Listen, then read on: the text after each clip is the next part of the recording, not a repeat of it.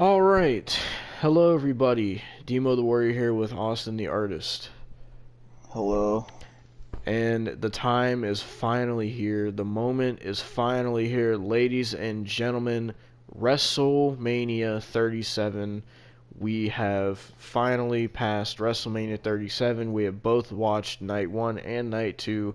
And now here we are finally to give our thoughts on WrestleMania. We started with Raw Legends Night in January, all the way, it's led up all the way till this moment right here.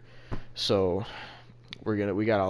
trust me, we gotta have a lot to talk about because we had And two we're nights we're of both wrestling to talk feeling about in one review. we're both feeling crappy too. So Um, if we don't sound all that right, it's because we both feel crappy. we're gonna feel worse by the end of this probably, but Probably. uh, I'm still mad about a couple things I definitely want to talk about. okay. So since you're the designated pre-show guy, did you watch either of the pre-shows? Because I did I not. watched both of them, but they did not Dear have God, any. why? I watched both of them, but they did not have any matches. It was just talking. Oh, okay. Well, then there's nothing to talk about there. But I like Jesus fucking Christ, fucking oh Well, I mean, I thought there was gonna be a match or two, but no. no.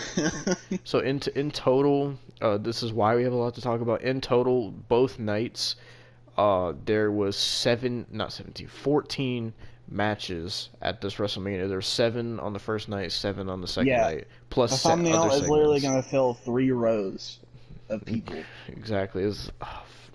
Dude, there's so much to talk about. I guess we'll and just some of get. them aren't even active roster members. They're just like celebrities or something. I mean, oh man, I'm just thinking of different things in my head that I want to talk about right now. So, Well, first we'll talk about the rain delay because oh that was yeah, a rain delay of night one. oh then you had fucking Michael Cole of all people, this corny ass motherfucker, sat there and said, "Oh, we should Oh, call it WrestleRania." oh no! Oh, Well, I'm talking about Michael Cole too. We're gonna talk about Michael Cole much later on, but Michael because he Cole botched on is commentary, fucking idiot. But yeah. goddamn, so. The show started off. It was supposed to start at 8, but then they had a weather delay because it was storming in Tampa. So there's about a 40-minute weather delay. It was kind of funny seeing Samoa Joe in a rain poncho.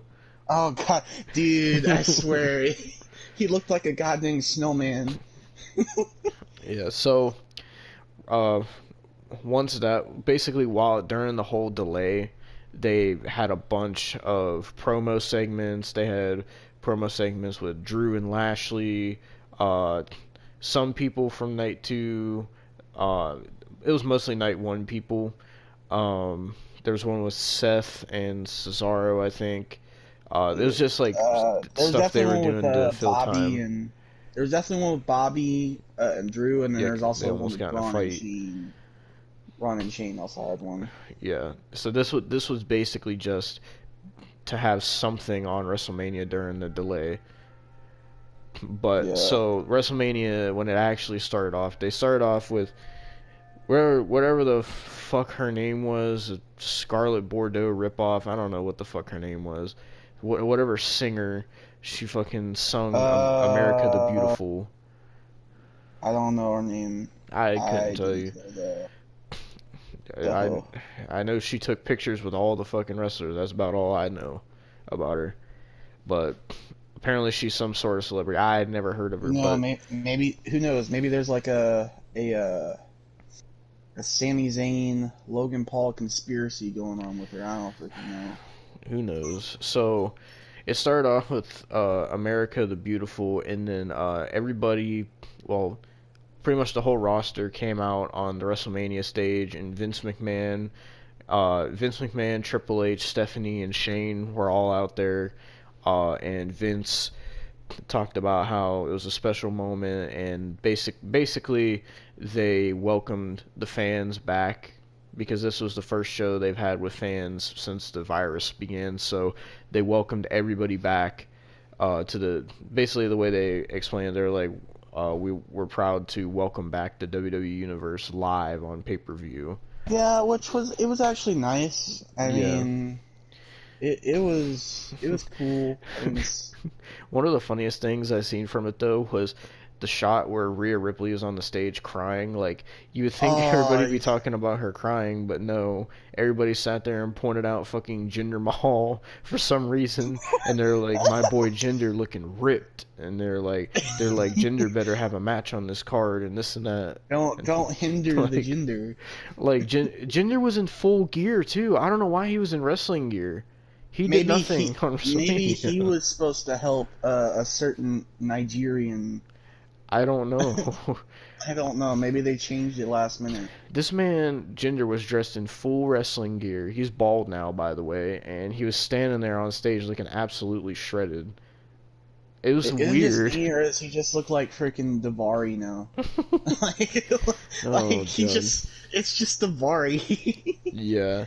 So it was a nice little segment to start off the show, welcoming back the fans, getting everybody pumped and hyped for WrestleMania. Vince McMahon, with his 70-year-old body, tried as hard as he could to do the welcome to WrestleMania like he used to do.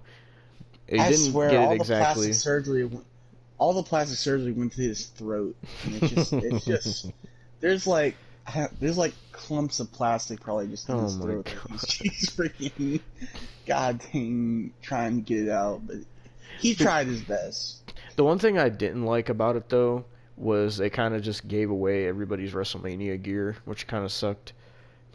I But mean, the only one I really paid attention to was Sasha's. yeah, because she had like some green in her blue hair and She, stuff. she looked like she got the Braun Strowman Nickelodeon slime on Yeah, her. but um, so yeah, it started off with that segment, and then it kicked off with the first match with a crowd since the beginning of last year, which was the WWE Championship match. Bobby Lashley defending The against Drew almighty Bobby McIntyre. Lashley. Hmm. You got the almighty, or no, as on the card says, the almighty WWE champion Bobby Lashley. And a funny thing about this match was actually the main event for like 2 days, and then it got changed back.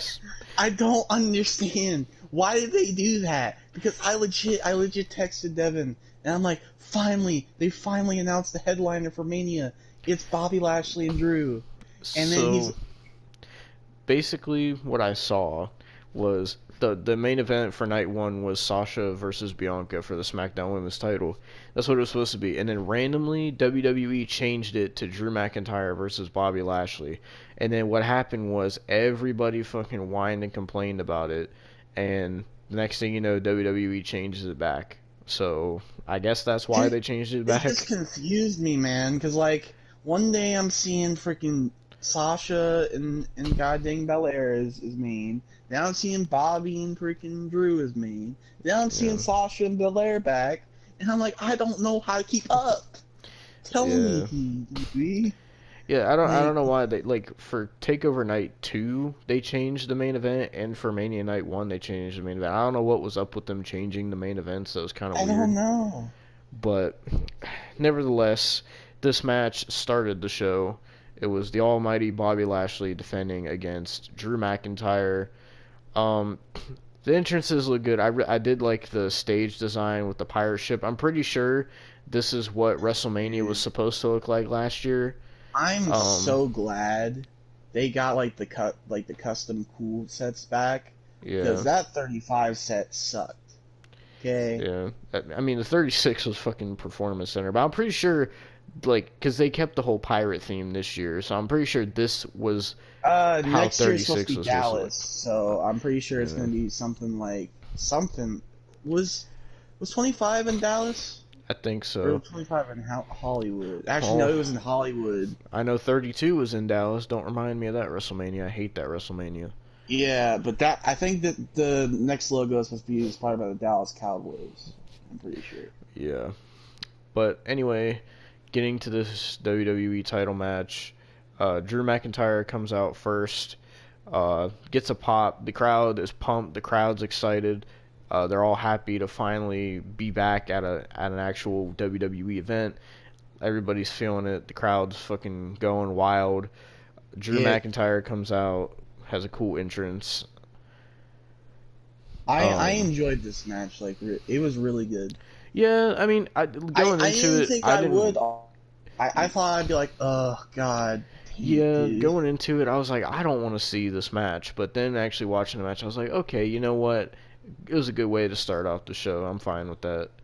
Um, Next match wasn't a good way. yeah. So then We'll get to that. Lashley comes out with MVP. MVP's using the cane for some reason. I don't know if he's still hurt or what. I think he's still hurt. From what I heard, when he last time he wrestled, he got like I think it was like something to do with his right leg. But Hmm. he's gonna be doing that for probably about like a couple more months at least. Yeah.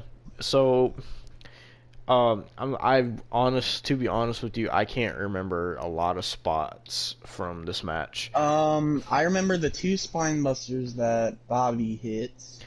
I do Uh, remember the like two or three future shocks that he hit and Bobby kicked out of. yeah, the what I like to call the Future Shock Three Amigos. Oh my Um, god. rest in peace, Eddie Guerrero. God rest his soul. But I do remember the one time that Drew broke out of the Hurt Lock. Hmm. Um, and then of course the spot where Drew tried to get out. He he put Drew in the Hurt Lock again, and Drew tried to get out of it again, but rolled through into where he passed out and won, Yep. which is And Bobby Lashley retained, which I was surprised about because everybody was saying that they were giving this match to Drew to give him his Mania moment that he didn't get to have last year with a crowd, and that's what everybody was saying. But then Lashley won, and I was like, all right.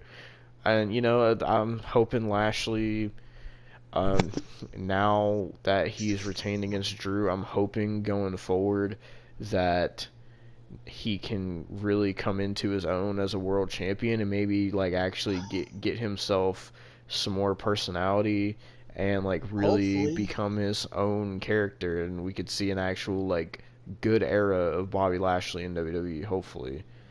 hopefully, because the way they were leading this up, they were gonna have Drew win. Yeah. I honestly think it was like a surprise shocker Yeah, that I they mean, it weren't could gonna have do been. it. I think it was like a like don't I don't want to quote Vince Russo, but he taught Vince McMahon the swerve, and I mean it was a good one, and it it should have happened, and it did happen. Hmm. But like I said, I hate quoting freaking Vince Russo, but Yeah. that's probably what it was. I at least what I think, but it was a good swerve. Yeah, it was a good show opener, good first match back with the crowd, good way to kick off WrestleMania, had a good reception from the fans. Overall, it was a good match. I liked it, and I was Now, surprised at the and outcome. now, oh Now god, I'm this gonna is tell you right where now. I think Devon paid more attention than I did to this match because I was like, I'm not even caring. The tag team turmoil. this match had to be one of the absolute worst exchanges of professional wrestling that I have ever seen in my now like 11, 12 years of watching wrestling. This had to be maybe one of the worst women's matches I've ever seen. This was definitely the worst match on the entire WrestleMania card. This match sucked. Everything about this match sucked. Everybody in this match sucked. Everybody I looked heard terrible. I heard three things about this match because I didn't really watch it. Hmm. Basically, um, one thing I heard that Ruby Riott broke her nose. I don't know if that's true or not, but I heard that. Hmm. Um, I heard about Dana Brooks' wardrobe malfunction. I didn't see it, but it was edited out. I don't know what it was. I don't know. She had a wardrobe malfunction.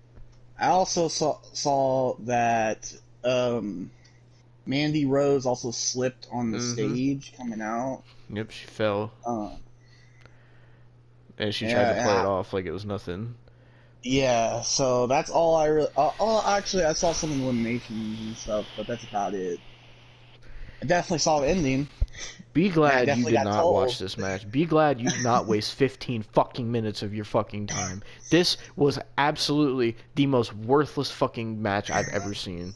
This was garbage. Everything was garbage. So, what is this match for? Well, this was supposed to be 4 teams. This was supposed to be the Riot Squad, Oh, Lana and I should. Naomi, Yeah, I should Tamina have and told you. Natalia, and I should have told you before because I found out on SmackDown. fucking I should who have else told you was it? Mandy before. and Dana Brooke. And then randomly they added a team, Carmella and Billie Kay. What the Yeah, fuck? they added that on SmackDown the night before, so The I should have only told reason they you. added this is so But Corey Graves could fucking ogle over his fucking girlfriend's breasts on commentary. That's all he oh fucking my did was fucking god! salivate at the mouth this whole fucking time. I mean, at least they gave Billy Kay a spot on the card. Peyton Royce I didn't mean, get yeah, that. but it should have been. I mean, it like just seeing it, it's like okay, well, this should be the fucking Iconics, but I get Yeah, yeah. I don't book the women's division, so, but so, No, no. If we booked oh, the women's division, it would have been so much better by now. Nia so Jax would have been gone. let me tell you Shayna would have this: been champion already. Brandon lives in an apartment on the third floor, and this Oh match no. made me want to dive out of said third story window to my Oh death. my This god. match was terrible. I never felt like I've wasted more time watching something in my life. Like I would have rather sat down and watched King of the Monsters again. Oh This no. match that was at least somewhat entertaining. It had monster Oh fights. dear This god. nothing was entertaining. So this starts off with that the absolute worst two teams. Didn't it start off with Billy Kay and Carmella and then Lana and Naomi? Yes. This was awful. They are doing Naomi so fucking dirty. She came back in the Rumble and it was hype, and they Man. treat her so dirty because you're putting her with a freaking TikTok celebrity. That's all Lana is. She's a TikTok fucking model that people simp for on TikTok. That's all she fucking does. Oh, I mean, you're not wrong. so this match starts. It's fucking Lana and Naomi versus Carmella and fucking Billie Kay. And my fucking god, Lana botched every single thing she did. Not just every move, every kick. She can't even throw a punch. Oh my fucking god. I was sitting there watching this, watching Lana and Billie Kay, two women that suck at wrestling. Like, and I had I hopes for mean, Billie Kay that Billy she'd Kay is become decent something, to a but not point. when she's in there with Lana. That's Well, like no. that's like No. water and oil, as Jim Cornette would say. Oh Like, my like god. literally, they can't even do a lockup. They can't do a headlock. They can't do a wrist lock. They can't do any kind of fucking lock. Basically, they don't know. They don't know a wrist lock from a wrist watch. The only freaking lock Lana knows is a fucking lip lock with fucking goddamn freaking Bobby Lashley. That's the only lock Lana knows. Fucking they're out there fucking. Oh, this was an embarrassment. Fucking trying to, and this was in front of a crowd at WrestleMania. I This did was see the elimination this of was Lana and Naomi. embarrassing. It was so embarrassing. Like Didn't I'm they have sitting to? Didn't Carmella and Billy Kay have to cheat to get Lana out too? Yes. It was so bad, literally. Like, it started off with Lana and Billie Kay, and they're trying to lock up and do all these moves, and Lana keeps slipping. She can't kick, she can't punch, she can't wrestle, she can't even fucking dance. The one thing she's popular for, she can't even do correctly. And so, fucking For Billy. those who are feeling bad for Devon here because I'm laughing, I'm not going to be laughing in a couple of these segments. Okay, I'm so not don't. either, because there's more I gotta talk about. There's 2 nights, 2 nights. So, oh, this was terrible. I mean, do I even want to sit here and say they tried? Because it wasn't even like they tried. I mean, So, Lana definitely didn't try. Naomi probably tried at so least. this was another match where Carmella had to fix her gear the entire fucking time. Oh my Um, God, she was. yep. So That's why Corey they Graves had ended in the Lana match. wrestling Billie Kay, which was god awful. Then they had Lana wrestling Carmella, and I just sat there, and all the hype I had for WrestleMania just left in that moment. Like, I had to sit there and watch Carmella have title shot after title shot against Sasha Banks, and then you're telling me I gotta sit here and watch Carmella wrestle When was her Lana. last title shot? Wasn't it Royal Rumble? Was it the last Hmm. time the title shot? Okay, so where has she been since then? She has been. I don't even know if I want to say it. Besides Corey Graves' locker room.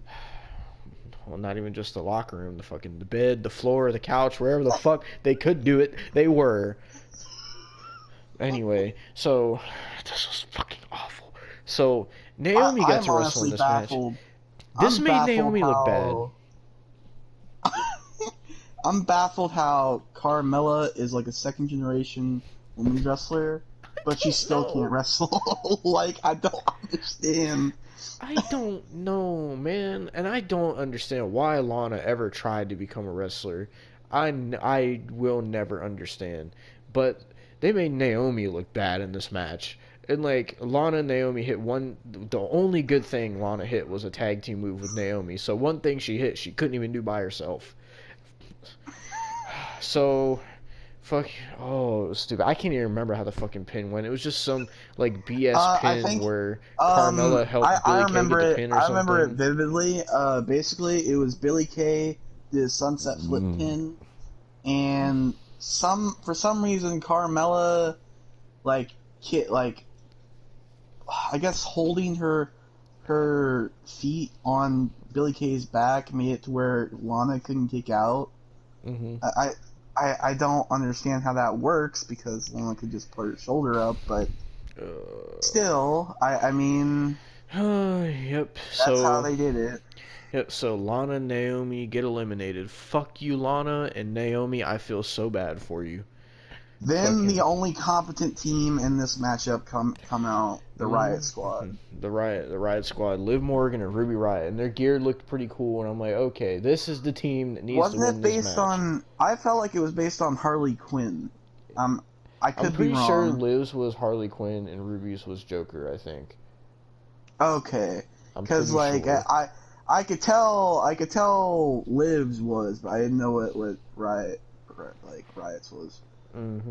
So Riot Squad come out, and then we get the Riot Squad versus Billy Kay and Carmella, and of course it was awful because Carmella can't fucking wrestle.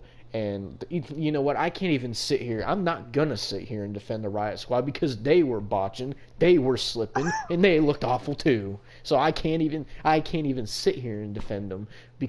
Oh my god, every woman in this match messed something up. Like, and I'm just like, how can you, like, I don't know if everybody was nervous because of the crowd. I don't know what happened, but my Well, god. I definitely know the Squad was definitely nervous because no, everybody else have botched before. Hmm. Actually, maybe Naomi, but was nervous too. But everybody else besides Naomi and the Riot Squad had botched before, like Hmm. tremendously. Oh, I know. So they were probably definitely the only ones that were nervous in this situation, and Oh. that's why they. Well, actually, everybody was probably nervous, but it only really affected, I guess, like the Riot Squad and Naomi, Hmm. because you So, can't affect the other teams. so, I mean, it was just a back and forth, not a good back and forth by any means. And the way they fucking eliminated Carmella and Billy Kay was, I don't remember who the move was on, but Liv Morgan did something that Ruby I Riot think it pretty was much. Billy Kay because Carmella definitely wasn't taking the pin. Well, freaking the Um, way they got eliminated was Ruby Riot just did fucking Shotzi Blackheart's finisher, top rope that's senton. that's what I was gonna say. Why did all these women with green hair keep doing top rope sentons? Green hair, Like, tattoos. So how you like yeah, it's like got? a stereotype. It's like a stereotype now. Do they just is that just their default finish now? I Like, guess. So Billy Kay and Carmella get eliminated. But then, before they leave, they gotta be the heels and attack the Riot Squad. Fuck ever. Carmella threw a trash super kick. Another fucking person that everybody does a goddamn super kick. That's why I don't even like the super kick anymore because everybody fucking does it. But The So, only person that can do a competent super kick is goddamn Shawn Michaels, and that mm, should stay that way. oh, so fucking. Actually, maybe Jey Uso. Maybe Jey So Uso. then Billy Kay and Carmella leave, and the Riot Squad's laying there, and then who comes out? The blonde bimbos, the blow up dolls, Barbie, the Oh Barbie my doll Incorporated, whatever the fucking Bratz dolls, whatever you want to call them. They come god. out wearing this weird pink gear. They're walking down the stage, and then Mandy Rose randomly slips and falls right on her. Like, she takes a back bump on the stage, and then she gets up real quick and then just tries to play it off like it didn't happen. And then they get in the ring, and then they wrestle the Riot Squad, and then, I mean, this is a fucking sloppy mess because Dana Brooke sucks. Mandy Rose, I thought had potential. She was good when they had her with fucking Sonya Deville, but not Dana Brooke. Just because they're both Mom. blonde and have big breasts and nice asses does Oh my not mean they god. need to be a tag team, Vince. Okay? I know you like to sit back there and gorilla and fucking ogle them and drool and your fucking dentures are falling out of your goddamn mouth every time you Does he see. actually have dentures? I don't even know. His fucking teeth are probably fake because of all his plastic surgery. Probably. Like Roman Reigns' fucking teeth, but we'll get to that later. Anyway, Wait, are Roman Reigns fake? I mean, they look fake. They're like I mean, crystal fucking I white. yeah, I I was looking at that when he was talking, like at the end of the show, and I'm just like, does he have like grills on, or is it like something like where I don't even fucking know. I couldn't tell. So Back to this garbage fire of a match. So I don't even remember the back and forth, nor do I care to remember the back and forth. The only thing I remember uh was freaking, I think it was Mandy Rose that got roll up pinned by Liv Morgan, and the blonde bimbos got eliminated because Dana Brooke couldn't break it up in time. So yeah, go back and let Vince fucking fuel you up. So oh fucking my god. then the last team in this match comes out, which is Natalia and Tamina. And I just said, why the fuck does anybody care about this? And I was sitting there looking at this match, and I'm just like, I know damn well everybody in the crowd was sitting. Not one single person was standing. The crowd was dead silent during this match. You could hear a mouse pissing on cotton. It was so quiet. You could hear a fucking God, you could hear one of the fucking fake cardboard fans tip over. It was so quiet in that Oh arena. my god. And I guarantee you, during this match, the bathrooms were fucking jam-packed because everybody was taking a fucking piss Uh, and shit break during this piss and shit match. apparently it was all also packed in the Bad Bunny match or the match. Apparently So, everybody's talking about Miz match gotta pee or whatever on Twitter. they should be talking about this match. It would have been better if all the fans collectively defecated in the ring. That would have been more Oh my entertaining than this god. entire Gauntlet Eliminator bullshit. So Jesus. anyway, Natalia and Tamina come out, and I'm just like, okay, they're 100% winning, unless they make the Riot Squad the underdog team. Then what happens? Oh, they have. This was like the best part of the match, and even it still sucked because Tamina's garbage. She was messing stuff up. I mean, no one cares about Natalia. Natalia, to me, is like plain potato chips or like a Oh slice of god. white bread. Like, she is so bland and nobody cares about Natalia. She's good in the ring, but you just cannot care about Natalia. So freaking, I don't even remember the fucking finish. All I remember is that fucking Natalia and Tamina won, and then yee hee yeehaw, I get to see Oh. Tamina and Nia Jax wrestle on night 2. So that gave me Oh. something to look forward to. I know the finish. I know the finish. Well, go Natalia ahead, was since gonna go. you're such a fan of this match. Why don't you go ahead? I'm not a fan. I'm not. I didn't watch it. I watched like bits and pieces. Hmm. Like I was on Twitter and I was also talking to you during it because you were Hmm. so mad. But freaking Natalia was going for a sharpshooter. Yeah, on Ruby Riot. Because I only know this because this is apparently where Ruby Riot got her nose broken. Um, basically what happened is Natalia said, "No, you know what? Tamina, do your splash." So Tamina does her splash and lands right on Ruby Riot's face. 1, 2, 3. Tamina and Natalia win. No, So, I about opened the window and dove out head first because this but was so terrible. trust me, I wasn't happy either because I was like, God, I don't know who's worse, Nia Jax and Shayna, or goddamn Tamina and Natalia as champs.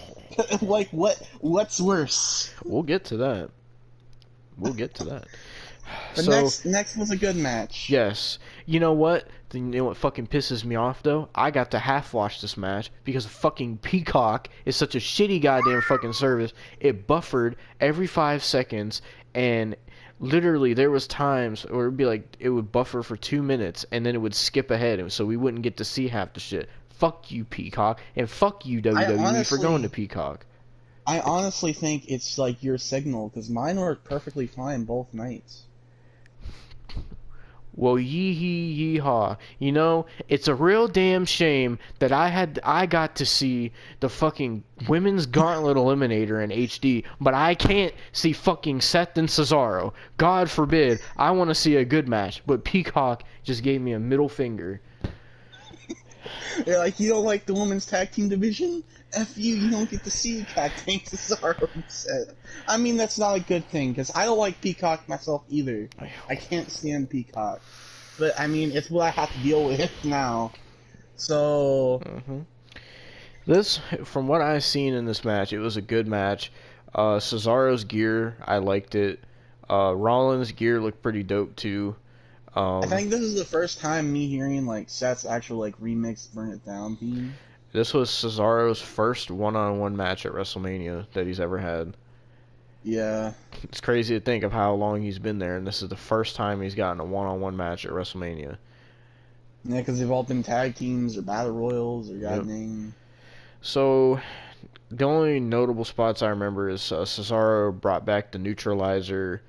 Um, Seth did like this weird corkscrew splash from the top, and everybody was saying, "Oh, Seth Rollins is so innovative." And I'm just like, okay, that it I probably ain't the first time mean, someone's done I, that, but probably I not. don't I know. But mean, I don't know either because like it looked cool. mhm. Like, I mean, it looks like something that could be like finisher worthy, not freaking one spot in the middle of a match. For what I did But see of this match, this was a really good match oh, did because you see the curb stop into the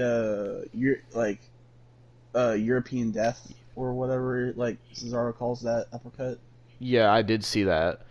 That was sick. Oh fuck. I unfortunately didn't get to see how the match ended because Peacock fucked up so bad. I know Cesaro won, Basically, but yeah. Basically, Cesaro did the Cesaro swing. Uh, 23 times, I believe, and then dropped them, and then hit another neutralizer. One, two, three. It was over. you know, I want to say big things are coming for Cesaro, but I know they're not. I want Cesaro to be I a could world see, goddamn champion, but I know it's not gonna happen. I could see in like 7 months there's gonna be like 24/7 title stuff, and if that happens, I'm just joking right now, but if that happens, I'm sorry. You know what? Why don't we just get Cesaro versus Apollo in a fucking Nigerian drum fight? Why not? Oh my God, we'll Why get to not? that. We'll get to that. Well, here's what we're gonna get Next, to now. Next was the Raw Tag Team Title match. The New Day, Xavier Woods and Kofi Kingston defend against AJ Styles and a debuting Omos. I was excited for this, and I was not disappointed. It was a good tag match, and Almost is a beast. I swear to God, he broke Xavier Woods' back like goddamn, like he was Bane in Xavier Woods' Batman. I'm not even freaking joking. That was sick. yeah, fucking Omos is a fucking beast, man. Like, he's a big dude. I didn't know he had already had wrestling training, and he like trained in the performance center, and he like wrestled on like some dark matches for NXT and stuff. I didn't know that until I looked it up, and I I'm was like, just oh, Omos can glad. actually wrestle. I'm just glad they didn't do something generic and give him like the goddamn jackknife power bomb since he's so big. hmm Thank God they Shaq. didn't that Bane break the back. Like, But yeah, so AJ Styles and Omos won this match, and AJ Styles has now become a Grand Slam champion in WWE. Finally, man. Finally, he has accomplished everything now except for the Rumble and Money in the Bank. But hopefully, Hmm. we'll get to that. Yeah. It was just it was a good WrestleMania tag match. I don't remember a whole lot of the spots, but it was a good tag match. It was a good follow up to Rollins and Cesaro. Yeah, it was great. The next match, though, that's when I was like, you know what? Instead of Miz match gotta pee, let's Oh, say you know this. what? We got to talk about this Braun match first. gotta pee. We got to talk about this first because before this match, they had the WWE 2K WrestleMania announcement. Oh, yeah, that's right. And guess what? So, It's officially called WWE 2K22. So great. oh my god. And so Like, the I don't. It's gonna look so stupid, I dude. know. I swear, because I have everything now. I'm gonna be getting that. Like, I'm gonna enjoy the game. Hopefully, I'm gonna enjoy the game, man. But Me too. it's I'm gonna hoping. it's gonna go goddamn. I have like from W13 all the way to like the newest, like 2K Battlegrounds right now in like a Hmm. row because it's how it is. But like it's gonna go from like all the way to that, and it's gonna be like 2K Battlegrounds and 2K22. That doesn't Yeah. work, dude. That Hmm. doesn't work. I wish they would have called it Come something else, but on. the trailer they showed was Ray for some reason Rey Mysterio, and they highlighted Rey Mysterio, and then he did a 619 to Cesaro, and they showed the Raw Thunderdome, and then that was pretty much the trailer. It was just a little teaser, and it said it was coming out this summer, I guess. I thought it said coming soon. I don't know. My friends were saying it was coming out this summer, and I'm like, the fuck? They don't usually come out that early. It usually comes out October. No, they I mean, I shouldn't don't be know, cause coming out in they have had October. more time to work on this one, so I don't know. Yeah, but why don't you polish it a little bit? Like, why don't you just polish it a little bit? It I needs. don't think 2K knows what that word means. Well, they better learn because god dang it, if I pay for this game, because I know if it's not a gift, I'm gonna be paying for it out of my own money. If I pay for this goddamn game, oh, dude, I it don't better be know. worth the money. I'm just hoping that it's good, but yeah, that was the whole special announcement that they brought up. It wasn't really much. It was just a little teaser trailer. But I mean, it looks like the same graphics as 2K20, so I mean, Yeah, I mean, I don't know. I hope it's on PS4 and PS5, so it's yeah, not just on PS5 and we have to get a PS5 for it. yeah. Because that'd be even more money if it's bad. Yeah, but speaking of bad, I'm gonna let Austin cover this next match because I need a break from ranting about that women's match. So I'll let Austin Dude, cover his favorite match. this isn't my favorite match. You know what this match was? Strowman match, gotta pee. I Yeah, went to the bathroom, I got something to eat afterwards. I this sit there, I'm like, I don't give a crap, dude. this Who match cares about was Strowman? Who this cares about this Shane? this match was the Shane McMahon versus Braun Strowman steel cage, In a and steel cage. the whole I'm so sick. I'm so sick of steel cages. You do not understand. I'm done with steel cages. It's so boring, dude. It's the so boring. the whole reason that this match even took place is because Shane McMahon called Braun Strowman stupid, and Braun Strowman said, "I'm not stupid. Don't call me that." That's the whole build for this match. So I'm gonna let you continue Remember, and rant. people were complaining. People were complaining about the 5 month build, the goddamn Randy and the Fiend. Oh, we'll get But to they aren't that. complaining about this. They aren't complaining about the build. Braun. Braun. No. This was dumb. Dumb. He said, he said, it doesn't matter. God, it was. I legit. I'm sitting here and I'm like, why is this match even on the card? Why has Shane suddenly turned heel I don't. again? Wasn't he just just helping Adam Pierce on Raw, making decisions like, hey, let's put god dang freaking The Miz against Bobby Lashley or something. I don't know, man. I don't know, but still, it was. like, like, there's no reason for this match to be on the card. Like, my God. It's probably just because they wanted Shane. They wanted to add Shane McMahon to the card to have a big name on the card since this year. Had somebody else face him. It's really weird to think Mania this year, like, there's no Triple H match, no Undertaker match, no John Cena match, like no veterans like that. It's really weird to see Mania like without those guys now. The closest thing we have to a veteran now is Randy Orton. Yeah, that's true. I guess you could count Edge and stuff too, but Yeah, Edge as well.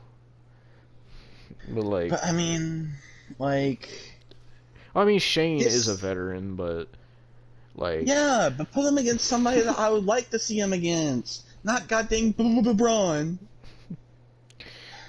It's so stupid. For some odd reason, they had Jerry Lawler commentating this match. I don't know why. It was weird. He deserves better. That's what he deserves. So the way sucked. The way this match ended was also Shane had your favorite Elias and also Jackson Riker helping him try to screw Braun. They're jobbers. And so Shane was climbing out of the cage, and then Braun starts ripping the chain link of the steel cage open, and he pulls Shane McMahon through the hole that he ripped open, and then freaking throws Shane McMahon off the top of the steel cage, and then instead of climbing out, Braun goes down, power slams him, and then pins him. And Braun Strowman wins. Wasn't the whole point of the steel cage match that you have to escape to victory? Isn't that the whole point of a steel cage match? I mean, in WWE it is. In WWE it is. That was the whole point in WWE. I never understood why they added else. Pins to it. Like, because it just seems like you're making actually, the cage pointless. Technically, the cage. I remember, like before WWE used it, it was actually just pins and no escapes. Like if you escaped, you disqualified. But WWE had a stipulation that if you escaped, you won. Oh, we didn't even talk about Braun Strowman's entrance, because for Braun Strowman's entrance they had a freaking choo-choo train fucking noise, and then for the fucking... yeah, they've had that for like a year now. And then fucking Braun Strowman had... Honestly, he probably had more smoke than Edge did in his entrance. Like, oh, God. Like, I don't know why Braun has so much smoke. And then... Shane's entrance was typical Shane entrance. It was nice to hear Shane's theme song again. I like Shane's theme, but... Overall, it was just a kind of crappy cage match. After this match, we go from crappy to even goddamn crappier. Mm-hmm. Because up next was The Miz and John Morrison versus Damian Priest and Bad Bunny. I'm just gonna skip to it. Bad Bunny did a Canadian Destroyer. On John Morrison. Why? On John Morrison. Why? Oh my God! I just. And my friends pointed it out. They said when they pointed it out during the replay, John Morrison had to when Bad Bunny did that, John Morrison had to jump and John Morrison had to backflip for that to make it look like Bad Bunny did it. Because that's the way they do it. That's the only way they do it. It's so in the mainstream now. I will be completely honest. When Petey Williams first done it, I was like, okay, that's kind of cool. For a year, that was back in like 2004. It's 2021, and they're still doing it. And now they're making it mainstream. Stop it! Stop! Stop! It's stupid. It's dumb. It's so overused. Stop. God dang. And oh my God, everybody on Twitter, everybody, including Mick goddamn Foley, said, oh my God, Bad Bunny had such a good performance. Shut up, Mick. Shut up. Go take care of your kids. Wasn't your daughter supposed to become a wrestler? When is that supposed to happen? So, for some reason, Damian Priest dyed his hair purple for this match. I don't know I don't why. freaking know. Everybody dyes their hair And now. then John Morrison's hair looked like some fucking like ripped up steel wool. I don't know what kind of hairstyle he was going for. I don't know. Apparently Taya likes it. I don't freaking know. You Or mean Frankie Frankie, Monet. who's Whatever, debuting this man. week on NXT, by the way, Whatever, for those who man. didn't Like, know. I can't even. I can't. A Canadian goddamn destroyer. So all Why? Bad Bunny was doing in this match at first, he was just like punching the Miz, and he started doing like arm drags and stuff, and I was like, okay, okay, this is better than I thought. But then I don't know, it just was like, it just felt to me, and I was just like, I mean, I would have rather seen them do something better with Damian Priest, and like I don't know, it's just Damian like, Priest. They they did Damian Priest dirty, man. Why? Damian Priest has been done dirty. I'm so glad Rhea's been done good, and we'll get to that. But they hmm have done Damian Priest so goddamn dirty. You know he's already in his 40s. He doesn't have much time left. yep. Like you don't understand. So there was also a spot where Bad Bunny did like a diving splash to the outside from the top rope. Um, and then it looked like they were going for, I think Damian Priest and Bad Bunny did a Doomsday device to one of the two. I forget if it was Miz or Morrison. I don't even care. They did a Doomsday device. Okay, that's cool. Bad Bunny, the Canadian destroyer. Well, On how the am I supposed to? floor. How am I supposed to actually care after that? How? Well, the ending of this That's when match was I Bad Bunny was pinning the okay. Miz, so. Yeah, yeah. So get this. In the Elimination Chamber, Miz cashes in, wins the WWE Championship, hmm loses it in 2 weeks. Then next week, after that, he's doing goddamn music videos. And then hmm at Mania, he comes out Oh, with yeah. goddamn bunnies, with The- goddamn bunnies in the ring, performing his hit song. I don't know where it's a hit from. Maybe his goddamn family, it to his was goddamn family, it's a hit. it was called Hey Like, Hey Hop Hop. I'd And rather hey hop my way out of the goddamn room than so watch this match again. I wanted to ask you if you noticed this for Miz and Morrison's entrance. Was their microphones not working? Because we could not hear them like rapping or I whatever they were couldn't doing. I couldn't really hear him either, and I didn't really care. I didn't really care because I saw goddamn 15 goddamn bunnies in the ring hopping like idiots. At first, I thought it was Bad Bunny's entrance, and then I saw Miz and Morrison, and then I remembered their No, music no, video, and I was Bad like, Bunny came oh, on freaking Becky Lynch's goddamn truck. freaking semi truck, Which, by the way, and all the Becky Lynch trolled us twice on and Twitter. everybody who reported the Becky Lynch stuff, it was all fake. Nothing happened. All these news and rumors surrounding WrestleMania, nothing fucking happened. None of them were true. So that's why you don't Was believe there in all these any? news articles. Wasn't there any like surprises really to this WrestleMania? Like nobody returned. Nobody. Maybe. Davocado. That's about Oh, it. Dabakato. I'm Right. sorry. I'm sorry. Dabakato. Isn't he the one that got freaking destroyed by Braun Strowman after having a winning streak? Freak you, dude. Yeah. So Bad Bunny pinned the Miz, and Bad Bunny and Damian Priest beat the Miz and John Morrison, and that was I pretty much hope that. tomorrow. I hope tomorrow, honestly. I really hope tomorrow they actually have some good surprises. Because, dear God, I. Dabakato is not a surprise. So there was a segment during the show I forgot to mention. They brought out all the people from the Hall of Fame class of 2020 and announced all of Yeah. them. They did the same thing for night two with the people from 2021. They Oh, did also you did see a that Hulk segment. Hogan got by the Hulk Hogan and Titus O'Neil came out as hosts? Did Yeah, you I see that saw that. Hogan got? Did you see that Hogan got booed Yeah, so bad? Titus O'Neil gave him dirty ass looks too. Like you could tell Titus O'Neil did not want to be Dude, there with Hogan.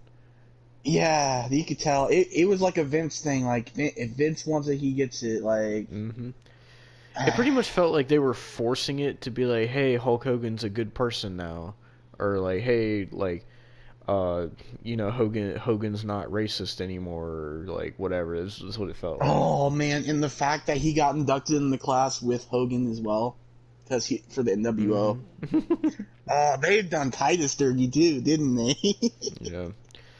Um, Jesus. so besides that, they also had a backstage segment with the NWO and I forget who else, and Eric Bailey, Bischoff. Eric Bischoff and Bailey. And pretty much Bailey was left off the WrestleMania card, and she's upset about it because she carried the SmackDown Women's Division for an Oh, entire year, oh, we'll get to and that. Remember, I'll get to that. so she was upset about it. And she tried to get the NWO to too sweet her, and none of them wanted to. So Bailey was left hanging. So that was that. I mean, I don't remember anything else besides the main event for night one. If you want to There just get to wasn't really that. anything else. It was just the main event for night one, and that was it. All right. So the main event for But night one was Sasha Banks defending the SmackDown Women's title against Bianca Belair. So first off, Bianca Belair made her entrance, and if you notice, I don't know if they just oh, I noticed it too. I was asking, actually, like just like asking like out loud. Does it really say the EST of NXT still? yeah, they said it on her I'm Titantron. like, And I was like, I I'm was like, sorry. I don't know, I don't understand why it still says that. Like, did they not? Could they not get an updated Tron or something? Like, Maybe the Tron they made for like the Thunderdome wasn't big enough for the WrestleMania set. I don't know. They I also don't. had everybody had really good pyro, and they also had like, of course, the weird CGI 3D effects that they started doing at Mania, and Yeah, I also mean they they do had that like everywhere.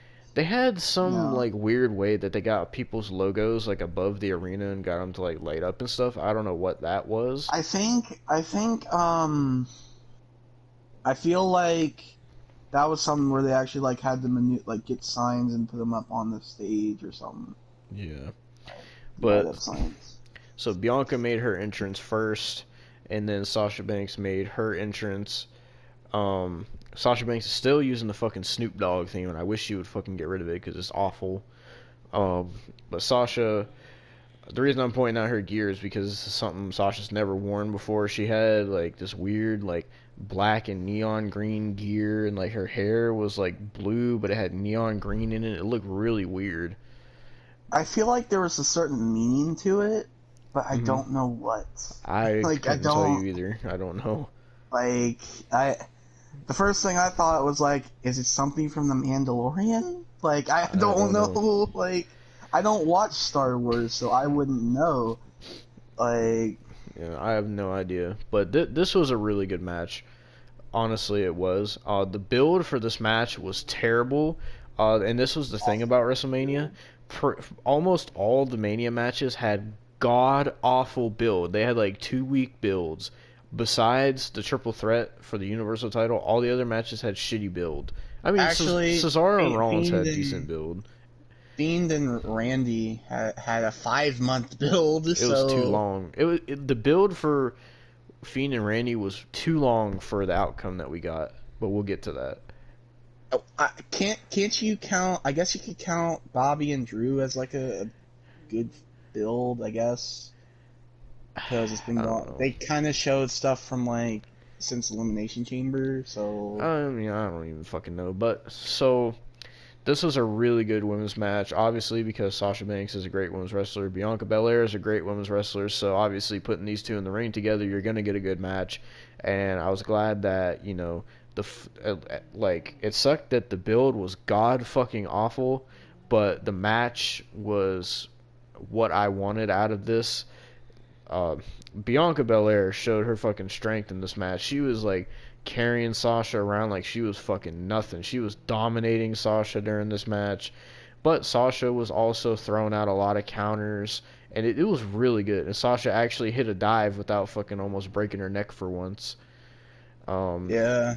Bianca Belair whipped Sasha with her hair, and Oh you could god, see the dude. visible like mark from it on Sasha's. I think it was I couldn't like her tell if she rib was area. bleeding or if it was like it was just a mark. Yeah, it was nasty. There was one spot where Bianca went for the 450, which is one of her finishers, and Sasha got the knees up. Um, Then there was like a bunch of fucking counters. Then Bianca ended up getting the 450, but Sasha kicked out. Bianca couldn't believe it, and then Bianca kept trying to do the I don't know what her other finisher's called. It's like where she, The KOD. It's yeah, the KOD. She kept trying to do it, and Sasha kept getting out of it, and then like they went back and forth of Bianca trying to hit the KOD, then Sasha trying to counter into the bank statement, but then Bianca overpowered Sasha, got her into the KOD 1, 2, 3. Bianca Belair is your new SmackDown Women's Champion.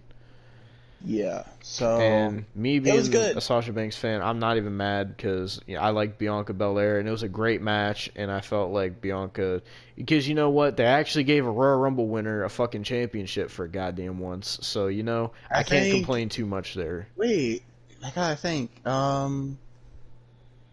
Let's see. Who's the last person that won the? I guess Drew won technically.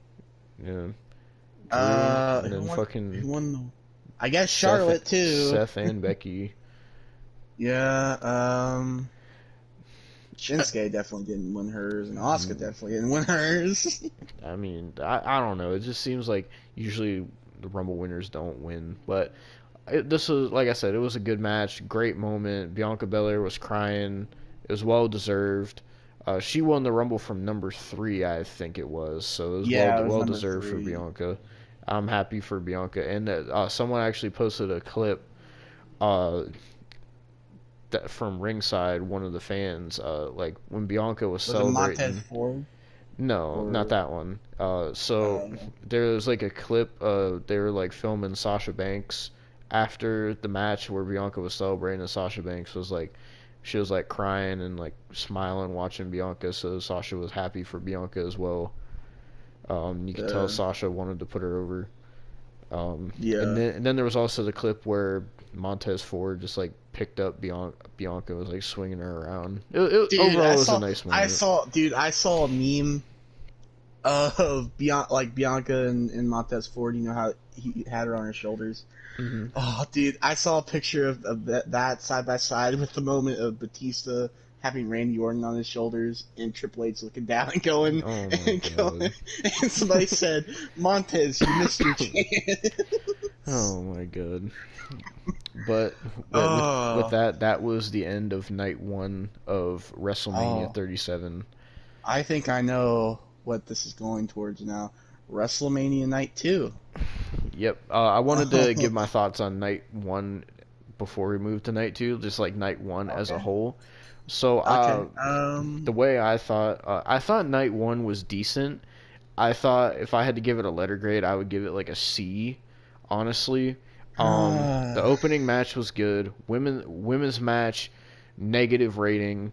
Um, then Cesaro and Rollins, great. Tag team title match, great.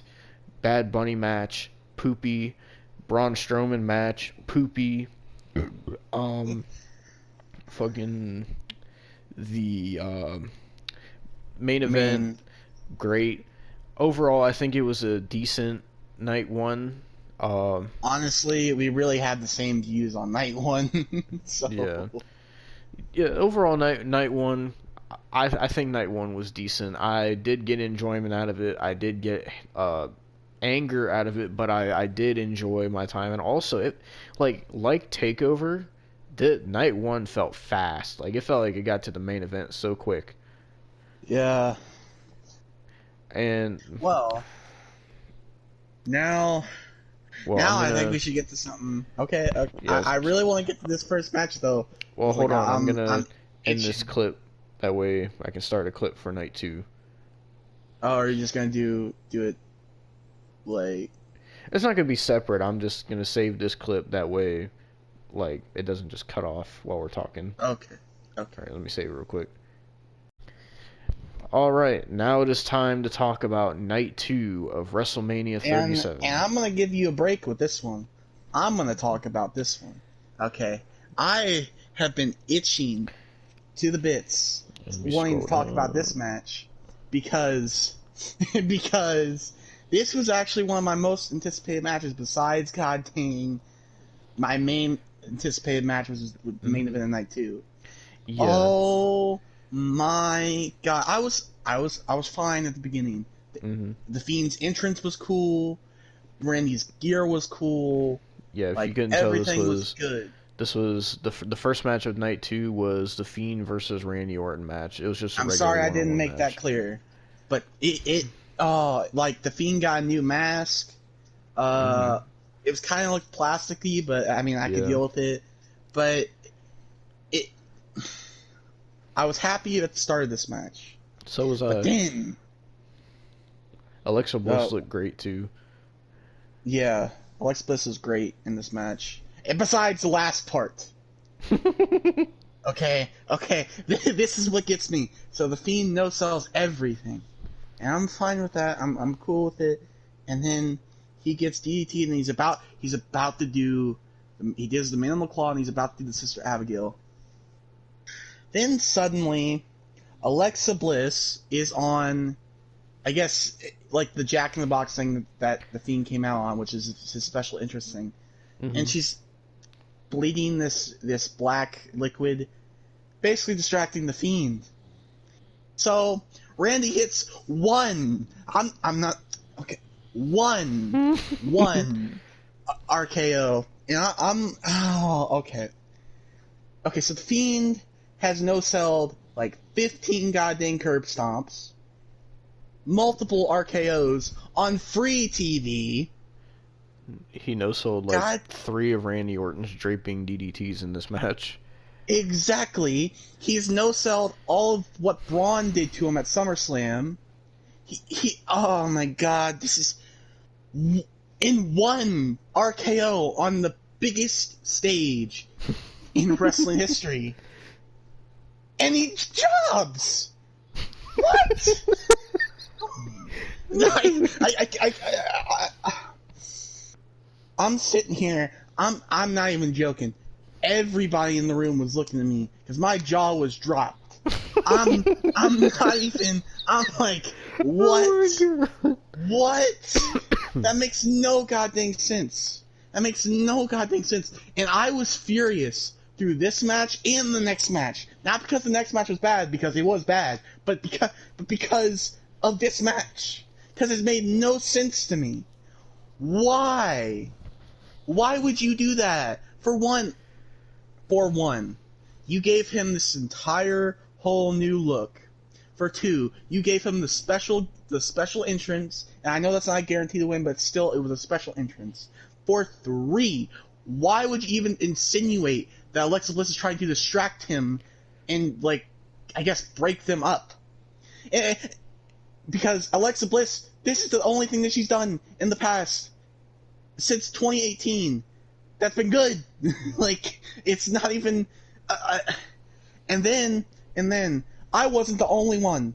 I was not the only one, because if you heard, I mean, they edited it out in post after they played the replay, because I know they did it. I could tell, but everybody was booing. That was the loudest boo we got for WrestleMania. Yeah, this was How? heavy booed. Like that, it was booed. heavily booed. How? And after the match, the Fiend just looks at Alexa, and they both disappear. There wasn't even a conclusion. There wasn't even a conclusion to what happened. I'm not gonna know until tomorrow. I have to watch Raw tomorrow to find out. Do you know how bad that is? God dang it. Well, I mean, it is going to be the post WrestleMania Raw, so something good might happen. I don't know. Maybe, but I didn't want to have to watch Raw because of this, okay? I wanted to watch it to have fun. Not. And you know what's funny? Like, WrestleMania is supposed to be the conclusion, but this is just like the start of It's just something an else. add. This wasn't a conclusion. It's another add-on. And why is Alexa Bliss trying to distract the Fiend? What are you gonna do? What are you gonna do to make Alexa Bliss interesting? My friends were thinking that, like, Alexa Bliss is, like, turning into Sister Abigail or something. I don't know. Maybe that would be cool, but not at the cost of his goddamn WrestleMania match. This was his first WrestleMania match. The Fiend's first appearance at WrestleMania with a crowd. This was supposed to be his big moment, man. Well, Come on. Randy's had tons of moments, and you can say, "Oh, but WrestleMania 36, he That was a god dang freaking filmed match. It was filmed before the goddamn pay-per-view even. I'm not even gonna.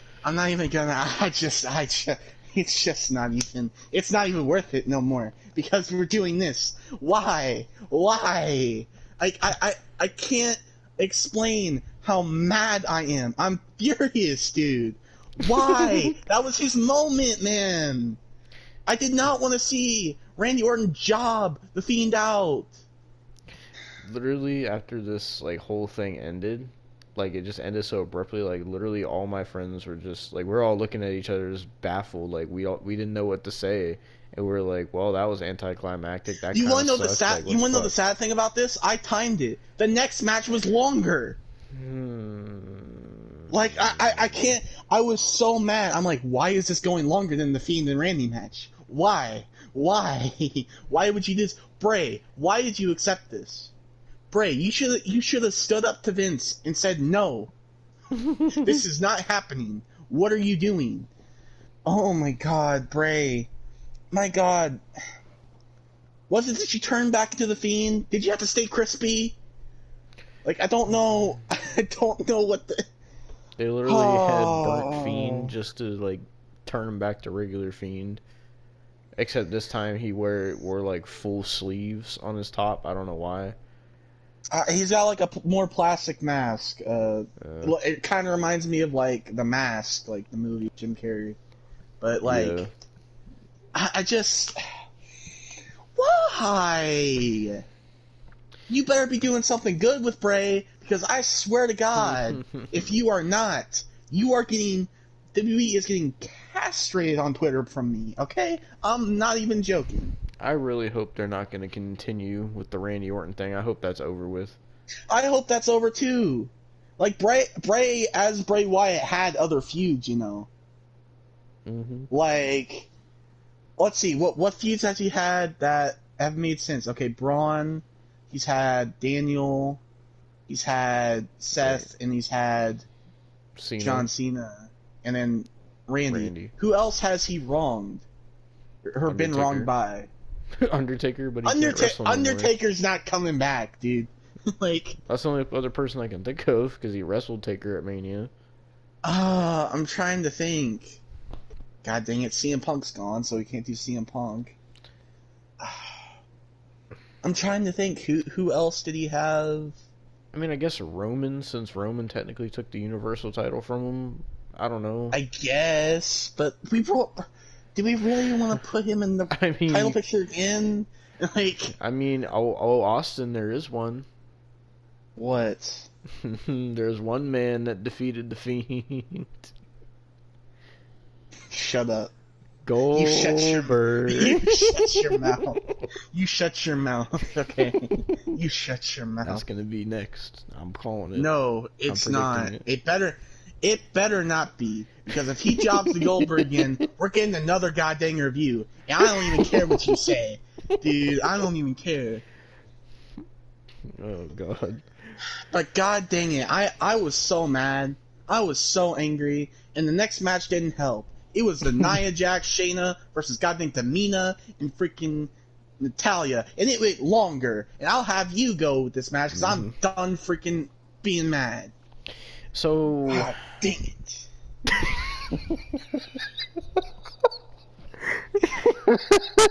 Job out the Fiend on goddamn WrestleMania. WrestleMania. So, the next match was Nia Jax and Shayna Baszler defending the women's tag team titles against Natalia and Tamina, who won the Gauntlet Eliminator on night one. You know, what the fuck was up with them?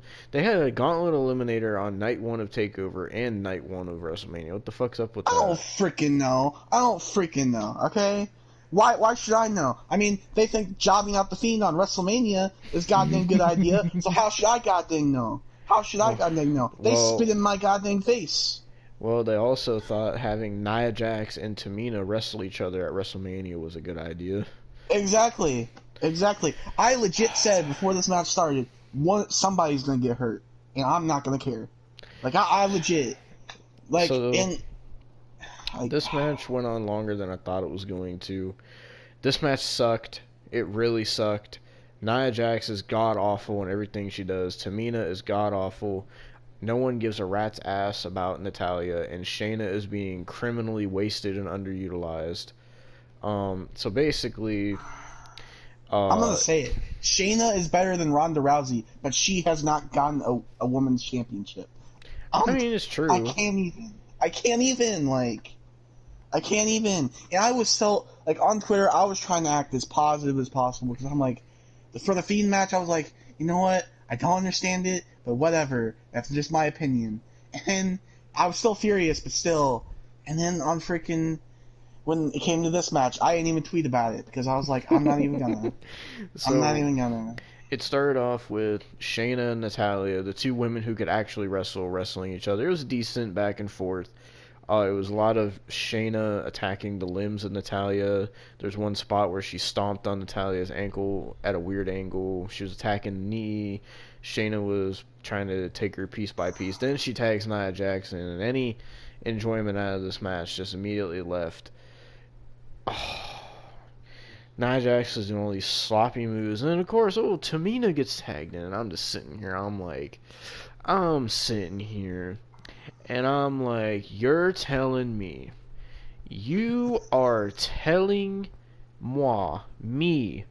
that Dakota Kai and Raquel Gonzalez won this whole fucking tournament, had to get their title match on NXT, got screwed out of it, nothing was done about it, then you're telling me that they pity them, give them the NXT Women's Tag Titles, lose it an hour later. You're telling me that. But then you're telling me Nia Jax and Shayna Baszler deserve to have a women's tag team, and Tamina and Natalya deserve to have a women's tag team title match on WrestleMania. You're telling me that this team can get a contendership match one night before this and get a match at WrestleMania, but Dakota Kai and Raquel, who won an entire Don't fucking forget it was. tournament, Don't can't forget get it a was match on a longer. pay-per-view. They also got it the night What? before, but it was also longer than a match that was built up for 5 months. By the way, that match, So that build up did not pay off. That build up was way too long for the outcome we got, but I'm not going to drone on that because that's just going to make you keep ranting. So, yeah, it's gonna make me keep ranting. Do you want me to keep ranting? Because I'll freaking go. Why, Bray? Why, Bray? I love that you shouted out Brody. Thank God you did that. Rest in peace, Brody. But god dang it, Bray. How did you agree to this? oh god. No, I'm So, taking. I have a Bray Wyatt shirt on. I'm taking it off. he's going to burn it. I'm not burning it because I paid money for it, but I'm taking it off. Sorry, you're not a fan of The Fiend anymore. No, I'm a fan of The Fiend if they do it right. I'm a mutant, so I can take this off. I have a freaking OC shirt on under this. Jesus Christ. So, this tag match, they had Nia and Tamina wrestling each other. And I'm just sitting here. I'm like, of all things, this is what you put out for WrestleMania. Nia Jax and Tamina Snuka wrestling each other at WrestleMania. Not even on the pre-show. On night 2 of WrestleMania. And this goes on after Randy Orton and Bray Wyatt. And this match is longer than Randy Orton and Bray Wyatt. And you're telling me that this was something why? Why was any of this a good idea? This match was horrible. This match sucked. Women's tag team wrestling is the worst wrestling on the planet, besides fucking indie garbage. But you know Thank what? you. You know what? No. Don't bury your words. This is Don't bury worse your than words. indie garbage. At least No, it is. It can't be is. worse. Is it really worse? Because you know what? At least the people in the indie garbage matches Oh can my actually God. wrestle. These Oh women no! cannot wrestle. Oh no! They Oh can't. no! You can't come back from that, Devon. You can't come back from that. I can't come back from watching that tag team gauntlet eliminator, and I can't come back from watching this match. So I don't give a fuck what I can't come back from, because you know what? This is the last goddamn review anyway, so I don't give two fucking licks of a frog's ass if I can come back or not. Because guess what? I'm not coming back. So, whatever. This was worse than indie garbage. Way, Oh my way God. worse. Oh no. This was the, you know what? This was better than the Gauntlet Eliminator on night one. But my God, women's tag team wrestling is the worst wrestling I've ever seen, ever. It is horrible. And I don't even remember the spots in this match. I don't fucking care. Nia Jax was just being a disgusting fucking fat, overweight, obese Oh fucking god. ogress fucking Free Willy beats SeaWorld fucking Shamu whale and a fucking wearing a fucking red velvet trash bag. Fuck, oh, it pisses me off. And she's sitting here trying to wrestle, she fucking can't. And then Tamina's trying to wrestle, she can't. And then Natalia is like a fucking stale piece of fucking white sourdough, fucking goddamn Nichols bread. And then fucking Shayna Baszler, the best person in this whole entire fucking match, is fucking wasted, underutilized, and fucking just awful. And this was awful. Fucking Nia and Nia and Shayna retained. Nia and Shayna retained. Why are they building them up as this dominant team? They're not dominant. They suck. I don't None know. of these women's tag teams are dominant. Think of it. They're all What's jobbers worse? and they all can't What's wrestle. worse? What's worse though? What's worse? Tamina and Natalia or Nia and Shayna? I don't know what's worse. So I need you to tell me what's worse.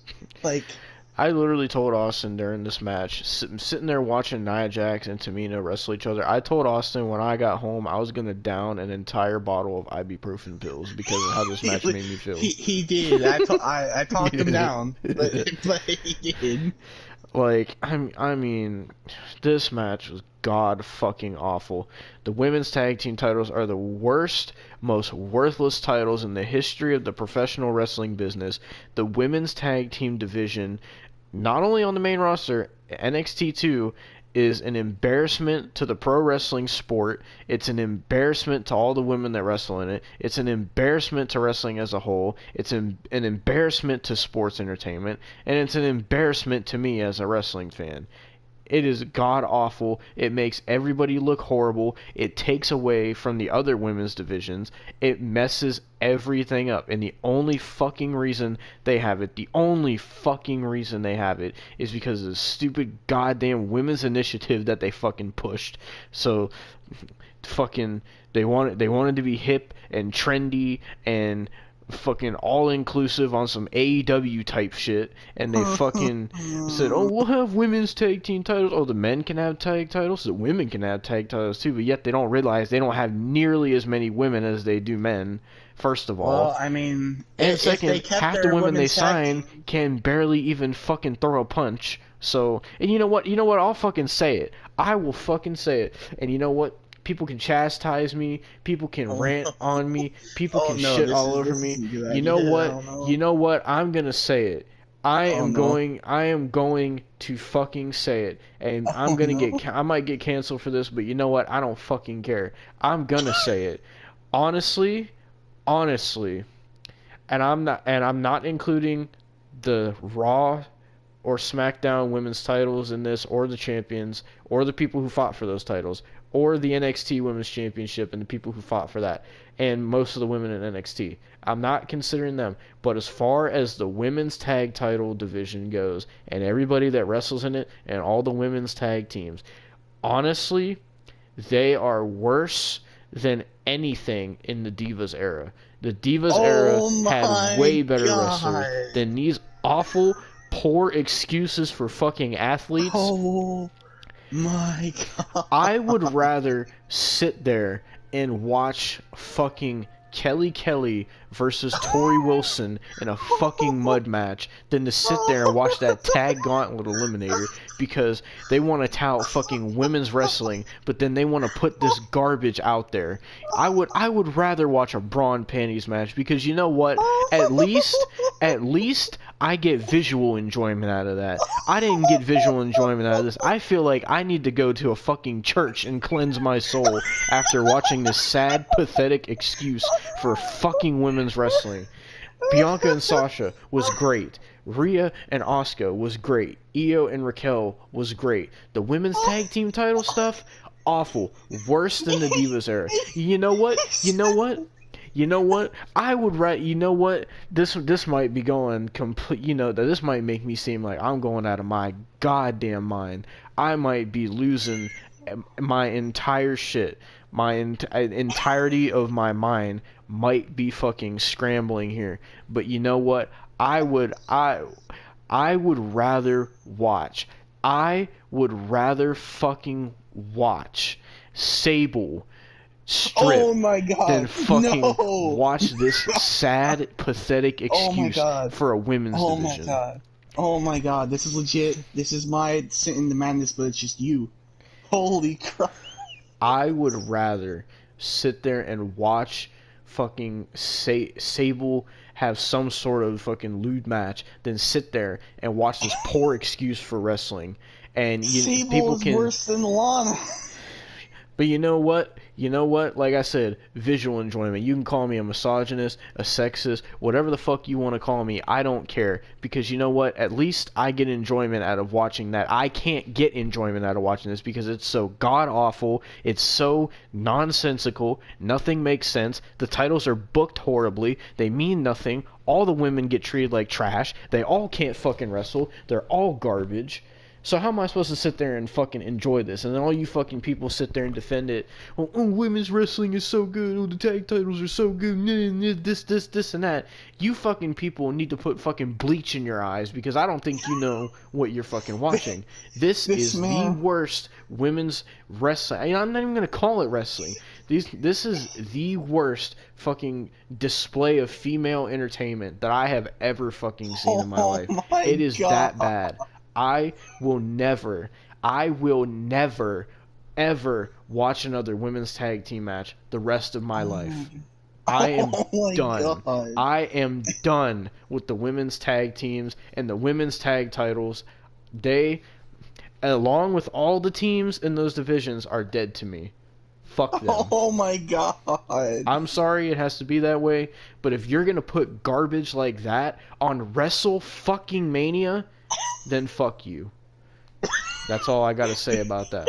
This man said I gotta go to church and cleanse myself. Because I feel like I need to like wash my eyes out with chemical rinse, or I need to like repent, or I need Oh to my confess god. my sins because I just feel so dirty after watching these matches because they're so bad. They are so Oh bad. god. Like, yeah, the Divas era was horrible, but my god, they sit there and act like this is so much better, how this is miles better, how women's wrestling has evolved so much. Has it really? Has it really? Tell me, has it really? No, it hasn't. The only thing that's changed is they don't do the fucking brawn panties and mud matches and all that shit anymore, like the They don't make objectifying some of their women. top stars like Kelly a stripper and do Yeah, strip teases. that's the only thing that's changed. When it comes to one-on-one matches, they have really improved their women's wrestling. They have. But when it comes to this tag team garbage, no, they have not improved. No, they have not improved. This, as I said, I could sit there. I can sit there and watch a tag team match of fucking Sable and Tori Wilson versus Kelly Oh and Stacy no. Keibler, and I would get Oh more my enjoyment out of that than god. I did the entire tag team turmoil. Nia and Shayna Dear versus Natalia and Lord. Tamina. Anything to do with the NXT Women's Tag Team title division. Anything that's ever had to do with the Women's Tag Team titles after Sasha and Oh Bailey my held it the god. last time. Because it is abhorrent with how bad it is. You cannot go out there and put this on WrestleMania. You cannot do that. This was that bad. And it makes me so mad because I just like it makes me so mad because I tried to get invested in it and I tried to care about the women's tag titles and I wanted to get invested in the women's wrestling. I wanted to care about it as much as I do men's wrestling, but I can't. I can't. Okay? I can't. I can't. I can't sit there and do that because it's that fucking bad. It is that bad. Whatever. You know what? This might even make you mad, but whatever the Fiend Randy Orton situation was, that was 10 times better than either one of these women's matches. Because at least it was a better match. Even though the Fiend jobbed, at least they could both wrestle. At least freaking God, oh my God, at least the Fiend wasn't trying to throw a punch and fucking looking like he had fucking goddamn Tourette syndrome and couldn't throw a Oh goddamn my punch. Like, it is god. ridiculous how you sign women like Lana and Dana Brooke and Tamina and Nia Jax. You sign them to $1 million To be 5-year fair, contracts. to be fair, How? Tamina, I think Tamina and Nia only got signed due to their name value and like who they're related to. And Lana I only mean, got signed because Tamina she's was a hot actually blonde. good. She was Tamina good. actually, she was Emphasis good, on and was, then capital WAS, was. And then she wants to sit there, and she wants to sit last there, time she was good, I think, was Team Bad. she wants to sit there and cry about Brody Lee and sit there and say she's going to pay respect to him. If anything, you're disrespecting him with how terrible you are at what Oh you do. my I'm sorry, god! but this shit Oh pisses me no! off. It If the pisses me off. Divas It is thing so didn't get bad. you canceled, that will get you canceled. Well, you know what? Frankly, I don't care. All you fucking goddamn Nia Jax fucking simps that want Nia Jax to fucking poop in your mouth, and all you fucking people that fucking support Lana on TikTok, and all you goddamn people that fucking support Dana Brooke and fucking Tamina Snuka and all these other trash ass women's wrestlers, I every should one probably of you, say, every one of you, come at since me on my Twitter at Austin the Artist. Come at me on wait, my wait, Twitter. hang on, no, no, no, no, no, no, no, no, no. His Twitter is at Demo the Warrior 1. No, Do it not. isn't. That is your Twitter. That is your Twitter. Don't be putting me in this. I don't need 50 million people coming at me for something I didn't do. Don't even. I mean, I might get canceled for it. I don't even fucking care because you know what? I'm speaking the truth. I'm not sitting here I don't lying. know if I should say this or not, but since Grimm, you wanted to talk about Grimm, he actually predicted that Dana Brooke and goddamn Mandy Rose would win the turmoil, and he was sad that they didn't. Fuck you, Grim. Fuck you. Honest to God, fuck you, Grim. I hate everything that you do now. I used to be such a fan of you, Grim. I used to be I such a used to fan. too. But all you are now is a fucking overweight, fucking clickbait fucking YouTuber that makes these cringy ass vlogs for fucking It's 5-year-olds. And It's you got okay. people like fucking Kyle Danger on Twitter being some of the cringiest fucking Smeagol looking cretins I've ever seen in my life. It's okay because we could play Virtual Basement's the Wrestling Code, and we could play as Grimm because he's signed. And fucking, and Grimm supports all that indie garbage too, because he Oh has yeah, he fucking does. James Ellsworth and fucking Joey Janela and fucking he had Joey Ryan on GTS, and he had Goddamn fucking pervert. he had Priscilla Kelly on there. He's Grimm. And you fucking wrestling fucking neckbeard Mark. You sat there and proposed to your Okay. fucking girlfriend at Mania. I could tell you one thing. What? When I get a girlfriend, I'm telling you right now, I'm a wrestling Mark. But I know she's not going to propose at WrestleMania. Okay? She's going to want to propose at like an actual goddamn like romantic place, not WrestleMania. You're cutting out really bad. Am I really? Keep talking. Hello, hello, hello.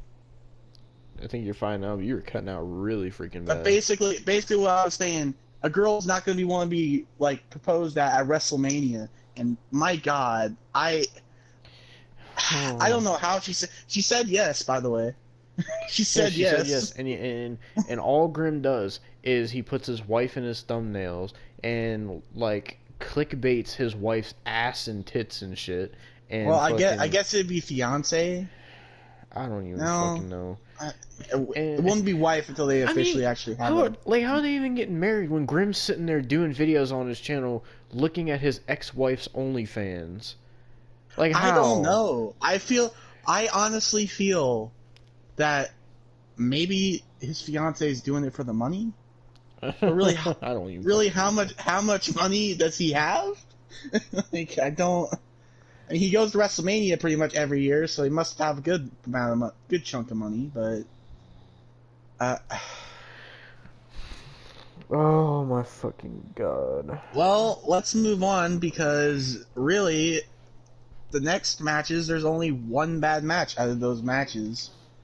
Okay, So so so next was Kevin Owens and Sami Zayn, the long-awaited mhm, match that we've been waiting for years, but they added Logan Paul into it. mhm. And Logan Paul really didn't do anything for this match at all. He really didn't even need to be there. He got booed, dude. He Yeah. got booed. So Like that was the second loudest boo. I loved Kevin Owens' shirt, the fucking KO Mania 5. It looked really cool. Like he Yeah, does one of those shirts every year for WrestleMania, and it's really cool. yeah. But so the match started off, and Sami Zayn immediately got pop up powerbomb. I thought Sami Zayn was gonna get jobbed out. I really did, but he didn't. Surprisingly not. Sami Zayn actually held his own in this match, and this was Yeah, a really good match. and I mean they always have good matches. It's just it got to a Yeah, point where I just got sick and tired of seeing them wrestle because they were wrestling all the fucking time. But this is the first yeah. time in I a mean, while that they faced each other. I don't know. I'm just glad it was on WrestleMania, and Yeah, they had a good match. Kevin Owens won with a stunner. Um, yeah. then he stunt. Then Logan Paul pushed Sami Zayn because Sami Zayn was being a complete conspiracy theorist, and Hmm. god dang, Kevin Owens then stunned Logan Paul, which got probably one of the biggest pops of tonight, actually. And Logan Uh, Paul actually sold it pretty good. Actually, I gotta give him that. Like, yeah. I don't like the guy that much. I mean, he's gotten better since what he did and what have you, but he sold that stunner pretty well. God. Well, so next up we have this backstage segment with Matt Riddle on his scooter, and he pulls up to the Great Khali and his fucking translator, and Oh wait, actually, did you see? Did you before we talk about that? Did you see Matt Riddle actually has like birds coming out of his entrance, like on Raw and stuff at the Thunderdome? no, because I don't watch Raw. Like I don't force CGI myself to Twitter. watch I that. I didn't no, I didn't watch Raw. I saw it like on the clip on Twitter, but like it looked like Twitter birds, like multicolored Twitter birds came out. Like Oh, great. Jim Cornette actually talked about it. He's like, it looks like something came. It looked like the birds came out of his like his area because he jumped up and kicked his shoes off, and that's when the birds come out. It's awful. Like, ugh. So almost exited 2K20 on accident, but so Oh dang.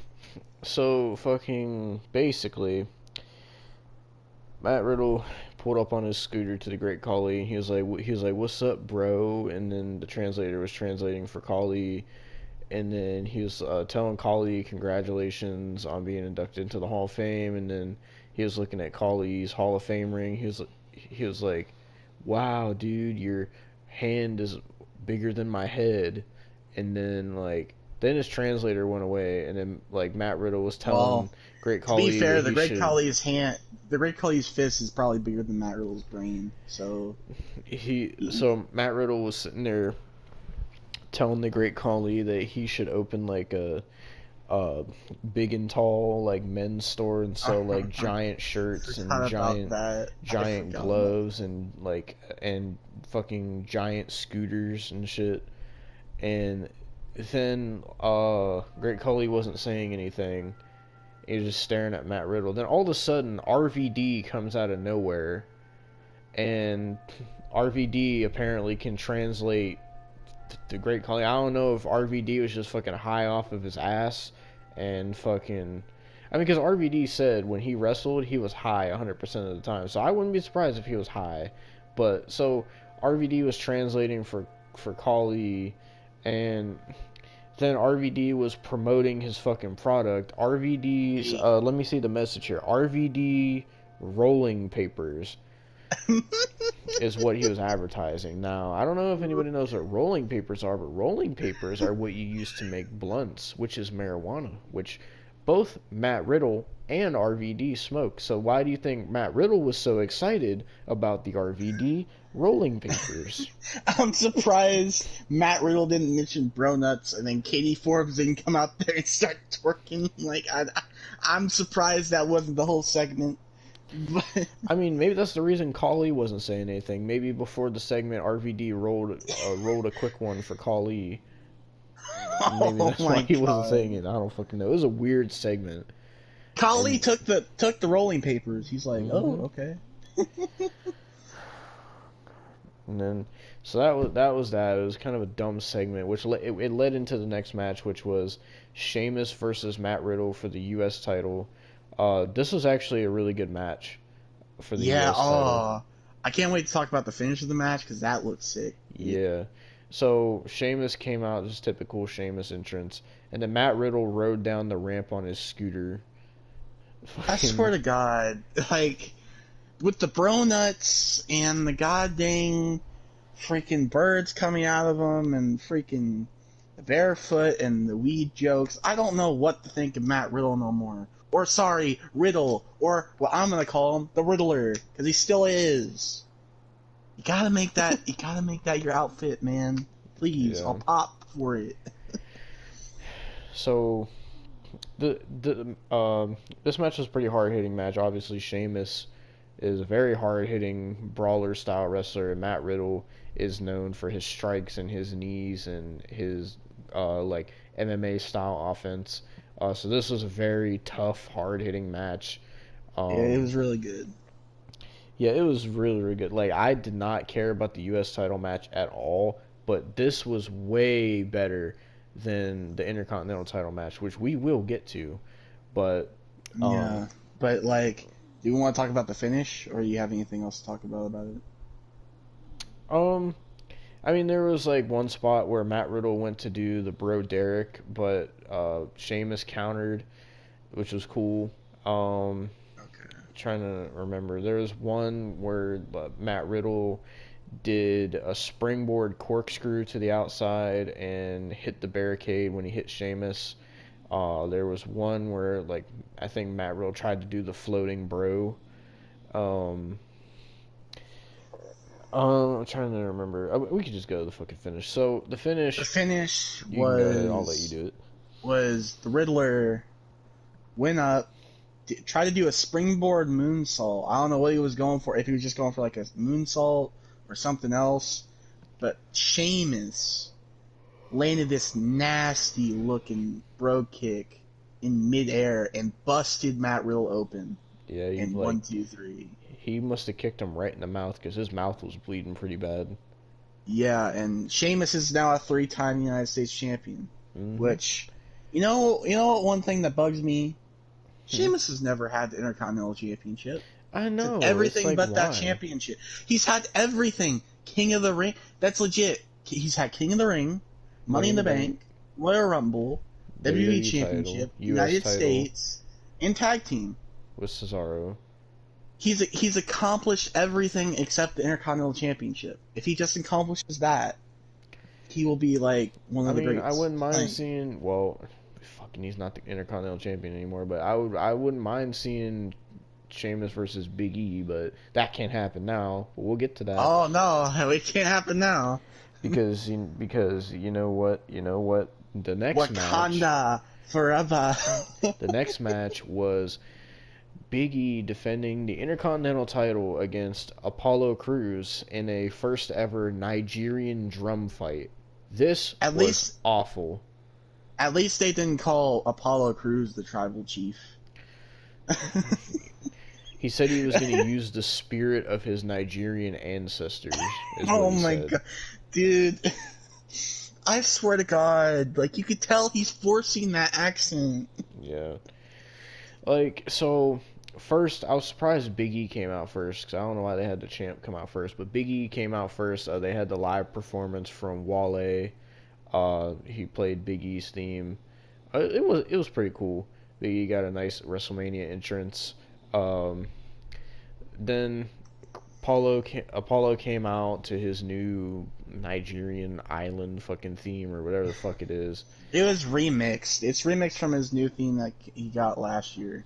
Yeah, so oh, where do I start? The match starts and they immediately both go grab kendo sticks. I will say they Yeah, were they. beating the shit out of each other with these kendo sticks. They were Yeah, going hard. at one point, Apollo actually broke a kendo stick over Big E. Yeah, and neither man was holding back. I'll give them that. They were beating the shit out of each other with them kendo sticks. Yeah, My God, I would never take those kendo stick shots. it looked painful, like really, really Yeah, painful. like a couple big spots in this match. Big E hit a spear on Apollo to the floor from the ring apron. Apollo got like urinagi'd. Basically, the bottom of the steel steps was by the side of the ring, and Apollo got urinagi'd off the apron onto the steps, and he landed kind of awkwardly. It looked painful. Um, he Apollo went for a frog splash on Big E through the table, but Big E moved, and Apollo went through the table. Apollo did this one move where he picked up Big E and then like dropped him onto the apron really fucking hard. I don't remember what the move was. Um, Oh, it was a Death Valley driver. Also, Big E tried to hit Apollo with a gong, but he missed. And by the way, Yeah. in this Nigerian drum fight, they did not touch a single drum in this match. No, that's not true. That's not true. One of them got thrown into the drums, but the drums did like nothing to them. Yeah, and they didn't use the drums as weapons. The drums had nothing to do with this drum fight. So this was just a typical WWE Extreme Rules match, which it was, I mean, not the same, but pretty much the same concept as Cole and O'Reilly on fucking Takeover, where it was just like it seemed like it should have been more than it was, or whatever, but then it was just at the end of the day ended up just being a typical WWE Extreme Rules match. This really was a typical WWE Extreme Rules match with the kendo sticks and the table spot and the steel step spot and everything.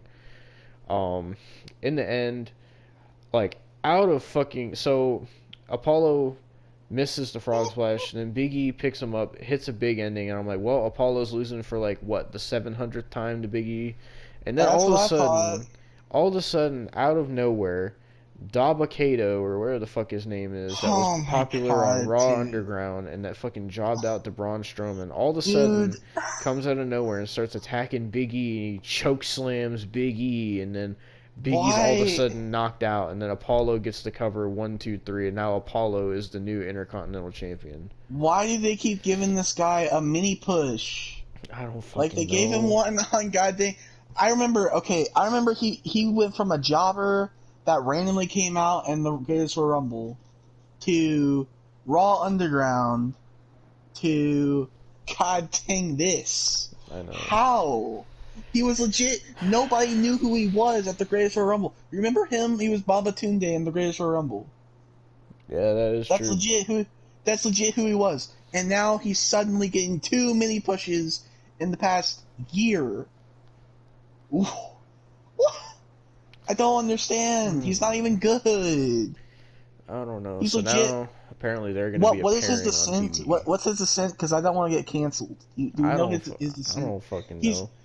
I don't think he's Nigerian, so I don't know why he's he's definitely teaming up not with Apollo Nigerian. Crews. I could tell you that he's not Nigerian. I feel like he's. Is he African? I don't even. I'm not fucking even. know. I don't know. He's Dabba-Kato. That's what he freaking is. But So like, he helps Apollo win the IC title. Oh, and trust me, this isn't going to be the end of Apollo and Big E, because you know Big E's going to get a rematch because oh he got screwed out of the no! title. So At you know they're WrestleMania gonna. Backlash. Yeah, by the way, I don't know why. I don't know if that's the official name, but they were promoting Backlash. But for some reason, the logo said WrestleMania Backlash. I really hope they're not going to call it that, because They that is called it awful. WrestleMania Backlash too. So Well, what's worse, WrestleMania Backlash or Extreme Rules Horror Show? don't make me answer that question because I don't think I have an answer. God. So after that, kind of, I mean, but I mean, it wasn't that bad of a match. besides the ending, like Apollo, like I said, Apollo and Biggie were beating the shit out of each other. They did hit some really good back and forth moves and some good spots, but overall, it just felt like, it wasn't as good as the U.S. title match, which, by the way, this had more build than the U.S. title match, but so it just kind of like felt kind of weird. Like it just kind of felt like, oh, they did all this, and then oh, Apollo just gets helped, and then oh, well, now he's champ. Now this is probably going to continue. So probably at fucking WrestleMania Backlash, it'll be Big E versus Apollo for the IC title or something. But Yeah. The next match was Rhea Ripley and Asuka, which actually, before we start, this is gonna be an end of an era. This is the last review. I could get behind Rhea Ripley. I would. I mean, if I could get behind Asuka, I would. Asuka was looking good. I can't even lie about that. But I'm into the dark chicks. I gotta be honest. Rhea Ripley. oh, so this was another great women's match, and this was another great example of great women's wrestling that WWE can do. Yeah. But, this isn't their fucking tag division, which is worse than the Divas era. As I said, this was actual legit women's wrestling that I cared about and that I'm fully behind and I support. Not the tag team title fucking embarrassment. I And want to like make I that was saying, clear. like I was saying earlier, like, thank God they didn't do Rhea like Damian Priest. Yeah. Because, spoiler alert, we were going to get to it later, but Rhea wins this. Mm-hmm. Thank God. Mm-hmm. Asuka needed to drop that title. And this is the best Asuka has looked in a Hey, while. can you believe? Guess what? Before this, she hadn't actually defended her title since like legit like Clash of Champions. I'm pretty sure. Oh yeah, so for those who don't know, Asuka was supposed to defend her title against Lacey Evans at Elimination Chamber, but it got canceled because Lacey got pregnant. But what they're actually going to do was Lacey was going to beat Asuka for the title, and then they were going to do Lacey versus Charlotte for the Raw Women's title. So thank the gods above that we got spared of that. Thank God we got Charlotte was not on this dude. Mania. We got dude. Legit. Like we got two miracles. Yeah. Lacey Evans getting pregnant, and then Charlotte getting like thought she was pregnant, and then somehow COVID. getting COVID. Which I'm Yeah. not saying COVID is a miracle because it's not. Don't cancel me. But we didn't want. We don't want to see Charlotte on the goddamn show. Okay, we've seen her so much. It was nice We've to seen her not see since Charlotte 32. and see other women shine for once.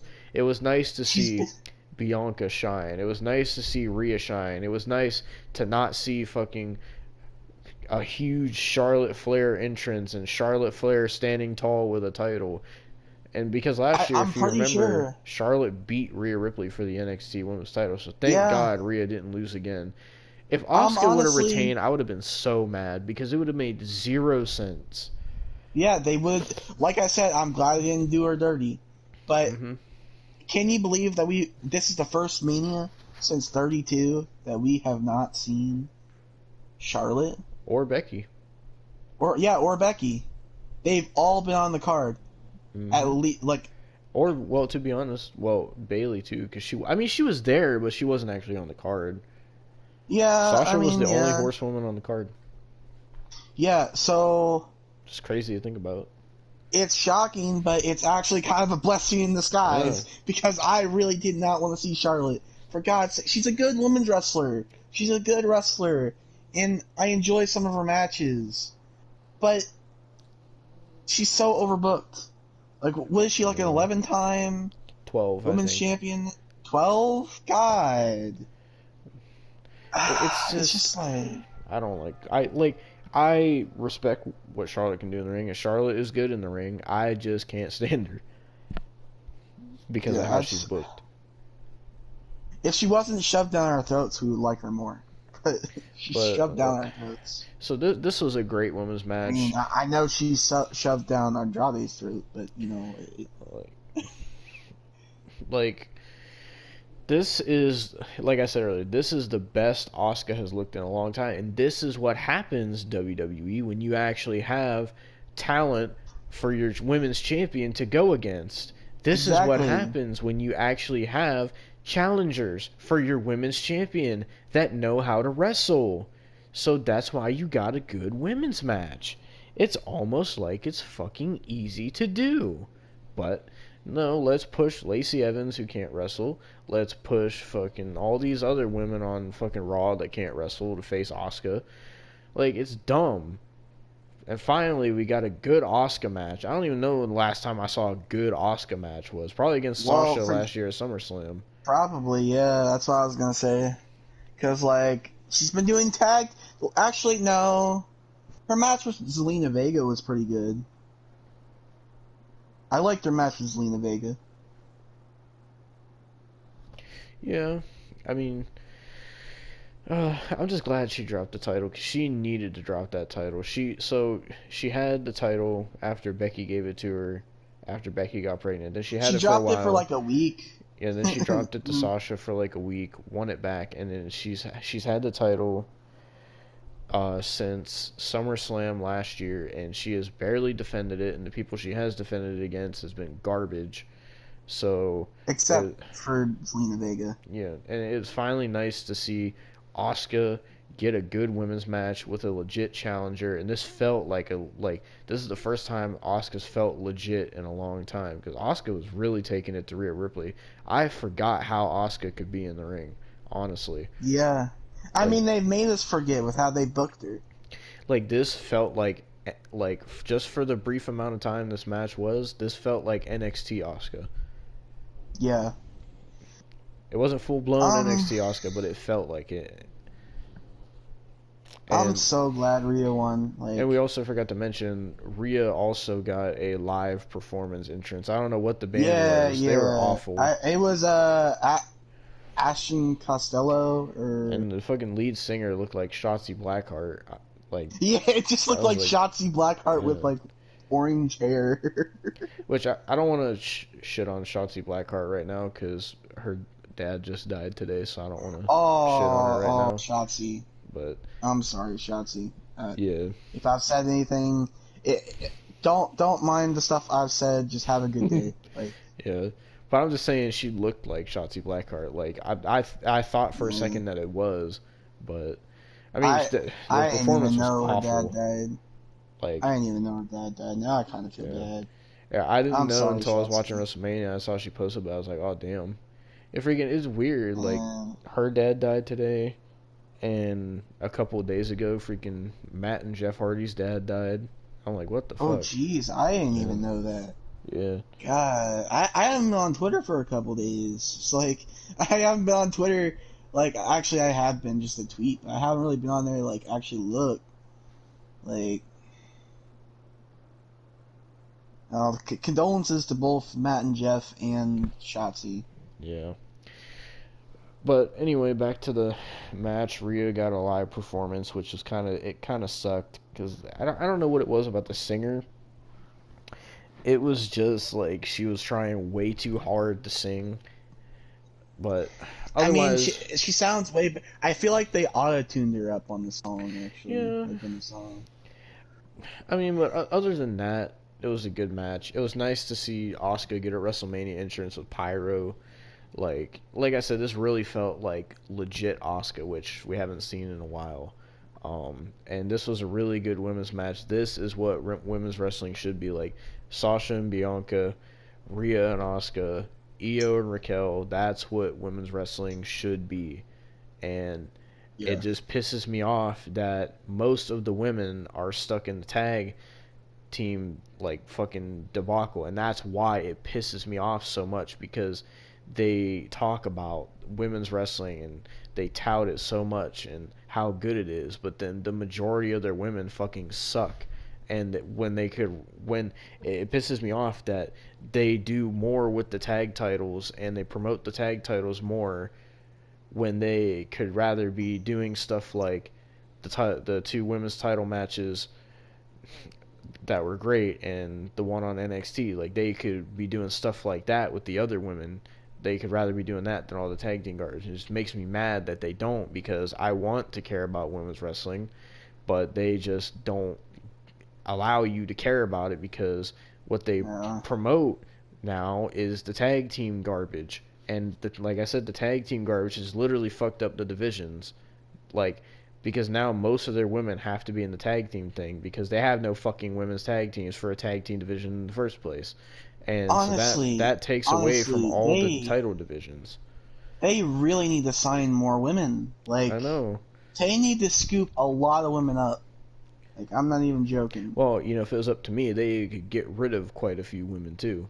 But, I mean, I'm saying actually talented. You know what I mean? hmm I know the two top tier names that would be on my cutting board is definitely Lana and Nia Jax. But anyway, I have a so lot of names that could be on the cutting board. so like I said, this was a really good match, and this is what I love to see from women's wrestling. This was great. Sasha and Bianca was Yeah. great. I loved it.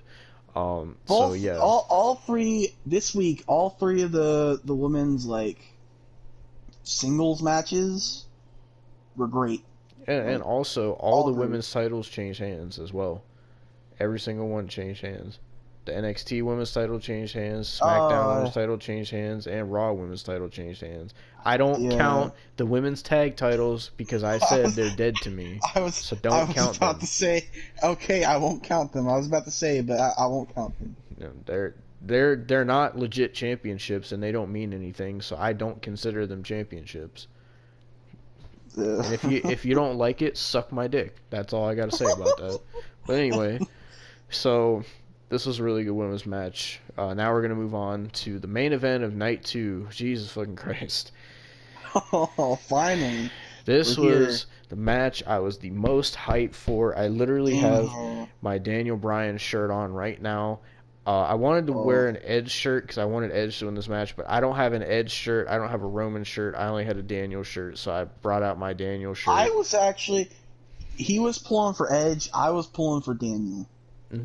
I mean, I wouldn't have minded if Daniel won, but I was I've pulling been for pulling for Edge. Daniel since Royal Rumble.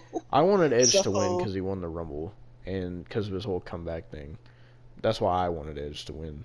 well, none of us got our goddamn wish Nope. because So, Roman th- won. yeah, so this was the Universal Championship. Roman Reigns defended against the Royal Rumble winner Edge and the man who made him tap out at Fastlane, Daniel Bryan. This was a really good triple threat. It was a really good main event. I liked it. Yeah, It just kind of it was re- irritating how Jey Uso kept getting involved. I understand why he was there and why he was getting involved. It plays into Roman's hero character, but it was just kind of like I would have rather like maybe he does the attack at the beginning and then once he got execution on the steps, then he's gone the rest of the match. Then we could have really like seen the triple threat dynamic and how Roman would do on his own without help, and I think it would have made the match better.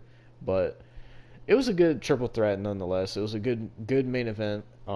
I think this match lived up to how much they hyped it in the build. yeah. Um, I mean, it gave me real like WrestleMania 30 main event vibes and yeah, WrestleMania 20 main event vibes. yeah, and that's the thing. This match had the best build out of any of the Mania matches.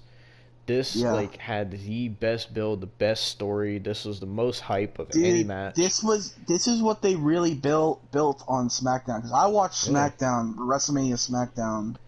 If you didn't know, Jey Uso won the Andre Giant Memorial Battle Royal and freaking the Dirty Dogs retained. It doesn't matter. It really doesn't yeah. matter. It sucked.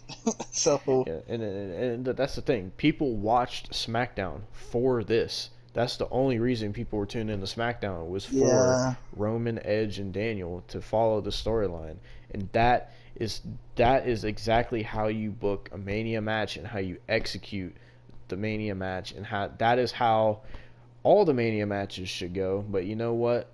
I'm gonna yeah. be Fiend appreciative and of this Randy one. Orton, take notes. Yeah. Take Like notes. this is how it should be done. This was great. I don't All care if three you had to guys add did Alexa great. Bliss into that match. God dang, take notes. All three men did great in this match. They all killed it.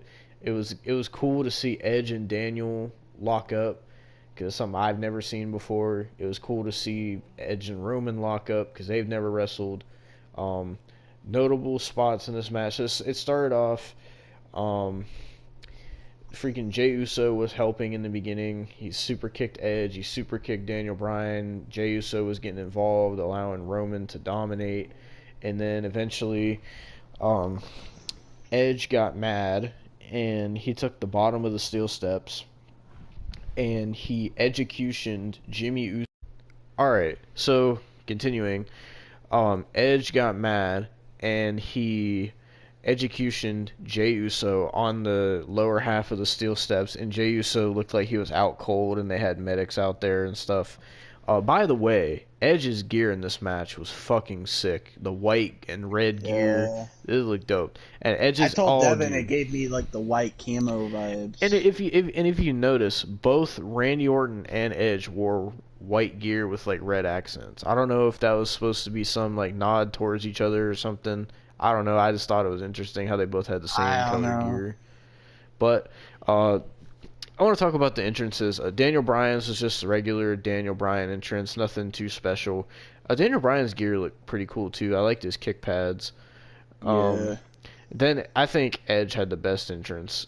Edge had so much smoke, and then like Edge had a white coat too. He looked so dope, and he had white wrist tape too. It just looked so sick. Edge had the best WrestleMania gear out of everybody. That's my opinion. He's had really good gear ever I since know. he came back. Dude, the one where he faced who the fuck was Jey Uso on SmackDown, that like black and like baby blue gear, that was freaking sick. Yeah. But so Edge does his taunt on the stage. Edge has so much fucking pyro, it looked beautiful. And Edge got such a big pop from the crowd too. Yeah, everybody was booing Roman, Mhm. and everybody else was cheering Edge and Daniel Bryan. Even though Edge Yeah. was supposed to be kind of like a heel in this match as well.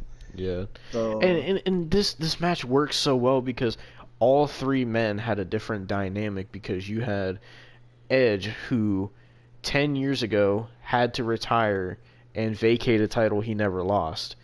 And you had Daniel Bryan, who also had to retire and yeah, vacate a title he never lost, which was and the you IC had Roman title. Reigns. Roman Reigns, who had leukemia, that had to vacate the Universal Championship.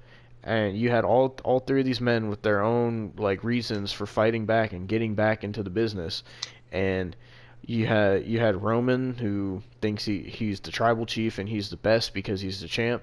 Then you have Edge, the Rumble winner, who has fought so damn hard for this, to be back in the main event of WrestleMania, to Yeah, be fighting for a championship again, to just be wrestling again. And then you also have Daniel Bryan, who had to fight to get back to wrestling as well, because Daniel Bryan also had to go through a lot to get medically cleared. And so the story of this match was really great. You could really feel for both Edge and Daniel Bryan in this match. Um, and I'm honestly with this performance by Daniel Bryan, I feel like this might have been his last match. and I was curious. I was asking my friends. I was like, do you guys really think this is going to be Daniel's last Mania? And they're like, to be honest, I don't know. It could be. I don't really I mean, know. the way he got chair toed, Hmm. especially with his neck and everything, concussion. I had assumed that they were going to let Daniel win this match and give him like one last title run, but that didn't That's what I happen. assumed. That's what I was wanting. But like, I mean, I'm not even mad that Roman won because it was still good. I really Like now, do. I'm actually curious to see what they're gonna do with Roman. One thing I want them to do, I know he's not going to win, but like if they keep building Cesaro up, I would love to see Cesaro be the one to take the I would title like to from Roman. see Cesaro, Shinsuke, Hmm. like anyone, honestly. That's Like another thing. I hope Daniel's not retired yet, because I really want to see Daniel and Edge one on one, and I really want to see Bryan and Nakamura one on one. Those are the two matches I want to see from Daniel before he hopefully, I hangs it don't up. know. Because literally the whole reason Shinsuke even came to WWE was to face Daniel. But by the time he got there, he was retired. But now, I mean, they did face a little bit in like the Gauntlet match and stuff. But I wanted to see them have like a legit like one-on-one hard fought match. And I think it would be really cool to see Edge versus Daniel Bryan, like two guys that we never thought would ever wrestle again. And we got to see a little bit of that in this match, which was really cool. But back to the match, uh, there was one spot where um, Edge was throwing Roman against the barricade and then throwing him against the ring apron, like damaging the ribs. Edge was snapping in this match. Edge fucking lost it in this match. He was pissed. Yeah. And fucking. Then there was one spot where Daniel Bryan got power bombed through the announce table by Roman.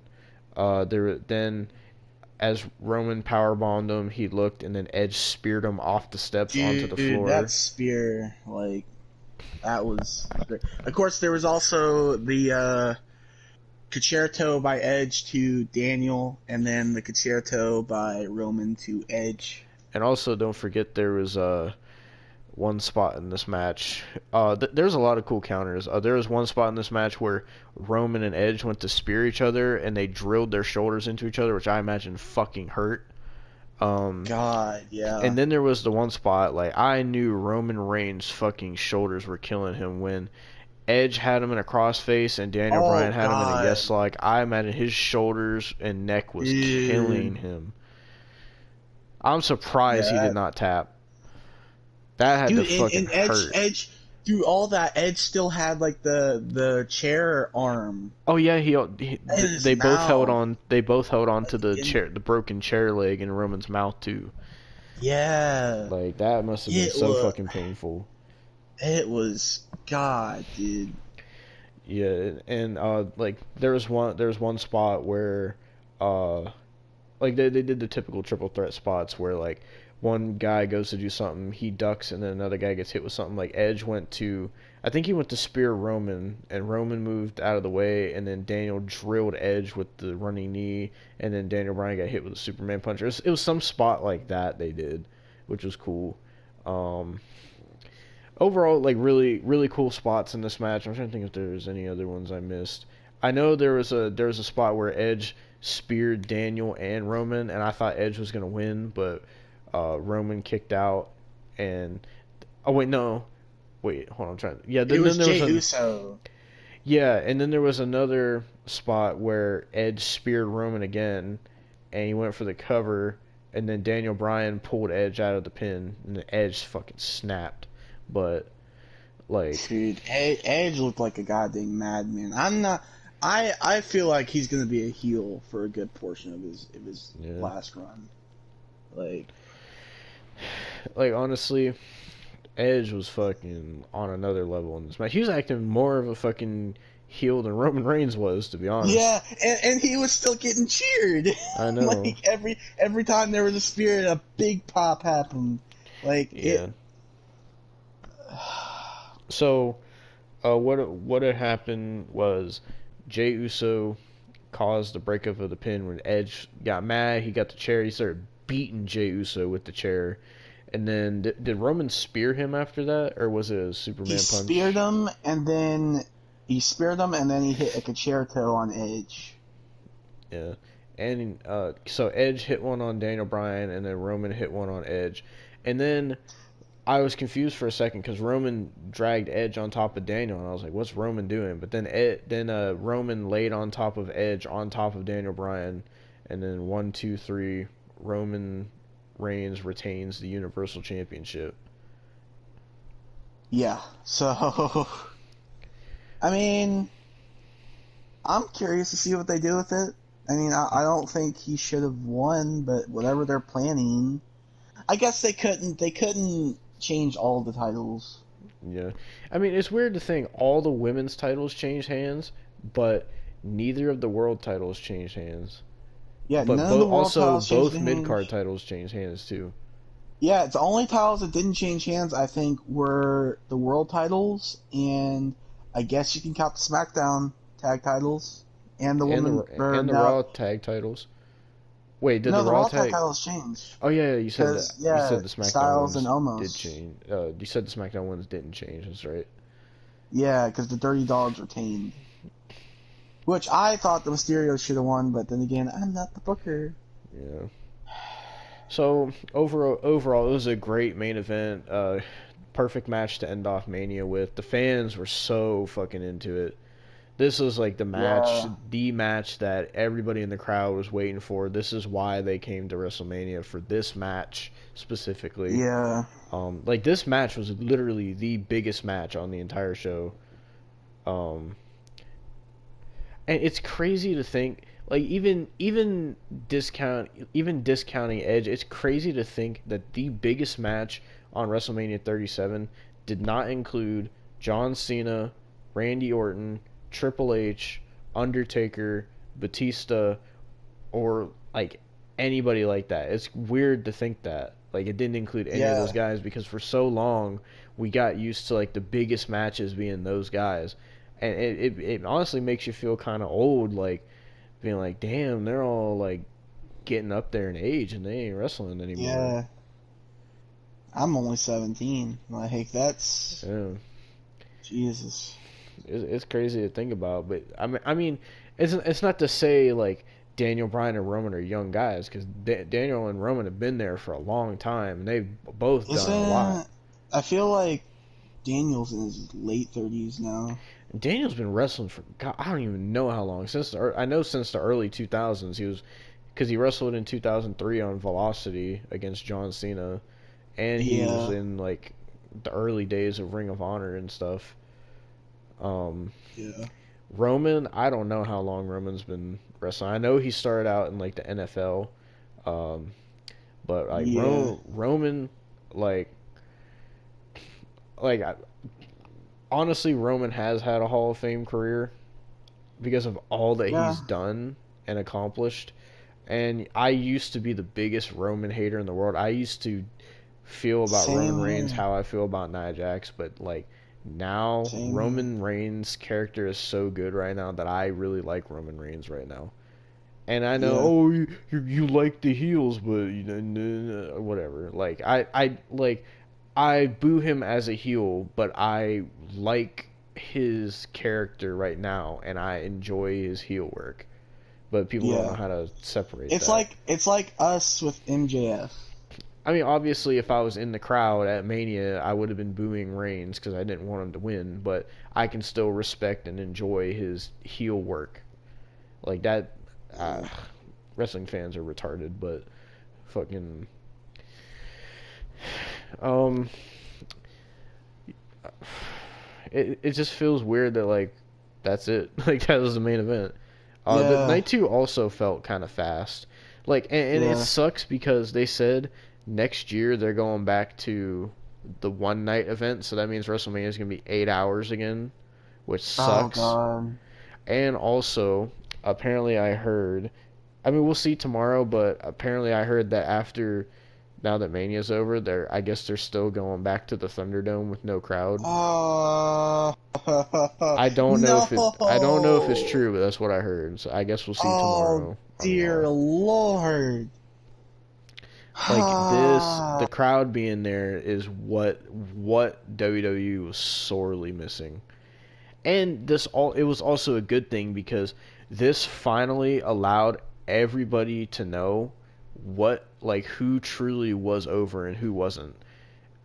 Because Yeah. without the crowd, like, nobody had nobody had any idea who people actually liked or hated, unless they seen like Twitter stuff, Mm. of course. But like, you never got Despite that. It what you never people felt like, say, the Fiend got like a huge pop. So, despite uh, what you people say, yeah, and it like you never got, even with the fans at the Thunderdome, like the screens, like you never got a real reaction because WWE could just fake that. So but this, you actually got a legit real reaction. You could finally tell, like, through all this time who was really over and who wasn't. And some people got booed that WWE had as over, but then there were some people like Roman Reigns that got booed as a heel. Edge got cheered, Daniel got cheered. But it was nice to like finally like know who was all over, like who was all actually over with the crowd and who was all actually not. Um, yeah, and like, and you know, if freaking that Randy Fiend match would have been in the Performance Center, you know, like there would have been absolutely no booing at all, and they would have yeah, probably said that the fans liked it. But now that we had that genuine reaction again, you could tell the fans fucking hated it. Even though they tried to fucking, like you said, tone it down in the replay, they were booing the fuck out of that. I mean, and they only booed because of the ending. Yeah, Like, because it they was were dumb. cheering. They were cheering The Fiend. They were cheering Randy. It Yeah, was a hype match until that ending. yeah. But all in all, oh fuck. I think personally, night two was the better night of the two. I don't Um, know what night was better, honestly. well, I mean, I don't know. I kind of felt like they were the same, but then I kind of felt like I enjoyed night two a little bit more. Um, as like night two felt like it had better matches. At least it felt like it had like because on night one you had the women's tag match, the Braun match, the Bad Bunny match, and then on this one all you had was the women's tag title match and Randy and Fiend, but everything else was pretty decent to good. So Yeah. I mean, even the Nigerian drum fight was decent. It's just the ending that was terrible. Yeah. And I mean, the Fiend versus Orton was decent. The ending was just absolutely retarded. Yeah. But like, So, me personally, I like night two more than night one. Um, I think they're both the same for me, honestly. oh, I really wish they would keep this format of the two nights because it makes it so much easier to get through. Because when it Yeah. is the one night thing and WrestleMania is on for 8.5 hours, it is a drag, and like the crowd gets fucking tired. So by the time you get to the big matches that you need those reactions for, the fans are tired out. It feels like you're watching WrestleMania all fucking day. It is I terrible. mean, technically they are because even like with these shows tonight and yesterday, like, or yesterday and the day before yesterday, but like they had to get there like way before the pre-show even started, so because of the lines. Yeah. So really, you are sitting there basically all day. You wake up, you get ready, you go. It's like not Yeah. even. Well, there it is, guys. That's our Uh, review of WrestleMania 37. Night Um, one and night two. yeah, so now that that's over with, this is something that I wanted to do. We might as well just fucking include it in this review. So what I want to do, I talked to Austin about this, is now that we've done reviews from Raw Legends Night all the way till Mania, we reviewed the entire WrestleMania season for 2021. Um, what I wanted to do is I wanted us to now that we're done, I wanted us to take a look back, and uh, to do a few things like what we thought was the best out of it, what we thought was the worst, and also what our thought process was when we started the reviews compared to like now, and like what are we thinking now that we're done, and like that we what we're thinking that now we reviewed all of these shows is basically what I wanted to do, like Well, to give our I'm sum gonna up our thoughts on go. the whole thing. Worst was definitely AEW Revolution because it made me stop watching AEW. Um, I guess best. I'll also have to say Revolution was the worst for me. I think I'm gonna have to say WrestleMania was best. Actually, I, To be I, honest, yeah. it was best. I mean, my thought process is going into this was like, well, first you suggested it because you're like, oh my god, I thought that's gonna be bad. Raw Legends Night. Yeah, and it was. It was, yeah, it was awful. Trust me, I know for sure. Um, but like, we did this as like a spur of the moment thing because like it was kind of a thing that we talked about over Christmas break, over my Mhm. Christmas break. 'Cause we talked a lot, of course. Like we did that one video of the Wrestling News Now and Wrestling World CC, which got updated later, like uploaded at a later date. Same with the Hmm. Alexa Synth comments video. That still needs to be edited because that was I dumb. know. I haven't got to it. I've been busy. And then the podcast thing that we did still needs to be. Hmm. But I mean, it was just like a spur of the moment thing because I was already gonna watch it. So Devin was like, "Okay, let's watch it together and let's do a review." I'm off that day. Hmm. Uh, and we did a review, and it just like it was just a thing that we thought, you know what, let's do this until Mania, basically. Yeah. And when the original idea for that, I just wanted to review Legends Night because I knew it was gonna be bad. I hadn't planned on doing more. But then somehow, some way, we got the idea of like, well, since we reviewed this, maybe we could review this or this, and then the Rumble was coming up, and I was like, well, I kind of want to review the Rumble. We're doing all this, we might as well review the Rumble too. And then it just became a thing Yeah, of like, well, we reviewed the Rumble, we might technically, as well do the Chamber, technically, and it just kept going. sadly, our first pay per view was hard to kill. Hmm. and, then, and then our second pay per view was the Rumble. Hmm. It was just like Oh god, then we had all those fucking AEW specials, like fucking Beach Break and shit. we had Beach Break. Then it was NXT Takeover Vengeance Day. Then Don't forget New Chamber. Year's Smash and NXT New Year's Evil. Oh yeah, that was after Raw Legends Night. And then there was a Hmm. SmackDown in 205 Live, which we didn't even watch 205 Live. Why would we put that in there? I mean, my thought process during that was, I like since we watched Raw Legends Night and we did Impact and then we did AEW and NXT and we did SmackDown and 205 Live. My thought was just, well, we're doing this. I kind of want to just give every single wrestling show a chance because I really want to see what the best wrestling show is right now. At least in terms of mainstream ones. And the ones I consider mainstream is WWE, AEW, Impact, and also New Japan. But outside of those, everything else to me is just like indie and not relevant. I mean, if I had to say a fifth, I'd say Ring of Honor, but Ring of Honor is kind of like it's between. It's like a little mainstream, but it's also like irrelevant at the same time. Yeah. Um, but I wanted to like honestly like give every single wrestling promotion an honest shot to see which one was the most enjoyable to watch, which one had the best booking, the best storylines, and it ended up being SmackDown was the best of all of them to watch. And I mean that's evidenced by us saying that the main event for WrestleMania, which was the biggest thing on SmackDown, was the best thing we watched on WrestleMania.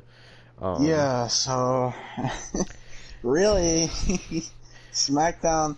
I honestly think it would go. It probably goes SmackDown, NXT, fuck. Raw, AEW, Impact. Damn, even that you don't watch AEW anymore, you still put it above Impact. Sadly, yeah. Damn. For me, it would go SmackDown, NXT, AEW, Raw, Impact. I can't fucking stand Raw. It's that bad. I can't stand Raw either, but you know my views on AEW and The Impact. only reason So AEW is entertaining for me is just because of how much you hate it. That's why. I know. So That's why I like watching AEW because I just love hearing you fucking rant about it. That's why I like watching it. it's probably gotten even worse with talking about St. Patrick's Day Slam and then my freaking descent into madness. I mean, honestly, all this wrestling is probably taking a good like year off of both of our lives. It's probably taking 10 years off mine. What are you talking about? Well, I mean, you're literally the one. You're literally the one that said I'm gonna be the first person to die because of AEW, and that you said it's affecting your health. I So, mean, it was. That's why I stopped. Like, my mental health was deteriorating.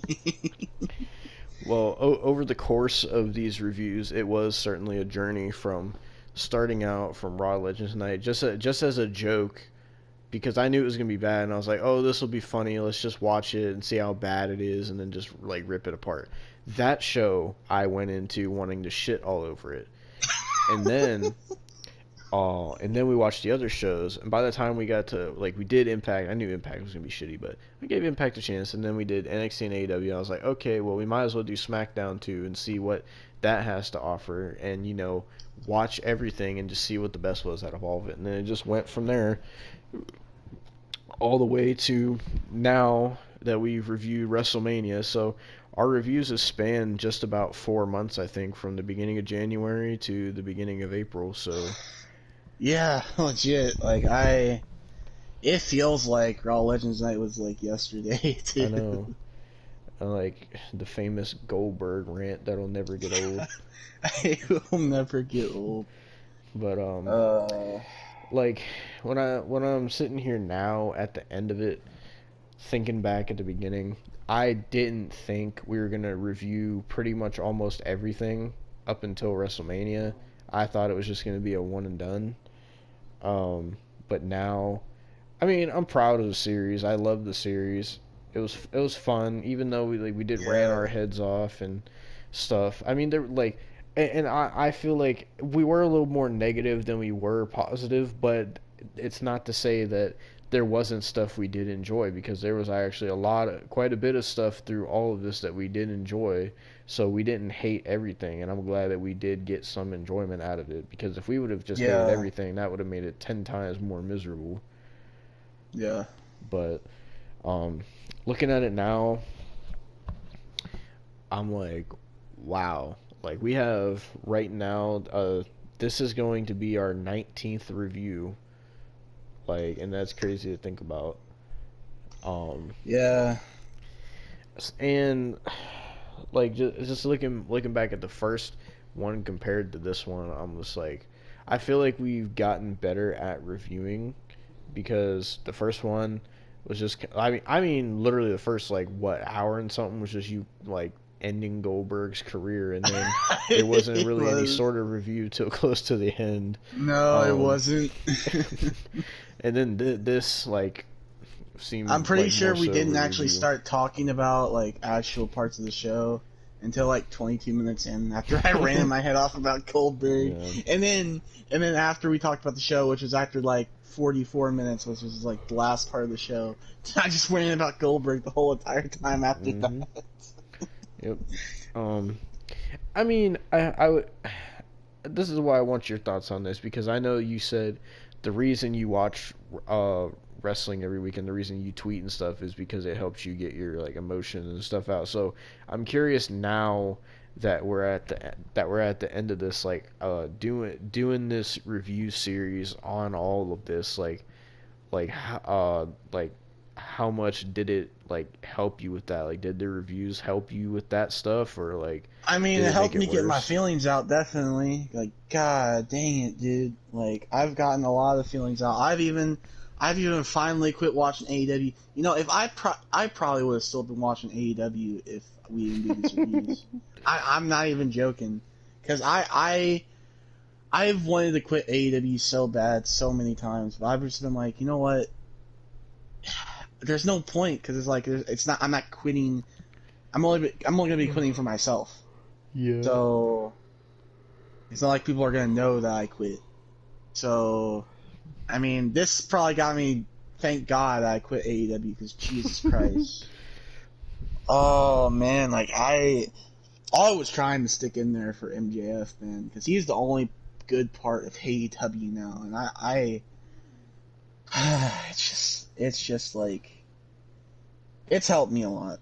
It has helped me a lot, and once I'm like I've got like a stable job, and like I've got an editing software. I do want to do reviews. Like I'll probably actually I've thought about actually asking you if you wanted to join in, but like on Hmm. my channel, like doing like reviews of like WrestleMania 22 or like Yeah, stuff like that. I'd be down for Like that. like I just I would Oh, because I I'd be really curious, like, like how you review these videos, not videos, how we review these like events of like current stuff. I'd be really curious to see how a review of us watching like older stuff that like we think we enjoy a lot, like how that would go, because maybe we'll come out of Yeah, it like I like mean, not I watched enjoying what we WrestleMania thought we did. 22. I watched WrestleMania 22 the Saturday before Mania. So, Mm-hmm. and Duh. like, I totally forgot that there was actually like a Playboy pillow fight match with Tori Wilson and freaking god dang, I can't remember the other chick's name, but Tori Wilson was in it, and she had like Michelle McCool's theme too. So it was like really, I totally forgot about that. And it's just like Mm-hmm. I think I glossed over the bad things and just remembered the good things about it. But Yeah. it's just like I would like to do that when I get an editing software and I'm got a stable job and I'm good. Which I guess I should announce it now. After this review goes up, I'm probably gonna be taking like a month or two break. Uh, I need to get like a. I'm gonna be turning 18 soon, like on September 7th. So I need to get a stable job and stuff and get my Mm-hmm. life together before I start like you know getting stressed. So, Yeah. which I mean, yeah. Well, um, any final thoughts before we end this for good, I guess? Um, I enjoyed doing it. I hope to do it again sometime. Not with current stuff, because God, I can't. But I hope to Yeah. do it again sometime. Yeah, and it did really help me too, cause like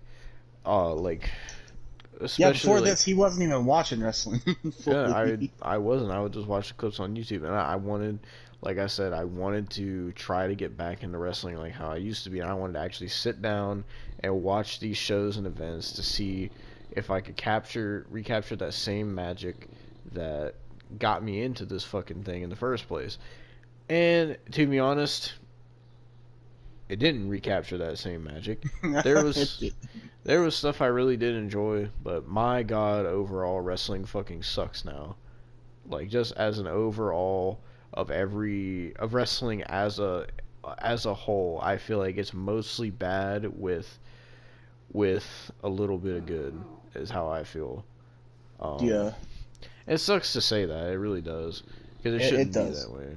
And I know part of it is because of COVID, but then also a part of it is just the companies in general and how they're Yeah. doing their stuff. But I mean, it has really helped me too. Like like around when we first started, getting off work and then like coming home and then reviewing these shows, or like watching these pay-per-views with friends and then getting excited to do a review, or like just thinking of things during watching the shows where I'm like, ooh, I want to talk about this. I want to make sure I talk about this. Or if it's something I hate, oh, I know Austin's gonna laugh when I talk about this or when I go off about this. Or like when I see something that I know is gonna piss you off, I get excited because I'm like, I know Austin is gonna fucking have a meltdown over this, and I'm gonna laugh about it.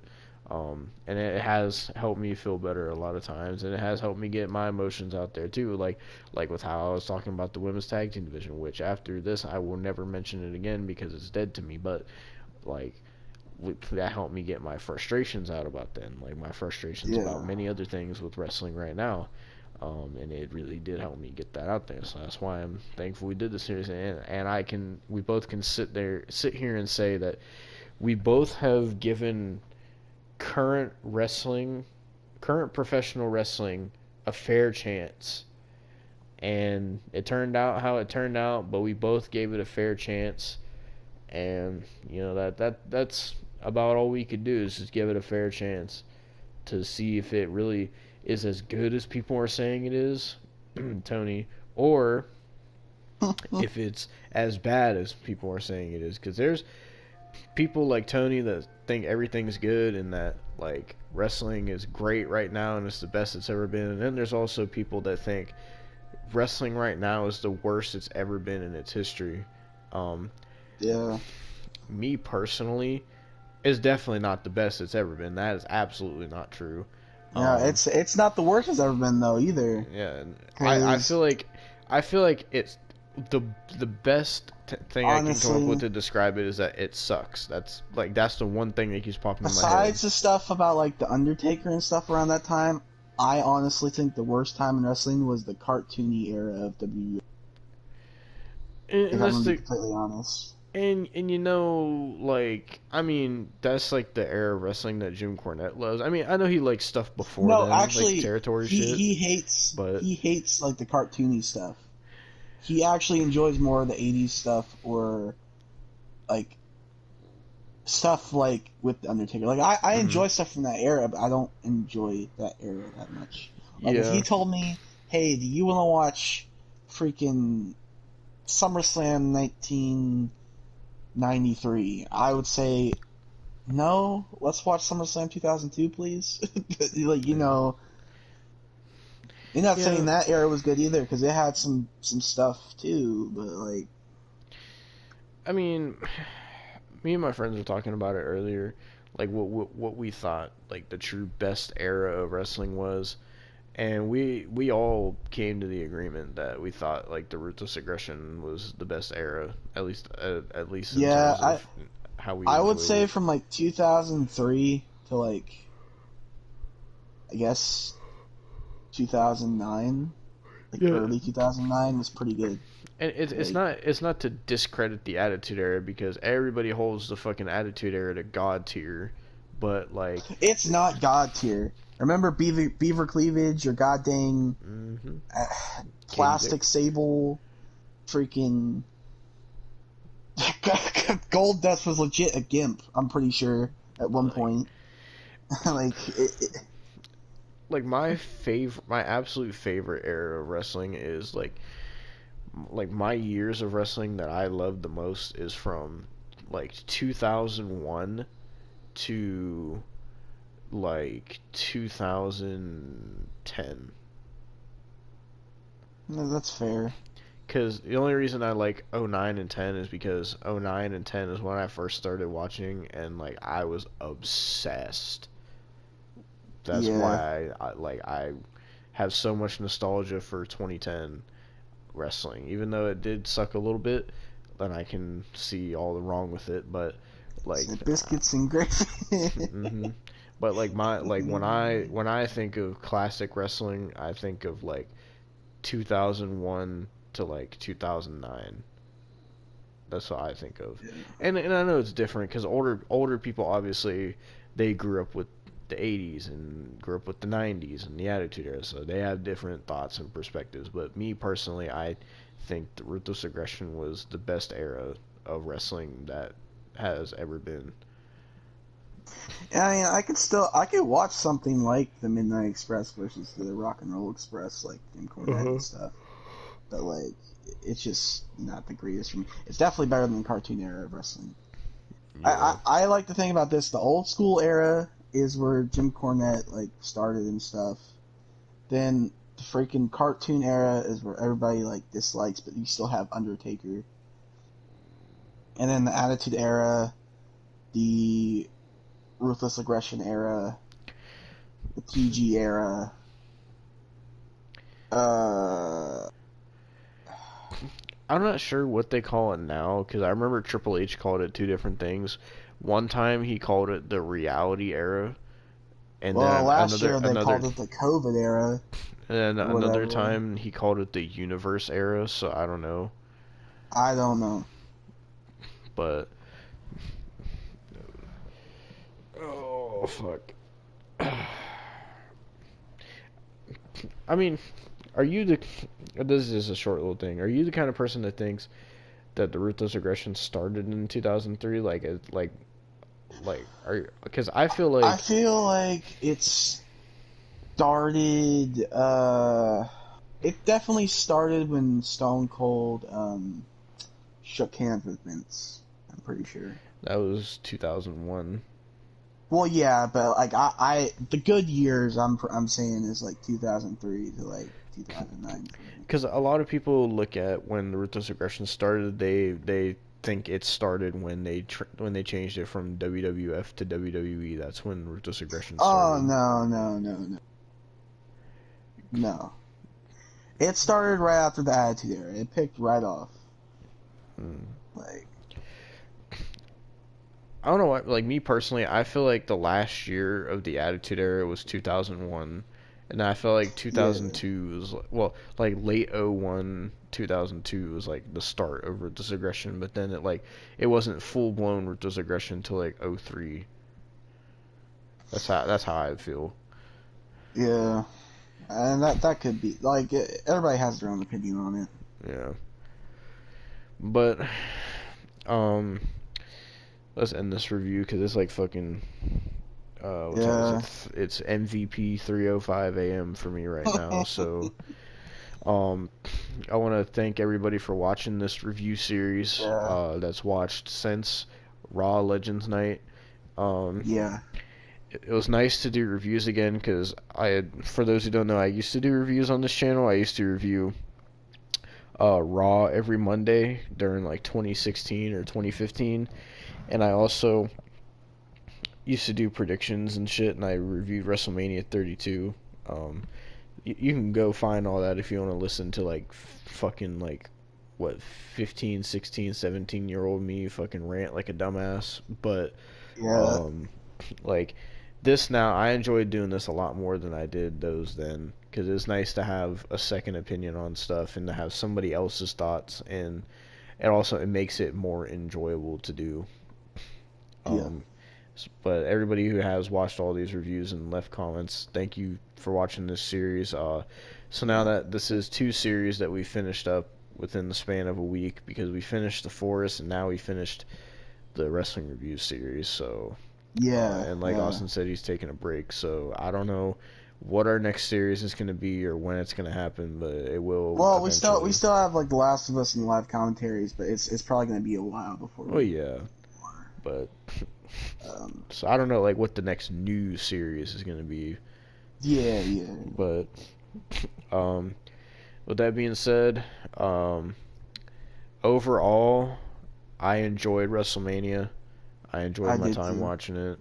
Even though the shit that pissed me off, overall I have to say I really did enjoy watching it with my friends. It was nice to get together and watch Mania. I enjoyed watching it with my family and stuff. So, Yeah, and it was nice to see the crowd back again and everything, and dude, just in my head I was like, hallelujah, because I had been. You've only been hearing those fake crowd noises for like since like January. uh-huh. I've been hearing those ever since like June of last year. You do not understand Yeah. the pain I've gone through. Yeah, I mean the whole reason I didn't even watch WrestleMania 36 is because it was in the Performance Center, and I just felt like at the time I just felt like I was like, well, there's no crowd and it's in the Performance Center, which is small, and to me I was like, well, this ain't WrestleMania, and I know if I watch it, it's not gonna feel like WrestleMania, and I didn't really like the card, so I was like, you know what, I'm just not watching it. But this felt like WrestleMania. Like, it felt good to finally have a pay per view with actual fans, and Yeah. this was a good pay per view. Overall, you know, Royal Rumble, Chamber, Fastlane, and Mania. To be honest, WWE has had four consecutively good pay-per-views. Um, That's shocking. and That's really shocking. I mean, yeah, there's bad stuff on the shows, but overall, as a pay-per-view, they have been good. Like we haven't said a single WWE pay-per-view was trash this year. Um, Nah. in terms of the takeovers, I guess you could count that as WWE, or you could just count it as NXT, whatever you want to do. But I mean, the takeovers this year have been alright, but they are far from what takeovers used to be. Um, Yeah. but I mean, overall, honestly, the worst pay per views this year was Impact and AEW. Honestly, Those were the worst. They definitely were the worst. Like, oh, dude. Like fucking man. But yeah, I'm glad we stuck through the whole WrestleMania season and reviewed all of it, gave everything a fair chance, and um, I will say coming out of this, I am glad that I watched and reviewed all these shows because Yeah. for better or worse, like it has made me feel like more of a wrestling fan than I have in years. Um, and I'm glad for that because for a while I was doing nothing but playing the wrestling games. I wasn't watching any wrestling. I would occasionally watch a pay-per-view, but I really didn't keep up with what was going on that much. Like I wouldn't watch it like I used to, but like now doing this whole like review series is like not gotten me back into it, but like sitting down and actually watching it again is like I feel like a wrestling fan again, I guess is how I would put it. And I'm glad. Uh, but at the same time, I'm also glad that we're done with this because oh man, I am tired of ranting about wrestling. Yeah, me too, honestly. I'm probably still gonna be on Twitter, but that's about it. Like, that's because I'm gonna be Yeah. still watching it, but like, As far as it goes for me, I am not watching the shows. I might watch SmackDown. I don't know, but as far as everything else goes, I'll look at clips on YouTube and shit. I mean, But you could always talk to me while I'm watching Raw or something, and I can tell you how I feel. yeah, and also me and Austin did discuss something. If we were to ever bring this series back, uh, we thought maybe possibly it depends on like what we're both doing at that time, and stuff. But we were thinking maybe we could bring it back for SummerSlam. I don't know if it would be just for SummerSlam or like what it would be, but that could be a possibility, or it could not come back. I have no idea, but We were um, also thinking if it can't continue to the point, we could go back and next year maybe for WrestleMania. I don't yeah, know. It depends on like what happens. yeah. But with that being said, thank you everybody for watching this series. We will see you all in whatever it is that we do next. Until then, uh, Peace. peace, everybody. Thank you to all the wrestling promotions that gave us this content to review during this whole pandemic. Um, Except AEW and Impact. Nobody cares yeah, about you. Nobody cares about you. the only person who cares about those two companies is Austin, and that is Nah. a good note Nah. to end on. Nah. That is not what we're ending on. Freak you. I But thank you for watching, everybody. We'll see you all next time. Until then, peace, and thank you for watching the reviews. Thank you. There's another topic that made me mad, especially because we're recording this the day after WrestleMania Backlash. I Now, did not watch this pay-per-view. Devin did not I watch straight it. up did not watch it. I said, fuck this pay-per-view. Yeah, I watched it for two matches. The Mysterios versus Ziggler and Rude, because I wanted to see if the Mysterios would win. Spoiler alert, they did, in a great match. That match, definitely check it out. And Cesaro and Roman. That's the only two matches I wanted to watch, but I had to set through, if I didn't want ads for later, I had to set through the live show. So, I bit the bullet. I was on Twitter for most of the time, but there was a segment that I could not be on Twitter for because I was shocked. I was shocked. I was baffled on why they would do this. And I'm going to tell you right now, I love Miz and I love Damian Priest, but I have lost so much respect for the both of them. For doing even John Morrison. I have lost respect for him too. Now, give you a little bit of background. Batista's movie Army of the Dead, which I want to do on the live commentary series sometime, comes out soon. I think it's out actually on Netflix, and so WWE was sponsored by it. So they decide, instead of playing an ad like they normally do, to take Damian Priest versus The Miz and make it a lumberjack match. I'm like, okay, a lumberjack match. That's interesting. We don't usually get to see those, so I'm interested to see what they do. Tell me, please tell me why, instead of playing an ad, they had multiple stunt guys, probably some guys from the Performance Center, that probably ruined their careers doing this, dress up as zombies and be lumberjacks. This is the most AEW Impact shit I have ever seen on WWE television. It wasn't even television, it was pay-per-view. It was on Peacock. Mm-hmm. Pay for it. So I was shocked. I didn't go off on Twitter. In fact, after this, I didn't tweet no more on Twitter. You could go look at my Twitter, because I didn't tweet anything. All I said was, why would I watch this when I could just watch Night of the Living Dead? That's what I said on Twitter, and I said nothing else after this about this entire pay-per-view. And this pay-per-view, it was so boring, besides that tag team match, that I fell asleep in one of the matches that I wanted to see. I fell asleep in Cesaro versus Roman Reigns. That's how bad this pay-per-view was. I'm gonna give you a step-by-step of what every match on the pay-per-view. The pre-show was Sheamus versus fucking Ricochet. If I wanted to watch that, I would watch Raw. Okay? The first match on the main card is Rhea Ripley versus Charlotte Flair versus Asuka. Did not care. I didn't care whatsoever. The only person I cared about in that match was Rhea Ripley. And you know what? She won. But it wasn't a good match.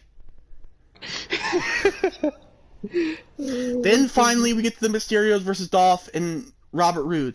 It was a great match. I didn't even mind the false finishes in the match because it had storytelling to it. On the pre-show, Roode and Ziggler attacked Dominic in the backstage. So Dominic was hurt, and it was Ray. It was just gonna be Ray out there for just in like a handicap match for the tag titles. Then Dominic comes out halfway through the match and helps Ray, and they both win the titles as the first ever father and son tag team champions. Great match. I suggest that. If you don't want to watch Cesaro and Roman, that's the only match you need to watch then. The tag team match. That was great. Then we get the zombie disaster, the promotion for Army of the Dead. So, at this point, I'm checked out. I'm like, I just want to see Cesaro versus Roman. I just want to see Cesaro versus Roman. Please, I don't care about any other match. That's all I'm thinking in my head. All I'm thinking. So, and next is Bianca and Bayley. I don't care. I just don't care. I just don't care. I go on Twitter. I look at stuff. I just look through Twitter. I don't care. Bianca wins, obviously. It didn't matter to me. It didn't matter. Then we get another match that I was just dreading. By the way, there's 2 triple threat matches on this card.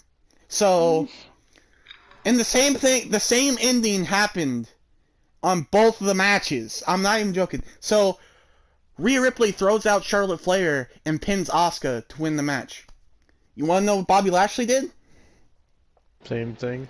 He threw out Drew McIntyre, speared Braun, and pinned Braun to win the match.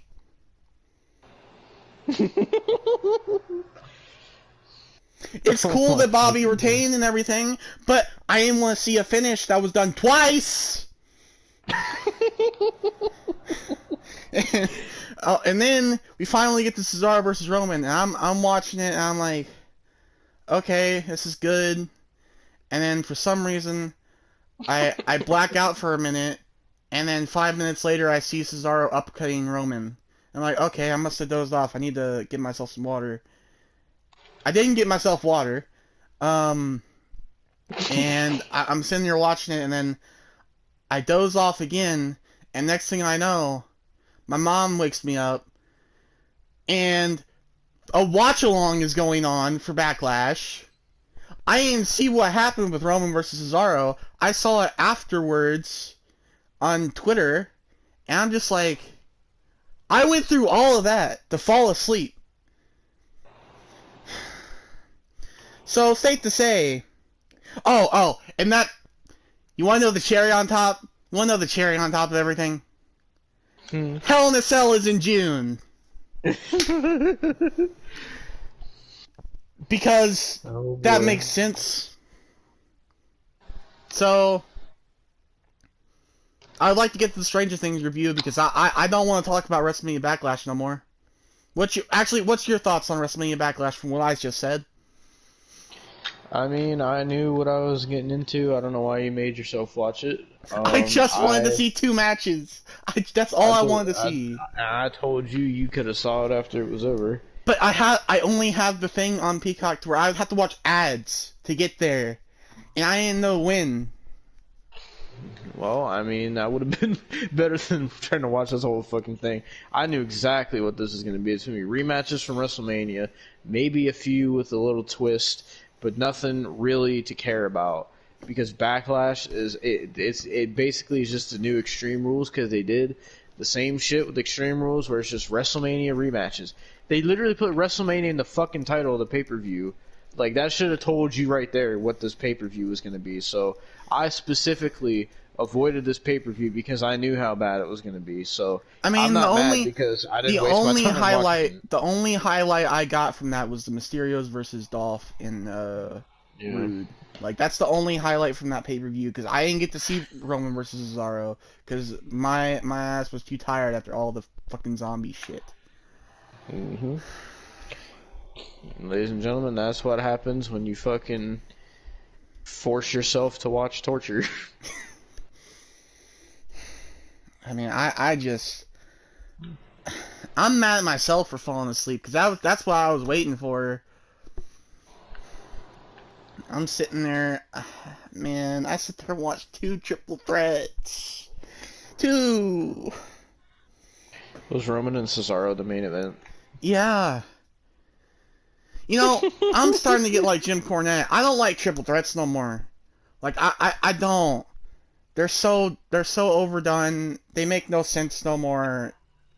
And they're the same fucking finish. Every time. Like I can't even. Oh my goodness.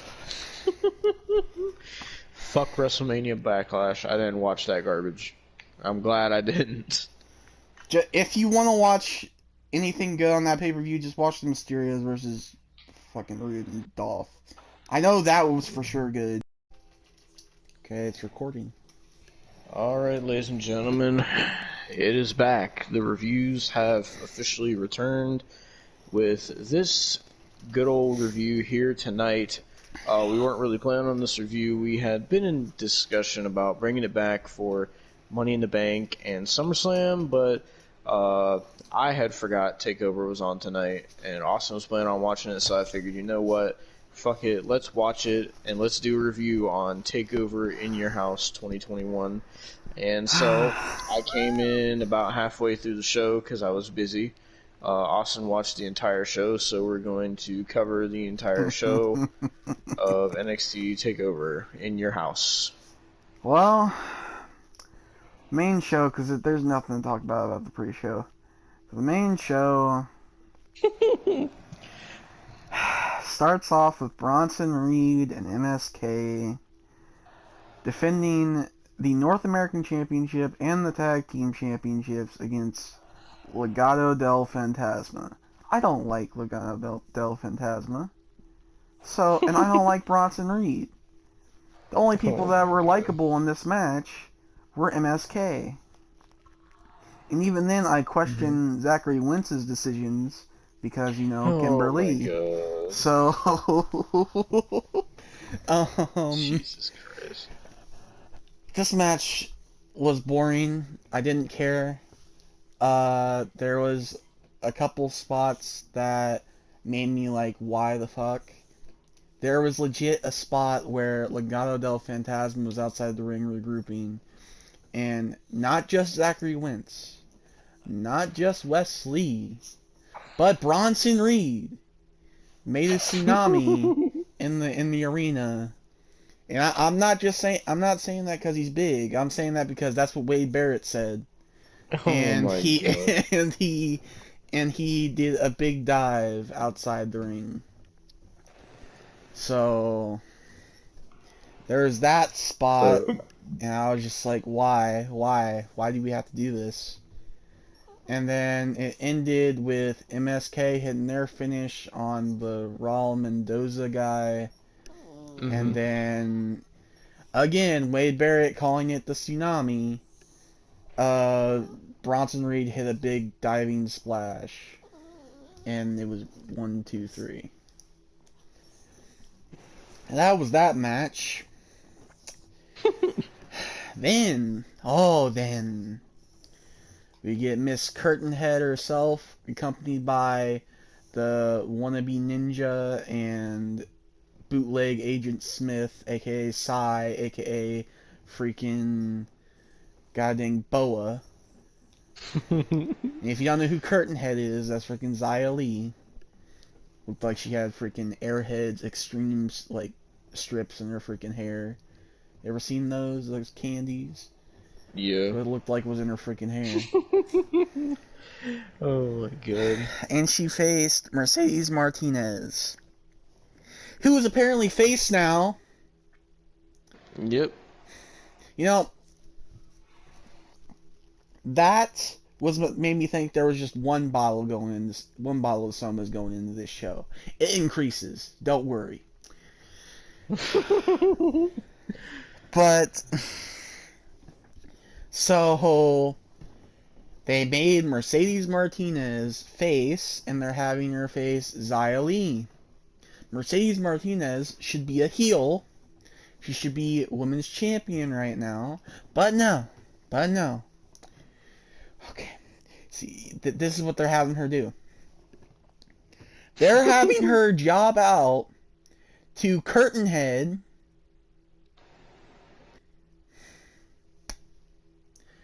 via Trouble in Paradise.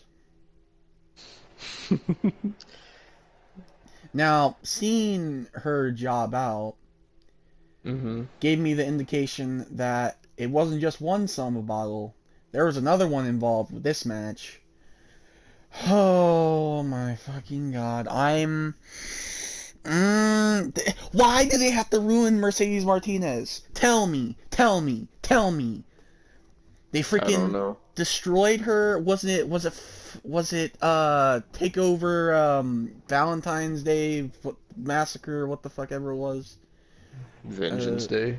What the fuck ever. It was supposed to be St. Valentine's Day Massacre. It should have been, but no. They had her take the pin.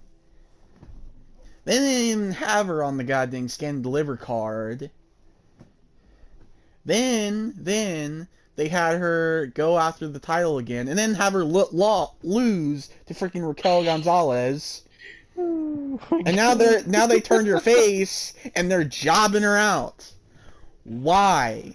What is the point? Trips, Sean, Road Dog. I know you had what was it? William. Didn't he have a heart attack? What was it that Road Dog had? I think so. I know I think you're he had a heart recovering. attack. I know you're recovering, Jesse. But you need to lay off the somas, because that's not going to help you. That's not going to help you. And William. Oh my And god. William. Why? Why, William? Why? I'm glad you stepped away at the end of the show, which we'll get to that. Oh.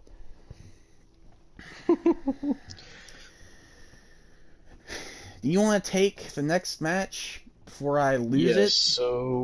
So at the end of Mercedes Martinez and Xylee, that's where I started watching the show. Um, so then the next match after that was it was the LA Knight versus Cameron Grimes for the $1 million championship. I'm confused though because they were saying the NXT $1 million championship. So I hope that that's not going to be a fucking title that they have to be defended, because that'll mean NXT has 7 fucking championships to defend. So that'll mean they have the NXT championship, the NXT Women's Championship, the North American Championship, the Cruiserweight Championship, the Women's Tag Team Championship, the Tag Team Championship, and now the $1 million Championship. Now that you say it, they did not even have every championship on this card. Nope. Kushida didn't defend, and the Way didn't defend. Mm-hmm.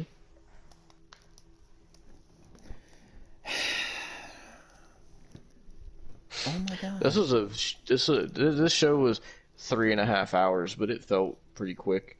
But this match, basically, the build for it was really stupid. It was supposed to be like the winner it was a ladder match, first of all, which I guess they're trying to do ladder matches at every single takeover now. But anyway, so it was a ladder match for the $1 million championship. They had Ted DiBiase come out and bring out the $1 million championship. Is in like this gold case, and he had 2 security guards with him for some reason. And then LA Knight came out, and Cameron Grimes came out, and then the match started. And keep in mind, at the beginning of this match, the crowd was chanting LA Knight, LA Knight, like the whole crowd was behind him. There was nothing in this match that LA Knight did to turn the crowd against him, so I don't know why by the end of the match, when he eventually won, they were saying... The thing is, LA Knight, there is nothing he has done in his entire NXT career that has made sense for him to be in this match. Yeah, that's true. So, I mean, all they've done with him since debuting was put him in a feud with Bronson Reed, put him in a gauntlet eliminator, and now this. Yeah. What are they doing with LA Knight? And you can't even say anything good about Cameron Grimes either. That, 2 months we were gone doing not doing reviews, he did not do nothing. Nothing. Yep. The last time we talked about LA Knight was, I believe, Stand and Deliver, when he was in the Gauntlet Eliminator. Yeah, when he lost. Yep. So... Yep, that's how it goes. I mean, that's what he said at the end of this match. But, so, this was a decent ladder match. There was a lot more... I mean, it felt kind of long. But, LA Knight won, so he's now the $1 million champion. I mean, notable spots in this match: LA Knight got back body dropped onto a ladder by Cameron Grimes. Cameron Grimes got slammed onto a ladder that was between the ropes and the stage. They did one spot with the ladder in the corner. Someone got slammed on it. Cameron Grimes tried to pull an Io Shirai and dove off the scaffolding. It was just kind of an all over the place fucking match. And then Cameron Grimes acts like a freaking retard when he got LA Knight down. He fucking, instead of grabbing the ladder that was right in front of him, he looks like a stupid fucking moron. Goes out of the ring. Well, first he says, "I want my gold." Then he gets out of the ring. Don't forget, before that, he said, "You could kiss my rear." Yep, that too. Fucking so cringy. But, he goes to the stage and gets this gold ladder that has, sparkly rungs, and on the side has green money signs. It looks like the most cringy ladder you could make.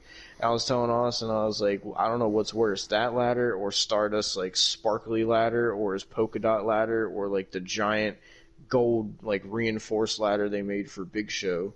Like I don't know what ladder is more ridiculous. That looked more gold than than this. Oh my This god. looks like that. This ladder looks like it was like the gold was painted on. It's just a regular ladder, and it was just like lathered with gold paint and freaking like green money sign decals and glitter. Like that's what it looks like. Oh, good. So, um, LA Knight won. He is now the $1 million champion. I don't know what this does for LA Knight. I don't know what they're gonna do with LA Knight. But they had Ted DiBiase present the title to him. I don't know what happened to the title, but it looks so small now. I don't think Like it's the it original looks title. like it's smaller than it can't be. It wasn't that because the original title wasn't that small. No. Like and it looks smaller than the original AEW Women's Championship. It looks about the size of like those toy WWE belts you see at Walmart. That's I about the have. size. No, you can't even compare it to that because I have a toy $1 million championship from like when I was a kid, and it's bigger than that. Yeah. like, like it's bigger.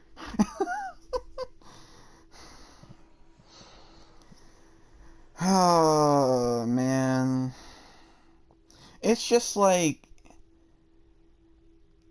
I was telling Devon, this show was just quickly made because of that because of the Fatal 5-Way main event. There's no way that people like they actually put effort.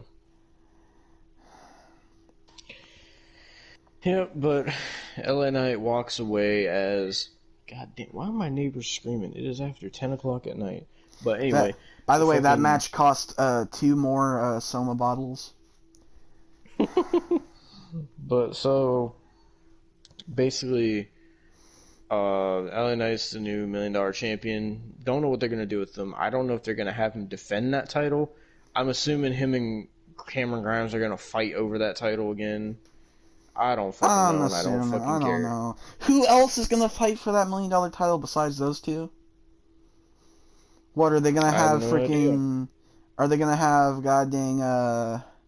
I don't know. Leon Ruff.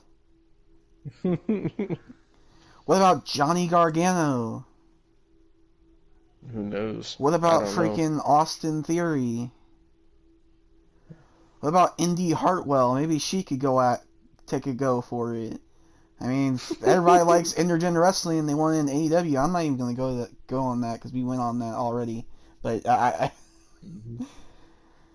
but Yeah, so after that was the fucking women's championship match, which was Raquel Gonzalez defending the NXT Women's Championship against Ember Moon.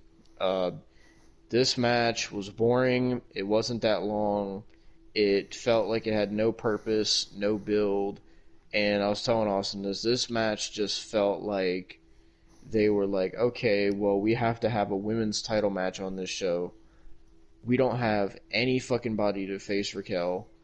So let's just throw Ember Moon in here and just voila, title match. the thing is too, like they signed a lot of women's wrestlers.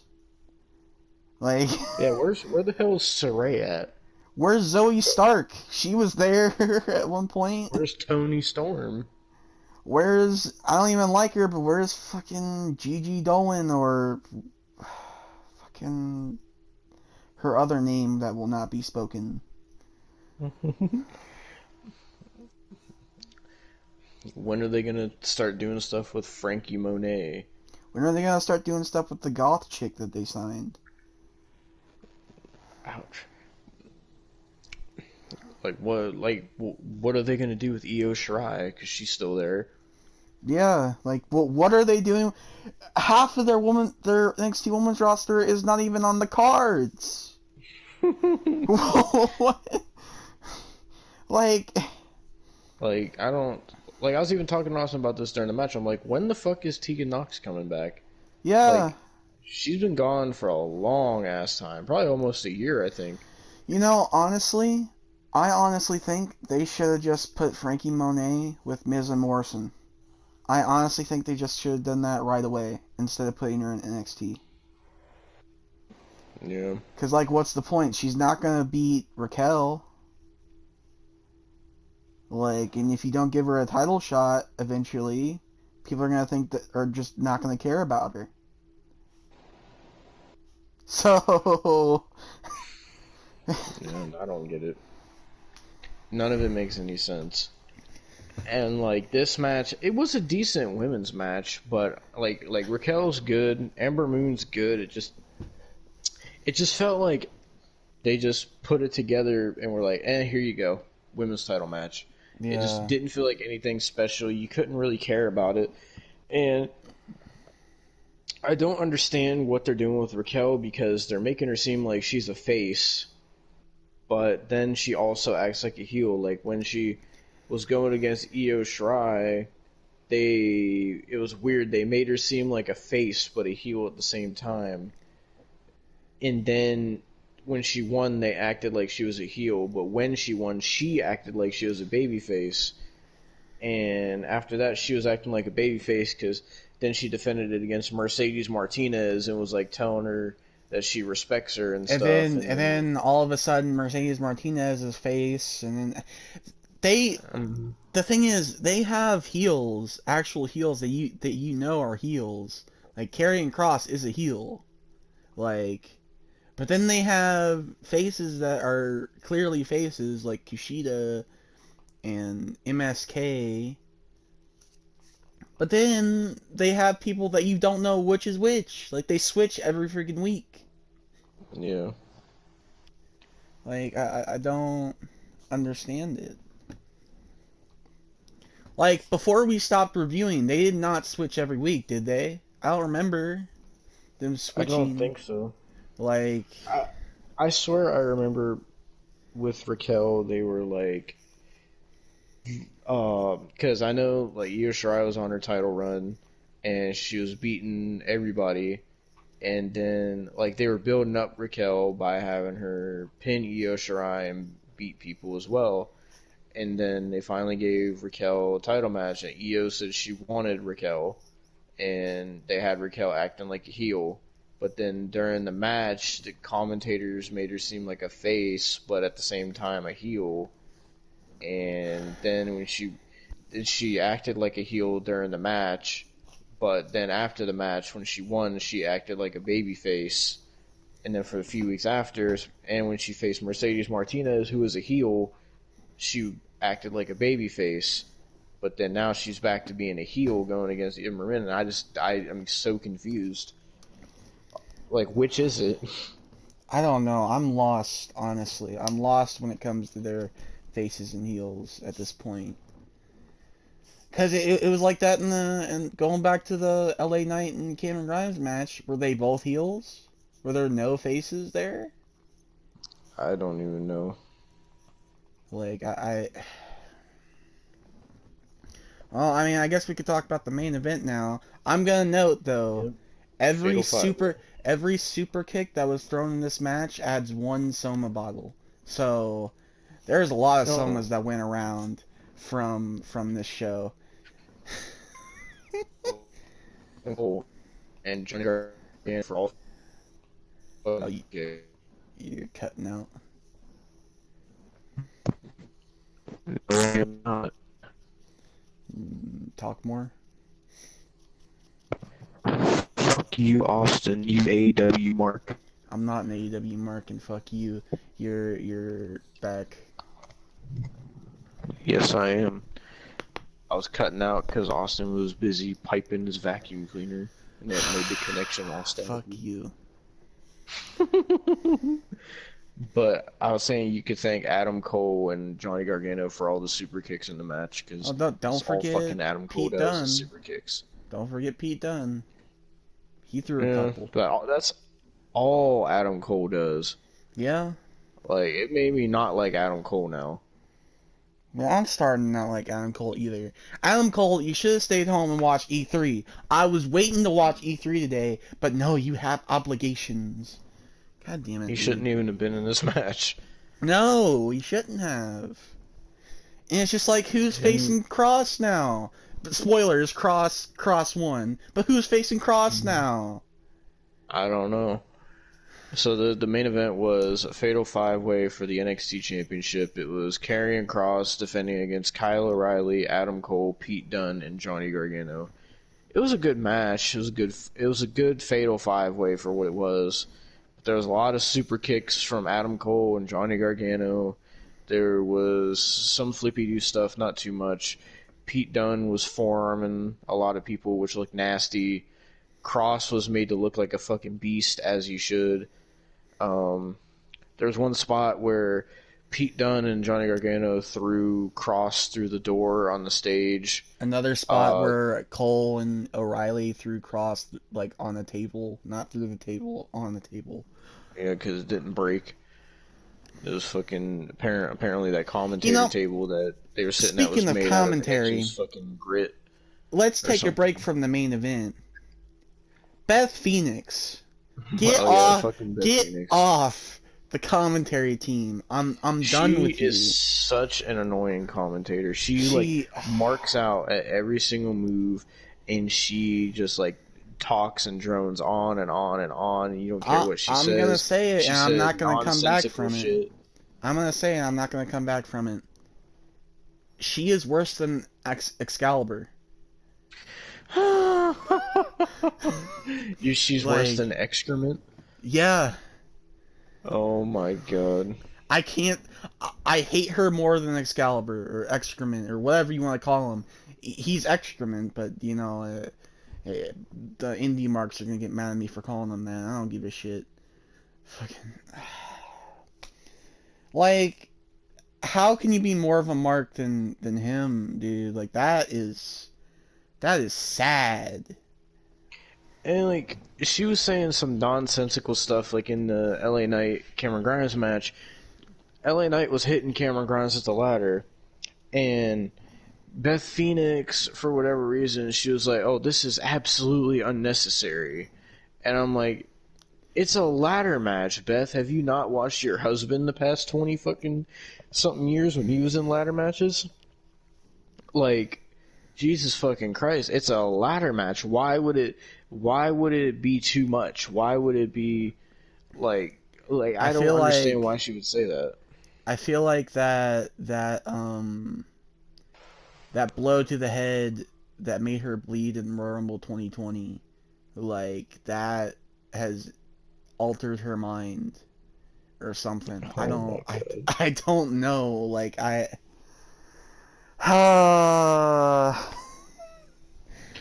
like, and she was just saying dumb stuff and annoying stuff. Like, I don't know why they have her on commentary in the first place. I don't know who listened to Beth Phoenix commentating and be like, "Oh yeah, Beth Phoenix is a good commentator." She's not. She's irritating. Her voice is irritating, and the way she commentates is irritating. Vic Joseph is more entertaining than her. Yeah. And he's fucking Vic Joseph. Like,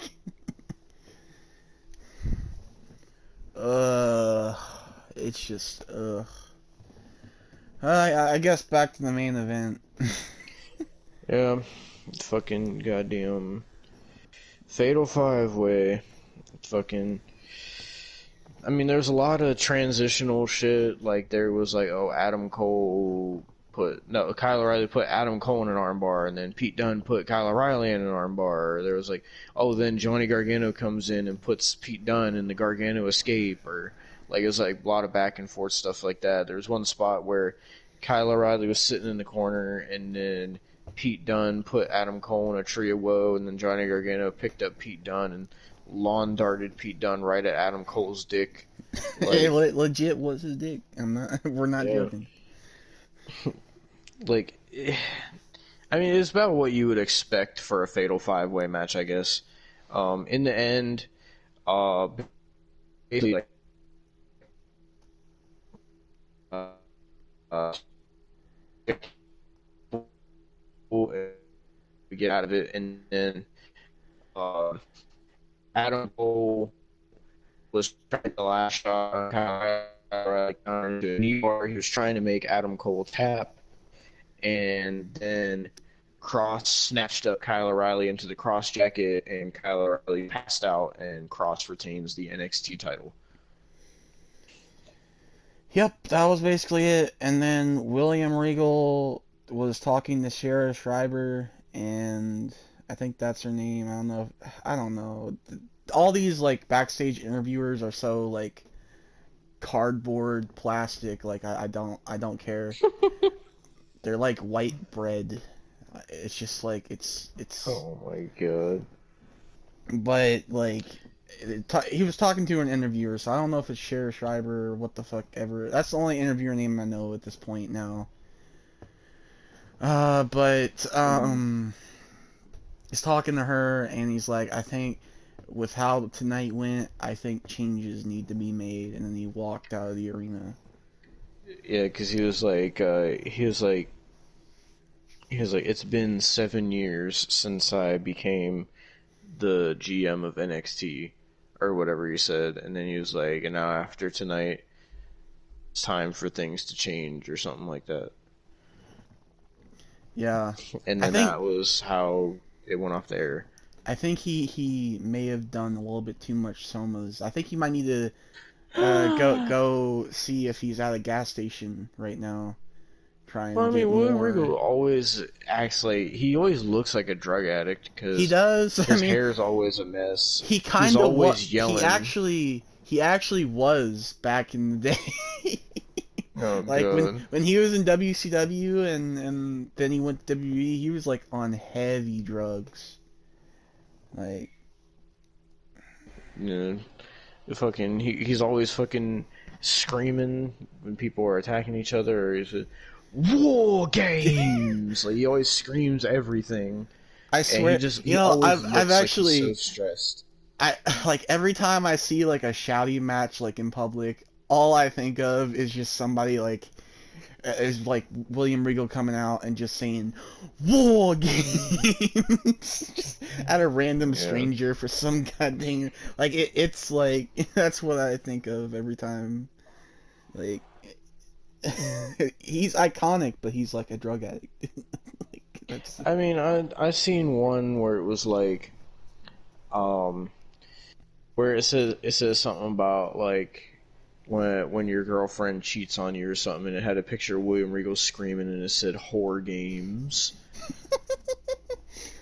oh my god. Now there was people on Twitter legitimately saying that Samoa Joe was going to return tonight. Oh, and not just Samoa Joe, AOP too. So, in case you really wanted AOP, in case you really wanted AOP, people were thinking. Yep. So, before I give my thoughts on this show, I want to know, do you think this was a good show? From the part of it that I saw, which was the second half, it felt like, even with how they built up the Fatal 5-Way, and you're like, and even though if you're like, oh, it's Cross versus Cole versus O'Reilly versus Dunn versus Gargano, holy shit! It's just the way it turned out was just, eh. It was okay. It definitely wasn't better than like night one of Stand and Deliver or like Vengeance Day, but Yeah. like it just felt to be honest. Like I didn't see the first half, so your rating or whatever your opinion of it is going to be different than mine because I didn't see the more garbage parts of it, but from what I'd seen, it just made me feel like, it was alright. Not It kind of made me great, feel but empty, honestly. Like usually yeah. when we do these reviews, even if it's a bad show, we're at least excited to do the reviews. For some reason, I wasn't really that excited to do this review. Yeah, when I started watching, I joined the party and I started watching it. Austin was like, he was fuming at the Mercedes Martinez thing. Because I was mad. It shouldn't have happened. Like I still am, man. Oh my fucking god! So, I mean, it was just an show, just decent, not the best, not the worst. Yeah, I mean, honestly, I don't know how Money in the Bank's gonna work if we do Money in the Bank. Or are you wanting to do Hell in a Cell? Or are you wanting to skip Hell in a Cell? Oh god, I don't even know to be honest. The Hell in a Cell match is really going to be Charlotte and Rhea Ripley. I don't want to watch Charlotte. I think It's going to be it's Roman Reigns and Rey Mysterio for some reason. and I think Drew and Bobby again. Yep. 3 Hell in a Cell matches. 3. Actually, no, 4, because Bailey and Bianca Belair. 4 Hell in a Cell matches. At least it's not Extreme Rules. Oh, but don't you worry, Austin, because why are they doing Hell in a Cell this month? Because Extreme Rules Horror Show is going to be in October. Ew. So, stay tuned. I thought, oh yeah, that's right, yeah. God, like, how do you mismanage that so bad? I don't know. Because Hell in a Cell was always the Halloween pay-per-view. Mm-hmm. But Like, not now that we have Extreme Rules Horror Show. Even though last year they did it during this time, but now they said, well, we got to have it during October, and let's just get Hell in a Cell out of the way, because that the makes Hell in a Cell me. pay-per-views always suck. I Anyway. wonder. I really wonder. What are they gonna do? What are they gonna do after SummerSlam before October? Because they still got September. Are they gonna do Clash of Champions? Probably. I don't like. I've never liked Clash of Champions. It sucks, dude. So I'm thinking it's gonna go after this show. Well, I don't know what the next takeover is gonna be. Well, actually, no, they showed us what takeover is gonna be. The next takeover is gonna be Takeover Great American Bash. That's not even a takeover. It's on USA. Yep. It's a special. So there's that.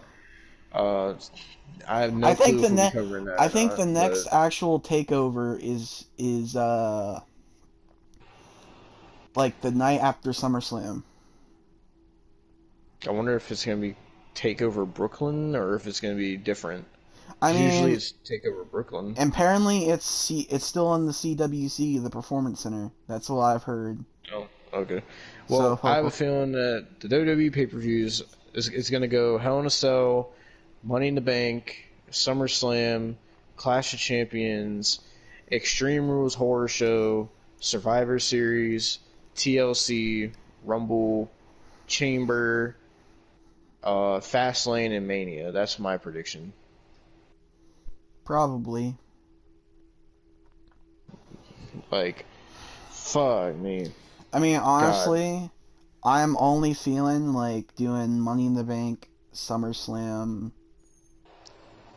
and maybe but Survivor you brought up Series. the idea of doing Hell in a Cell. Well, I was asking if you wanted to do Hell in a Cell. I wasn't bringing it up. Like, I didn't know if you wanted to. I didn't know if you wanted to make it like a thing like we did fucking early this year, where we reviewed like everything. I'm telling you right now, I don't want to do every WWE pay-per-view, every takeover, every AEW special, every Impact pay-per-view. I don't want to do all that again. Okay. I'm fine with doing like certain WWE pay-per-views and certain takeovers and whatever. I mean, the only reason I would be fine with doing AEW is just to torture you, but otherwise... Well, that's not happening. I want to do an ROH pay-per-view sometime, honestly. Oh, God. Okay.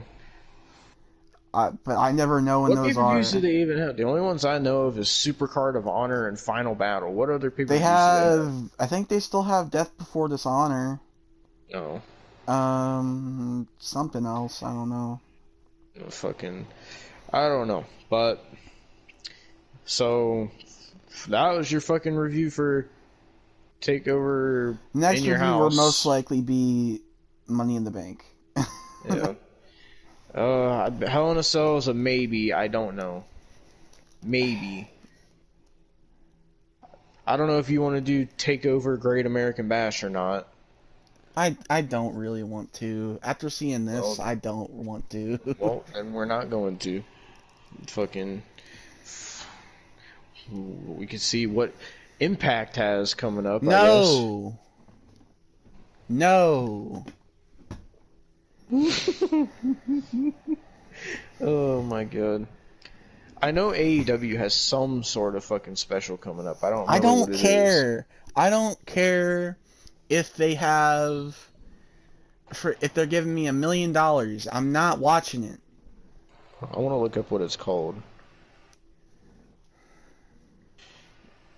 God damn, Instagram, stop lagging. Jesus fucking Christ.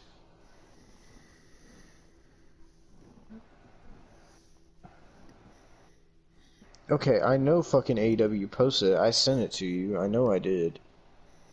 Yeah, I know you did. Oh, there it is. Okay, it's gonna be. It's called AEW Dynamite Road Rager. Oh god, one of the matches is. You know, before I say this, this might start something that'll cause another video. But AEW Road Rager will be Cody Rhodes versus QT Marshall in a South Beach strap match.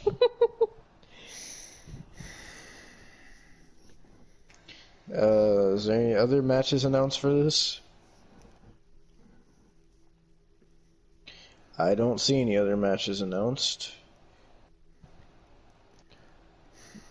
Hold on, let me look up, see if there's a card. Stop. I could deal with the strap match because that's an actual match type. I don't want to see anything else because if you read that card, it's gonna start something. You know. Oh my god. That seems to be the only match they have announced so far. Thank God, dude. Thank God. Fucking, I really didn't want to go off again, man. I really wanted to just like. I gotta find something to make you go off. Nope. Thank you guys for watching. This is our review of NXT Takeover. Peace. Say your goodbyes before I end this. I swear to God, please. Alright, hold your horses. I'm trying to look up the upcoming Impact pay-per-views. No.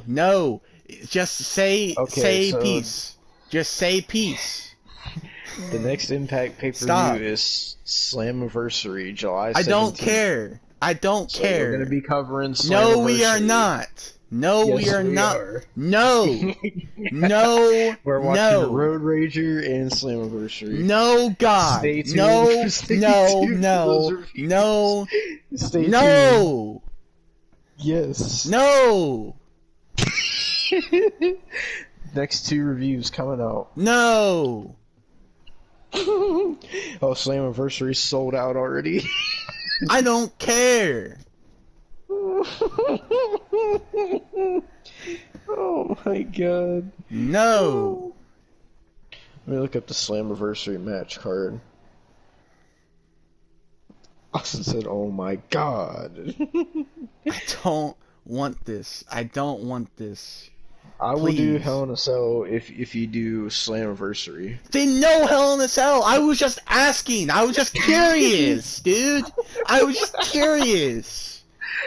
Oh my god. Oh my god. Okay, I will watch Raw tomorrow if we can do Road Rager. No.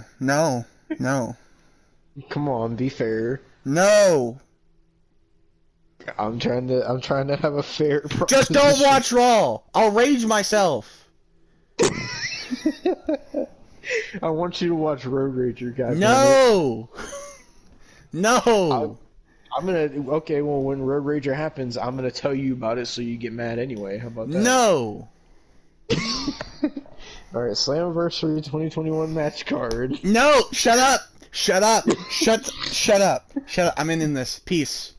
Oh my. Hello, everybody. Welcome to the AEW Road Rager review. We're also going to be talking about NXT later on, but right now, Austin wants to talk about AEW Road Rager. He wants to talk about how great of a show it Fuck you! was. Fuck you! No! No! No! No! No! Austin loved this show. No! Shut up! Shut up! To preference this, it has been 3 months! 3 months since I've watched this garbage fire of a show! So, I was already pissed about what fucking happened last week about the JR situation, which we will fucking get to. I can't. So I decided, fuck it. Let's watch Road Rager. I'm off. Might as well, right? Oh my god. This show tells me that AEW will never get better. It will never be good. It's atrocious, and it will always be that way. But you told me you liked the show. No, I did not!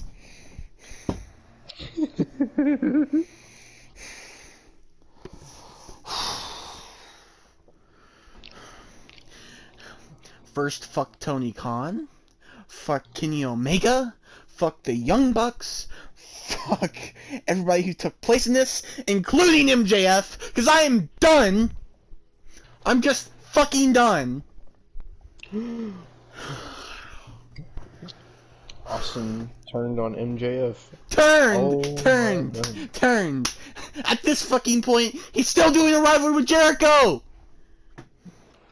It's been months.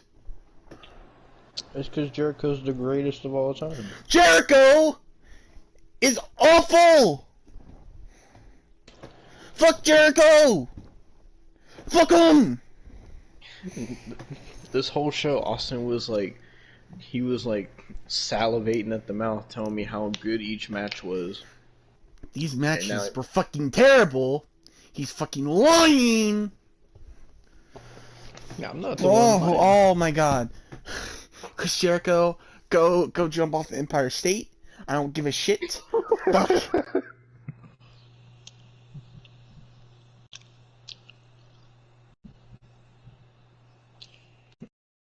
Oh, now AEW is making my controller die.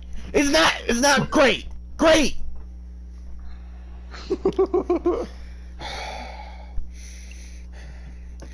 Fuck Cody. I hate Cody now. Fuck Cody. Fuck Cody. I can't believe that you turned on AEW like that. No. Don't you fucking even. I will restart this. I don't fucking care.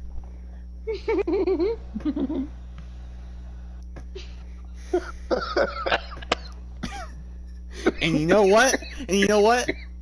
I have more respect for Zelina Vega than I do Aleister Black now, because he fucking debuted! Fuck you, Aleister Black! What? He's not Aleister Black. Fine. Malachi Black. Fuck you! Yeah, they're two different people. They're not two... Fuck you. Fuck you. Fuck Andrade, too. He's starting to rub off on fucking Charlotte a little too fucking much. Fuck Andrade. Fuck Matt Sydal. Fuck goddamn everybody who took place in this goddamn fucking bullshit of a show. You get a lot of people confused. Confused? Yeah, you get Aleister Black confused with Mordecai Black or whatever. Malachi, and you got fucking Slapjack confused with Don't Shane you even Thorne. start that shit again, because they're the same goddamn person! No, they're not. Are you crazy? You're just trying to get me upset, even more upset, Aleister Black motherfucker. streams on Twitch. you. He's not in AEW. Fuck you. Fuck you. You're just making up your AEW fantasies. Nah. Nah! Yes. Austin enjoyed the show. No, No, I did not! The show can die! I want this show to die! It needs to die!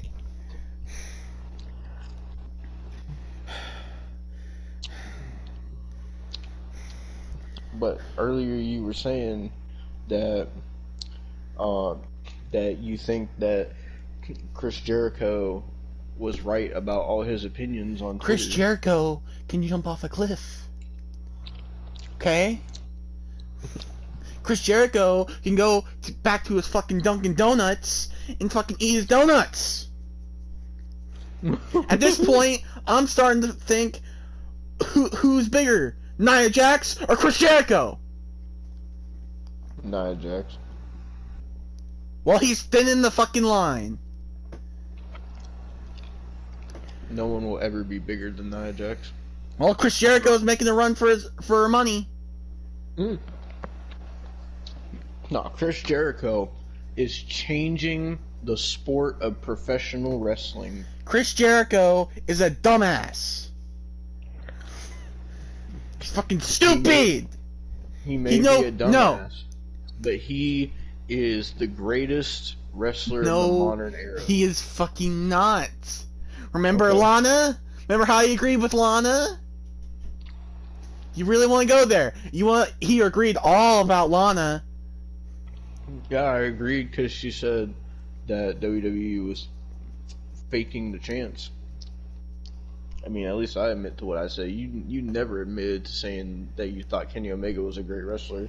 Kenny Omega fucking sucks! He looks like a bootleg version of somebody from the fucking... I don't even know what the fucking movie's called. I don't even give a shit anymore. I don't care! Probably from Austin's AEW porns. No! I'm gonna break my controller. I'm gonna break my fucking controller. I don't want to ever see anybody from this goddamn program fucking again. I Not don't. even MJF. Honestly, I'm not sure at this point. I'm not sure. I'm not fucking sure. But his rivalry with Jericho is legendary. No, it's not!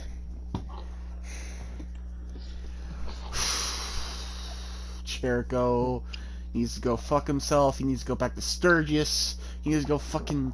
Oh, I'm done. I... Why? I've told Austin this was gonna be a good show. He just didn't beat me. It was not a fucking good show! It was Okay, not! God damn. Okay, I understand. You think it was great. Okay. It was fucking awful! Awful! That sounds like the noise you make when you suck Kenny Omega off. So, let's get into the actual review of the show. I'll let Austin do it because, so I was at work, I saw the main event, but I didn't see the rest of the show, so I'll let Austin handle this amazing show that he watched. So, it's... For one, it's not fucking amazing. It was the worst fucking abomination I've ever fucking seen. It was worse than Revolution! Are you sure? I'm sure. I mean, all this show needed to make it a perfect 10 was another exploding barbed wire deathmatch. You're fucking delusional. You're fucking delusional. I'm just telling these people your thoughts that you told me while you No, were no, watching. no, no, no, no, no, no, no, no, no, no, no, no, no. No. Oh, also, there was some intergender on this show, and Austin marked out. No, I didn't fucking mark out. I was pissed.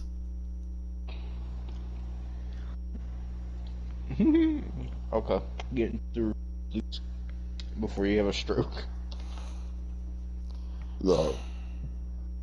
Oh, I'm pretty sure I'm gonna have a stroke by the end of this. Alright. Alright. So, starts off with Cody coming out. QT Marshall doesn't even get a fucking entrance because he's a goddamn jabroni.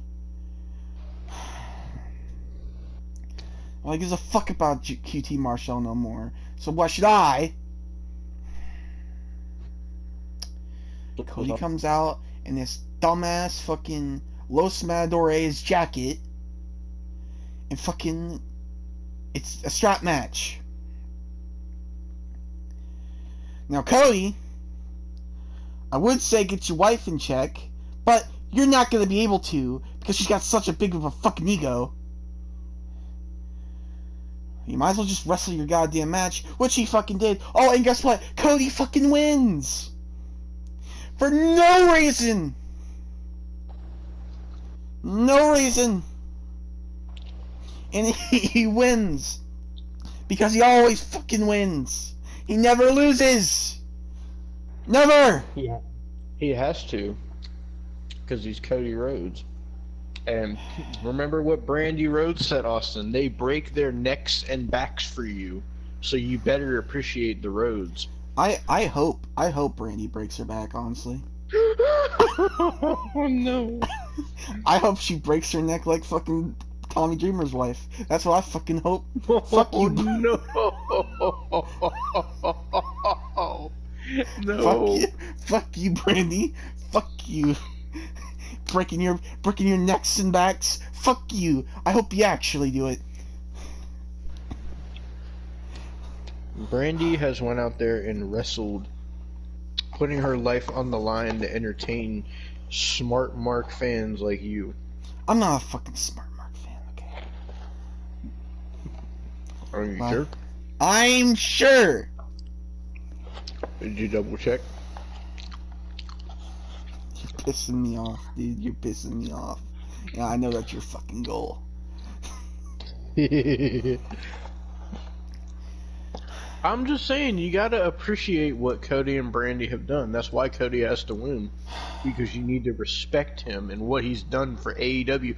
Like they said, for Rose to the Top, Cody and Brandy single-handedly turned it into a global empire, Austin. Brandy didn't do That shit. deserves a lot of respect. Brandy didn't do shit but get knocked up. That's what she did.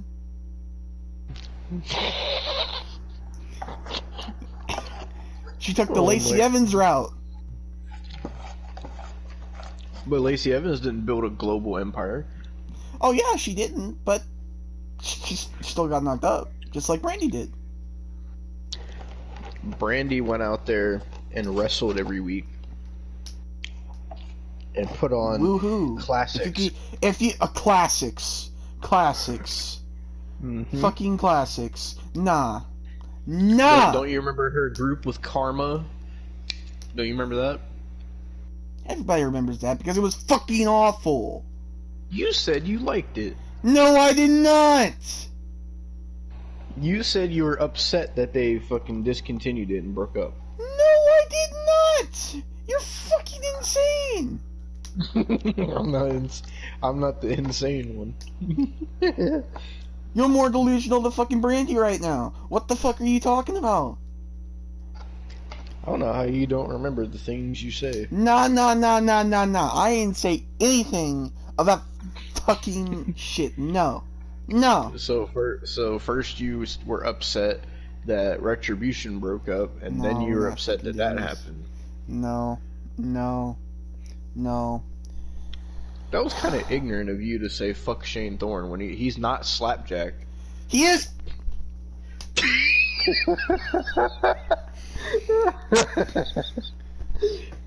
Just like Malachi Black. That's not Aleister Black. You can tell by his eye. Aleister Black doesn't have a black eye. Oh, he doesn't have a black eye. No. If he didn't have a black eye, I'll fucking give him one. Eye for fucking eye. Is that the kind of match you book?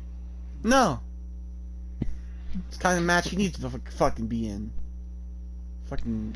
It's already destroyed his fucking career. Russo's booking 101. Nah.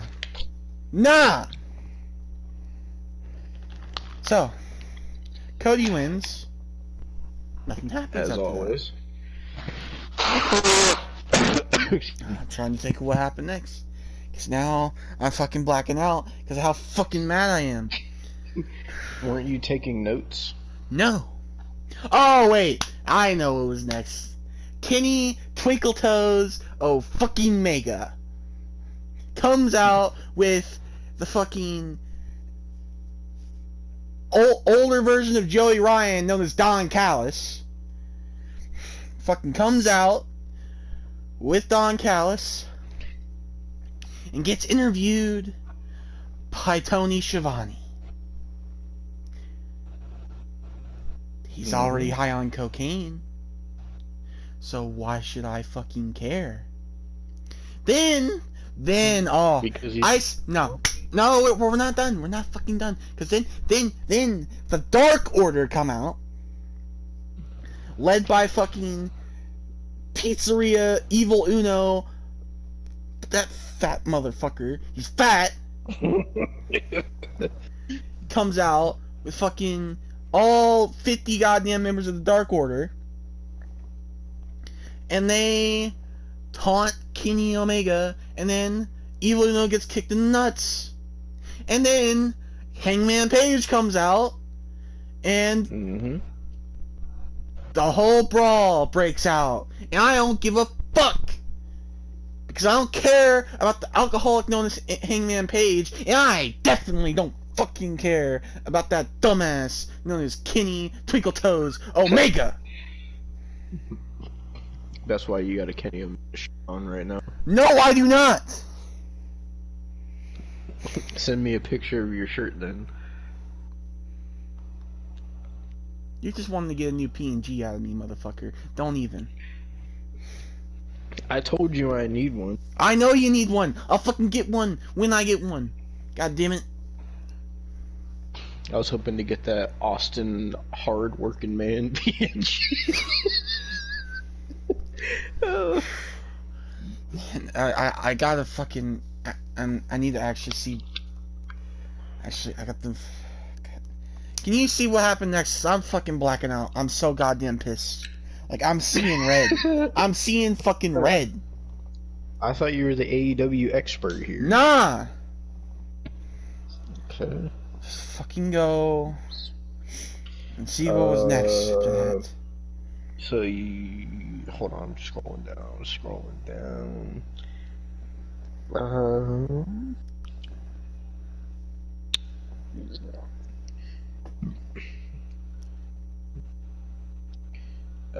Hold on. My AW posts a lot.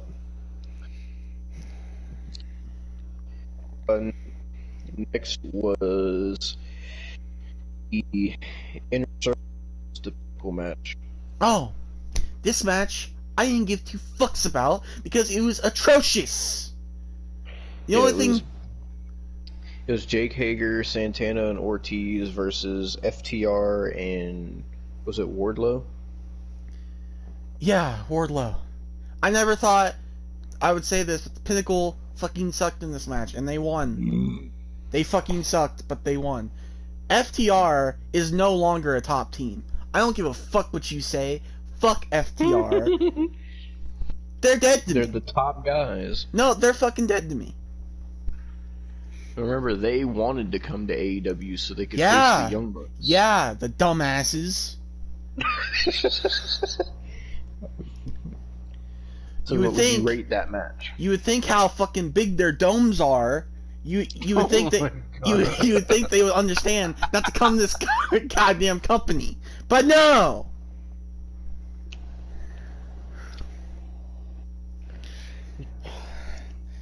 Fucking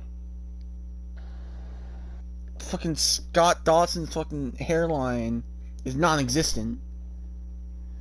Looks like a fucking white chocolate milk dud. What it fucking looks like. Looks like an egg. So- They look like they got egg heads. For fucking Christ's sake. So what would you rate that match out of 0. awesome? 0. What was that I heard? Austin liked that match? Zero. No, fuck you. Zero. Well, here's a segment that wasn't a zero. Let me play it. Hold on. If I can't with last your Nah. labors, Fuck. Jericho, and if I can't beat you, maybe I don't deserve to be in AEW anymore anyway. You don't!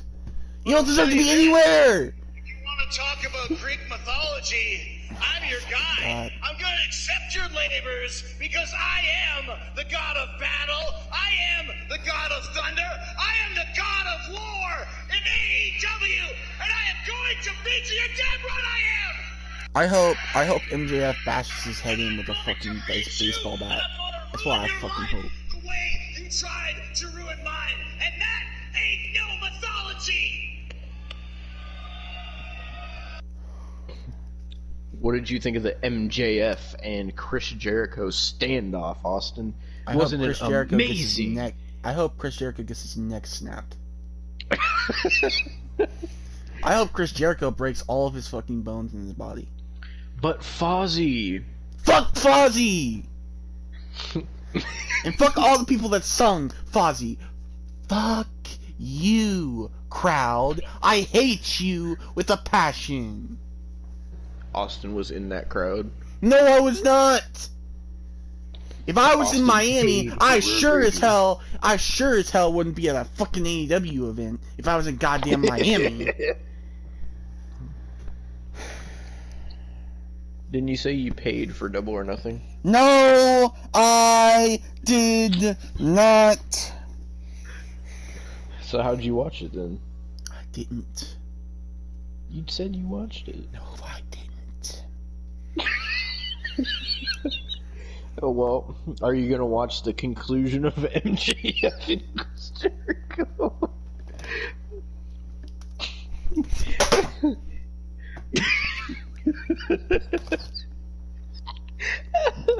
Are you gonna watch it?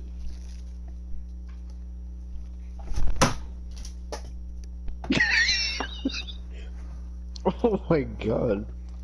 That's Austin playing with his Kenny Omega figures. Fuck you.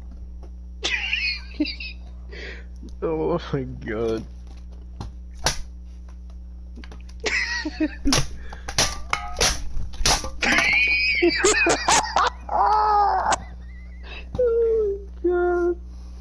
Oh my god. Oh, what are you breaking? My soda can.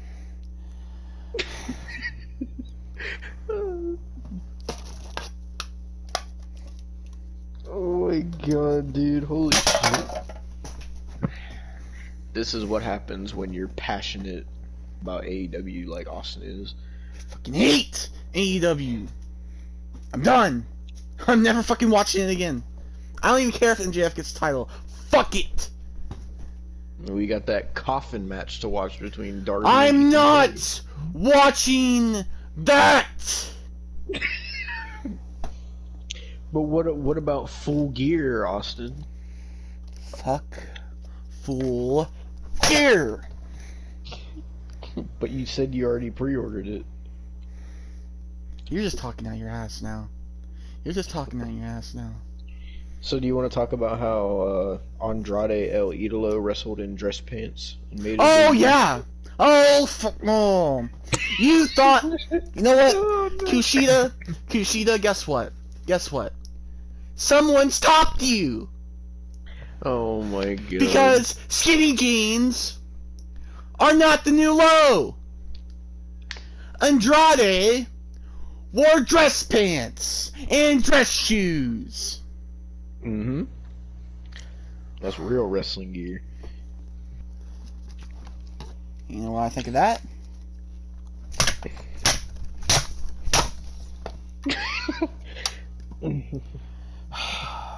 But AEW is where he should be, Austin.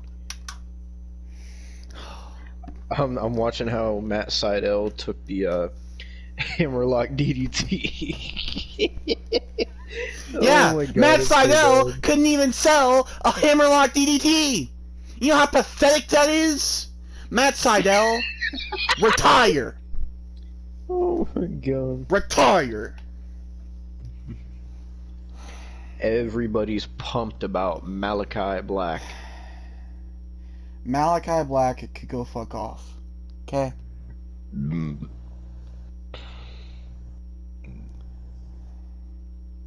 Like, I'm fucking... Oh! Oh, here's a comment. Dude, I love this. I hope more WWE wrestlers come over to the dark side. Andrade is way better. This is starting to feel like WCW for real, but way better. That was Austin's heart flatlining. Oh my god. Oh my god.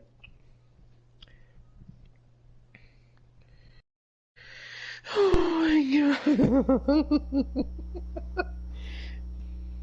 Who was that? Well, hold on, let me go back to it. It was in Shepherd's Arms. Go get sexually assaulted by fucking Don Callis. Oh, but you didn't hear about how Jim Ross and the other commentators were saying that AEW is blessed to have Don Callis working with them. Speaking about Jim Ross, let's fucking talk about him. Let's fucking talk about him. Okay. So Austin hates Jim Ross. No, I love Jim Ross, actually. I love Jim Ross.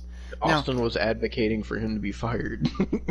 Devon, you better shut the fuck up, because I'm about to go off on you if you keep it up. Now, tell me why last week an honest fucking mistake that Jim Ross makes calling AEW WWE Dynamite results in him needing to be fired or him retiring? You can't be fucking up like that, Austin. No. AEW fans, you fucking dumbasses that think you are on the right side of history when it comes to fucking watching wrestling. You're fucking not. Guess what this is? You know what AEW is? It's the WCW 2000 of fucking the modern day. That's what it fucking is. Now, but Tony Khan doesn't like Vince Russo, so I don't give a shit. He must be a hypocrite. There's no fucking way. No. Tony Khan, we're gonna talk later about how you love this fan base. It's so great, isn't it? Well, not only have they been hypocrites themselves and told people to kill themselves and they're better off killing themselves. Well, not only that. Not only that. They sit there, copyright claim AEW botches. Oh, but that's not it. Because it's a simple botch channel that it doesn't cut it. They want Jim Ross to retire or get fired. That is the most toxic motherfucking thing I have ever seen. You sick individuals. You know all the AEW fans are gonna come in this comment section and tell you to off I hope so. Because at this point, it fuels me.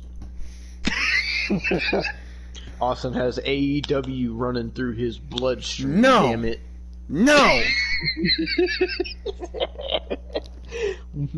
Austin, I guess you could say he uses AEW Dark to elevate himself above all of you, all of you real wrestling. You know fans. You know what I would use AEW Dark elevation for?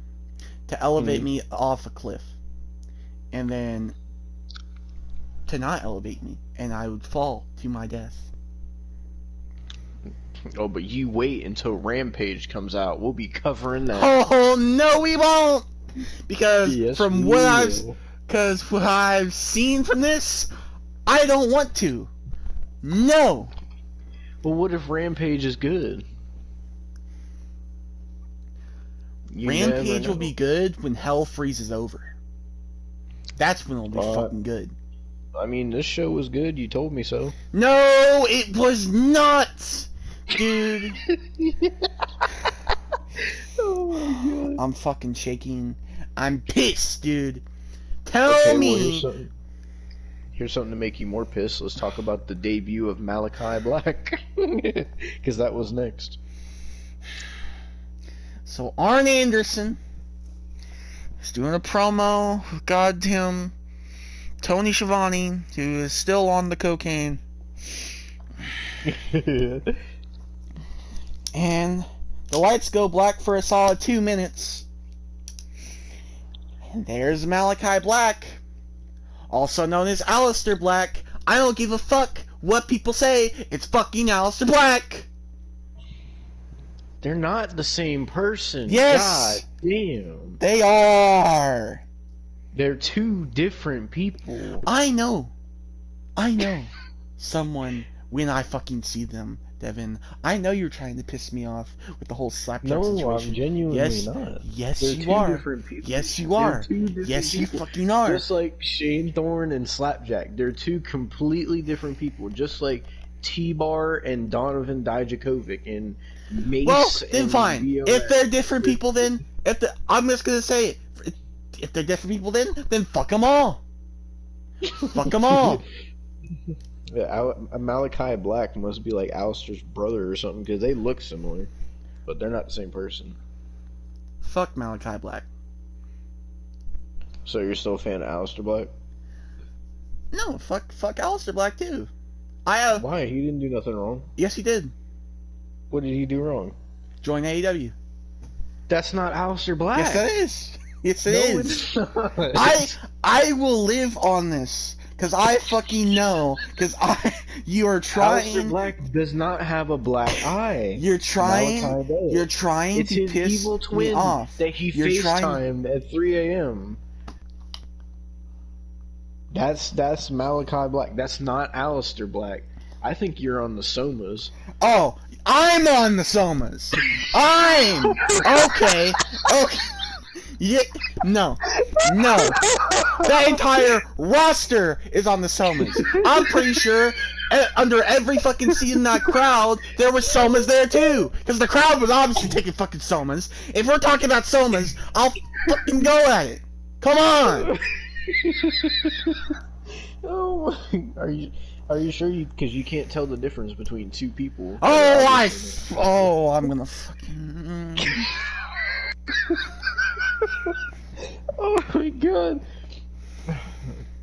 Okay, well, Malachi Black made his debut. He black masked Arn Anderson and Cody Rhodes, and he has a black eye because, like I said, it's a different person than Alistair. I'm gonna lose my fucking voice.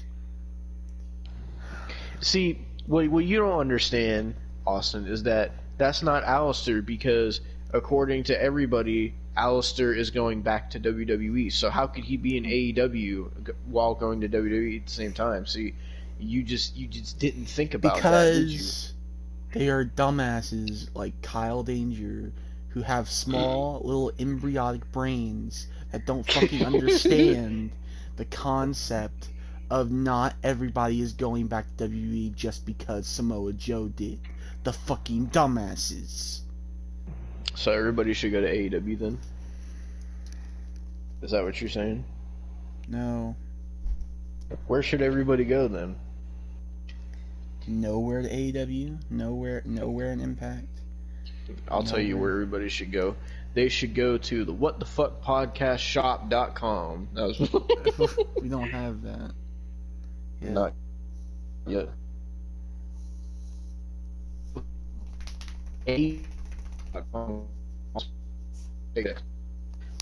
What'd you fucking say? Because you're cutting out. I didn't say anything. No, you fucking said something. I heard you were cutting out. You better fucking say I it right said, I said, let's send everybody EW.com because that's where Austin blows all his No. paychecks. now. No. Didn't you buy the replica AEW title belt? No! Ah! You told me you were buying me one for my birthday. I am going to get a fucking baseball bat with nails in it like in fucking Stranger Things and bash Tony Khan in the head. I fucking will. I want that for my birthday. Can you buy it for me? No. Why? You got money. Please. No. I know you already bought one for yourself.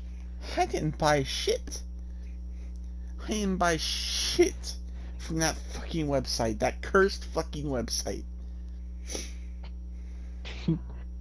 Well, let's move past the segment because now we got Chris Statlander and Orange Cassidy versus the other team, fucking the Bunny and the Blade or whatever. First of all, Allie, quit AEW, drop Blade, and come here September 7th. Is she dating him? She's married to him. Ew. I know. That's why I'm saying drop the Blade. Come in.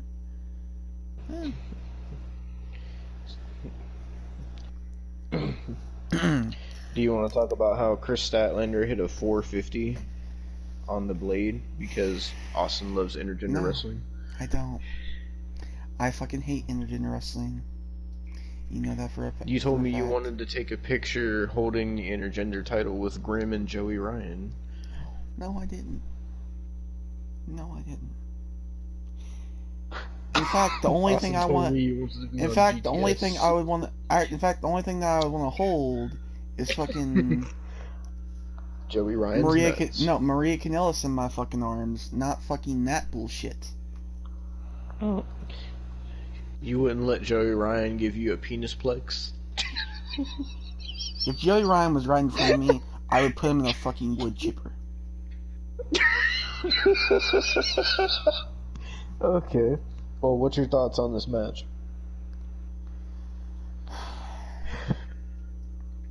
Awful. Hey, can we get to the point? Why the fuck did every single match go to picture in picture? Because it's like Jim Ross said, AEW is revolutionary with their picture in picture. Jim Ross is reading off a script. He just wants to get paid.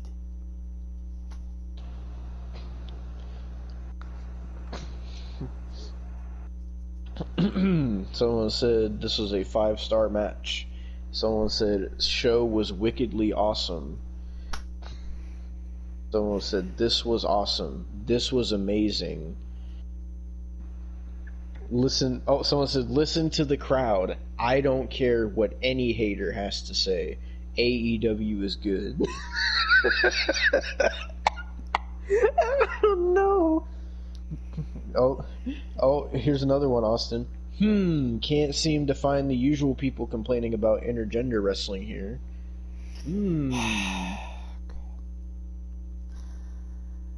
Oh, by the way, wasn't there a whole thing where Tony Khan doesn't want intergender wrestling? Or what the fuck ever? I don't know. You're a Tony Khan mark, so you tell me. No. Because we talked about it in the fucking intergender video. We talked about it in the intergender video. Wasn't there a fucking thing where Tony Khan did not like the idea of fucking intergender wrestling? Why is this happening now? I think it was for the same reason why WWE doesn't do it, because they don't want to do that on national television. Exactly. But yet.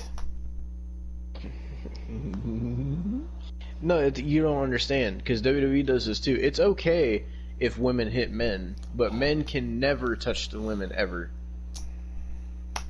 Because that makes it so much fucking better. Yep. That's just how it is.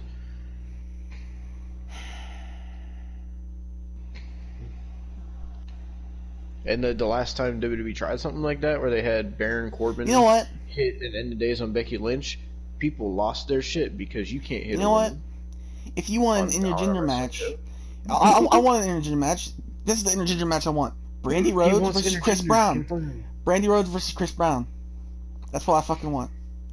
So Brandy can break her neck and her back so you can get good quality entertainment? No, so Chris Brown could break Brandy's neck and back. Oh my god. Brandy Rhodes, if you're watching, Austin is your number one fan. I fucking hate you, Brandy Rhodes, if you're watching. I honestly... I hate you. So fucking much. Well, something else you might hate now is Lance Archer. Oh yeah, he's dead to me. Jesus Christ. Does he deserve to be dead to you? Yep. Because he attacked somebody that was saying all the fucking right things about that company. What did the guy say? It was a coach. I started Okay. watching when it was over. So the coach was saying, basically, it was a coach from American Top Team, which I don't know if you remember, but they were associated with Bobby Lashley at one time. But I don't know. Fucking, he was saying stuff about how, he remembers when wrestling was good, and how this is unwatchable. It fucking is unwatchable. Thank you. He was talking about Harley Race and Dusty Rhodes and Ric Flair, and saying, yes, they were wrestling, not this bullshit. And he was telling the truth. He was telling the fucking truth. And then Lance Archer fucking comes out there, hits the blackout, and it's for no reason. He was saying everything right, Lance. Oh my god, people were comparing him to Jim Cornette. They said Lambert was channeling his inner Jim Cornette. Someone said dude sounded like Jim Cornette without the problematic rants and being out of touch. Because that's the way you need to be in the wrestling business at that fucking point. I'm done. I'm sick and tired of people thinking that Jim Cornette is wrong. He is not, dude. This is abysmal.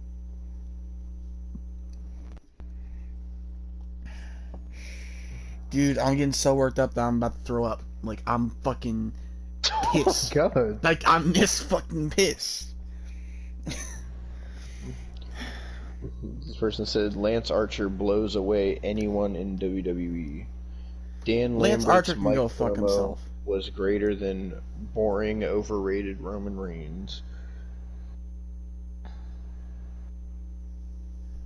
They legitimately just said.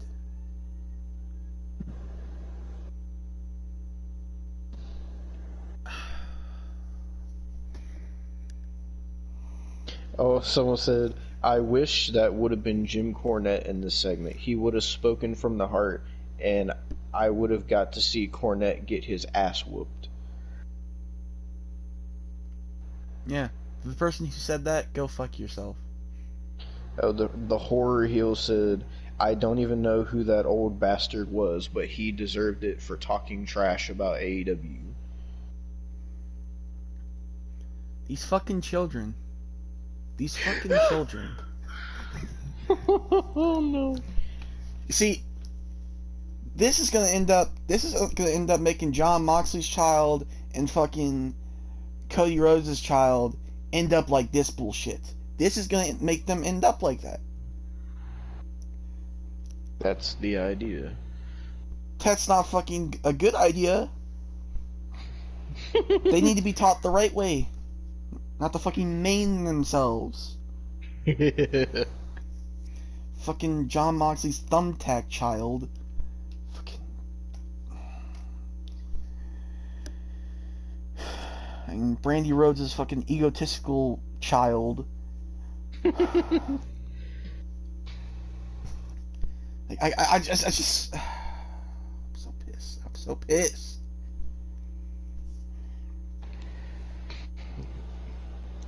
Okay, well, moving on from that, we had the main event of the evening. It was Eddie Kingston, the team of Eddie Kingston, and... Are you there, Austin? Mm-hmm. The team of Eddie Kingston and Penta El Zero Miedo taking on the greatest tag team of all time, the AEW Tag Team Champions, the Young Bucks, the two biggest pieces of shit that have ever stepped into a tag team wrestling match. This was a tag team street fight. They looked for the like tag titles. they looked like fucking scumbag pussies that go to Hot Topic every fucking week. They look like dollar store, like Stevie Richard, Billy Kidman with the fucking jorts. Were they wearing earrings too?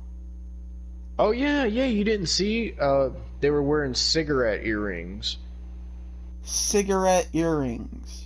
Yeah, go back and watch. You'll see. I'm not watching that shit again. They had dangly earrings and they looked like cigarettes. They're like meant to be cigarettes. Well, not real cigarettes, but they're meant to look like cigarettes.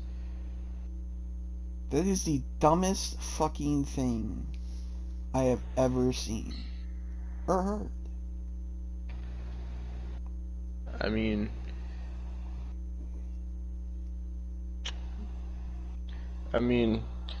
Young Bucks, I can't stand them. I'm not as mad as Austin, but like fucking I want to right pull now my in the hair moment. out. Honestly, You don't even have hair. I do but have hair. I thought you were bald like Scott Dawson. No, I have more hair. I have more of a hairline than fucking Scott Dawson. He looks like a fucking cone head. But Young Bucks are probably the worst tag team I've ever watched. I can't stand them. I hate their fucking indie garbage moveset. I can't stand how they fucking killed the super kick. And everybody, everybody says that about the Young Bucks. Quit complaining about the Young Bucks. Everybody says that. Blah, blah, blah. Shut the fuck up. You're just a Young Bucks hater. Fuck the Young Bucks. I don't understand how anybody watches these two wrestle and is entertained. All their matches are the same. I used to be a Young Bucks fan. I have a Young Bucks t-shirt upstairs that I got in like 2016 when I was a fan of the Young Bucks. I'm not a fan of them anymore because every match, no matter who they wrestle, is the same. No matter what match type, it's the same. Flip dive, flip dive, flip dive, super kick, super kick, super kick, super kick, super kick, super kick. It's the same fucking thing. The Young Bucks, same thing. I feel like the Young Bucks are two wrestlers that would be complete cucks. And watch their wives get fucked. You know, for the longest time, I liked the Young Bucks, and then I started hating them, and now I completely agree with Jim Cornette about the Young Bucks. I used to think, oh, maybe Jim's a little too harsh on the Young Bucks because he had like a personal thing with them. But I agree with what he says. I can't stand the Young Bucks. I can't. They are awful. They are objectively the worst tag team. All their matches are the same. They're boring. They're so fucking. They are indie to a T with an exclamation mark and an asterisk on top. They are the pinnacle, for lack of a better word, the pinnacle of the word indie. I have never seen two wrestlers who are more indie. And guess what? The way Adam Cole is now, where do you think he got that from? We're going to talk about NXT, don't you worry. But where did Adam Cole get that moveset from? I wonder. Where does Adam Cole get his moveset from? Who's Adam Cole's friends? The Young Bucks. When I see Adam Cole in NXT now, in NXT right now, I basically just see Nick Jackson or Matt Jackson. Like, that is, he does the exact same moves. The Canadian Destroyer, super kick, super kick, super kick, super kick. Like, fuck off. Fuck off. It pisses me off. I'm not trying to yell and scream, but, like, I hate the Young Bucks. And I don't understand why people defend them as the best tag team of all time or one of the greatest teams of all time. They are nowhere close to one of the greatest teams of all time. I don't care what they've done. I don't care that they're AEW tag champs. I don't care that they're IWGP tag champs. I don't care that they were fucking Ring of Honor tag champs. I don't care that they were fucking Omega tag champs. I don't care that they were fucking Rancho Cucamonga tag team champs. I don't care if they were fucking the Super Kick Party champions. Don't think I forgot about that fucking abysmal title that I fucking couldn't stand because they fucking killed the Super Kick and they made a fucking joke title out of the goddamn Super Kick. Fuck. Fuck the goddamn Young Bucks. I didn't even know that. You didn't know about the Super Kick Party Championships? No. With you being an indie mark, you didn't know? No. I am not an indie mark. And I did not know about those fucking championships. They literally made a championship that was the Super Kick Party Championship. And the title belts were literally them doing a super kick on the title. And they defended it in places like PWG. And it's so bad. Give me a second. Let me find my can that I was destroying. God, I'm gonna send you a picture of these titles. You think I'm lying? Ow! I think I just cut the can. Shit. Oh, fuck. You cut yourself? No, I think I almost did because I cut the can, like the can cut open. Austin's slitting his wrists for you, Tony Khan. I've destroyed this fucking can. God damn. Oh man, I'm looking this up right now. Super Kick Party Championship. Dude,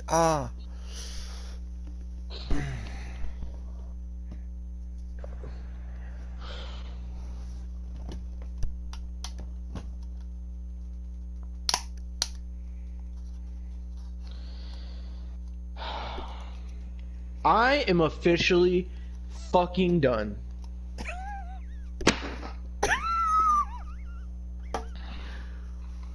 I'm gonna fucking show you what I just found. I'm done. I did not know that they held these titles. What are you talking about? What are you talking about, Devon? Please. I think I just fucking froze my phone because it won't do anything. My phone is literally frozen. Oh my god. Hello, phone. My phone is literally frozen. What are you wanting? What did you look up? Now it says system UI not responding. Closed in. Oh, I looked up the Super Kick Party Tag Team Championships. That's what I looked up, Austin. Okay, That's what I looked up, Austin. I'm looking it up. No, you stay your ass there. I want to send you this personally. I want to send you to my fucking phone would fucking turn on. Why does my phone keep freezing? Stop. Okay, it's back on. Fuck, I don't know what the fuck that was.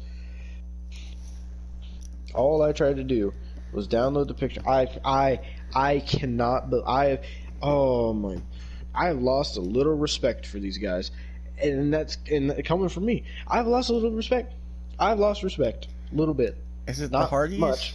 And you just look at this fucking picture. This was the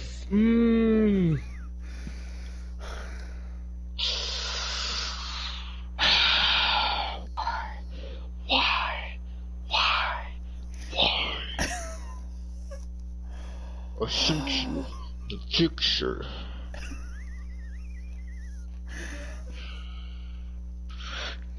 Do you see the picture? Yep. The White Championships. Yep. The Super Kick Party Championships.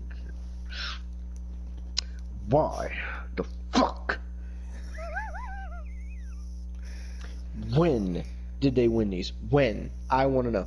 And for those who haven't got it by now, the fucking Hardys held these titles. Why? God damn it. I thought you were going to be the only one that's mad, but no. Now I find this.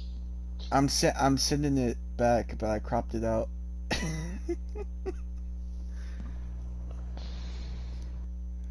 You piece of shit. I am going to fucking. That's what you I that's what you fucking get for making the AEW stuff about me liking AEW at the beginning. I wasn't making that up.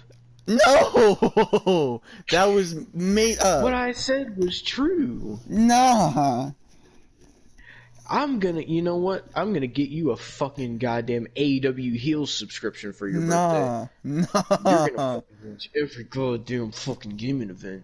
You piece of shit.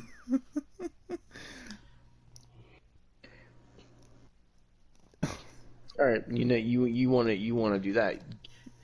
You better say one positive thing about AEW Road Rager right now. Oh, I'm not saying shit that's positive. You better No. right now.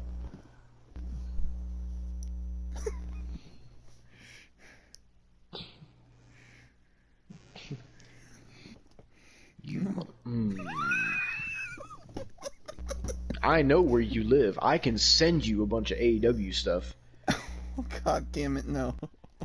I will go on every fucking website and I will send so many sex toys to your house. No. I'm not playing. Okay, I'll stop. You say one positive thing about Road Rager right now. I will say that That it was good. That's what you're gonna say. Allie looked hot. Fuck you. I said something good about Road Rager, didn't I? No. You have to say Road Rager was good. I will watch it again. No. Because that's not the truth. I cannot. Oh my god. I'm looking at the belt now. It literally says Young Bucks Super Kick Party. Instant replay. How did people like these guys? How? I don't understand, man. Literally, they made their own title that was a joke of the move they destroyed because people told them they fucking killed that move, so they made the title to spite everybody. These guys are assholes. They got fucking ceased and desist because they used it too sweet, and then they fucking were assholes and made the one sweet. And fucking all the Young Bucks do is take shots at WWE because they're salty. They'll never fucking go there because they're not fucking good enough as wrestlers or a tag team to ever make it there. Not that WWE would do anything with them anyway. They would be better off being fucking goddamn Generation Me and fucking Impact than fucking what they're doing now. And I don't give a fuck when anybody says I can't stand the Young Bucks. You're cutting out. You're getting so mad that you're cutting out.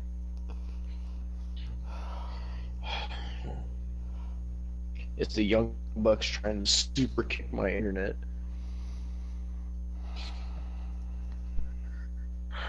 Talk about the match. Talk about your fucking love of thumbtacks. This fucking match sucked. It was just super kicks, thumbtacks. Austin liked it. No, I did not. It was by far the worst match on the card. Super kicks, You don't say. thumbtacks. The Young Bucks match was the worst on the card, but yet the Young Bucks deserved to main event the show. Why? They were going against a team that's not even a team. Eddie Kingston and Pentagon Jr. are not a team, and I don't know why Eddie Kingston is teaming with Pentagon because Jon Moxley is wrestling on AEW next week because he's defending the IWGP US title. So his partner's still there. Pentagon's fucking either Pac or Phoenix or somebody's fucking available.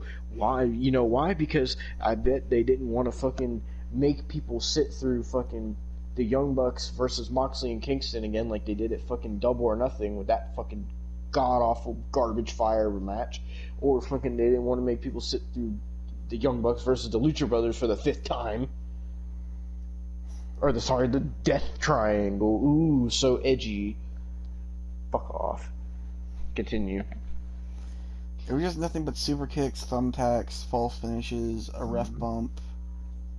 Oh, don't forget Gallows and Anderson. Gallows and Anderson. And don't you forget Frankie Kazarian, aka as he's now known as the Elite Hunter. That's the dumbest thing I've ever fucking heard. And don't forget Cutler. Brandon Cutler, who's now a stooge that uses fucking disinfectant. Oh, this was bad. Back recording. Just fucking, goddamn it, dude. I can't. Did you say we were recording again? Yeah. Fuck this goddamn show. Austin liked it. I didn't. No, I did not, and I'm never watching AEW again. I gave it one last fucking chance. We gotta watch that because match, though. No, we're fucking not. No, we're fucking not. Just that match. Just that match. No. Just that one match. It's got your favorite Ethan Page. You like Ethan Page. I fucking hope Ethan Page, like, just, you fucking breaks his arm. I hope he breaks his arm. You supported Ethan Page when he left Impact. Yeah, and then he joined AEW, and I tried to support him, and now he's being a fucking dumbass, like, fucking doing Johnny Cage dick punches. And I don't fucking... No. I don't fuck with that.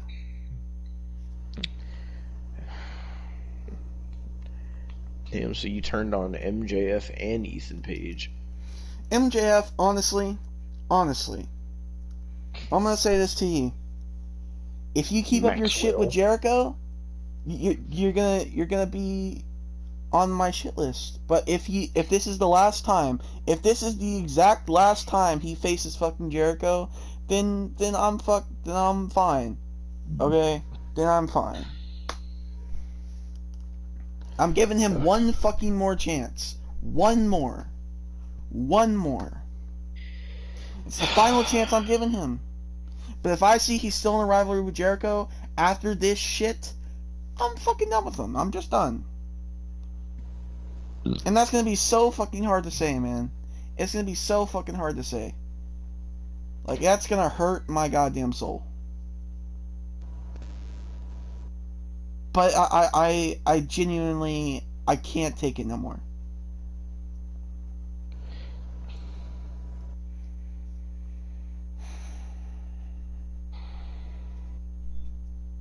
On the other hand, I hope the Young Bucks get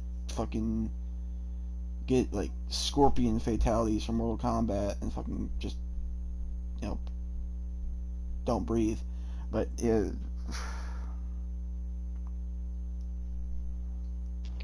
oh my fucking god.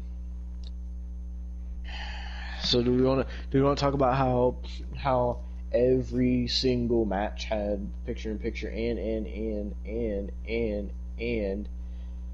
is, I don't know if AEW is going to get in trouble for this, but they had the AEW audio playing over the commercial audio, so I don't know if they can get in trouble for that. That might have been just you, because I didn't hear the AEW audio. It was certainly on the thing I was watching. It was playing over the commercial. Definitely wasn't on mine. Well, nevertheless, this show fucking sucked. AEW fucking sucks. Anybody who likes AEW, I don't understand it. I'll never understand it.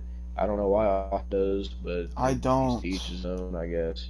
I don't. You don't have to lie. I'm not lying. I'm not fucking lying. It's not even just we said this before. Everything is bad, and we're about to get to the most is bad, because don't think it's just about AEW. If Austin's ready, if he's done talking about AEW, we can talk about NXT. This show, fucking. Well, I don't watch it, but fucking. And I watched it after I got off last night, and it was pretty shit. I didn't give a fuck about NXT because it sucks. So the first match was the tag team match between Timothy Thatcher, Ciampa, and then MSK. MSK retained with a roll up.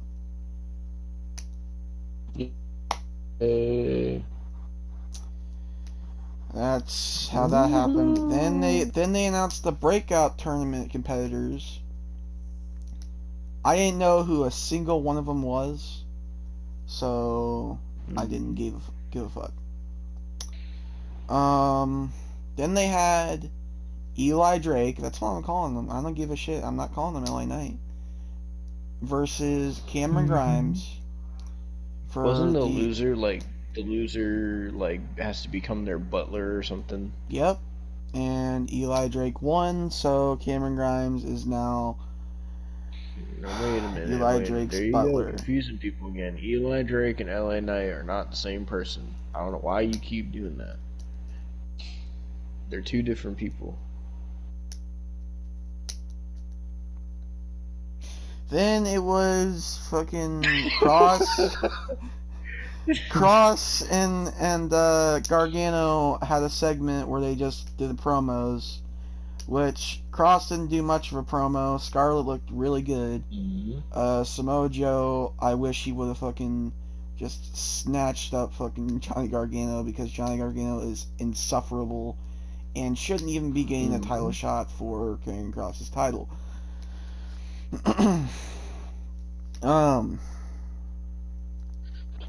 Then next was fucking Zoe Stark and Io Shirai versus The Way. And whatever happened to Index, I don't fucking know. I want to know, because I wanted that to end in a garbage fire and for me to laugh at it. But nothing happened from it. At least not that I know of. And haven't seen Dexter Lumis in a while, so I don't fucking know.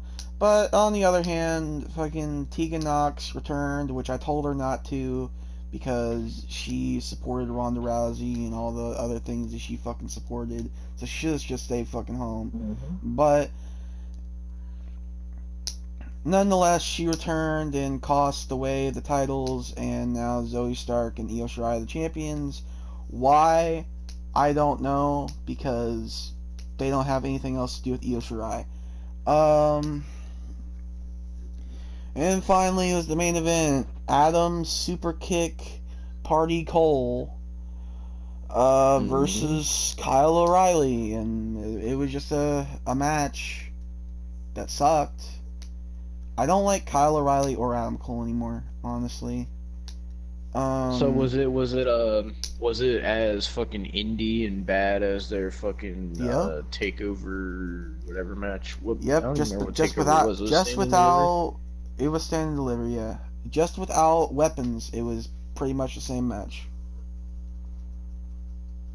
And Adam Cole won with a Panama Sunrise and a last shot. 1, 2, 3.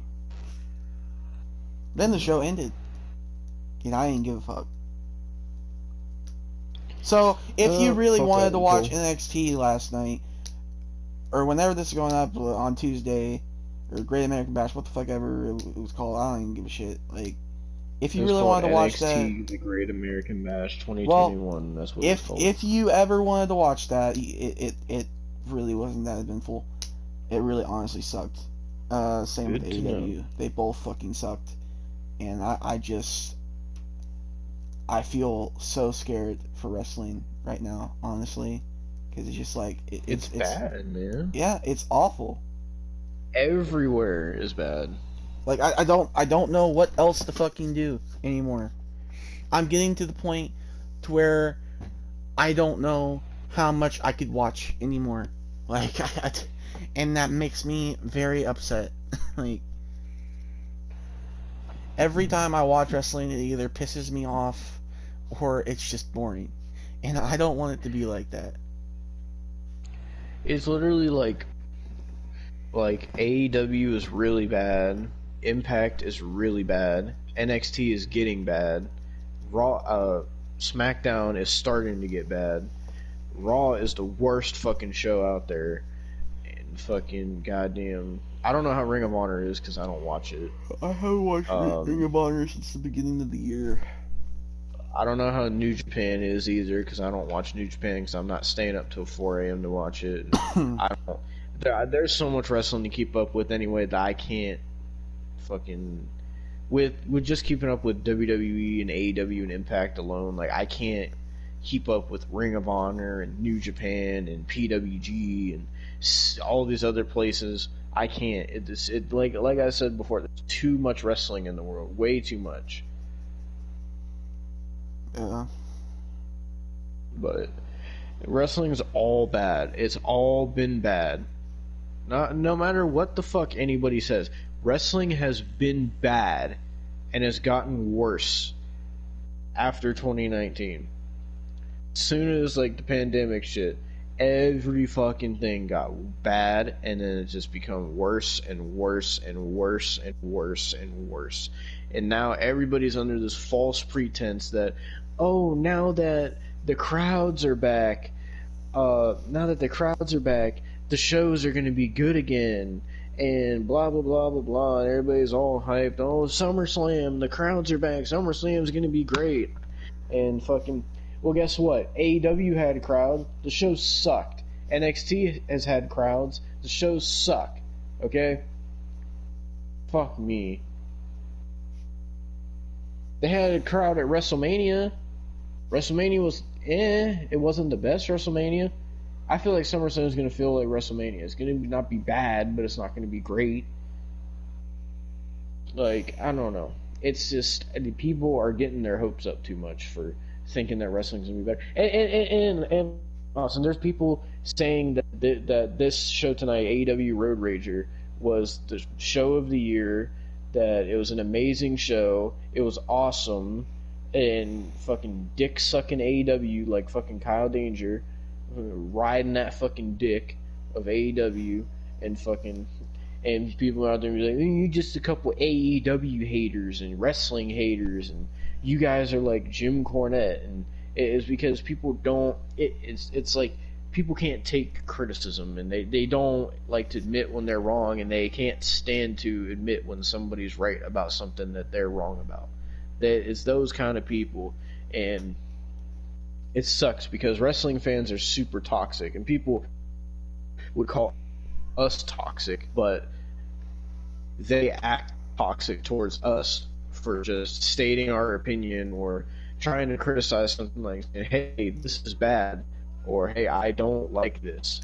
It's not like we fucking don't like stuff. There's stuff that we do like, but the fucking bad far outweighs the good at this point. Like, there's like 99% bad and 1% in the wrestling world right now. And anybody can say whatever they want. Oh, blah, blah, blah. Well, this person in this company and this, you're just a hater. Shut the fuck up. I'm so tired of hearing that I'm just a hater, that you're just a hater, and that we're wrong for having our opinions. Like, I'm stating it how I feel about it, just like you people are. If you want to sit there and think it's good and you love it, that's your opinion. We're stating our opinion. And if you guys just don't have the balls to take criticism, and you don't want to admit that what you're watching is fucking bad, then whatever. And when there's good stuff, we admit that there's good stuff. Like, if there's something good on AEW, we'll say the show sucked, but I like this segment, or this was good. We can point out good stuff. We can like stuff on the show. It's not like we're just shitting on it just to shit on it, but people don't get that. They think we go into it with the intention. Like, we didn't go into Road Rager and Great American Bash and all these other fucking shows we review. We didn't go into it with saying, yeah, we're going to go into this because we know it's going to suck and we're going to shit all over it. Like, that wasn't the intention. It's what ended up happening more often than not, because wrestling fucking is dog shit right now. It is bad. It is really, really bad. Anywhere you look, it's bad. WWE is horrible. AEW is horrible. Impact is horrible. It's bad. And people just won't admit it, and they just defend it. And I just don't understand. And I'm not saying you can't enjoy stuff. It's just like, god damn, when somebody has an opinion that's different than yours, you don't have to tell him to go kill them fucking self Yeah. over it. Like, it's fucking wrestling, man. Jesus fucking Christ. And, like, you don't have to sit there and fucking dick suck wrestling just because so many other people dislike it. And you don't have to sit there and fucking hate people like Jim Cornette or people like us or anybody else that doesn't dick suck every single wrestling show. Like, wrestling is bad. And this is coming from the heart. This is coming from me personally. Somebody who's a die-hard wrestling fan. I've been watching wrestling since 2009. That's when I started watching wrestling. And I know it might not be as long as some people, but I've been watching wrestling for over a decade of my fucking life. I've been in love with this sport. I've spent probably half of my life doing shit that has to do with wrestling, whether it's wrestling myself in the backyard or doing BWGP, playing wrestling video games, watching wrestling pay-per-views, wrestling fucking... I have an entire collection of wrestling DVDs that I've watched countless fucking times. I am just as much of a wrestling fan as anybody else, and just because I don't like current stuff, I get called a hater because the people just don't... They just can't take criticism, and like, and that's the thing I like when like we're talking to somebody like Tony who has who has a different opinion than we do on certain things. We're not like going at each other, being toxic, telling each other to kill themselves or anything. We can, even though we disagree, we can have a conversation. And it doesn't like, I've need gotten to go mad to sometimes and said some things that I probably shouldn't have and stuff like that. But at the end of the day, like, we're still cool and shit. And like, it's just like, the fact, like, I don't understand. I just don't understand. Man. I don't either, and it just sucks. Because I want to enjoy all this wrestling. Like, we should, since we have all this wrestling to choose from, we should be able to enjoy all wrestling as a whole. And some people just do it. And some people just love all wrestling, and they don't, like, and they can somehow watch it, like, just having no care in the world and not, like not trying to look into things, or like they can just watch it and just enjoy it at face value. I can't do that. Like, I used to do that when I was younger, of course, but now I'm such a diehard wrestling fan, like, if wrestling, it doesn't feel good anymore. Like, when I used to watch Raw and SmackDown back in 2010, like, I loved that fucking shit. I got, like, for years, I got my hands on anything wrestling that I possibly could. DVDs, movies, fucking video games, wrestling figures, every fucking thing I could. I was all about that shit. I'm still about that shit. Not as much, but like, and I did have a falling out with wrestling, and this is something that people don't know, is that I had a falling out with wrestling. I was still into it, but I stopped watching the weekly shows and all that just because I didn't care anymore. And this had to have been probably 2012 I stopped watching, and then I picked it back up in 2014, and then from then I liked it, then I hated it, liked it, hated it. It was back and forth. It really depended. The only thing I watched at that time, it was WWE, and then it sucked from like 2017 to the beginning of 2019. And 2019 was decent. And then 2020 came. Oh my god. And then fucking, like, and the reason we did these reviews is I wanted both, not just me, both of us wanted to give every wrestling show out there, since there's so much to choose from. We wanted to give every show a fair chance. We wanted to watch all of it and see what's good, what's not, what we like, what we don't like. We wanted to give everything a fair chance to see if we could get back into watching it week by week. That's what we wanted to do. We wanted to have that love and dedication of wanting to watch the shows every week. That's what we wanted. That did not happen. because A, my work schedule prevents me from doing that. B, well, I guess that now both our work schedules prevent us from doing that. B, fucking, there's way too many wrestling shows to keep track of. And C, they all fucking suck dick. And they're not entertaining, they're not funny, nothing. Nothing about it is, none of it. SmackDown was the only thing I liked about all the reviews we've done. That was the only show that I fucked with. And I've always fucked with SmackDown. I fucked with SmackDown way more than Raw ever since I started watching wrestling. The first wrestling show I watched was SmackDown. And I watched SmackDown every week. I didn't care about Raw every week because Raw always fucking sucked. And fucking, It used to not be I'm that still way. a SmackDown guy. It used to be Raw. Raw was good and shit. And fucking just not.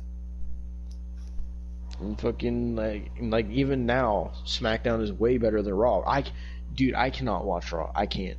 Like, it is that bad. Like, how you feel about AEW, that is how I feel about Raw.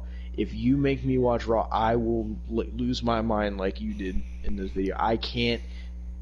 I can't do that shit with Raw. It is so fucking bad. It is horrible. It is the worst wrestling show I've ever seen. It is so fucking bad. Like,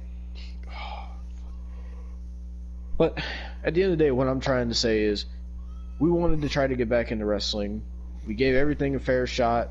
It all fucking sucked. And then we get called haters just because we didn't like it. And fucking Austin got told to kill himself on Twitter by AEW fans because he doesn't like AEW. And it's just Multiple times now. Like, there was a... Oh, go ahead. I've had to delete a tweet because it blew up. Mm-hmm. It was basically like a big figure in like the community. Basically, he just told me to like just legit told his fans to go like hunt me down. So I had to fucking delete that tweet. And people, and think about that. People do that to Jim Cornette on a daily basis. And does Jim Cornette give a fuck? No, because he's Jim fucking Cornette. I think it was a recent tweet too. It was like about, I think it was on my vacation. It was when I had tweeted something about AEW that I saw, and I was just like, wow, this is why I don't watch it no more. And then somebody big just fucking like sent their fans to me, and I just like, fuck, I'm not dealing with this. I'm deleting the tweet. Yeah. But like, It's just it quickly blew over though. So, but I wouldn't be surprised if I fucking if somebody like finds another tweet of mine. 'Cause I've said some things on that fucking app. Oh yeah, didn't you want to talk about the because we kind of skipped over the segment on Road Rager because you wanted to talk about the Britt Baker thing about her getting knocked out, and I think you also said Rebel got knocked out too. No, Rebel didn't get knocked out. She broke her leg, but they kept the match going. This company has no fucking morals, dude. They have no morals. I don't even like Britt Baker that much. I don't. Like, you've heard my rants on fucking Britt Baker. You've heard my goddamn rants on fucking... And, like, you've heard them. And I don't like Britt Baker, but she does not deserve to get fucking knocked out. And Rebel does not deserve to get her leg broken, and then they fucking keep the match going. Keep in mind, the night fucking before, on NXT, even though NXT sucked this week, last week, Mercedes Martinez got knocked out by Curtain Head. I don't give a shit. Like, I don't give a shit about Curtin Head. I gave a shit more about Mercedes Martinez. But they stopped the match 2 seconds after it fucking happened. Because they realized. AEW, they don't give a fuck. They don't give a fuck. And that's very fucking concerning. And it's just like, fuck. Like, think about, like, when it came to Psycho Sid in that match where he broke his leg. What if they kept the match going? Would have been fucked up. I mean, they did that with, like I was telling Austin earlier, with the match where Brie Bella knocked out Liv Morgan. They still kept the match going. It's just bullshit. It's just fucked. You can't be doing that. Like, they all talk about concussions and fucking injuries, but you can't be fucking doing that. Yeah. Say what we want about Matt Hardy. He got a fucking concussion, but they kept the fucking match going. They kept it going. They shouldn't have. Exactly. He was stuck. He couldn't even walk for 5 minutes.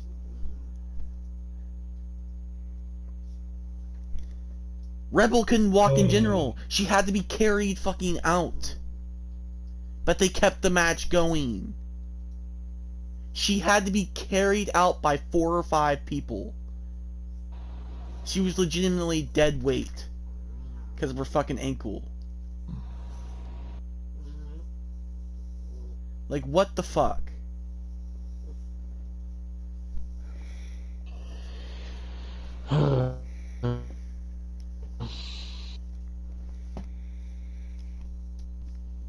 That's all I gotta say. I'm fucking done. Yep, I think Austin's expended all his energy towards AEW. Thank you guys for watching. Or actually, if you're AEW fans, go fuck yourself. If you people that actually like me, then thank you guys for watching. Yeah, so that was your review of AEW Road Rager, and I guess NXT Great American Bash as well.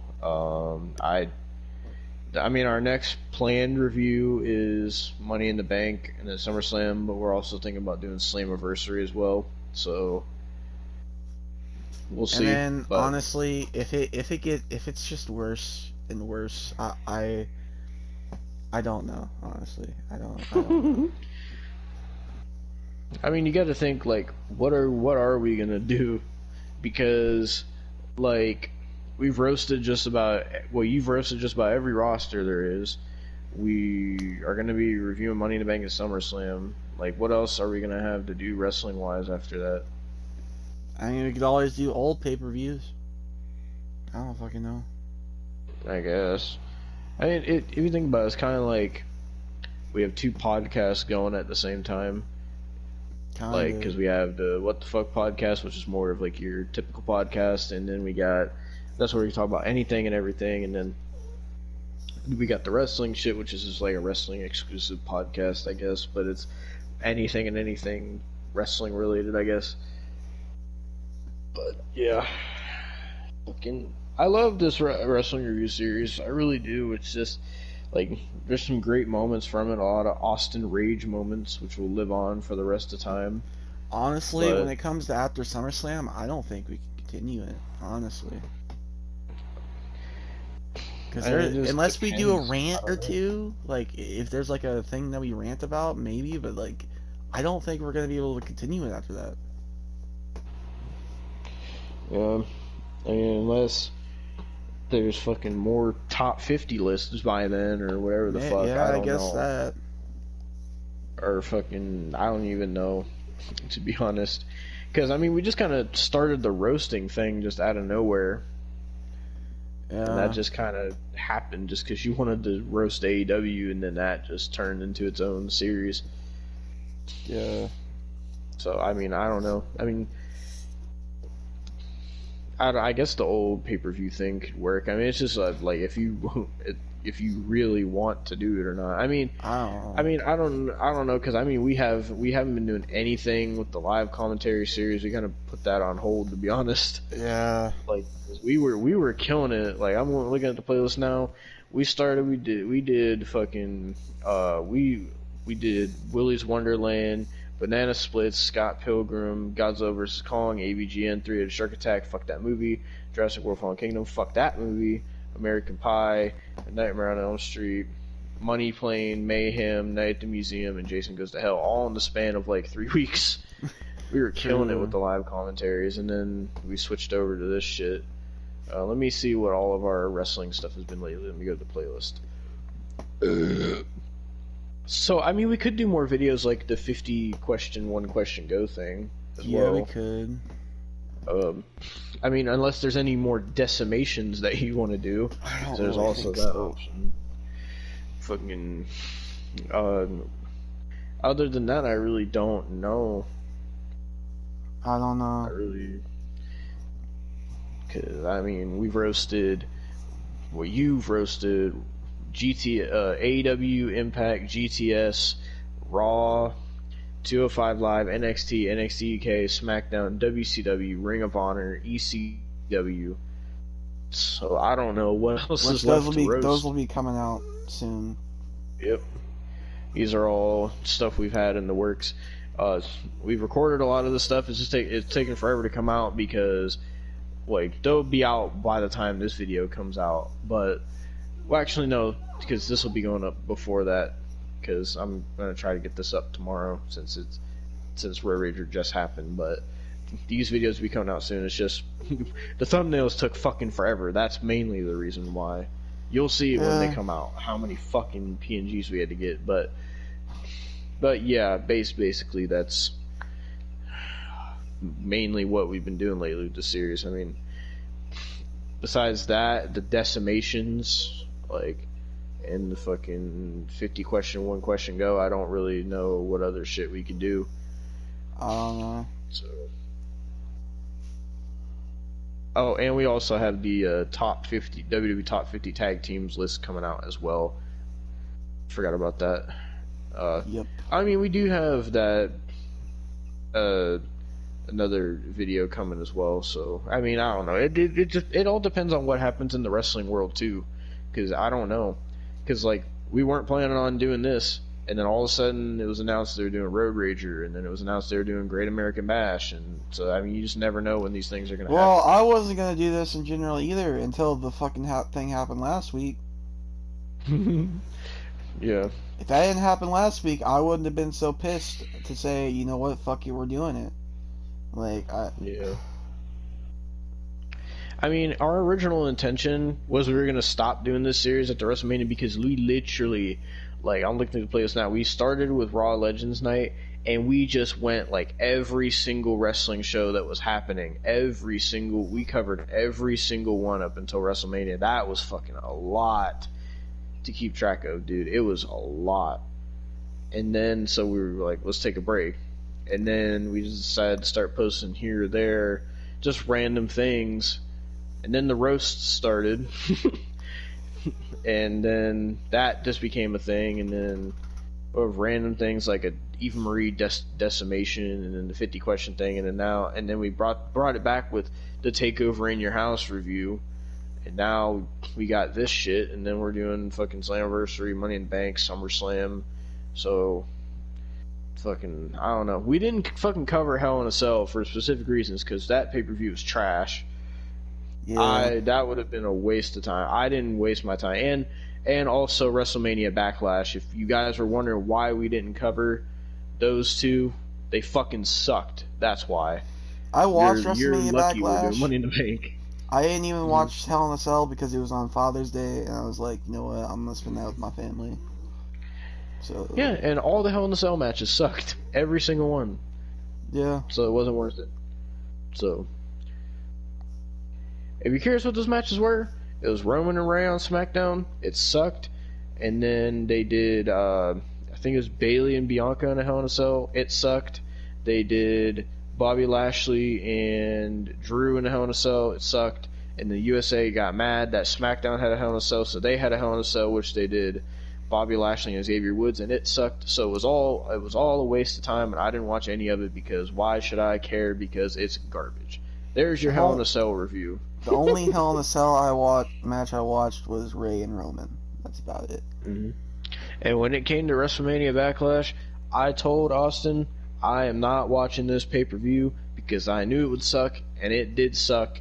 And I'm glad I didn't waste time in my life watching that shit. I've talked about my opinion on the podcast about WrestleMania Backlash, so yeah, there's kind of bonus reviews on there because there's an opinion. There's an opinion on the WrestleMania Backlash, and there's also a Double or Nothing review, sort of. So maybe I'll clip those and put them in this playlist. I don't know, maybe. But I don't know. But, so there's extra wrestling review content if you want to go see that in the fucking podcasts.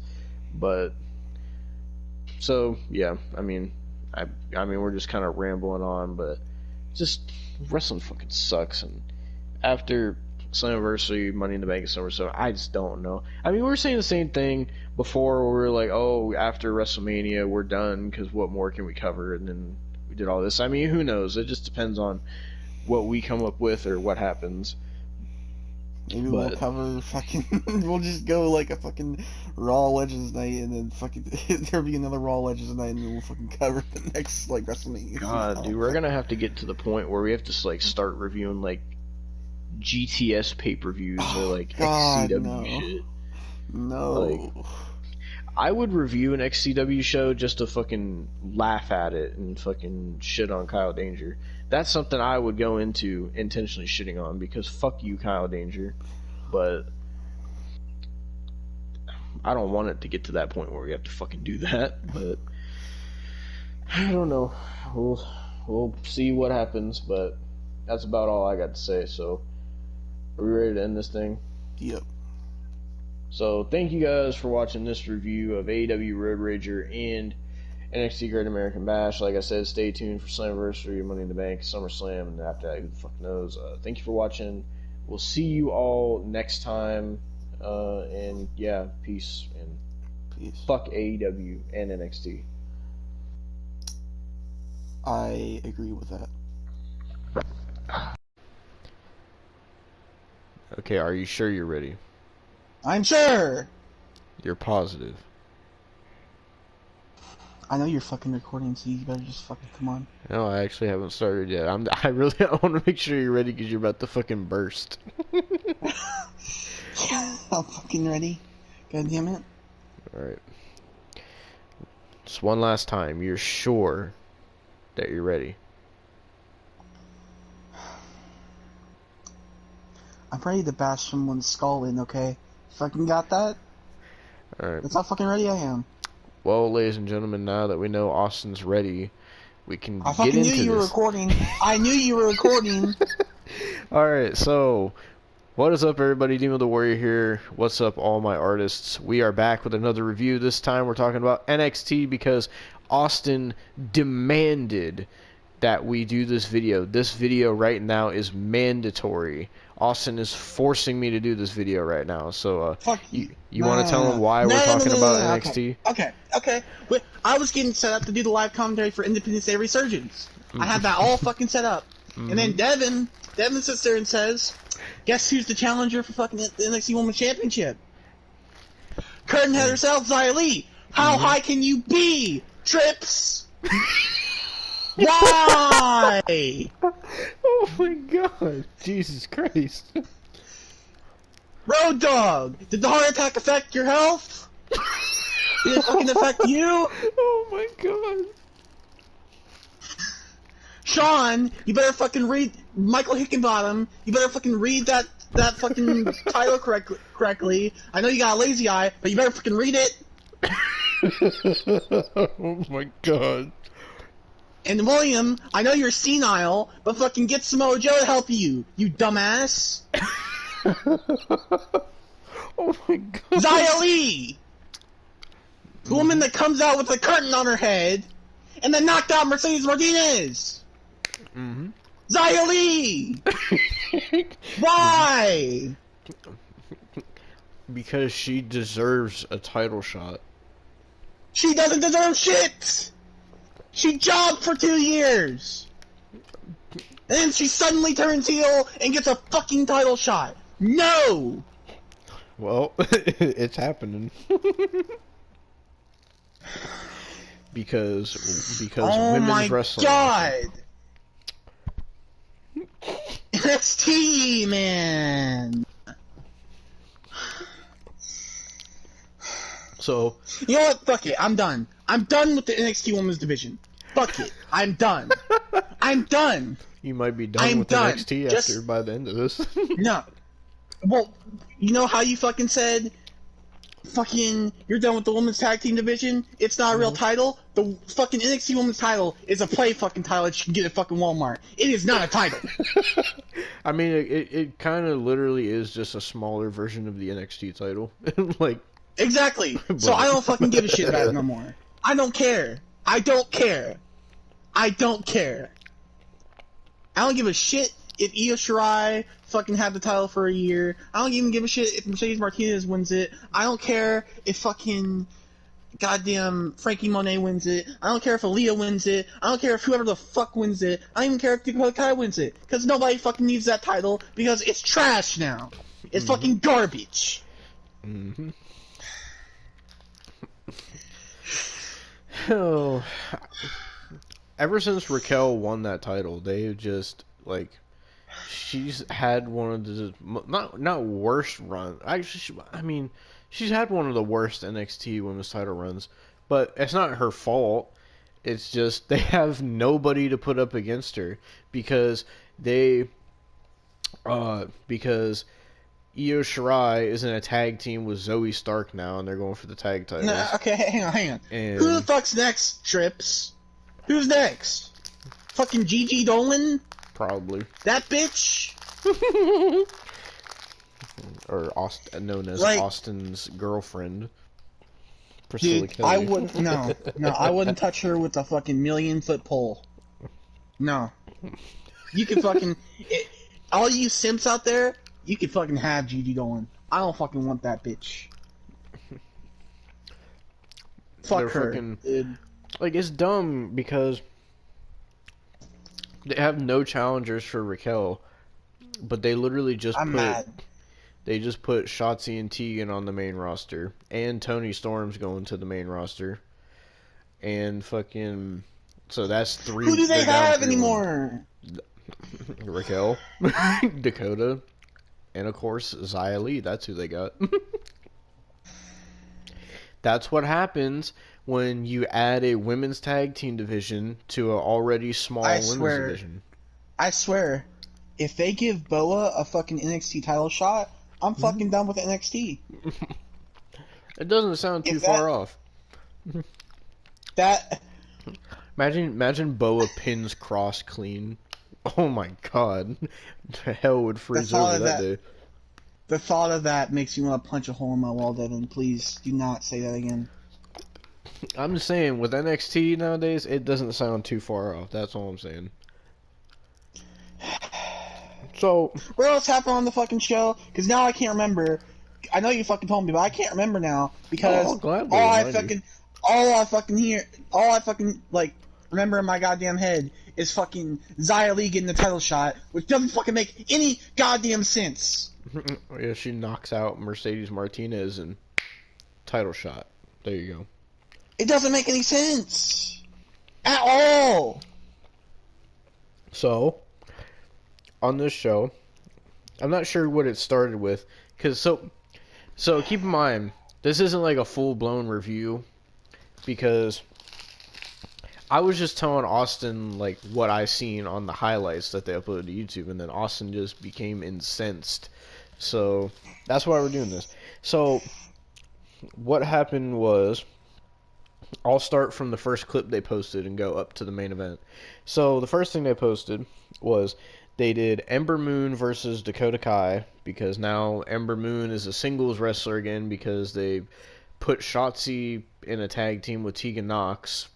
Wait a even though minute. they're not a team. Hang on. What? If Shotzi and Tegan are on are on the SmackDown roster, what was the point of last week having Tegan cost the tag titles? Because it doesn't make sense. Because if you haven't noticed, Austin, they need teams for the women's tag division. Because they broke up another team on this show. Well, not on this show, but they broke up another team because guess who returned to NXT?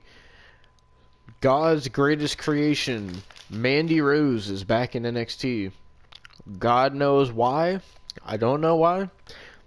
It's just by herself, so obviously that means her and Dana Brooke are not a team anymore. Fucking blonde bimbos are now not a thing. Yep. So I was telling Austin about this. Literally on the main roster, they have Nia Jax and Shayna Baszler, and they have Natalya and Tamina, and they have Shotzi and Tegan, and that's their only tag teams. I guess you could count. Well, I dare I mention her name? Dare I mention her name again? Eva Marie and Doudrop. I guess that's technically a tag team. But as you can see, they're fucking hemorrhaging tag teams right now for that division, and it's not like it's not like they.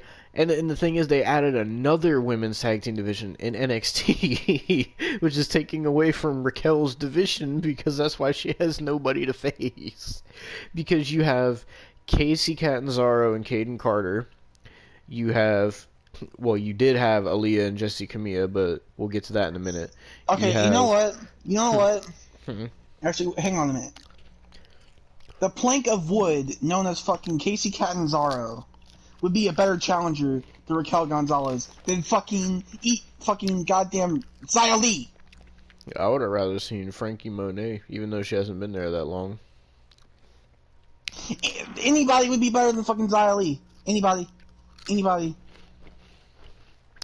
You can fucking bring Poppy in, and she can fucking take it on. And I would have fucking rather saw that. I would have fucking rather saw that. But the only tag team, like the tag teams they have in NXT, the women's tag teams they have Casey Catanzaro and Caden Carter, which you would think they would have a team name by now, but I guess not. They had the Robert Stone brand, but Aaliyah left it. Then they have The Way, which just lost the tag titles. I know a team name for Casey Catanzaro. Carton Zero. Fuck that. She's a plank anyway. You said Casey Milk And Carton fucking Zero. No, she's thinner than a fucking milk carton. They could be called Walk the Plank. They could just be called TikTok because all they do when they're not wrestling is TikToks. That's all they do. So. God, you really know how to pick them, Ricochet. You really know how to pick them. Oh my god. So then you have the women's tag team champions, which are Zoe Stark and Io Shirai. Which I was surprised that they put Io Shirai in a tag team thing, because I thought she would be coming up to the main roster, but I guess not. Then, like, I guess Dakota and Raquel count as a tag team, but you can't have them in the division when Raquel is the women's champion, because then that title is just not being defended and it doesn't make sense. And this is why they should have never added women's tag team championships to NXT. And I said it since the beginning. Like, you think Austin is incensed right now. When those titles first came around, like when they got announced, I was livid. And I know Austin remembers the fucking voice messages I sent where I was going on a tirade about the women's tag title. He went on like a 22 fucking voice message tirade. Mm-hmm. I was the fucking women's tag team titles. That was by far probably the dumbest decision I've ever seen a wrestling company make, adding those titles. Well, if you think about it, Trips, fucking Michael Higginbottom, goddamn Road Dogg Jesse James, fucking. I'll meet you at the fucking Alamo, Road Dogg. I'll fucking meet you at the Alamo, goddammit. Oh my god. Bring your fucking buddies. Bring your fucking Voodoo Kin Mafia and your DX and your fucking K-Quick and fucking who the fuck ever you got. Come on, meet me at the fucking Alamo. But Fucking goddamn William Regal. Fucking bullshit. but the main Samoa Joe, you better not have part in this, or I'm gonna fucking. Oh, I swear to God. so the main Go point back I'm to your trying fucking Samoan tribe. You got a part of this. the main point I'm trying to make is that because of the women's tag division that they have, it's has completely taken away from the women's division because who has Raquel faced? The only people she's faced is Mercedes Martinez. She faced Ember Moon, and now she's facing Xia Li. And outside of that, who else is? Because there's no one else there. Tegan Nox just came back, so I thought, oh, okay, maybe Tegan Nox is going to go for the title. Nope. She's on SmackDown in a tag team with Shotzi Blackheart. Then I've said before, Tegan Nox stay home, but even fucking Tegan Nox would have been a goddamn better motherfucking challenger. But But then no! then I thought, okay, well maybe Toni Storm, but nope, Toni Storm's going to SmackDown. So then I'm like, okay, well, fuck, like who the fuck do they have? Maybe I fucking mean- Mandy Rose, because we would Yeah. love to fucking see that, wouldn't we? Fucking. I mean, they have Frankie Monet, but they're not really doing much with her. They need to build her fucking up. They need to build her up to where Frankie Monet actually wins the title. I mean, I guess they have Saray, but they're still building Saray up. They haven't even been. They built like Saray up for like 2 matches, and they That's haven't even true. started building up Frankie Monet. They have people like Cora Jade still on their fucking roster that they Oh, don't yeah. do any shit with. It's funny because she started out as she was in a tag team with Gigi Dolan actually, but I guess they're not a team Yeah, it's the anymore. fucking curse of fucking Priscilla Kelly. That's what it fucking is. Being a tag team with her, you're fucking going straight to the fucking jobber. Well, since we're on the Fucking topic, job squad, women's division. since we're on the bullshit. topic of the women, let's get to the other women's match that happened. There was 3 women's matches on this show, so we'll get to the Because of second course one. there is. Fucking equality, right? Equality. So they did Casey Catanzaro and Caden Carter versus the Robert Stone brand, aka Aaliyah and Jessie Camilla, and of course, Aaliyah and Jessie Camilla lost because Jessie Camilla fucking has nothing. Like, she's decent, but she has no character. She's never done a promo, nothing. And then Aaliyah, who Austin said has been there for 10 years, has done nothing ever and probably will never do anything. And so Aaliyah gets mad at Robert Stone because they lost, and now she's done with the Robert Stone brand. So now we find out what they're doing with Frankie Monet, and I'm watching the highlight back. So basically, after Aaliyah punches Robert Stone and walks out, Frankie Monet comes out and starts talking to Jessie Camilla and Robert Stone. So it seems like Frankie Monet is now going to be in the Robert Stone brand. So that's what NXT is doing with Frankie Monet. No. Keep in mind, Frankie Monet is going to be managed by the guy who was on fucking GTS Wrestling. Who did shit with Grim. Fucking, what was his last name? Dave something? What was his last name? Dave Hitchens. Dave Hitchens. He worked with Dave Hitchens on fucking GTS. He did dumbass shit. Don't forget his time in TNA when he fucking won the Impact Legends Championship. Oh my Remember that? fucking god, I remember that. Yeah, remember that dumb shit? After that, it got turned into the Grand Championship, and then the fucking Who the Fuck Else Championship, the fucking TV Championship, the fucking Vince Russo sucks fucking dick championship, goddamn fucking, what other championship could they fucking call it? What other fucking name? And the fact that they have 7 titles in NXT! 7! Yep. They have Oh my God. they have the NXT title, they have the North American title, they have the Cruiserweight title, they have the Men's Tag Team Championships, the Women's Tag Team Championships, they have the Women's Championship.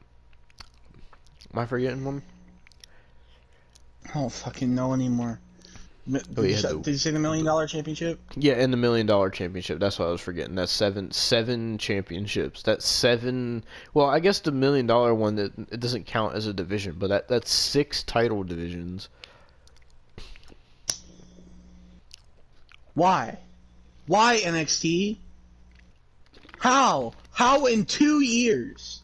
It took you 2 years to fucking ruin your brand. It was crazy. NXT has more titles than Raw and SmackDown. How? Why? Raw has the WWE title. They have the United States title. They have the Raw Tag Team titles. I guess you and count 3 of them are pointless. 3 of the fucking NXT titles are pointless. Who gives a shit about the $1 Million Championship? Who gives a shit about the Women's Tag Team Championships? And I sure as hell don't give a shit about the Women's Championship. But the $1 Million Championship is on LA Knight. Ted DiBiase gave it to him, Austin.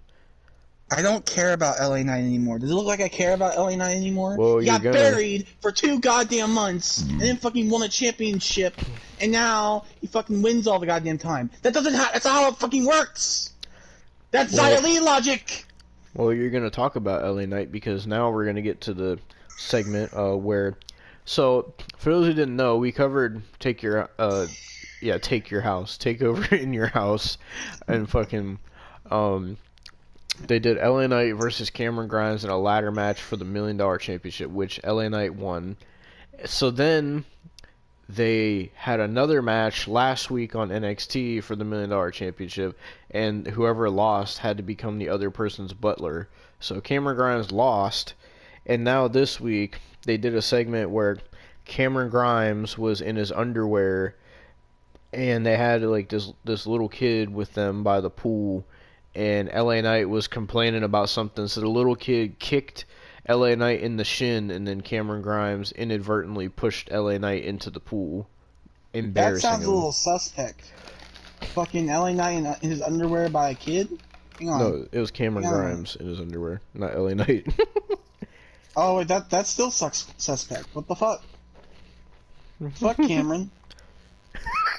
I don't think you're gonna go to the moon. I think you're gonna go to fucking prison. Fucking it's dumb. It's fucking bullshit. So they have this rivalry going still, even though Cameron Grimes lost twice to LA Knight. Why?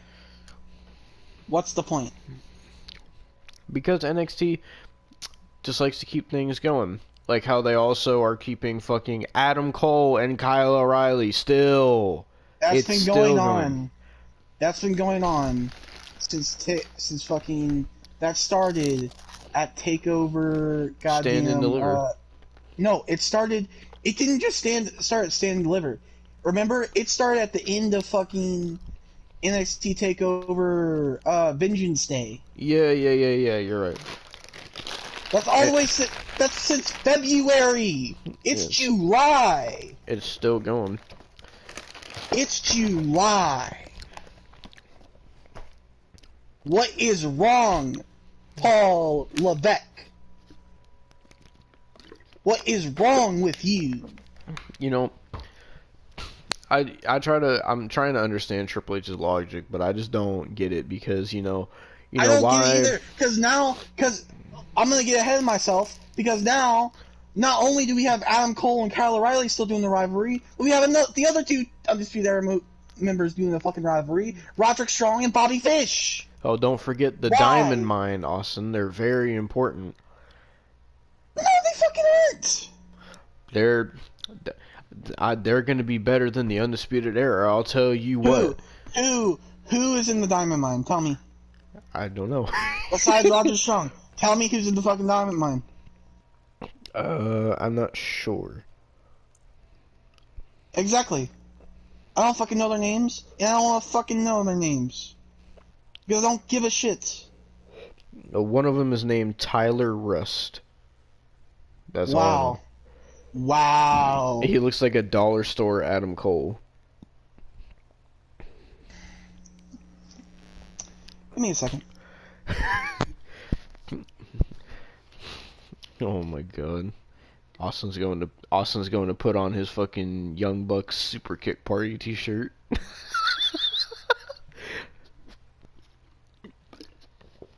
Austin said, because we're talking about Adam Cole, he said, Super Kick Party. Why? Why? Why? It sounds like you're being taken away by the aliens from Independence Day because your mic's cutting out really bad, and it sounds robot-y.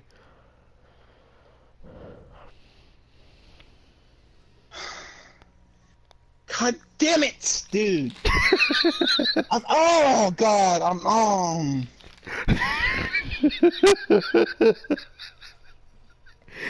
my god. Where's my fucking? Is that the same pop can? God damn! No, how it's a many? different one. How many fucking G Fuel cans do you got laying around? Jesus. That earns you a fucking another one. Come on, Austin. You gotta get behind the Diamond Mine. Roderick Strong is out to You're cutting prove. Roderick Strong is out to prove that because it. Did you not see the NXT fans defending it? No, saying I'm gonna stop you there.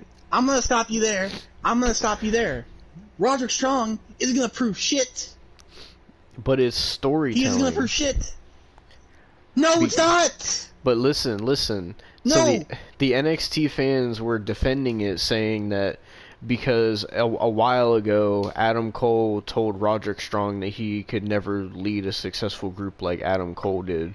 So now all the NXT fans were saying that this is storytelling because now Roderick Strong has his own group. So that's how they were defending the Diamond Mine. Give me a second. I'm gonna fucking punch myself in the face. Austin's practicing his BTE trigger cells. Oh my god. Fucking hear you. You know I can fucking hear you. Yeah. I'm just telling him what you're really doing. Oh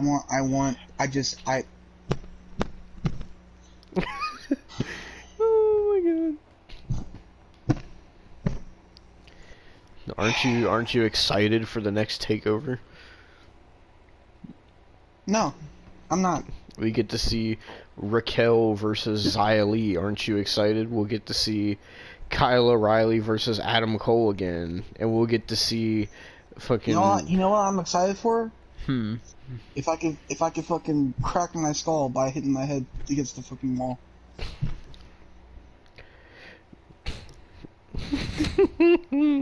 Oh, but we'll get to see Cameron Grimes and LA Knight for a third time for the $1 Million Championship. Here's what I think about that.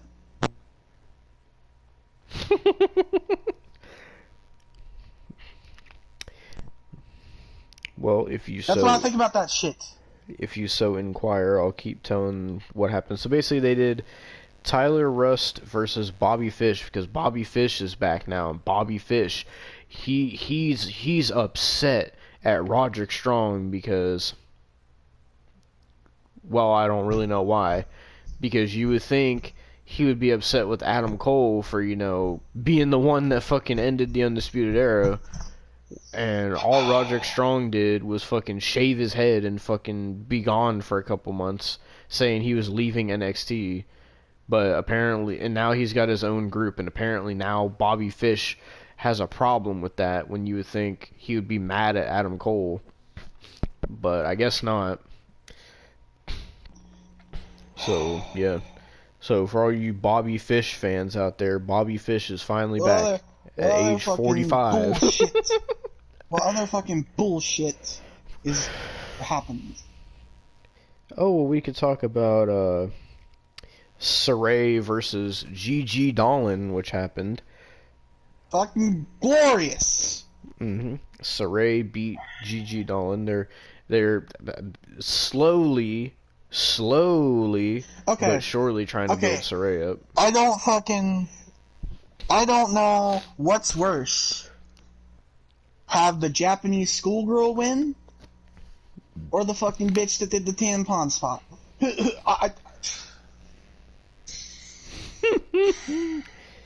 Oh my god. Oh, but are you ready for this one, Austin? We had some exciting action from newcomers. We had the first round match of the NXT Breakout Tournament.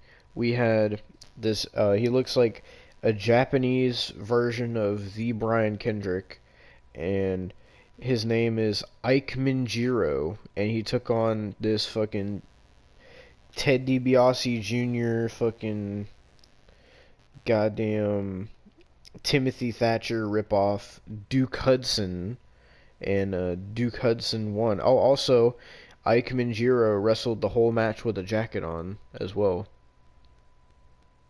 No. No.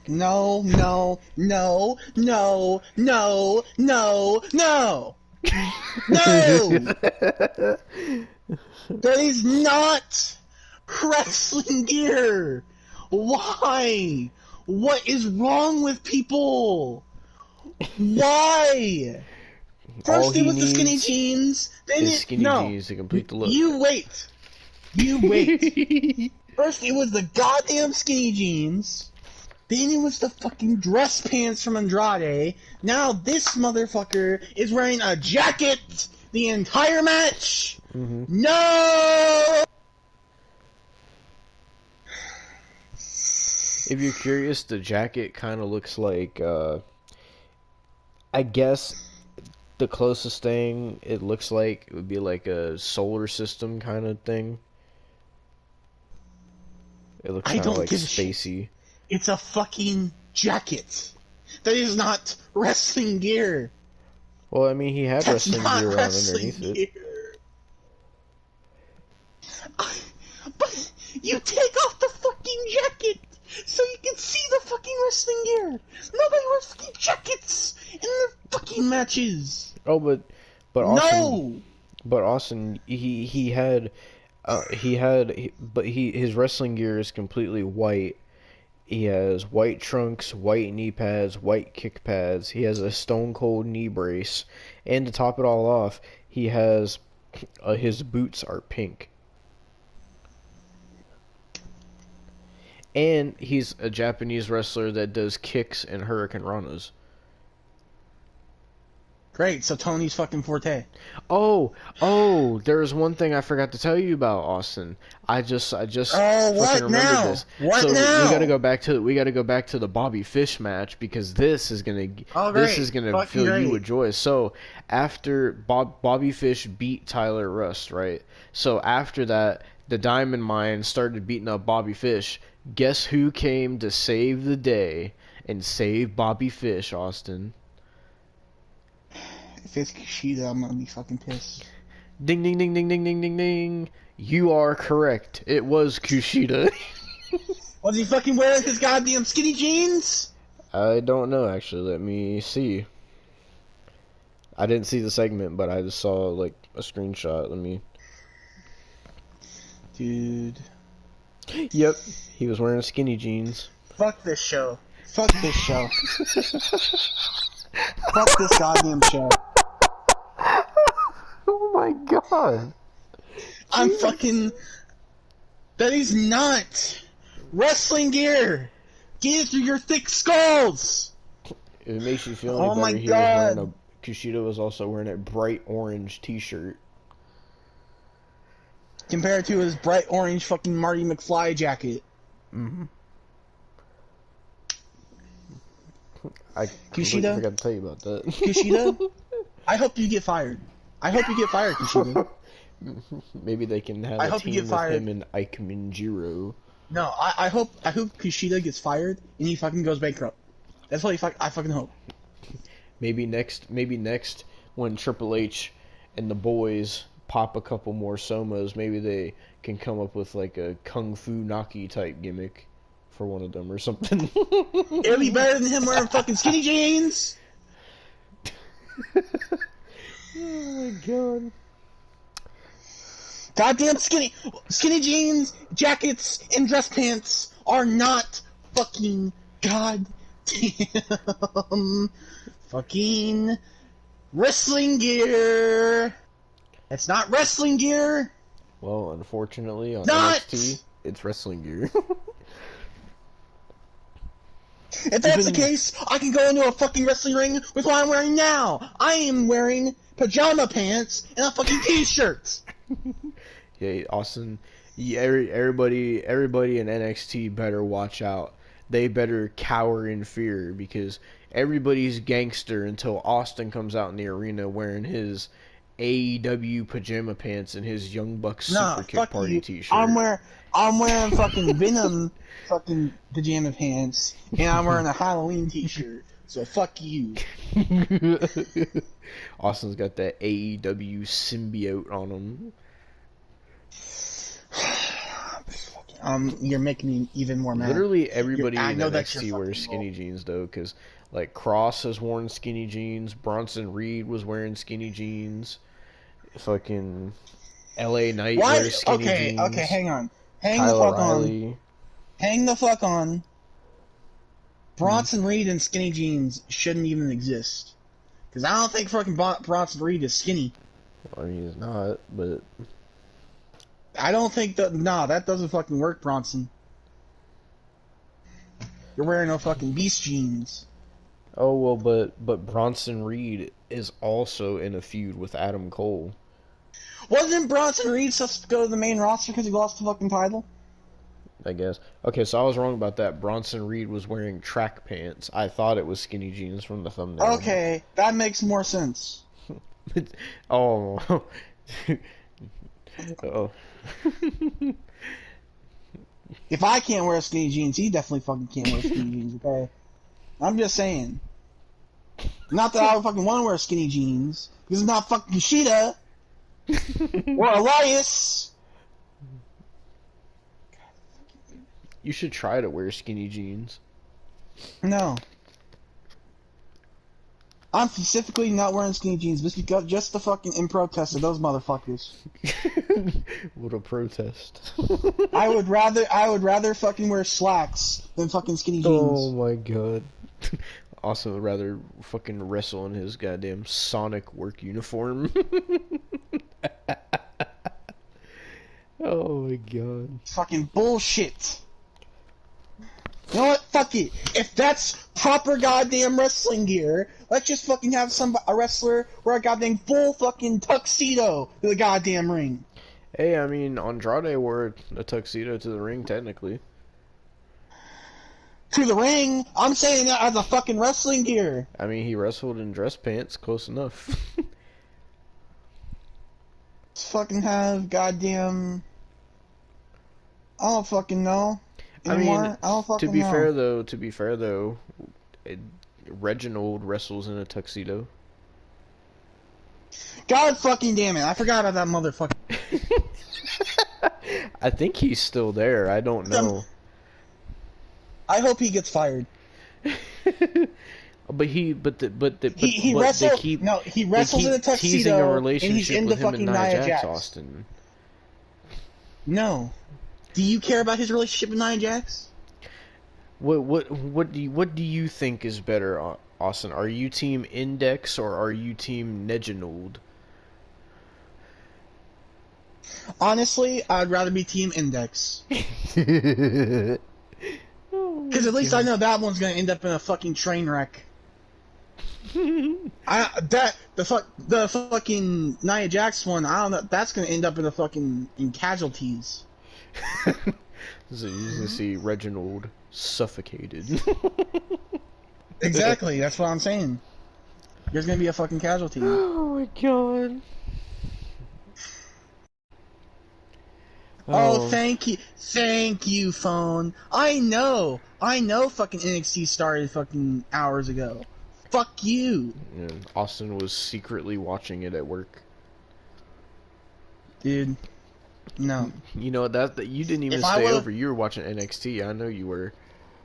No, I actually fucking stayed over. And I wish I stayed over more so I didn't have to hear that fucking bullshit. I'm so done. I am so done. What the fuck else happened? So I could fucking scream my head off some more. So Kyle O'Reilly did a promo telling Adam Cole to name the time and place to face him again. Even though they just faced... Go fuck yourself, Kyle O'Reilly. Go fuck yourself. Fuck you, Adam Cole. Go back to Britt Baker. You know what? I'm fucking saying it. Britt Baker is better than you. I'm fucking saying I'm fucking done with you, Adam Cole. Speaking of Britt Baker, Great. She, I can't remember the dude's name. That he's like the GM of TNA, not Don Callis, but the other dude's like a fat dude. I can't remember his name, but he said that Britt Baker cornered him when he was in Jacksonville and demanded that she wants a match with Deonna Purrazzo. I saw that today. God damn it, Britt! No, you're not fucking better. You're not fucking better. Go. You guys are fucking tied with being you are the worst fucking wrestling couple I've ever goddamn seen. I swear. You know what? Fuck it. I'm unfollowing you, Adam Cole, on Twitch. Fuck you. No, not Chugs. Fuck the Chugs. Fuck the Chugs. Oh. But don't you want to see him do super kicks and Panama Sunrises? No.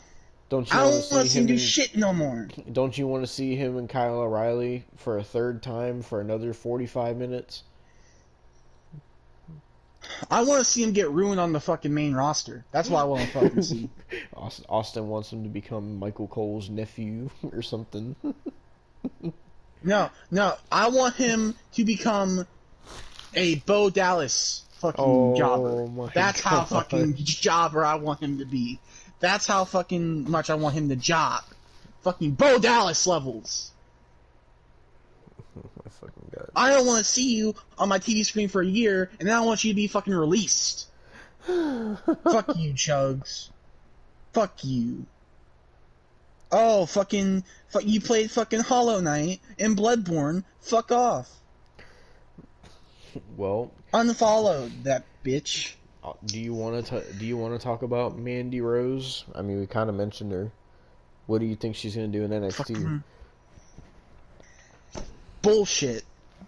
That's what she's gonna fucking do. Dumbass bullshit. That trips in fucking Michael Lazy Eye Hickenbottom and fucking Heart Attack Jesse James and fucking goddamn and fucking goddamn Soma Addicted William Regal. He's a Heart Attack and fucking Jesse James. I'm done.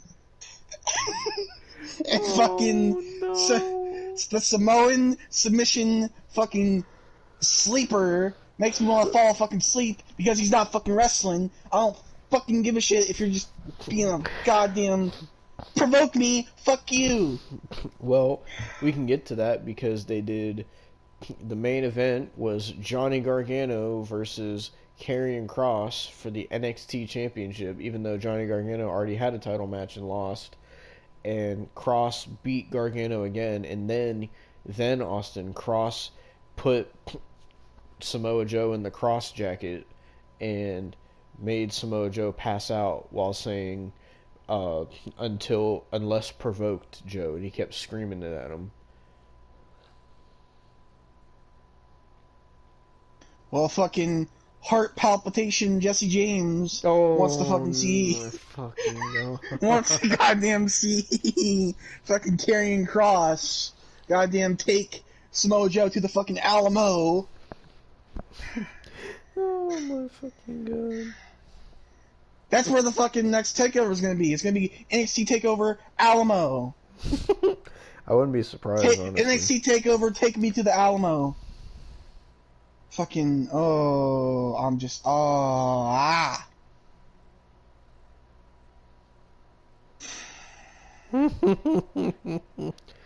Oh my God. Jesus fucking Christ. He said heart palpitation, Jesse James. Jesus Christ. Who do you think's the worst out of the four of them? Triple H, Shawn Michaels, Road Dogg, or William Regal? I don't know at this fucking point. At this I'd fucking probably point, I don't say know. Triple H. Because Triple H, this is what I was gonna say earlier. I don't, because it's like, why try to build up a good story with, like, someone? Why try to build up someone to face Raquel, or like, why try to build someone up to face Karrion Kross, or they're not even doing anything. That's funny. They're not even doing anything with the North American title or the Cruiserweight title at all. Who's in, oh wait a second, is it? So they just fucking, like, took the title off of Bronson Reed and gave it to Isaiah Swerve Scott, and he wasn't even on the show, was he? He came out because they have a problem with Santos Escobar, remember? Oh, it's okay. They'll just do another bullshit match this next takeover. Fucking, Oh, maybe they can do the another. the other members of Hit Row will beat fucking MSK, who also were on this fucking show. Yep, And they were goddamn, nowhere to be singing. and no, fucking Nash Carter was probably fucking fondling Kimberly, fucking weirdo. Austin's Goddamn it, and dream. fucking nah, and fucking Wes Lee is probably doing his getting fucking high, fucking doing dumb shit with fucking trips and fucking lazy eye Hickenbottom. Goddamn. Fucking God. Goddamn fucking heart stop fucking Jesse James. The heartbreak dog. Oh my God. But like I was gonna say, why do any of that when when Paul Levesque can book such things as the Hit Row Cypher? Did you see that?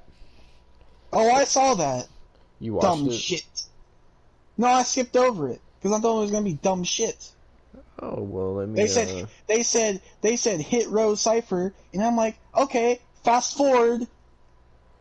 Oh well, let me play it for you. You motherfucker. This was really bad.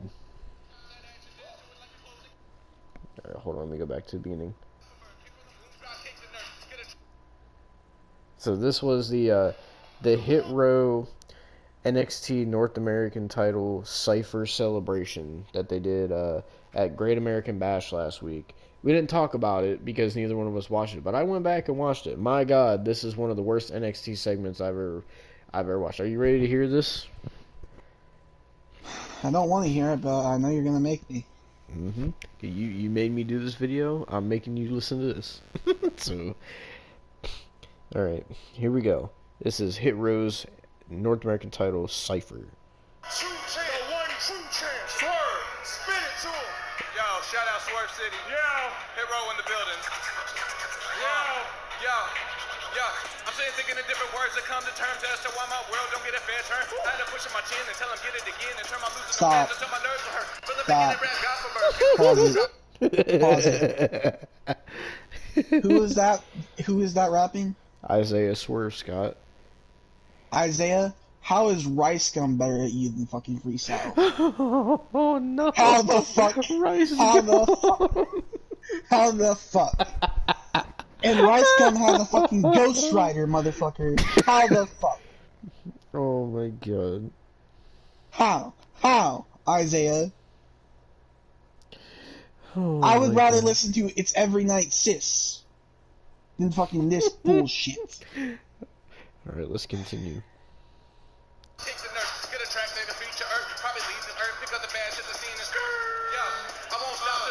flow. Even then, overstay my welcome. Come back when the shit like Rondo. Big bags like Costco. No, High heads pause, like pause. Oh no. No. Okay, now how can you fuck? Who is this now? It's still Isaiah Swerve Scott. That's still Isaiah Swerve Scott. Now how the fuck? There's still 3 How minutes the of this left. There's... Oh my fucking god, dude. I'm pretty sure This is every on single live member television. ciphered. I'm pretty sure. Oh god, How it means the we get to fuck- hear the girl rap. Oh god. Oh, she's Now I'm bad. thinking maybe he's worse than fucking the girls in Rice Gum's videos that don't even fucking rap. Dude. Isaiah Dude. Swerve Scott said we're living in a mansion with like 8 floors, but there's only 4 in the video. How are you worse than fucking goddamn what's her face that was in It's Every Night Sis? What the fuck? Who's that bitch? I thought you knew it because you were simping over her. I mean, she was good looking, but I can't remember her fucking You name. said she was Jake Paul's ex. Yeah, she was Jake Paul's ex and shit. Alyssa Violet. How can you Yeah. be fucking worse than Alyssa Violet? She was fucking awful. I mean, she was better than Rice Gum, but she was still fucking awful. Like, God damn it, dude. Alright, let's Yeah, continue. just fucking continue.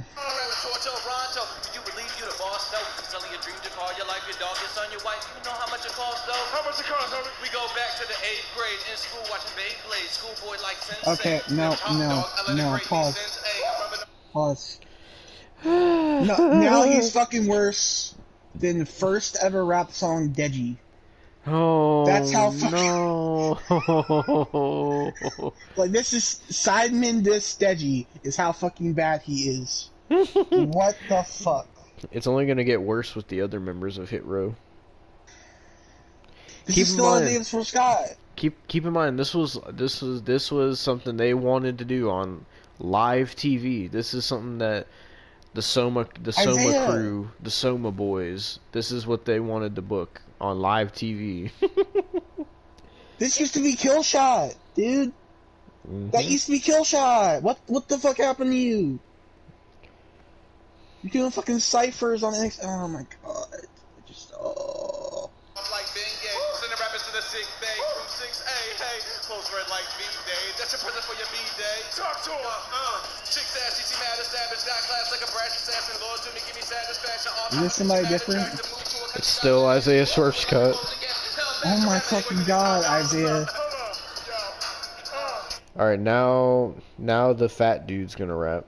The big fat Oh, dude. I God. don't know what his name is. Alright. Hold up. You put respect on this name and listen to what he said. I said I worked too hard to Oh, get it's still you Isaiah this Swerve slander. Scott. So I'm building classics as North American champ. Isaiah! Stop! Oh, now he's Not done. good.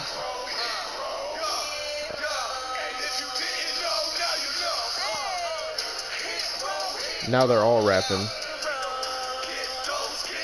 Is that the girl singing? Yeah.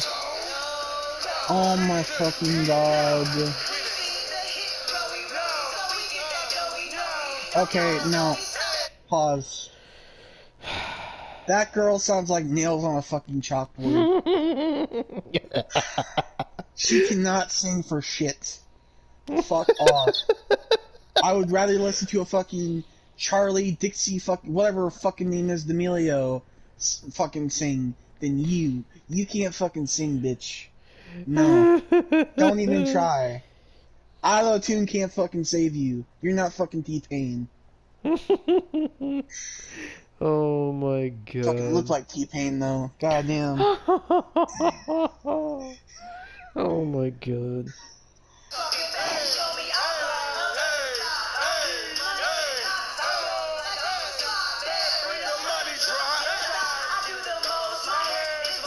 They said they were the money. What? I don't know. She said, I do the most. My hair built like snow. Well, let me go back and see what she said. Oh, she said, we the money drop, and she dropped down and shook her ass like a stripper. That would probably be a better profession, honestly. This is Actually, on a no, she's wrestling not. program. She, Thank you, Triple H. what the fuck is it? Is this the kind of That's entertainment Triple H enjoys? Does Stephanie know about this entertainment that he's booking? Stephanie probably taught fucking this chick how to do it. Who knows? I don't know. Didn't you hear that story where apparently a fucking Macho Man like did sexually harass fucking Stephanie Man when she was like 16? I didn't know that. Yeah, apparently that was a thing. But Macho didn't get God. fucking. Maybe she just knows how to do it since fucking back then. I don't fucking know. All right, back to the cipher.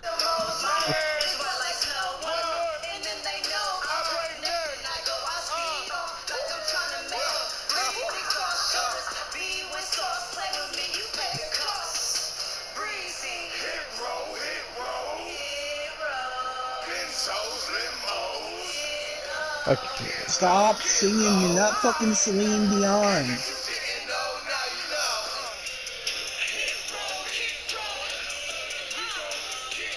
You act like you're the wrestling version of Beyonce. Beyonce Okay, isn't so even fucking apparently good. from the comments, the chick's name is B Fab. That's her name. Okay, no. I don't accept that. Why the B-Fab. fuck? Why the fuck?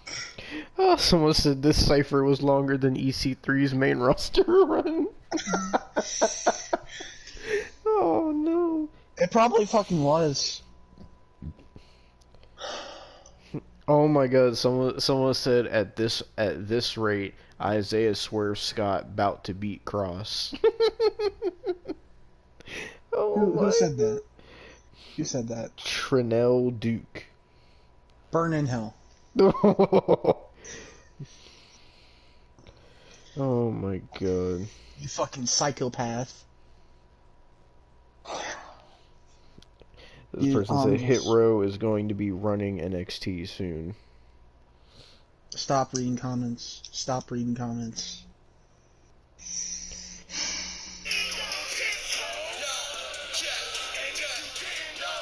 Hold on. I know the other people rapped. Yeah, they didn't show it in the WWE version. Okay, here's the full version. The full version was 7 minutes. No! Why? Why? Why? That's 7 minutes of two. No. Pause it. Pause it. That is 7 minutes of a 2-hour program that is cut down from commercials, so it's really an hour and a half program. Oh. No. Why? You fucking maniacs taking the somas in the fucking backstage need to get your fucking head straight. This is good quality wrestling sports entertainment television. That isn't wrestling! If you want to do stupid shit like that, go to fucking YouTube! They got plenty of stupid people! Go collab with fucking Jake Paul and go goddamn do fucking shit with him! If you want to be fucking stupid! Oh my god, dude. Oh my I'm so, oh! No! oh. Why? That is a waste of time! It's not a waste. You could have had, in this slot, you could have had fucking another MSK shot. Or, wait, this is Great American Bash, right? Mm-hmm. Cross could have had a match! Cross could have had a fucking match! Nope, they had to. You put this on instead of having your NXT champion, the best part of your goddamn show, if you can even call it a show anymore, putting him in a match. You had that instead of that. Mm-hmm. This is having a cipher and rapping horribly on live TV is more important than anything to do with Karrion Kross. I hope not fucking USA. I hope USA fucking drops you, NXT. I hope it fucking drops you. I can't even. I hope another goddamn hockey game takes your fucking spot. Alright, let's listen to the other Hit Row members rap. I'm curious. Like I didn't see the whole thing. I saw part of Isaiah Swerve Scott's. I saw some of the big dudes, and I saw some of B Fab's. I think the other dude in Hit Row was just a DJ. He looks like My he looks like goddamn- I'm losing the my black fucking version voice. of Zima Ion. That's how he looks. I'm losing my fucking voice. Hey, and y'all try to act like we ain't got no manners in here. But we do. Ladies first. Be fat. Talk. I know y'all looking at the money right now, but I need you to see where the money goes. It look good. It look good. Yeah. We about to put them in a hearse and the ladies first. Fuck on the pop in. Yeah. Now the bubble burst. Get your feelings hurt thinking you can stop the cream. Old expiration date just sour Nope. ring. Fucking pause it. Fucking pause it. Fucking pause it. How the fuck is Cardi B a better rapper than fucking me? Oh my god. Cardi B sucks at rapping. How is she a fucking better than you? Oh my god.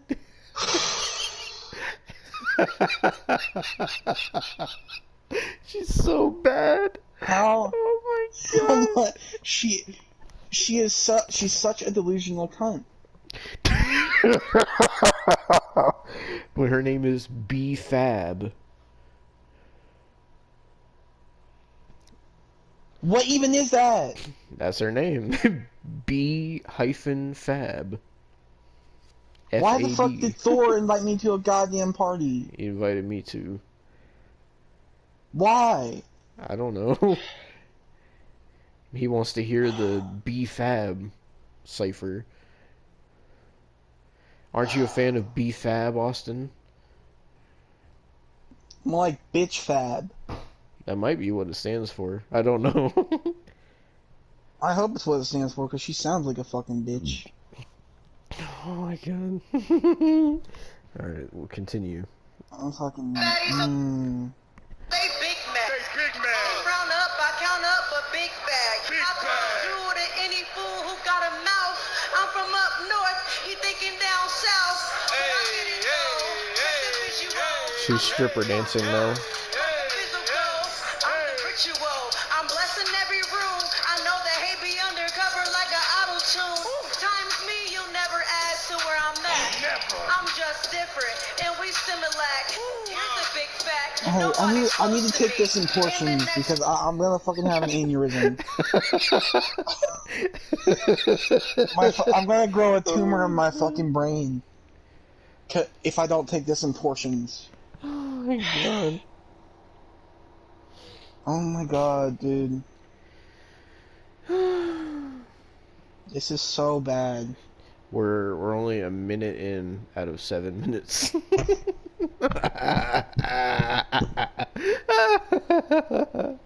Oh.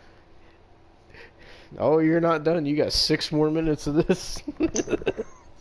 Oh But we my can skip the God. Isaiah Swerve Scott part since we already heard it, but we'll just keep it going. closest to the closest me. Yo. Let 'em know.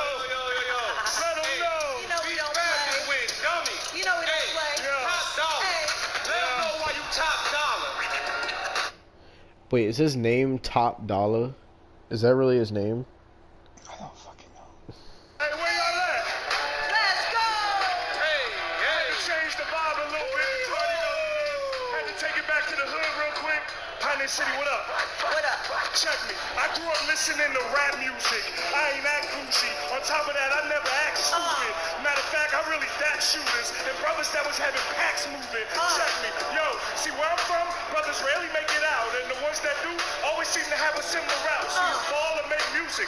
See what I figured out? If you do both, you really gonna be 7 figured out. Cash. And that's why, hey, bro, we at the tipping time. You gotta go top dollar, shot caller to get a shot. So like the vaccine, even if you did get a shot, you'd still be bumped and bruised like it was chicken pox. We getting guap. Alright, pause. It's Top Dollar. I think that's his Okay. name. I don't know. I'm gonna Actually, tell I'm you gonna right look up now. what their names are while you're talking. Okay, I went to a DMX concert in 2019. And you know how in a concert there's people who play before the actual like main attraction? Well, there was just one of the worst fucking rap artists I've ever seen at this concert. And I think Hit Row has taken their place as the worst fucking rap artist I have ever heard. Oh my god. Okay, so here's all the members' names of Hit Row: Isaiah Swerve Scott, Ashante the Adonis, B Fab, and Top Dollar. So that guy's name really is Top Dollar. Oh my god, that's so bad. I don't know what's worse, Top Dollar or B Fab. What the That must have been fucking heart hemorrhage fucking Jesse James's idea. I don't fucking Oh, heart hemorrhage, no. Jesus fucking Christ. Oh my fucking god. Are you ready to hear more Top Dollar? Sure. Pull up 4 deep like a double date at a dinner spot. NXT know the whole E is ours now. Swerve got his, so it's time for us to get our crowns. Hey, put them on notice. Check it. So it could be MSK, Timmy and Chopper. It could be Ray Ray, Pookie, and them, and they No. Alright, fucking Lazy Eye Hickenbottom, fucking goddamn, Oh my goddamn torn pectoral fucking Triple H, Jesus Christ. goddamn fucking heart hernia fucking Jesse James, Oh no. and fucking drug addict Regal need to fucking get some help. Because this is fucking awful. This is quality entertainment for live television. See, well, you don't understand, Austin. This is wrestling. This is an art form, Austin. That's what you don't understand.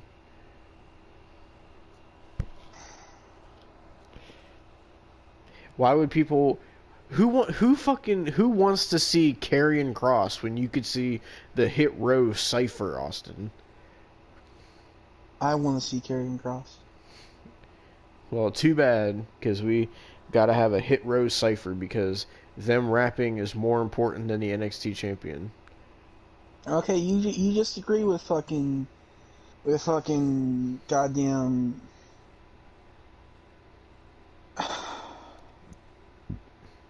Trying to think of more fucking heart puns for Road Dogg. I'm just telling it how it is, because you're just a hater. That's what the NXT fans would say. Because, well, I don't think anybody defended the segment. I've seen everybody shitting on the Cypher, saying they skipped it, or it was cringe, or it was awful. Like, I did not see one person who liked this segment. And if you like this segment, go fuck yourself. This is god awful. This is probably the worst NXT segment I've ever seen in my years of watching NXT. This is abhorrent how bad this is. How far are we in? 2 minutes and 30 seconds. God damn it, heart cluster Jesse James, why do you fucking do this? The Emperors with a new groove like llamas. Hit Row making hits in a row. Put it on Tundra. Now, quick question: who hotter than Top Dollar? Not nada. I said. Not nada. Damn. That's what I'm talking about. He don't freestyle for free. Yo. Hey. So we got the North American champ in the house. The one true champ. Swerve. Spin it to him. Yo, shout out Swerve City. Yeah. Hit Row in the building. I'm not listening to this I'm anymore. saying thinking of different words that come to terms You as said to why you my would world. skip this motherfucker.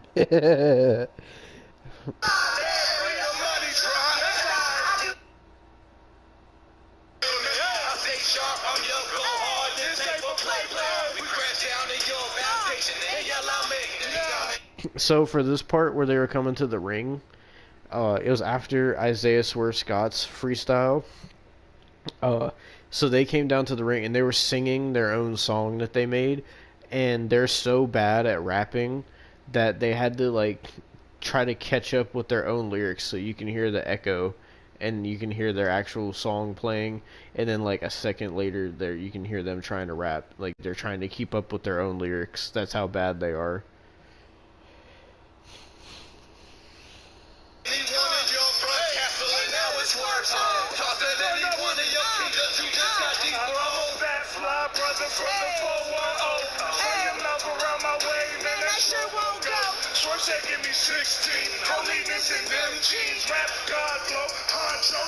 Oh my god, they said something about Billie Jean, which is a Michael Jackson reference, and then they said Rap God Flow, so that's an Eminem reference. No, fuck you. Fuck you. I swear, heart cancer fucking Jesse James. Probably just heard a fucking Eminem song.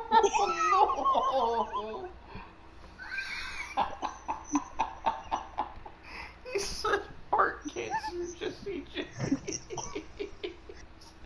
No. Oh no. No. Oh my god. Oh my fucking god. Probably just fucking listened to a fucking Eminem and then Jay-Z and was like, fuck it. We're gonna make a fucking group called Hit Row. Oh Shake, rattle, and roll, baby.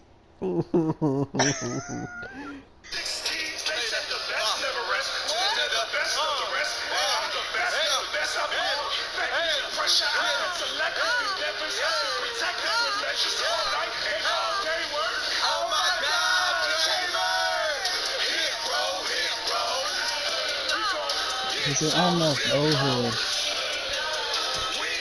Got like 20 seconds. Oh, there it is. No, it's over. No, you know. I want to see what people's comments are on this. Top Dollar was making drug and killer references on WWE TV. I fucking love it. You gotta go through Top Dollar, the shot caller, to get a shot. Woo, money sign. Top Dollar was straight fire. Row all day. Hit row all day, every day. You didn't know, now you know. Straight fire stuff. Let's go. I love Hit Row.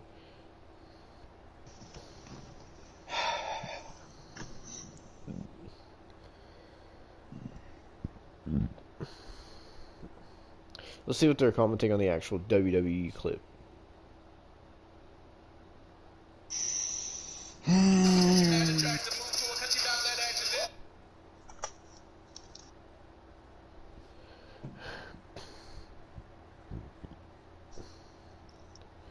Okay.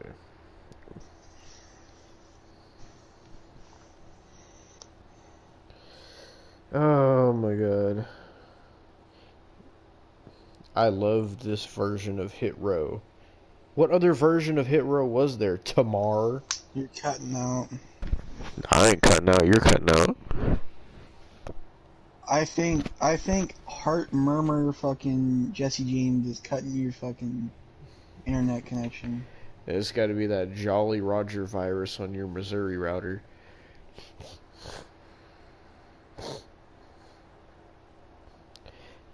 Ew, someone said, I love every second of this.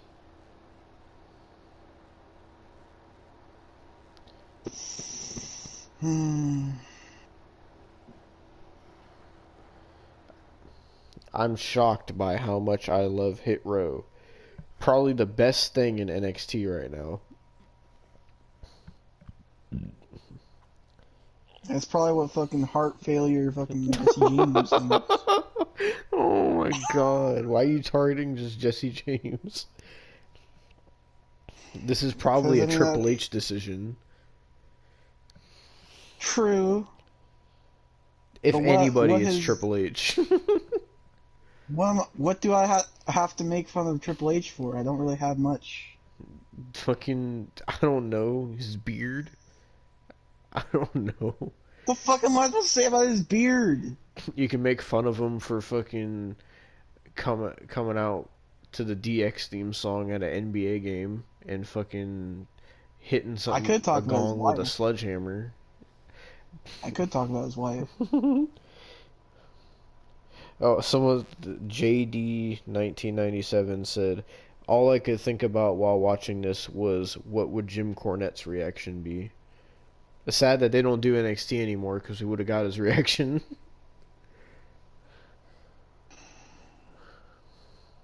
That's fucking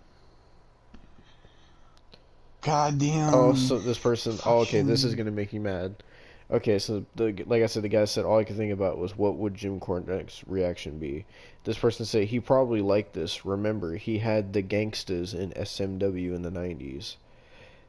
And then No, who the fuck said that? You motherfucker! No, Judge Jesse, that's No. who said it.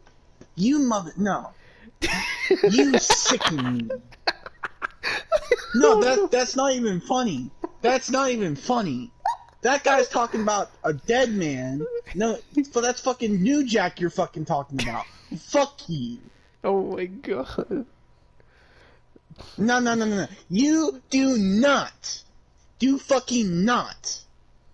That's fucked up.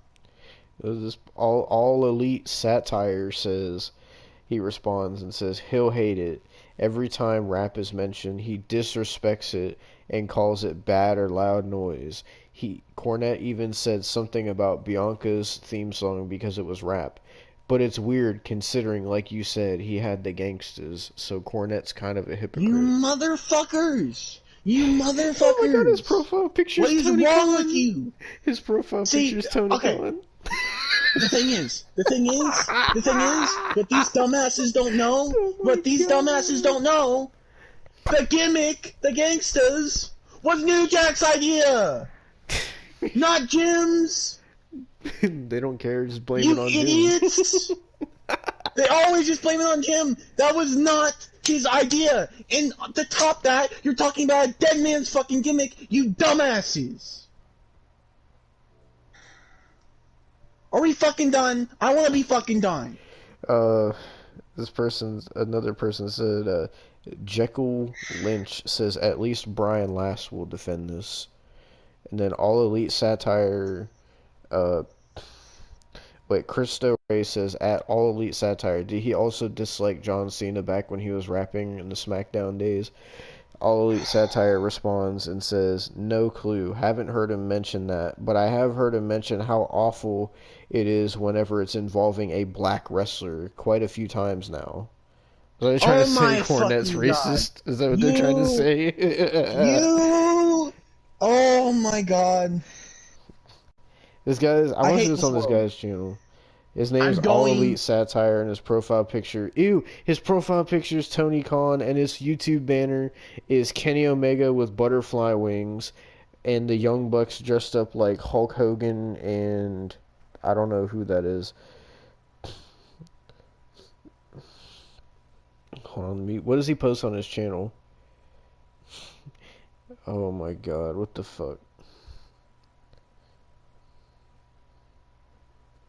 I cannot fucking believe people would talk about people would fucking talk about New Jack. What the fuck is wrong with people? I'm looking at All Elite Satire's videos. So I want to see what this motherfucker posts on his channel. Kenny Omega and everybody in AEW. So, when you're in my town, Everything he posts on his channel says hit different. AEW fans hit different. Kenny Omega built weird. WrestleMania 37 Night 2 hit different. Being the Elite hit different. Representation hit different. Perk Angle anime opening hit different. Barbecued Bray Wyatt hit different. Top 5 AEW tag teams hit different. All Elite Satire. If you're watching, fuck you, AEW Mark.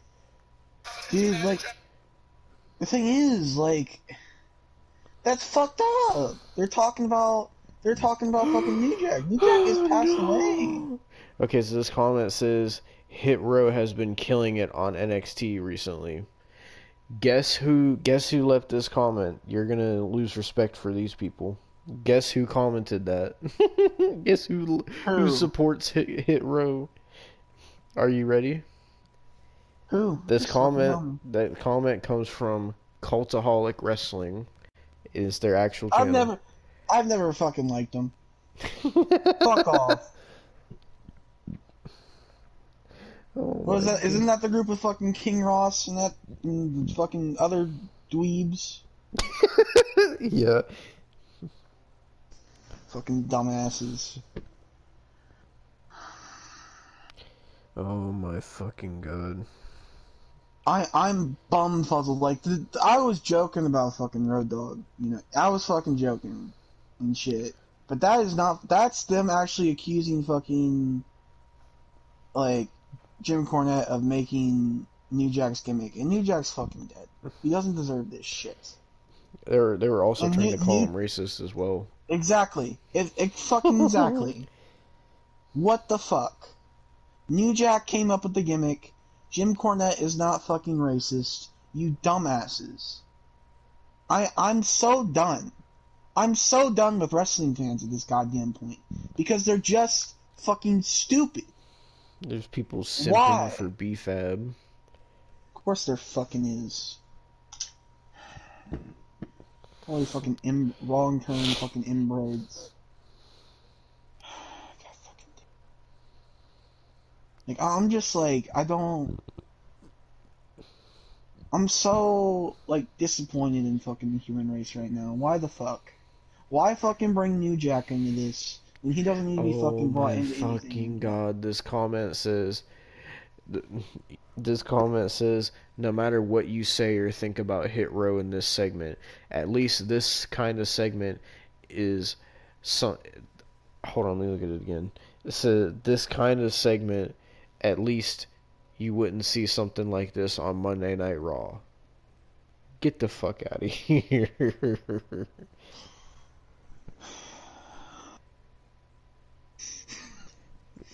Do you imagine if this was on Raw?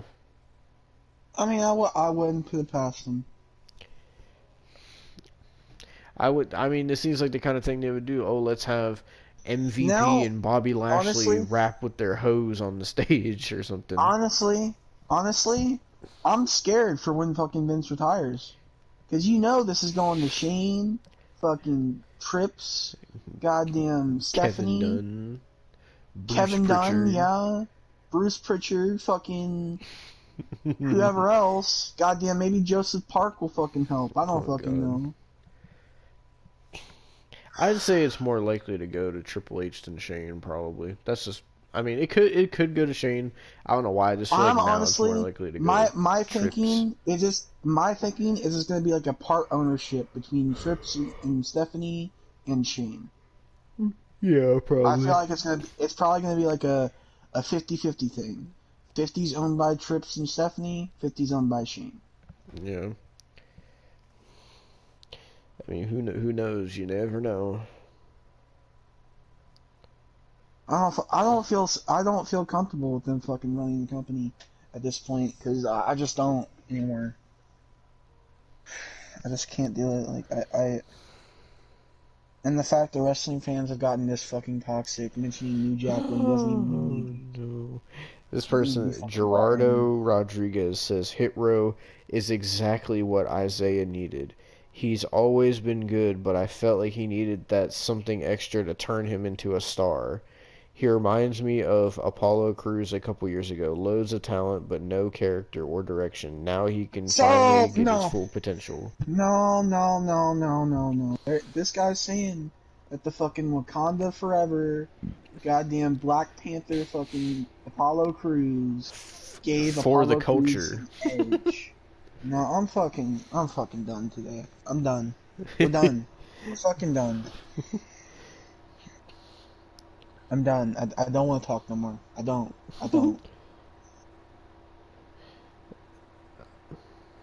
I'm Oh disappointed my in people. god. I'm disappointed in fucking NXT. I'm disappointed in the fucking wrestling business. I'm so fucking disappointed. This person said if this group ain't pushed to the moon and further over the next several years, it'll be the biggest missed opportunity and mistake WWE has ever made. No, it won't. No, it won't.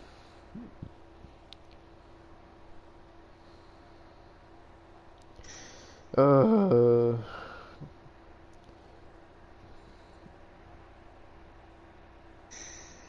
Are we fucking done here? I want to be done. hold on. I want to scroll through some of the comments. I want to see if there's some blasphemous ones like AEW satire or whatever the fuck. Oh, All Elite satire. Excuse me. I don't want to go back to that fucking rabbit hole. This person said, Life Coach Jesse says, why do they give airtime to Eva Marie when you have talent like this on NXT?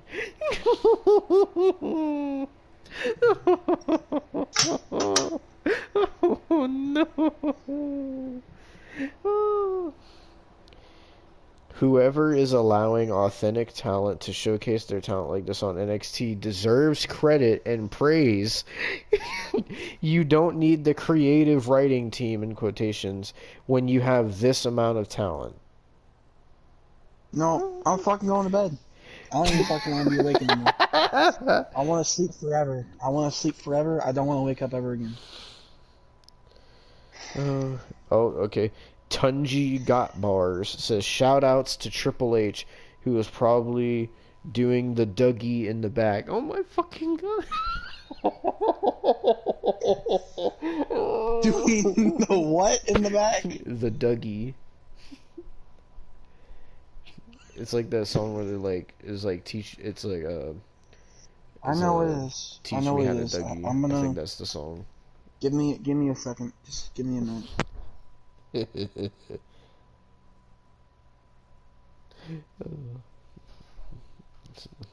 Austin's systems are overheating. I'll be right back. Give me a second.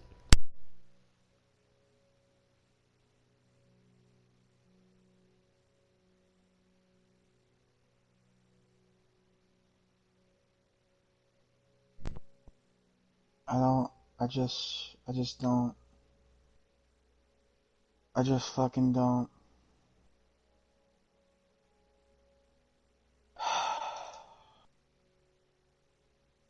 Alright, I'm back. I just fucking don't anymore. I don't. Well, I'm not done reading this comment. Shoutouts to Triple H, who is probably doing the Dougie in the back. He gets it. He gets the wrestling business. He lets wrestlers authentically be themselves, and that's what makes superstars. I hope they never go to the main roster because Vince would break them up. This group oozes swag and talent. The only thing missing from this group is Leo Rush.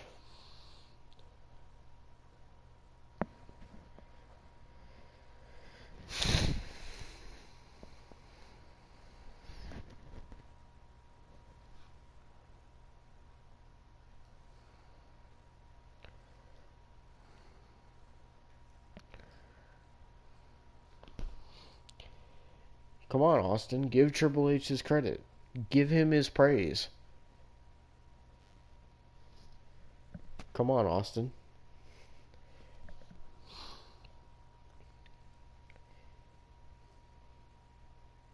Give Triple H the praise that he deserves because he gets it. He gets the wrestling business. Give him his praise, Austin.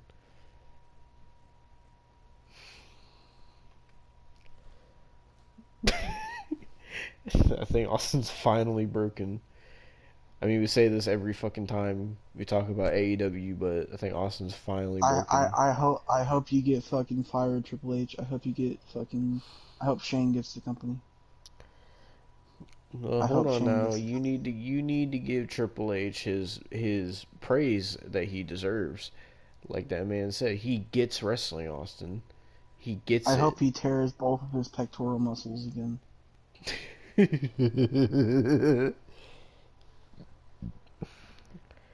Oh my god. I'm gonna read one last. Hold on. Okay, I'm gonna read two more comments and then we're gonna be done. So this first one comes from Logan Signs. It says they need to add another woman so they can go grab both sets of tag team titles.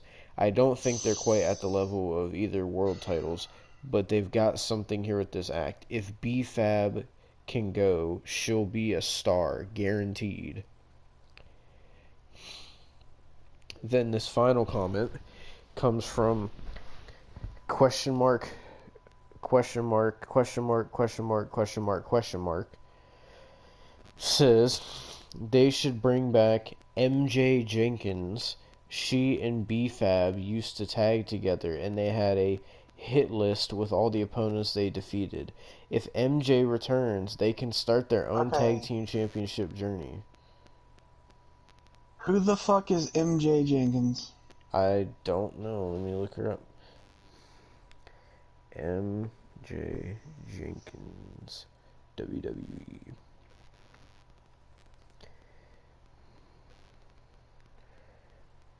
She looks like a female version of Sunny Kiss. Fucking wonderful. Oh, this is the comment's not over yet. If MJ returns, they can start their tag team championship journey. B-Fab won't be getting the women's championship that easily since the champion is Raquel. Better to bring back MJ and go for the tag titles instead. Because honestly, those titles are more important than the women's titles. They feel actually important, and they are honestly more prestigious.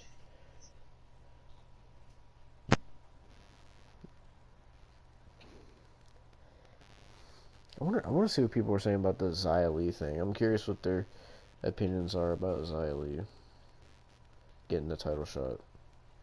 There's probably going to be a lot of people supporting it, because a lot of people like Xia Li. Please stop. I can only take so fucking much. I can only take so goddamn much. We still have to do Independence Day Resurgence. We still have to do that fucking shit, please. Please stop. Please stop. I can't fucking do it. I can't fucking do it no more. There's so much fucking fuckery in the goddamn world. I'm only going to read one comment from this. Who else thinks this is a great match idea for the next takeover? Raquel Gonzalez and Karrion Kross versus Xia Li and Boa. Both titles on the line. Let me know what you guys think. Oh, I'll let you know what I fucking think. God damn it. No. No. No, no, no, no, no, no, no, no, no, no. No. No. Fuck you. Fuck you. Fuck you. Oh my fucking god. Motherfucker. I am. Oh, who's that motherfucker that fucking said that bitch? I want. Oh. Oh my god. Who fucking said it? Who fucking said it? James Daniels. You're fucking dead to me. You're fucking Oh you sick god. individual. Well, Get help. to let you know, everybody is supporting Xia Li. There's not one hate comment about Xia Li.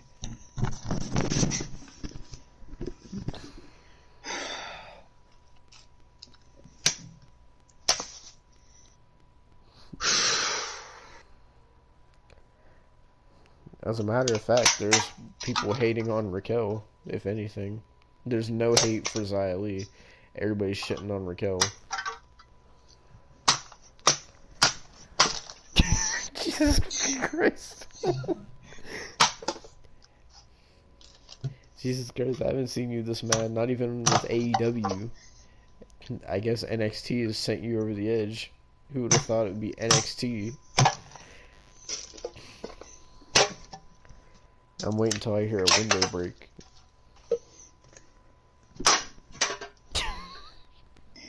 Oh my god.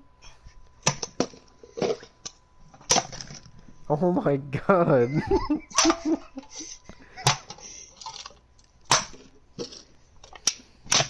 Austin's whole room is just getting destroyed right now.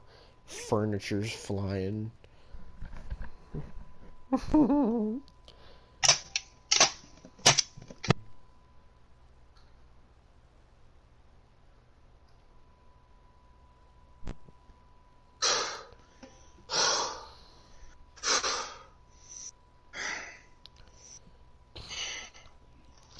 So I'm gonna say one more thing. According to the comments, when Xia Li knocked out Mercedes Martinez, apparently Mercedes Martinez is gonna be out for a little bit because she has a concussion because of that. Wonderful. So Xia Li gave Mercedes Martinez a concussion. Fuck. He said, "Fuck." Jesus Christ.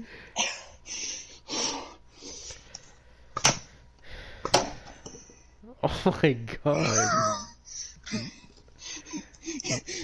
Everybody thinks this is fucking funny.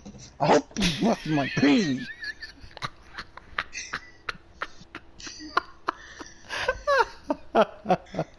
Oh my god. Why? Why?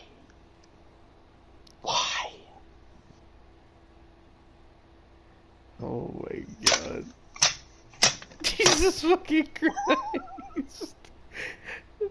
Austin's destroying all his AEW figures.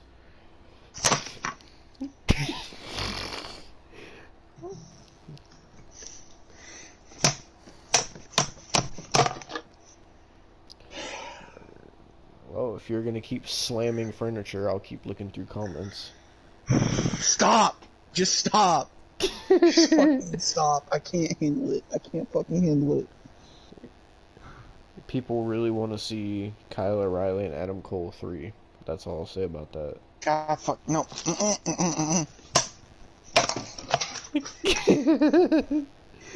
Oh my god.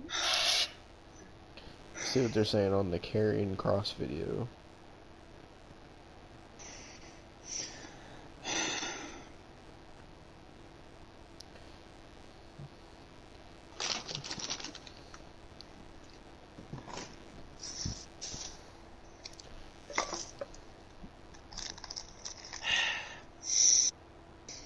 Oh my god. I'm so sick of it. I'm so sick of it. Someone said, oh my god. Someone I said... just fucking spilt shit. What did you spill?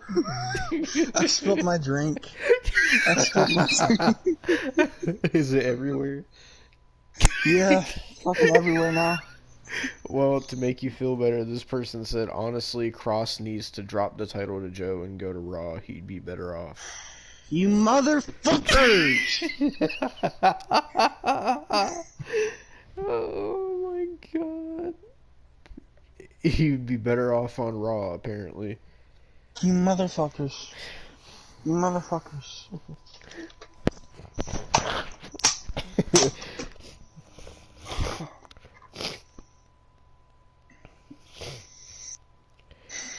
Someone said, my prediction, we get Cross versus Joe. Joe wins the title from Cross. Cross goes to main roster. Fuck off. Fuck off! Fucking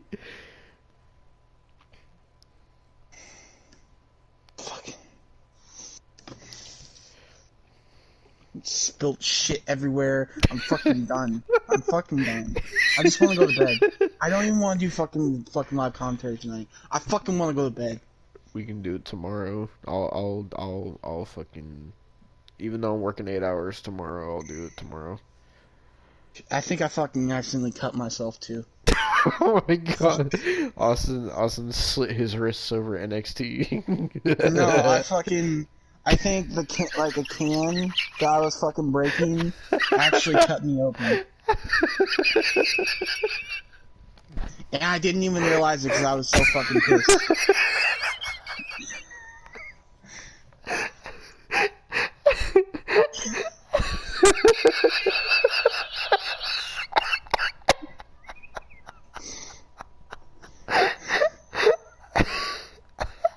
That's how pissed I was. I just imagine I just imagine I just imagine that you were so red with anger that you couldn't even see the blood on your hand because of how red you were with anger. And you're so mad that you didn't even feel the pain. That's what happened. Oh my god. Oh my god. Oh my god. Are you bleeding? Not bad. It's a small cut, but it's not fucking bleeding bad. If I put pressure on it, I'll be fine. Oh my god, it's crazy how you said AEW was gonna affect your health, but literally NXT is affecting your health. Quite literally. Oh my god. What was the fucking can's fault? It's not my fault, goddamn lazy eye Hickenbottom had to fucking do this bullshit. Oh my god. Oh my god. Was it like a broken can or was it just a regular can? I think I broke the can and I cut me open. Yeah, it's a broken can now. It wasn't broken before.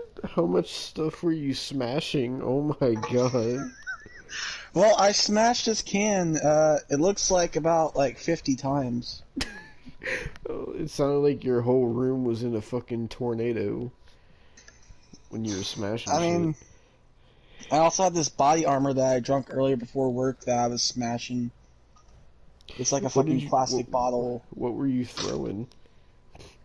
I threw another can at my window because he said I'm just waiting for a window to break. What would you have done if it actually broke the window? I knew it wasn't gonna break it because I didn't throw it that hard, but I fuck. Oh my fucking god. Oh, and the thing is, this isn't even a new cut. This is an old cut that I just reopened. His old NXT war wounds. No, this is a cut that I reopened. I cut myself at work and I just reopened it. So that's fucking nice. That's how much NXT can get to you, for all you fans watching.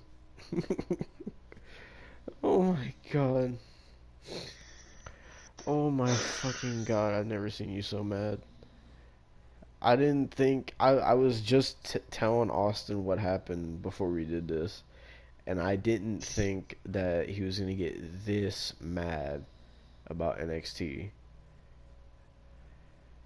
I was not expecting this. You fucking.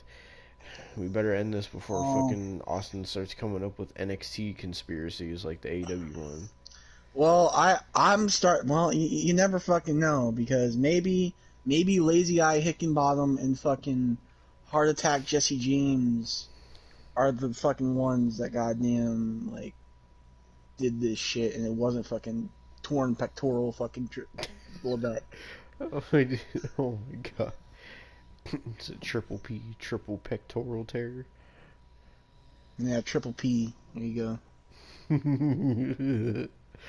Oh, dude, my fucking head hurts from laughing. Oh my fucking god. Oh. I'm just glad this wasn't something really deep. It wasn't a really deep cut. That's why I'm glad. You also would have sued NXT. Oh my god. Oh my fucking god. Fucking like Lazy Eye Hickenbottom's goddamn Christian beliefs. Oh, there was Fuck. one thing on NXT we didn't talk about. Oh, great. You really Is want to do this now? It's a short thing. It was just a backstage segment with, I guess now they're doing a thing with Timothy Thatcher and Ciampa against the random team of Pete Dunne and Oney Lorcan, because after Takeover in No. Your House, they just have nothing for Pete Dunne to do now. Well, I'm glad that Oni Lorcan found another fucking bland piece of white bread to team with after his partner passed away.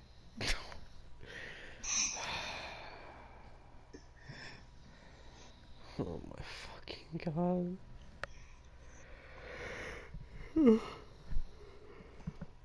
I can't even laugh anymore. I can't. Oh my god. I can't believe I cut myself. That's just how passionate you are about NXT. So, how do you feel about NXT now? Do you like NXT still? I don't even know. I can't stand NXT. I know for sure. It's I like, know if it for keeps sure going I'm like this, it's skipping gonna this be week. like Raw. I'll fucking watch NXT next week, and if NXT pisses me off next week, we'll do another video, and then I'm fucking Okay. done. Or we'll stay tuned for another NXT review next week. Two surprise NXT reviews. Well, it's probably gonna be a day late because I'll probably be off Wednesday. But what I'll do is I'll fucking watch it Tuesday night and fucking after I get off, and I'll fucking do it Wednesday morning and go to work. Oh my fucking god. Well, is there anything else you want to say?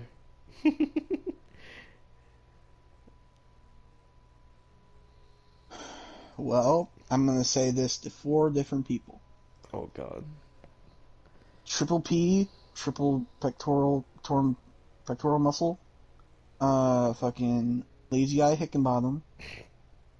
Goddamn heart failure fucking Jesse James. And William the Soma Addict Regal. All of you, go fuck yourself. Well, there you have it. Is there anything you want And to say about? and for the guy, Oh, go for the ahead. guy who brought up the gangstas, I hope you burn in the darkest pits of fucking hell.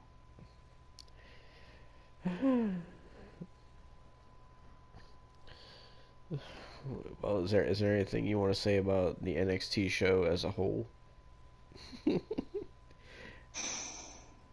Get better, or I'm not fucking watching you no more. And finally, is there anything you want to say to Hit Row after that god awful cipher?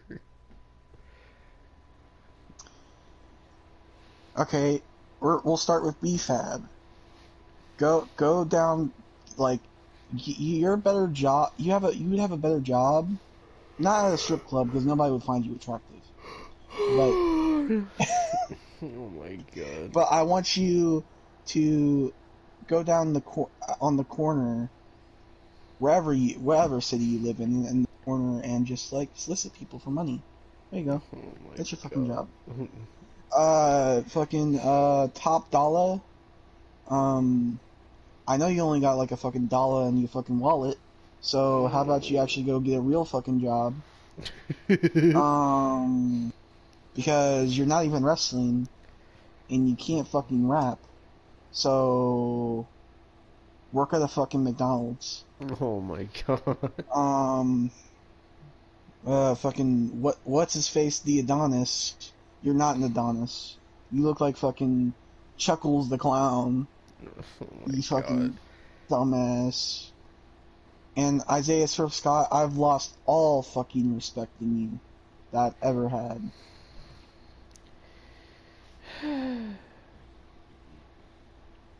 Did you know that Isaiah Swerve Scott is dating Jessica Mia? I found that out today.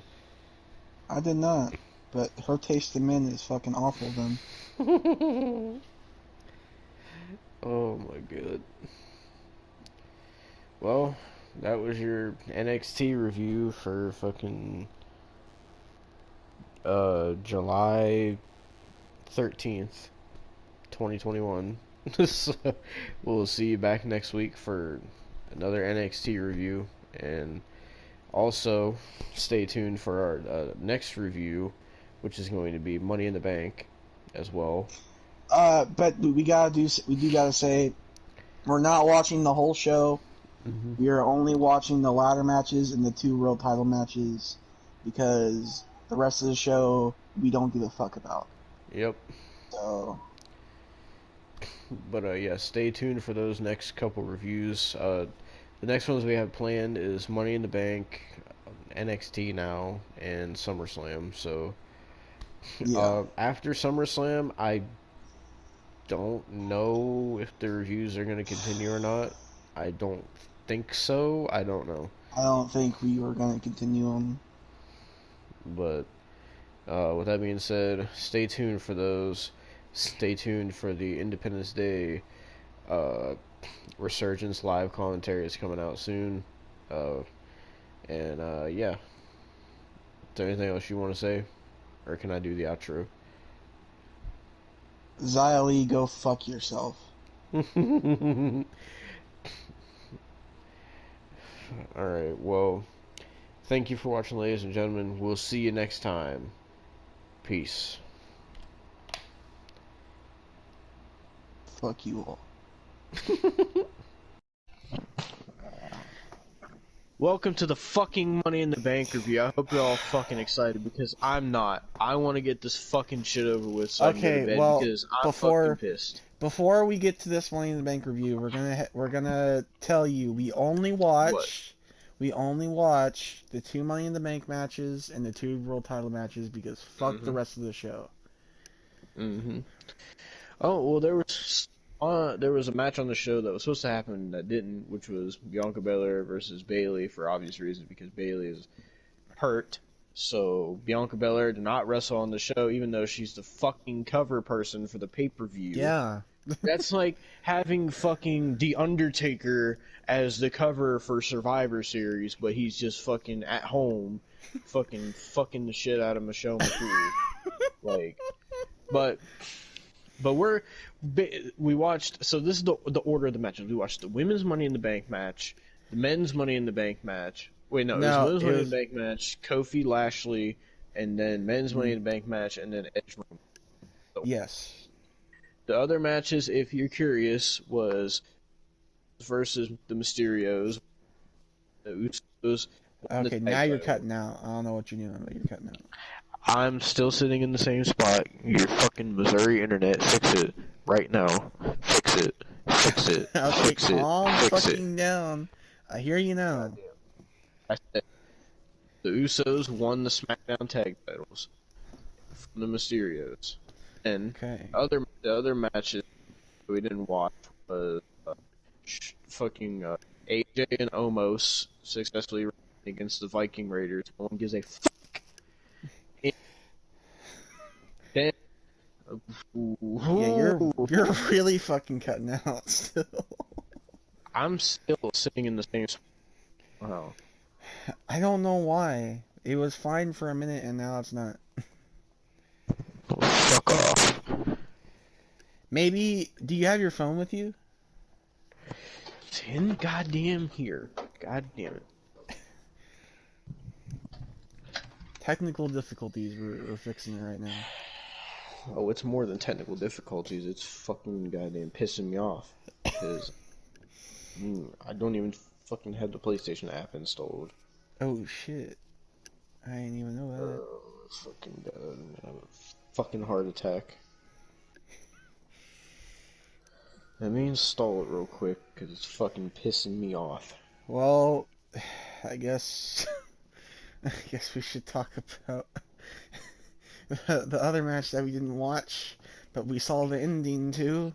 At least I did, and I told Devon. I saw it with my own 2 fucking eyes. I saw it. Okay. Rhea versus Charlotte. You talk about it while I'm downloading this fucking app. Because when I talk about the women's Money in the Bank match, all bets are off. I'm honestly fucking pissed because Rhea did not have that long of a reign because now Nope. Charlotte is fucking 14-time women's champion, like we fucking Mhm. predicted because of fucking course. Because they are going to make her beat Ric Flair's record. That's what they're doing.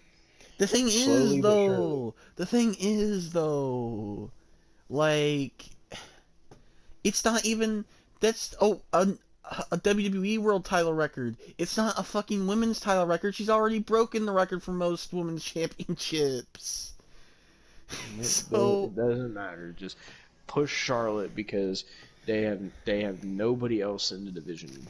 like they've shattered the record at this point. The record is fucking dust. Devon. The record is fucking particles. It's fucking atoms of goddamn fucking like the record isn't fucking it just doesn't fucking exist no more. At that fucking point. So, I mean, there's that. We get that at fucking I'm assuming they're gonna do another rematch now. At SummerSlam. Just thinking about it fucking now. It's gonna be Rhea and Charlotte at SummerSlam, isn't it? And then Rhea's gonna job out again. Probably. Like, fuck. Why? Like, fuck, dude. Fuck. Fuck.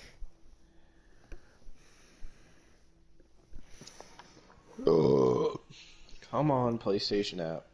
Fucking work. You still I connecting? am fucking. Huh? Are you still connecting from PlayStation? Yes. As you can tell, Devon is fucking itching at the bits to fucking talk about the Okay. yeah. Can you hear me? Yes, I can hear you. Okay, I'm on my front porch. Can you hear me? Yes. Okay, I'm sitting my ass in the same fucking chair. Can you hear me? Yes. Devon. So go to town on talking Okay. about the women's Money in the Bank. Because I'm just going to give it to you at this point. First of all, so before I talk about this match, I just want to say, fuck Charlotte. Alright. Now, with that being said, so, this women's match, this women's Money in the fucking Bank fucking ladder match was one of the worst wrestling matches I've ever fucking seen. One of the fucking worst that I have ever seen in my entire history of watching wrestling since 2009. That is the worst one of the worst women's matches I've ever fucking seen. So, Well, if you're curious who's in this match, the good thing is you haven't seen fucking Charmel versus the one bitch from Endgame in 2009 and fucking I'm TNA. sure that was better than this. I'm sure it was. No, I don't think it was. I would rather watch a Sable match than this one. Oh match. no! This was awful. This was god awful. So the people that were in this match from SmackDown, you had Liv Morgan, the returning Zelina Vega, you had fucking who else was it? Oh, Natalya and Tamina, the women's tag team champions. Then from fucking Raw, you had Asuka, which no one gives a fuck about. Naomi, who jobbed for fucking Eva Marie's return.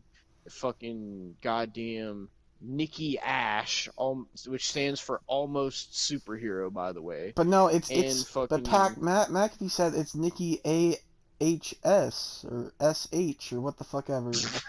AHS. I don't fucking care. Awesome. Pat McAfee was the worst fucking part of this show so far. Pat McAfee was fucking dressed like he was goddamn fucking Kenny Chesney about to sing When the Fucking Sun Goes Down, fucking featuring Uncle Cracker. Pat McCafe. Fucking. He was dressed like fucking goddamn. I don't even fucking know. But anyway, so you had fucking Liv Morgan, Zelina Vega, Natalia, Tamina. Then you had Naomi, Asuka, Nikki Ash, and fucking who was the last person? I'm Alexa fucking blanking. Bliss. Oh yeah, that fucking bitch. I lost so much respect for Alexa Bliss after this match. I know Austin is an Alexa Bliss simp, I'm but not a fucking simp. yes, you are. She was very attractive in this fucking outfit, though. See what I'm talking about? Shut the fuck up. No, this fuck match, you. That's why you're getting an Alexa Bliss standee for your birthday. Don't think I forgot about that shit. I know. But so this fucking travesty, my god, watching this match would be the same as watching a fucking horse take a shit on a fucking 100-degree fucking day out on the goddamn fucking farm. This was awful. So Is it Pat the McAfee's match farm? It might as well be. It might as well fucking be. Because this was fucking terrible. This was fucking terrible. Every single I've lost respect for every single woman that wrestled in this match. Every single one. Yeah, he's not lying. There were so He was many pissed. botches. He was fucking pissed. There was every fucking move was a fucking botch. Every one. Every fucking one. Every He's not woman wrong. had a spot that what? He's not. I'm saying you're not wrong. You're not wrong at all. Every woman had a spot where they stood there and looked like a complete fucking retard. And like there was one spot where Naomi and Tamina were trying to put a ladder in the ring and they just kept pushing it. When all they had to do was push it into the ring, but they were acting like they couldn't fucking push it. And then like there was spots where fucking women were gonna do moves on each other, but they kept slipping and losing grip of each other, and it looked like no one knew what the fuck they were doing. Like, I mean, it was honestly, awful. You would think people like Natalia and Naomi would actually care. Yes, Because they're veterans. Because they're fucking veterans. Naomi ain't a fucking veteran if she's gonna sit there and job the fucking dewdrop for fucking Eva Marie's return. That's why I lost respect for Naomi. How dare you? I've lost respect for I've lost respect for fucking Raw in general because of Eva Marie. Okay, so I've never had respect for Raw. Even when I started watching it, I always loved SmackDown more than Raw because Raw was always fucking terrible. True, SmackDown is always. Like, if you even go back to like fucking 2002 to 2000 fucking goddamn. I wish I wish I had the fucking New Day's time machine so I could go back to that because wrestling now is fucking the worst I've ever seen. And I don't care.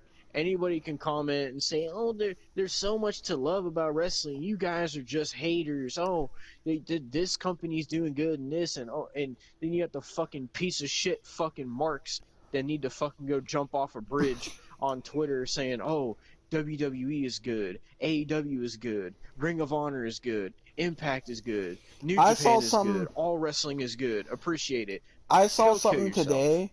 I saw something today that made me mad, and it's probably gonna make you mad by me saying it.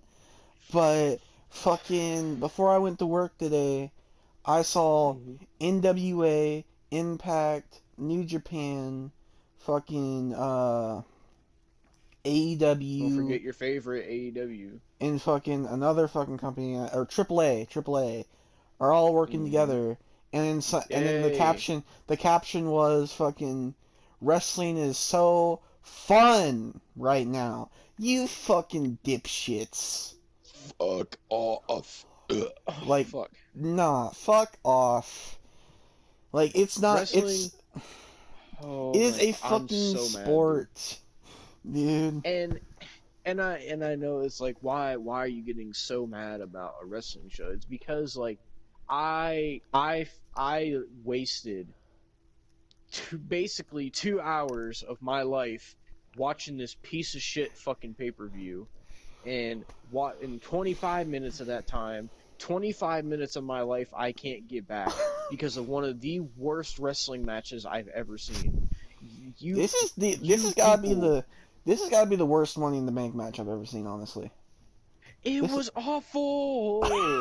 this is Every woman was botching, no matter how good they were, because I thought that Tamina was going to be the worst, but she wasn't even the worst. why was Tamina and Natalia even in this? They're the tag team champions. Like, I don't fucking why? know. And then you had all the fucking goddamn fucking Becky Lynch fucking simps saying, and fucking fake news reporters like Wrestling World CC I'm saying, gonna laugh.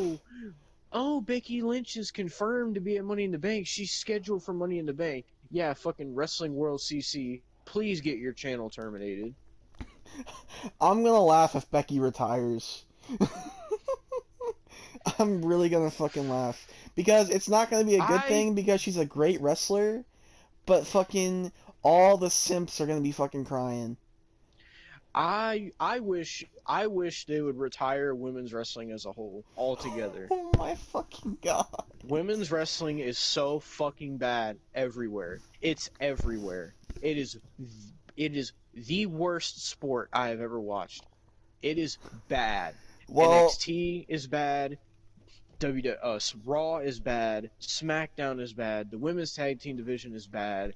Fucking AEW's women's division is bad. Fucking Impact's women's division is bad. It's all fucking awful. if you Every didn't get women's match canceled that I watch is before, awful. if you And didn't get canceled before, you I got don't canceled care. now. I don't care if I get canceled. Fuck women's wrestling. It's garbage. I can't stand it. I can't. Honestly, I would rather watch a Young Bucks match than any Oh women's wrestling match. my That's how much fucking I god. can't stand women's wrestling now. Oh It is no. that bad now. It is that No. fucking bad now. That's so I awful. would rather rewatch the Young Bucks versus Pentagon and Eddie Kingston than have ever laid eyes on this Money in the Bank No. match. God At least they damn, weren't Devon. botching every fucking move. They weren't fucking goddamn slipping and fucking. At least Pentagon wasn't fucking mind controlling people. Yes, that happened in this match. Yeah, it I don't give. happens. That's why I lost respect for Alexa Bliss. But we'll get Yeah, to that because I'm not done talking about this. Because we're gonna be here for a while. every woman in this match looked bad. Tamina always looks bad because she's god awful and is a disgrace to her fucking Samoan heritage. But fucking, and I know she's a nice person. I'm not being serious with that. But like, fuck, she's awful. But then Natalia, who nobody gives a fuck about, and like, I don't know what the difference is between Natalia and a fucking slice of bread. They're both the same thing. The plain fucking no substance, no flavor, nothing. And then fucking, and she's supposed to have experience because she's part of the Hart dynasty, right? And the Hart family and all that. I think Real she was the great way to last show one. it. She was the last one to train in the Heart Dungeon. I'm pretty sure. And how'd that go? Exactly. So fucking then I mean, she you trained have Ronda Rousey, so I mean, we know how that but went. You love Ronda Rousey. No, I so know why fucking you're don't. She's out in her fucking goddamn bunker worrying about fucking goddamn spaghetti monsters attacking her farm or some stupid conspiracy shit. She's probably fucking. She fucking probably has fucking cows grazing in the field and fucking thinks it's goddamn crop circles and shit. But fucking so then you had fucking goddamn Asuka. Who gives a fuck about Asuka? To me, Asuka is like Drew McIntyre at this point. Like, she's a great women's wrestler, Dude, but to me, I'm tired of seeing Asuka. no, to me, I think it's worse because Asuka is worse than fucking Drew McIntyre. Asuka is fucking like Roman Reigns Please 2015. She's Roman Reigns 2015 to me.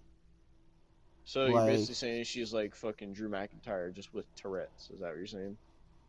Well, because she does all no. that fucking Well, screaming and fucking true. dancing and It's fucking all that dude. dumb shit. She makes me embarrassed to watch her because every time I watch her, like with family around or family in the room, every time she does a promo, they fucking just look at the screen and they're like, "What the fuck is she talking about?" I'm just like, it makes me fucking embarrassed to watch that. I'm embarrassed that I wasted 25 minutes of my fucking time on this fucking match because fucking then you had fucking Naomi, like I said, fucking jobbed to fucking Dewdrop and fucking the Eva Marie's return. And then her and I Asuka had a mean, fucking rivalry with Eva honestly, Marie and Dewdrop. they've I buried fucking their mm-mm. they've buried their entire women's roster besides their champions. They Oh have my fucking god. And like then and I just oh my I'm Bianca then you have is like the only one. Bianca and Charlotte and Raquel is the only ones that just haven't been buried at all. well, I mean the thing is though, all their title reigns fucking suck. Rhea Ripley's title reign sucked because the only person she faced was Charlotte Yeah. and fucking Asuka. And then Bianca Belair sucked because she only faced Sasha Banks Now, and Bailey and and the thing Carmella. is, we were so fucking hyped after WrestleMania and Takeover too. Yeah. And then fucking Raquel, the only people I mean, she's faced Io Shirai and Mercedes Martinez and all that. Ember But, Moon. like, yeah, but, like, all their women's title reigns fucking suck because all three of them were women that you looked at when they won and you're like, oh, fuck, they're gonna have a great title reign. Like, that's how you would look at it when they won. Oh, God, no. None of them have had a good title reign. None of them. And now Rhea Ripley lost the title already, so Charlotte I can be a predict 14-time women's champion. that they're gonna make fucking Bianca lose the title soon. They're not gonna fucking keep her as a champion because if they do not have faith in Rhea, then they're not gonna keep it on Bianca. I'm They'll sorry. probably have Bianca lose it to the fucking winner of the women's Money in the Bank. But I'll get to her in a minute because I still got to talk about Liv Morgan and Zelina Vega.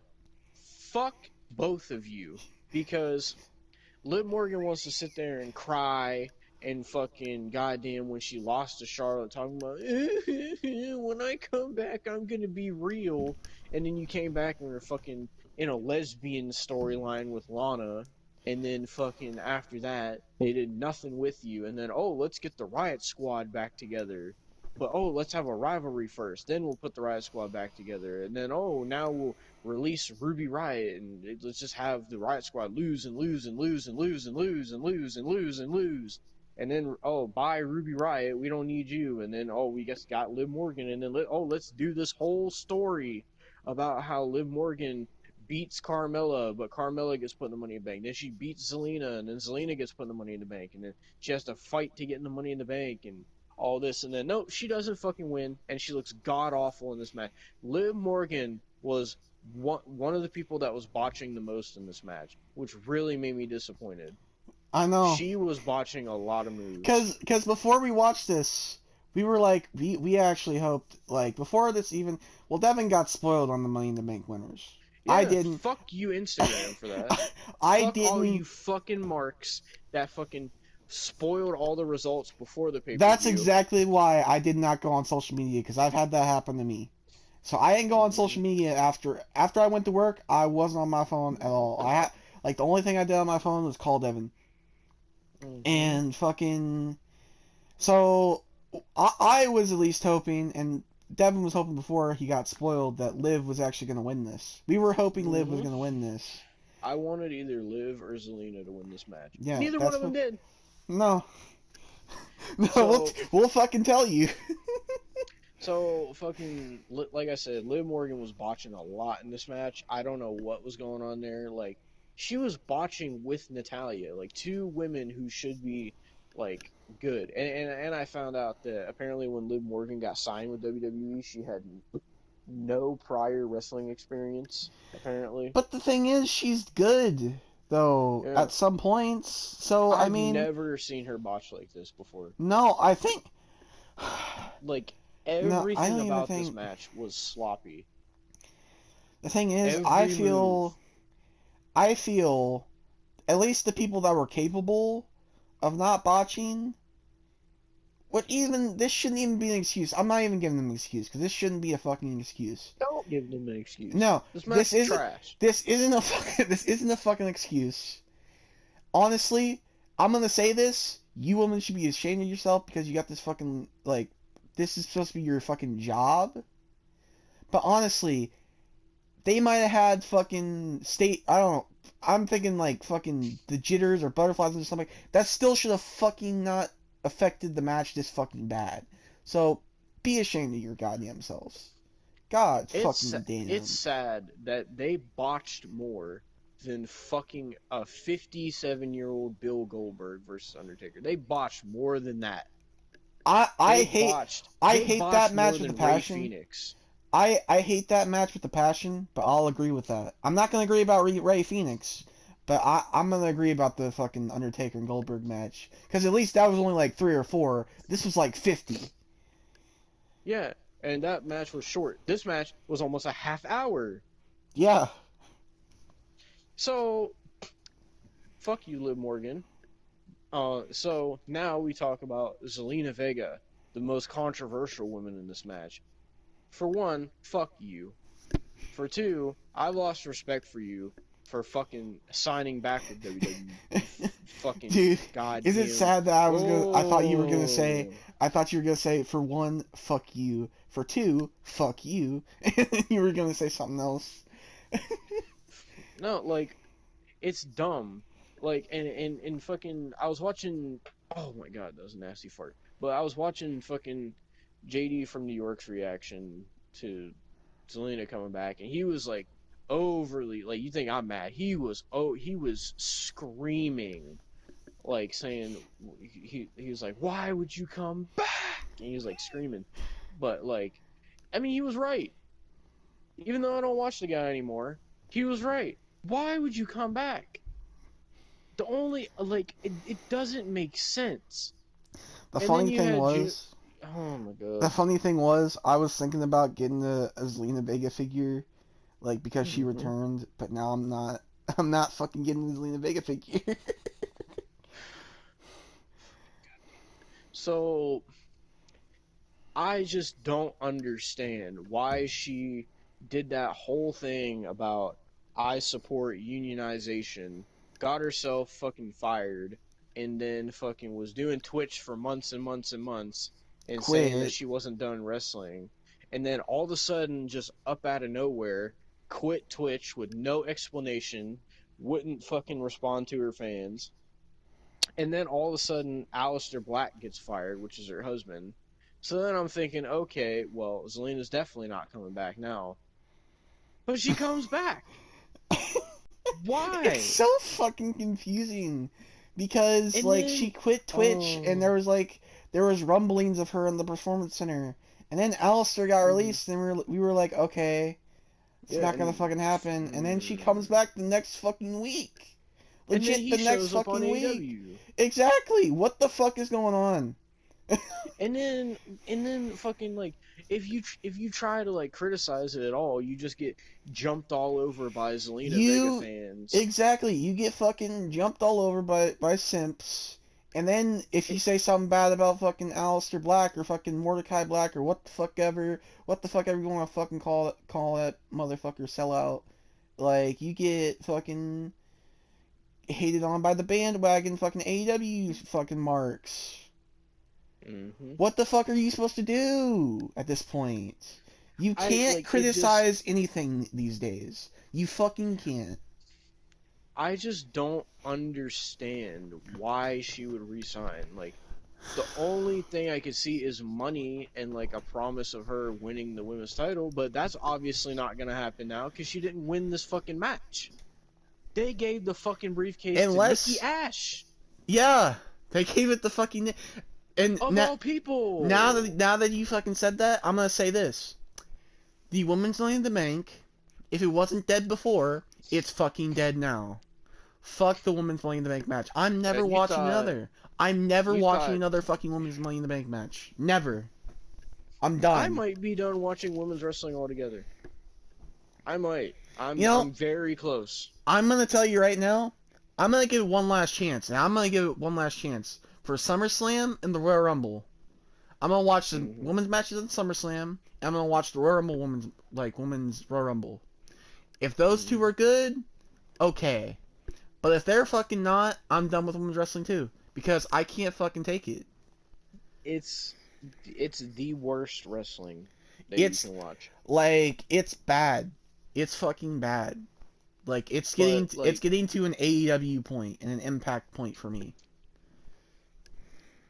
Like, then before we get to the winner of this match, I just want to say, the Zelina Vega thing makes no sense whatsoever because she basically signed back and they're gonna do more of the same with her, not doing anything with her. So it just seems kind of pointless. Now I guarantee you, give it 3 months and she's gonna be saying how unhappy she is in WWE. I guarantee it. That's exactly what I'm even gonna say. That's exactly what fucking Mike Bennett and goddamn Maria Kanellis said, because they signed a fucking 5-year contract, and then said they tried to get out of their fucking contract right after.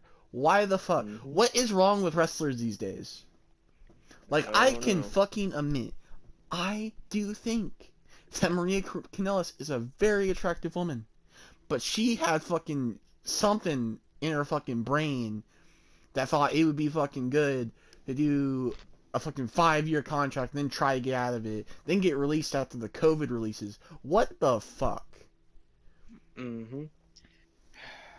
Like, what is wrong with wrestlers nowadays? I don't know. Fucking, well, speaking of what's wrong, what the fuck is wrong with Alexa Bliss? Because, like, so... The thing is, I've defended this character, Devon. On these reviews, I've defended it. I fucking defended it because of the Fiend. But now, I'm not gonna defend it no more. I'm not gonna fucking defend it no more. I'm not. Because the Fiend is not a part of it no more. Fucking... They split her from the Fiend. So yeah, they split her from the Fiend. She's got this stupid fucking doll. Stupid fucking doll. It looks like something made by a goddamn kindergartner. She fucking swings on swing sets and fucking wears face paint that makes her look like goddamn Papa Shango. And fucking mind controls people with her mind in the fucking Money in the Bank match. What the fuck, dude? Why? Yeah, so... if you're wondering what we're talking about, basically there's a spot in this match where Alexa Bliss and Zelina Vega, which also is another point, fuck you Zelina Vega for fucking acting and selling like that to something so fucking stupid, but fucking Like, basically they were climbing the ladder and they both reached up to get it and then Alexa Bliss just like stared at Zelina Vega and then they both started climbing down and basically apparently Alexa Bliss mind controlled Zelina Vega. I can't. Is that supposed to be why? Is that what people call fun in wrestling? I think so. I'm guessing so. Is that what people are trying to say is an art form? I'm guessing so because like, I'm gonna tell you right now. I still think Alexa Bliss is attractive. I still fucking do. So do I. I still do. But I cannot fucking defend it no more. I've defended it to my fucking limit at this point. I cannot defend her character. It is not a fucking good one. I'm done. I'm done defending it. I'm sick and tired of it. It's bad. It's fucking awful. I am no longer a fan of Alexa Bliss, and I lost respect for her doing that because I actually liked her when she was with the Fiend. I thought it was something that fit her because it she's not worked. very good in the ring. It fucking worked. And it was good. Yes. But then they just said fuck it and split her up from the Fiend. It's just like they could, even if Bray went on a break, they didn't have to split her up from the Fiend. They didn't. That wasn't. It's okay because now on Raw she's having a rivalry with Eva Marie, so I guess it all works out. So fucking great. If that ends up with a SummerSlam match, I'm legit gonna chuck my TV out my fucking window. Like, I'm like, if that ends up in a goddamn SummerSlam match, I do not want to see that shit.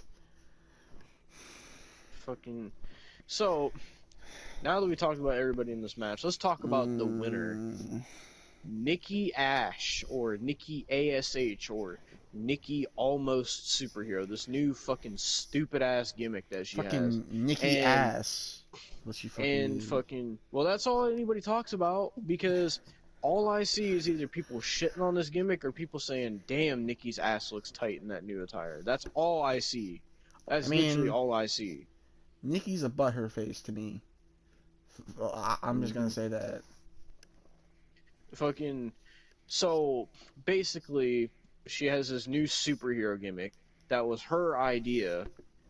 At first, everybody was shitting on WWE, saying, "Oh, WWE is ruining Nikki Cross," and then it came out that it was Nikki's idea, and then all the people who were hating on it did a complete, most of the people that were hating on it did a complete 180, and were like, "Oh, well, Nikki came up with the idea, so you can't be mad, you can't hate on Nikki for it. Let her do what she wants to do. Oh my God, stop hating on it. Because here's the thing. Oh my God, I know it's horrible, but I'm gonna defend it because it was her idea, and Because here's the thing. That's how the Here's the thing. Here's how wrestling fans are these days. At this fucking point. And I'm gonna. This is the complete truth. The complete fucking truth. And they shouldn't be, because they don't have fucking brains if they fucking do. If it's WWE doing it, oh, it's fucking awful. It's so shit. I can't fucking stand it. But no.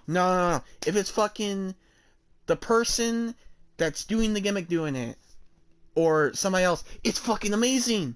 It's fucking great. Isn't that right, Devon?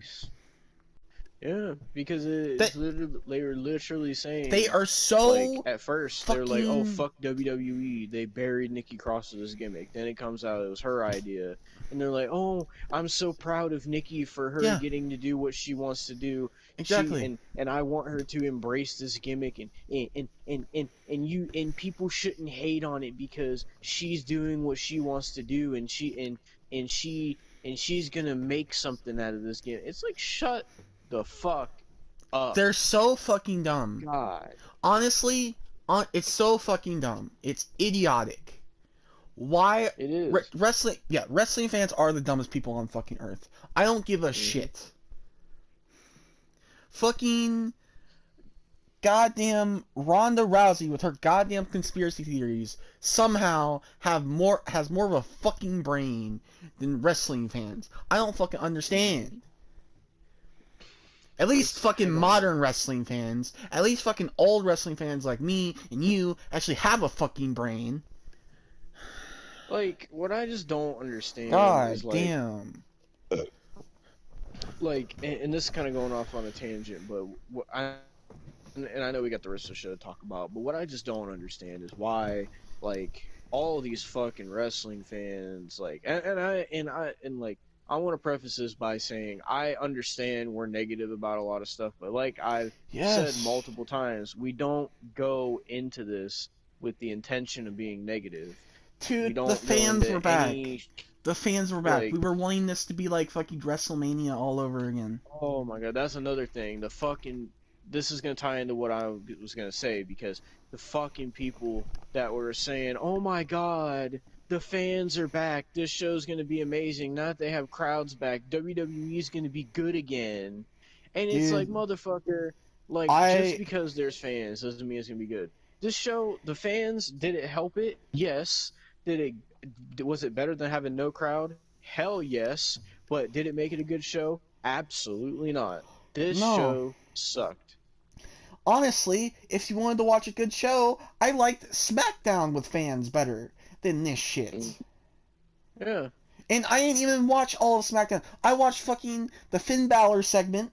I watched the fucking Edge and Mysterio's versus the Usos and Roman match. And then I watched something else I can't even fucking remember. But it was way fucking better than this. Yeah. And this is one of your biggest gimmick pay-per-views that people get excited for every fucking year. Yeah. I just don't understand why all these wrestling fans are so like adamant about defending things Honestly, so I feel fucking like it's a hard. bandwagon thing. I feel like they see somebody popular do it, so they fucking do it or some shit. And they can't take criticism either at No, all they can't because take criticism. They bandwagon. They fucking they don't have an they, opinion of their own because they fucking bandwagon. Like I and see they all tell you these to go kill fucking yourself. yeah, I see all these fucking popular Twitter accounts have an opinion and everybody fucking agrees with them. Every fucking Mhm. body. And I'm sick of it. I'm sick of this shit. I'm so fucking It's sick of it. dumb, man. It's dumb. Like I just Like, I just from my perspective as a wrestling fan, I want to make this very clear for people that are watching that just cannot seem to understand where cause I'm coming from or why I there feel the is way I do. people, there is people that don't understand why we fucking talk so negatively about shit. We've seen Yeah. it. And I just want to say that my perspective, and I'm going to make this clear, I don't like current wrestling. I don't like anything about it. It's not entertaining to me. It's not fun to watch, and I don't get that same feeling that I used to when I used to well, not when I used to watch wrestling, when I watched wrestling before. Like wrestling just doesn't have that same magic for me anymore. And I'm not saying that people can't enjoy wrestling today. You can enjoy wrestling today. But I'm just so confused with how bad all of it is. The part where I'm lost and where I'm so confused and what I don't understand is like it's so bad, but why do you people defend everything? Like Yeah, why? Like because people if defend you Raw. if you People think were about it, saying that Raw the past couple weeks was a 9 out of 10. if you think about it, if you think about it right now, what Devin is saying is just making it worse. Because Yeah, everybody fucking sees that shit and they're like, oh, we're doing good? Okay, let's do the same fucking shit. yeah. But I just don't understand why, like, if, like, I'm, the part where I'm lost is if someone says, oh, this segment was awful, I didn't like this segment. Like, a lot of wrestling fans, first thing they do, instead of, like, asking them why they thought it was bad or letting them explain No, why they didn't like it, this is the or average trying wrestling to fan. This is the average see wrestling the, fan. Uh, no, fuck you. Die. Fucking don't watch it if you don't fucking like it. Uh, uh, fuck you. That's basically fucking it. That's all the mm, responses. And it's yeah. mainly don't watch it if you don't like it. Fuck you. Whoever says that is spineless and gutless. I'm telling you right fucking now. It's like I just the part where I'm lost is like instead of listening to what the person has to say and instead of saying something like yeah, I could understand why you wouldn't like this or yeah, that did kind of suck, but I enjoyed it, but yeah, it was kind of dumb or whatever. Instead of saying something like that and just, having a conversation instead of doing something like that, it's just always like, oh well, if you don't like it, then fuck you, go kill yourself. If you don't like it, don't watch it. You're obviously not a real wrestling fan. You're Or just a fucking a lot of hater. what a lot of wrestling fans do now is if any I've been seeing this so much on and it doesn't matter who it is. If somebody ever hates something about wrestling, especially if it has to do with AEW. A lot of the first thing I see people say is, "Oh, I bet this person watches Jim Cornette," or Exactly. "Oh, I bet this person is probably a Cornette fan," or like they always say something about Jim Cornette. And what does it fucking Or matter if we are? What does it fucking matter if we listen to him? It doesn't matter. okay, I Just mean, there's because people. out there that are fans of Vince Russo. There are Yeah, people out there that are fucking goddamn fans of people like Chris Denker and fucking goddamn fucking Ryan Satin and people like that. fucking WrestleVotes, who by the way, spoiled something tonight that we're gonna talk about because whoever fucking runs WrestleVotes are assholes. Yeah, and I just so I know we're kind of getting off track, but let's get back to the show All right, because all right. that's only the first match. We've probably been going like an hour already. So Well, let me fucking fucking start another clip. okay. So Nikki Ash won that match, and I don't want to talk about this match anymore. All I want to say is I don't know who they're gonna have her cash in on. I I don't like. I don't even want her to have the Money in the I'm Bank. gonna be Like how honest. Is like the Money in the Bank oh. still cross brand? I would think so, but apparently when people have won it the past couple of years, they just cash it in on their own brand, so I don't really fucking know. You remember that dumb shit they used to have when they had the Raw Money in the Bank and the SmackDown Money in the Bank? That Oh my fucking fucking shit. god. I remember Yeah, I that. remember that. Fucking now they got the men's Money in the Bank and the women's Money in the Bank. Like, ugh. But Well, next is Franklin versus I want to say Kofi. one more thing about this fucking women's Okay. match. I just want to encapsulate all this by saying, fuck Nikki Ash and fuck that gimmick. I don't care who wants to defend it. It's god awful. Women's wrestling is god awful. And if you are a fucking super goddamn defender of women's wrestling, please fucking like you can come at me on Twitter, you can come at me on Instagram, you can come at me in this fucking comment section. I don't care. You can call me a misogynist, a sexist, whatever the fuck. I'm not being that. Just because I'm saying I don't like women's wrestling right now because it's fucking awful. It's some of the worst wrestling I've ever seen. And I'm not we're saying not saying it can't get better. It can get better.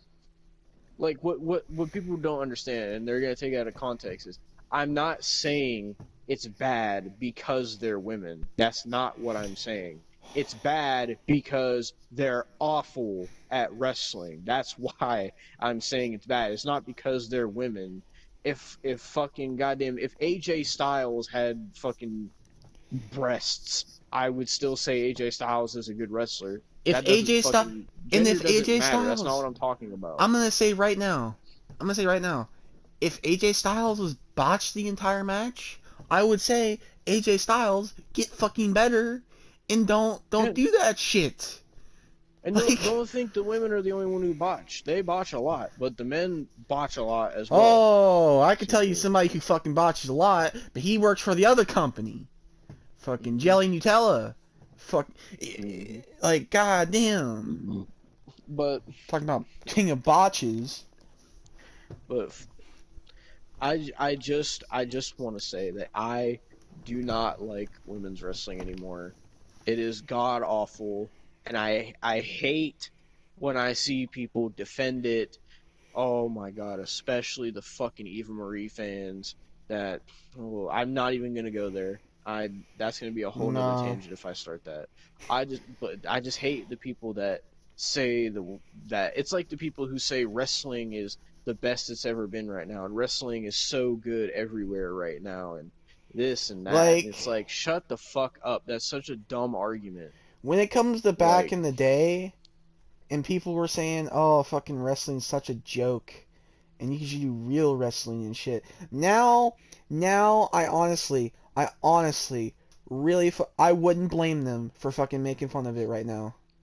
I it would is a not joke. fucking, I would not fucking Raw blame is the them. biggest joke I've ever seen.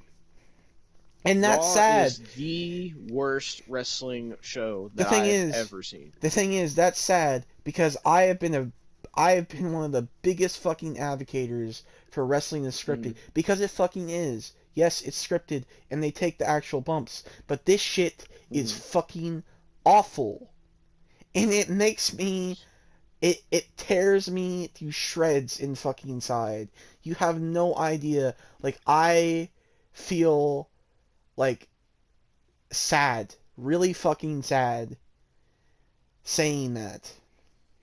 But that's the thing. Like it doesn't matter what we say, because at the end of the day, like people ain't they're not gonna listen to this and say, oh yeah, I could understand a few points they were making, or I could. No, I mean, I like this, but I mean, they hated on it, but I liked it, whatever. Like, no because matter people what we don't say, understand they're criticism. just all that they're gonna say, no matter what we say, is, oh, you guys are just haters. That's all it is. Like, Because has criticism been taken out of the dictionary or something? Do people I not don't learn know. about that in fucking school? It's not even with just wrestling either. Like, fucking YouTubers can't take Exactly. criticism. All Exactly. types of shit with criticism. It's just the Everybody way the world thinks is everybody thinks nowadays. that everything is great and nothing is bad. And when it's bad, it's something completely unhumane or fucking completely Hmm. dumb that shouldn't be somebody canceled for. Yeah. Like, there is people one day, Drake Bell gets canceled for being a pedophile, and then the next day, Dream gets canceled for saying fucking bogan. What the fuck is bogan? It's an Australian word for fucking, goddamn, just like boring, basically. Because he can't use that word because he's not a part of that fucking culture. It doesn't fucking matter! That's what life is right now, and I'm so fucking confused. Like I said, it doesn't matter what we say, because people are so fucking retarded nowadays. And yes, I said that word. You can cancel me for that. Whatever the fuck you people want to do, because everybody gets canceled over everything. Fucking can't you can't even fucking goddamn say like words like retard anymore. You can't Cause even but breathe no more. You could get canceled fucking for fucking breathing. fucking it's people are so retarded nowadays. Like, some of the shit, like, I'm not gonna go on this for too long, but some of the shit I see nowadays is some of the dumbest fucking shit I've ever seen in my life. The shit people do nowadays, and the way people act nowadays. And I do feel like I'm not trying to be one of those people to say, oh, the internet is bad and all this, but I'm just saying, like, I do feel like the internet did have a big impact on why people are the way they are now, and why everybody's so fucking sensitive about everything. But fucking, it just sucks that, like, and it makes me honestly not like doing these wrestling reviews anymore, because, like, I come on here and you come on here and we say what we feel. We go into the shows wanting it to be good, wanting to enjoy our time watching wrestling, but we just don't, because wrestling is awful, and That's somehow why, people just honestly, don't see that, I and think we we should just get start doing called old. haters for everything we say, and then it just makes me feel like, and because I don't like being negative every time we come on here, No. because it always puts me in a bad mood. And then, like, when I look back at the wrestling reviews, yeah, it's funny, they were yelling our asses off or whatever, but then after a while, it's just like, okay, well, we hate Raw, we hate SmackDown, we hate NXT, we hate Impact, we hate AEW, like, and then it's just like, when it gets to a point where we're negative about everything because everything is bad, it makes me not want to watch wrestling. And then when we do watch wrestling, we just get mad about it, and then it makes me not want to do the wrestling reviews. And it's just That's why I'm this saying fucking SummerSlam needs to be hate, a this fucking savor fucking grace. SummerSlam needs to negative be. cycle that we're in. I feel like SummerSlam needs to be our last current pay per view, and if we ever do another review, it has to be something old that we enjoy. Yeah, Because we're fucking it's destroying ourselves doing this shit. it's like, yeah, it's funny to hear me fucking scream about the women's division, and And I for Austin know, to lose his mind about AEW, but like, I after a know while, it's it's like, funny for you fuck. guys to have me lose my mind over fucking AEW and Goldberg and fucking Eva Marie, but I can't. You don't understand. It's fucking. It takes a toll after a while. All the fucking negativity, like that I Hmm. spew and shit like that. It takes a fucking toll. Yeah. Like, I swear, I'm done doing current shit after SummerSlam. I'm done. Like, no more. Fuck. I don't even think I want to do Decimations, or I don't even fucking know anymore. Because it's just Yeah. like, what the fuck are we supposed to do that we haven't done? We've done pretty much Yeah. everything besides SummerSlam. Mm-hmm. And if we really want to get another taste of a wrestling review, we could honestly just do old fucking review like shows because Yeah. I know you're fucking tired of getting mad about shit. I'm tired about getting mad about shit. I want to have a good time watching wrestling again. I Yeah. really fucking do. That's the problem. Like, I want to watch wrestling. I want to enjoy wrestling. I want to be like all these people that can just enjoy everything, but I just can't. Like, that's where I'm lost. I just don't understand how they see it that way, how they enjoy everything, because I can't. And I think that's just where people like us and people like them disconnect because somehow they can just enjoy everything and they just don't. I don't know what it is, but they love everything, and I just can't see why. And I It's guess maybe like it's the same for them where they can't see why we hate on everything. it's like we're in this fucking parallel universe or some shit. I We're don't just fucking know. like they fucking love everything, but we're fucking just like we don't like it. Like I just Yeah. It's like all I want to say before we move on to the next match is just like fuck women's wrestling. It's awful because of the wrestling, not because that they're women.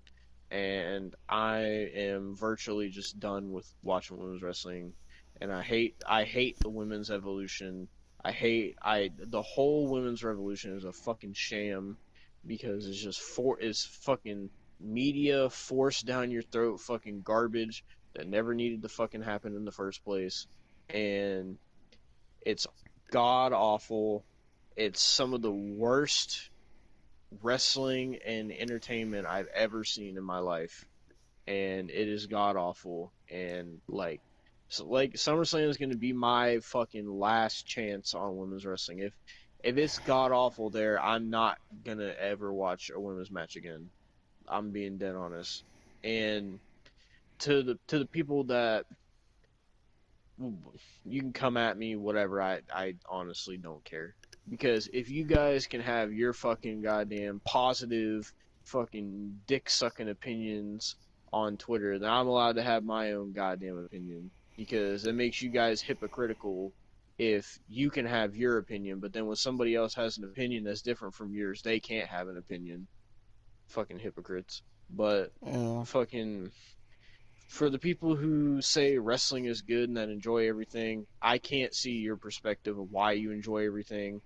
And I think some people are just, they just don't, they're stubborn and they just don't want to admit that it's bad. And fucking, I just, I want to make this clear to you people. Don't misconstrue what I say. Wrestling is not good. No matter what you tell me, no matter how you defend it, I don't care. It's not good. The wrestling that I have seen in 2021 is the worst wrestling I've ever seen in my life. It is it is ungodly how bad it is. Even compared, if you even go back to 2019, 2019, it's like it was a completely different sport. I It know. is that bad now. And to you people that just defend it and like everything, I like remember you're just wrong. I remember when I That is a used wrong to mindset to have. I remember when You I used to can't look live. forward to fucking takeovers and Mania Yeah, same here. I used and to love fucking Takeover. I used to love NXT. NXT was my favorite wrestling show. Now look at it. I don't give a dude, fuck about NXT. I wouldn't even watch NXT at the time. I would just watch the takeovers because they were fucking hype. I didn't even know what was going Yeah, on, but they were still fucking hype. Hey, I people can't. You can't, like, the world. and this is why it's a good thing to have critics in the world, because it's always like everything needs a balance. You need a balance with good and evil and all that. That's why it's a good thing to have critics. People, and there's people that think, oh, all critics should just stop watching and all this, and then they always say something about Jim Cornette. But if you don't have us critics, then you're just gonna the whole wrestling community is just gonna be everybody enjoying everything, and it's just gonna live you can't live in a world where everybody just loves everything. You can't. That's just not how things It's work. not human nature, honestly. It's Uh, not. Everybody has like their own opinion, and if you don't let people spew it and talk about it, it's never gonna fucking help anything. It's never going like to. Just like like how you if it fucking AEW marks talked about how bad fucking Rusev was in WWE, which I can't admit he was fucking bad. But he's still bad mhm, now. But like, yeah, that's your opinion. That's your fucking opinion. yeah, That he's good now. And you get to spew that. But we can't fucking spew shit because wrestling is so fucking good nowadays. No, it's fucking not. I hate saying that. I hate it with a passion saying that. You have no fucking idea. well, now people are under this mindset that now that the crowd's coming back, now everything's gonna be good. We'll That's the fucking excuse people are using now. we'll fucking see if SummerSlam's good. If SummerSlam's fucking good, I'm taking off for SummerSlam. So it better be fucking good or I'm gonna be pissed. I'll say this: Money in the Bank had a crowd, and the show sucked. NXT has had a crowd for weeks now, and NXT is god awful now. AEW has had a crowd for a little while now, and AEW sucks. Impact has a small crowd, and Impact is still fucking boring. And fucking goddamn that SmackDown crowd from yesterday is probably the best crowd since WrestleMania. Well, Yeah. yeah, And like I said, and people were more hyped for fucking Otis than uh huh, goddamn the woman's Money in the Bank. Think about fucking that. yep. I mean, I just don't like see how anybody. I don't. I'm not gonna go too long, but I don't see how anybody's excited about anything to do with the women's division. It is terrible. I don't know. Like I don't know, but fucking anyway, Next is That's all I want to say. next was Franklin versus Kofi. Yeah. Um, So I mean, I mostly talked about the women's Money in the Bank, so I'll let you talk for a minute. well, this was definitely better than the women's Money in the Bank. Yeah. Basically, it was a squash match between Franklin Lashley and Kofi Kingston. If you don't know, Bobby Lashley's real name is Franklin, so Uh-huh. that's why we're calling him that. And he looks like Franklin the Turtle. Yeah, so it kind of fits. But fucking this was a good squash match. Kofi sold and made fucking Bobby Lashley look like a star. Like he is a star, but he made him look like even more Yeah. of a fucking star. And it made him look like a beast, and it was a good match. Better than Yeah. anything fucking Charlotte and Rhea put on, or goddamn the Money Mhm. in the Bank put on, or the Women's Money in the Bank I should fucking say, or fucking whatever else, fucking anything that fucking Slammiversary put on, definitely fucking better. Oh, we'll talk about that Oh on the man. fucking podcast. Fucking trust me. Mhm. Um, but God, like, I don't know. It was better, but like It was nobody's gonna care. basically just a squash match, I just to make mean, Bobby Lashley look good. yeah, I mean that's one thing I wish. Sadly, it wasn't. I wish it was more of somewhat of a competitive match. Still, and it still could have made Bobby look strong, but still. Like I wish they would do it how like back in the day they used to like that's how a lot of Rey Mysterio's matches were, where like he would face bigger guys and like it would make the bigger guys look good. but it wouldn't just be just a squash match like when you had like Yeah. Rey Mysterio versus Brock and Rey Mysterio versus like Kurt Angle and like people like that they could obviously fucking throw Rey around. Like even when he faced Big Show, like it wasn't like just a complete fucking squash. Like I wish they would go more along the lines of that instead of just like getting absolutely Yeah. fucking destroyed. But I mean, it was just a squash match to make Lashley look good and fucking. That was about it for that. Lashley retained.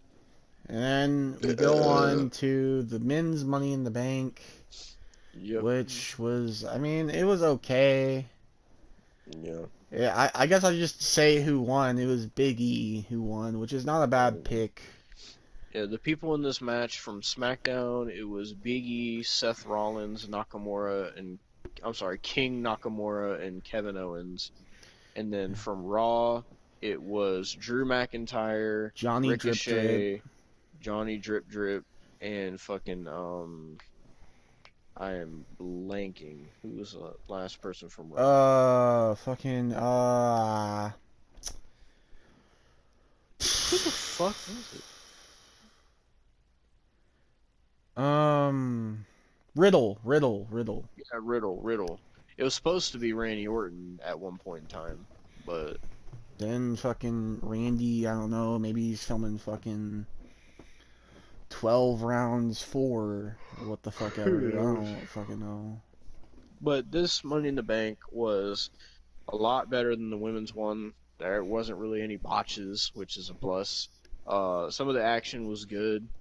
Like, for most of the match, they had Johnny Drip Drip and Seth Rollins working as a team, but then they were also mad at each other because John Morrison calls himself Johnny Drip Drip, and then on SmackDown, Rollins calls himself like the Drip God or whatever. So they were arguing over who has the better drip, if you can believe that. I've gotta be honest. Like, what's this whole thing with fucking dripping?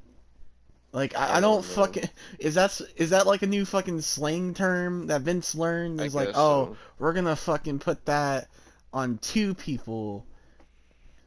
Yeah. What? I don't understand it. But so compared to the women's match, there was actually good spots in this match. Because in the women's match, there was like they tried to do spots, but every time they tried to do a big spot, it looked like somebody was about to get fucking severely injured because they were so fucking sloppy. And in this match, they had spots like fucking A Falcon Well, Arrow on Kevin. I mean, Kevin Owens took a lot of the spots in this match. Kevin, I don't know what the And fuck he was Ricochet, too. on. I don't know what the fuck Kevin was on, but he took 2 fucking awful looking spots. Like, he took a Falcon Arrow from Seth Rollins on like a on the fucking ladder, but the ladder was like standing on its side. And then he fucking took, around the end of the match, he took a fucking power bomb outside the ring, through a ladder, landed on his neck, and the fucking was out the rest of the match. Oh, don't forget, he also Nakamura half and half suplexed him onto a ladder too. Yeah, if he fucking took a lot. God damn. And fucking Ricochet also took, like, there was one spot where he tried to do a Hurricane Rana to Drew, but then Drew did an Alabama slam on Ricochet into a ladder, which looked nasty. Yeah. So I mean, there was some good spots. I mean, I'll say what I want about Ricochet and his taste in women and his fucking TikToks with fucking Nia Jax and his fucking whatever he's doing now, but fucking he could sell pretty fucking good. That's what I think about the women's division. Anyway, so all in all, it was a pretty good match. Like I said, most of the match was Rollins and Morrison working together, and then they also had Matt Riddle doing RKO's, and he was acting like he was Randy Orton. Then at one point, the fucking goddamn, whoever they are came out and attacked Drew McIntyre. Oh They're yeah, Jinder the Mahal's cronies. Whatever the fuck Jinder they are. Mahal's fucking cronies. I can't remember their names. We roasted them in the Raw roast, but they're so forgettable. Yeah. Yeah, But basically for SummerSlam, they're building Drew McIntyre versus Jinder Mahal. So, which would have worked way better if yay! honestly, it would have worked way fucking better if it was when Drew was champion. Honestly, Yeah, because I but don't give a I don't shit know. now. I don't give a shit about Jinder Mahal, and I don't give a shit about Drew either. Like Like I would Drew's a have great been, wrestler, but I'm just tired of seeing him. and Jinder's pretty decent too. Yeah, Don't hinder the fucking Jinder. but I mean, overall, it was a good Money in the Bank match. It was better than the men's one last year. Oh If you guys god, remember yeah. that god awful pay per view. Dude, I watched that But live. I feel bad for myself.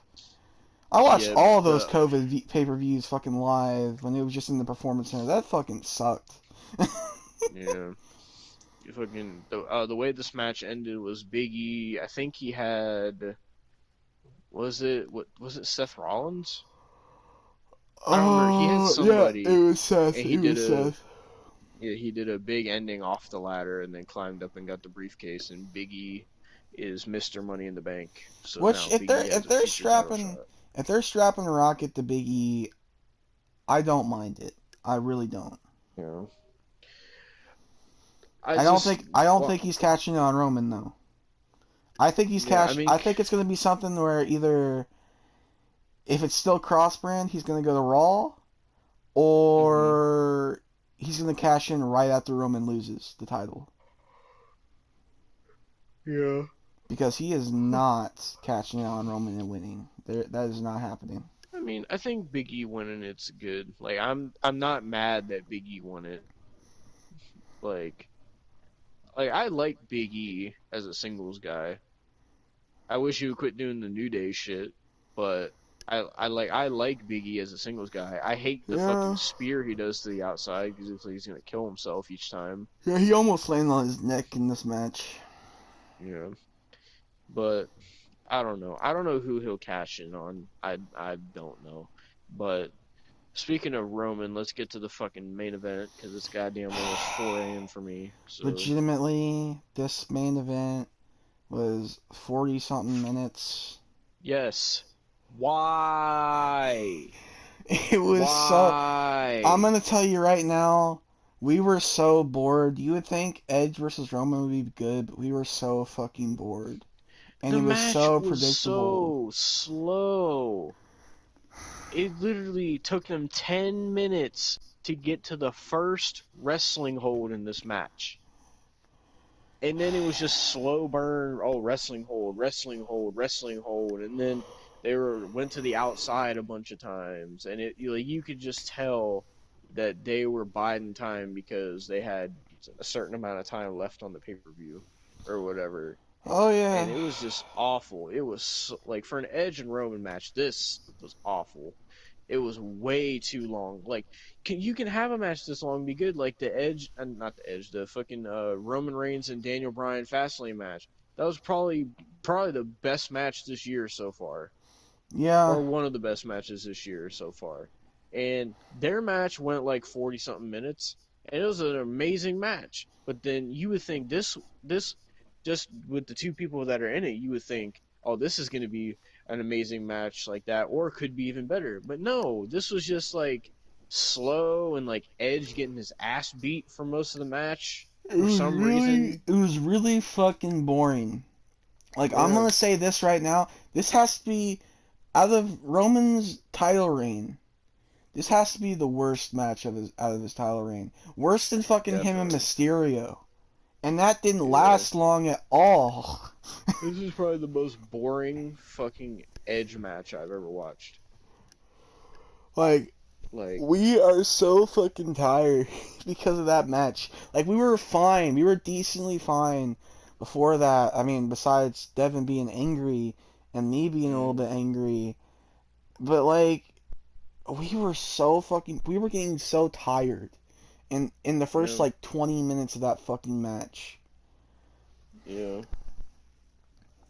Like, The fucking like I mean, it is literally for probably like 30 something minutes just Edge and Roman just wrestling and fighting so slow and like false finishes and fucking outside barricade spots and just like Edge laying down most of the match and fucking then like the only notable shit that happened was Seth Rollins came out and like because basically one of the worst things was basically Roman hit a Superman punch on Edge, and he went down, and he slightly bumped Charles Robinson in the knee.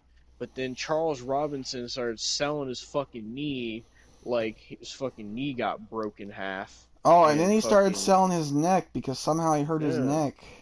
yeah, some fucking I don't know how.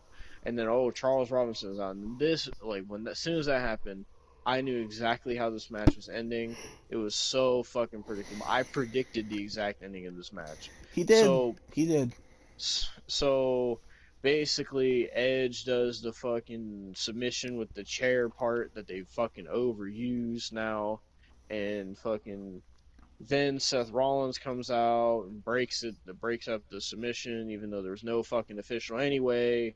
And then he super kicks Edge, and then gets out of the ring. And then Roman goes to hit a spear on Edge, but Edge spears Roman, goes for the cover. Oh my God, there's no official. Oh, there's one running down the fucking ramp, gets in the ring. 1, 2. Oh my God, Roman kicked out. I don't know how people were so shocked about this. And then fucking later on they did that spot again, which I predicted, where now Edge is calling for the spear. Well, obviously it's gonna get countered because as soon as Edge sets up the spear, now that they have a new official, fucking fucking Edge is calling for the spear, and then Rollins gets up on the ropes and distracts Edge, and then Roman spears Edge 1, 2, 3, and Roman retains. It was so fucking boring and predictable. And then that wasn't it because after the match, Seth Rollins started beating the shit out of Edge because apparently he's mad at Edge because Seth Rollins felt like he deserved the title shot, not Edge, for whatever reason. After So now they're building that for losing SummerSlam. multiple times to Cesaro, Yeah. and then Yeah, but fucking Cesaro doesn't deserve the title shot though. no, Okay. no, no, no, no. He already got a title shot, so fuck Cesaro. Yeah. He wasn't even in the Money in the Bank either. No, no. Cesaro was in the But fucking Applebee's commercial. That's what he oh was yeah, that's fucking right. in.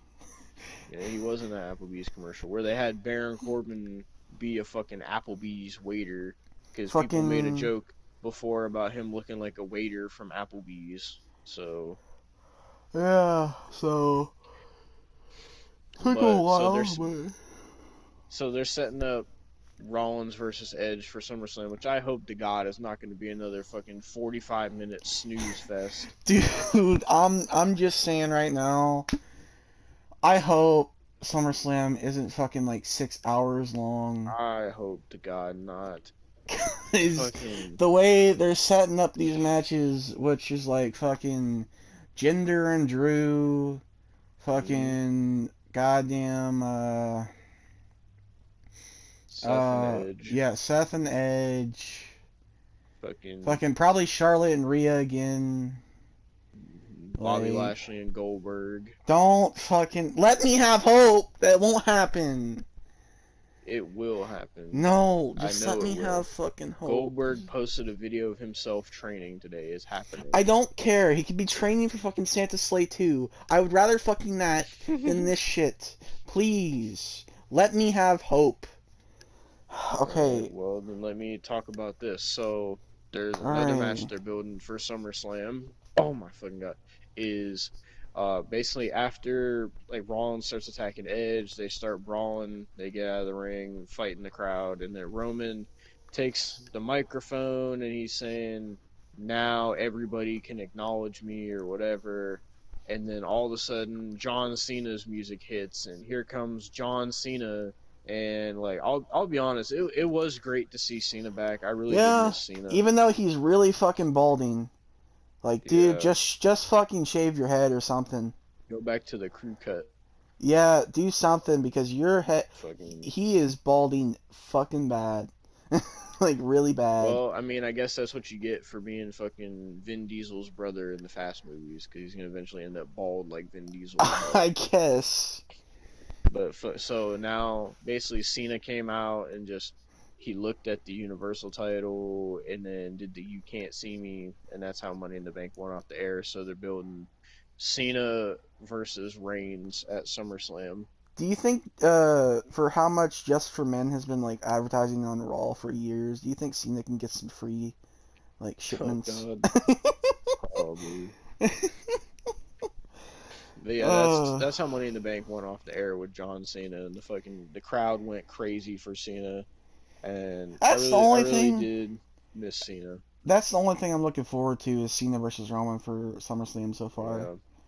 Because, I mean, I mean, I want to see Seth and Edge. I just hope it's not going to be a fucking snooze fest that goes on for an hour like this match. I hope so too.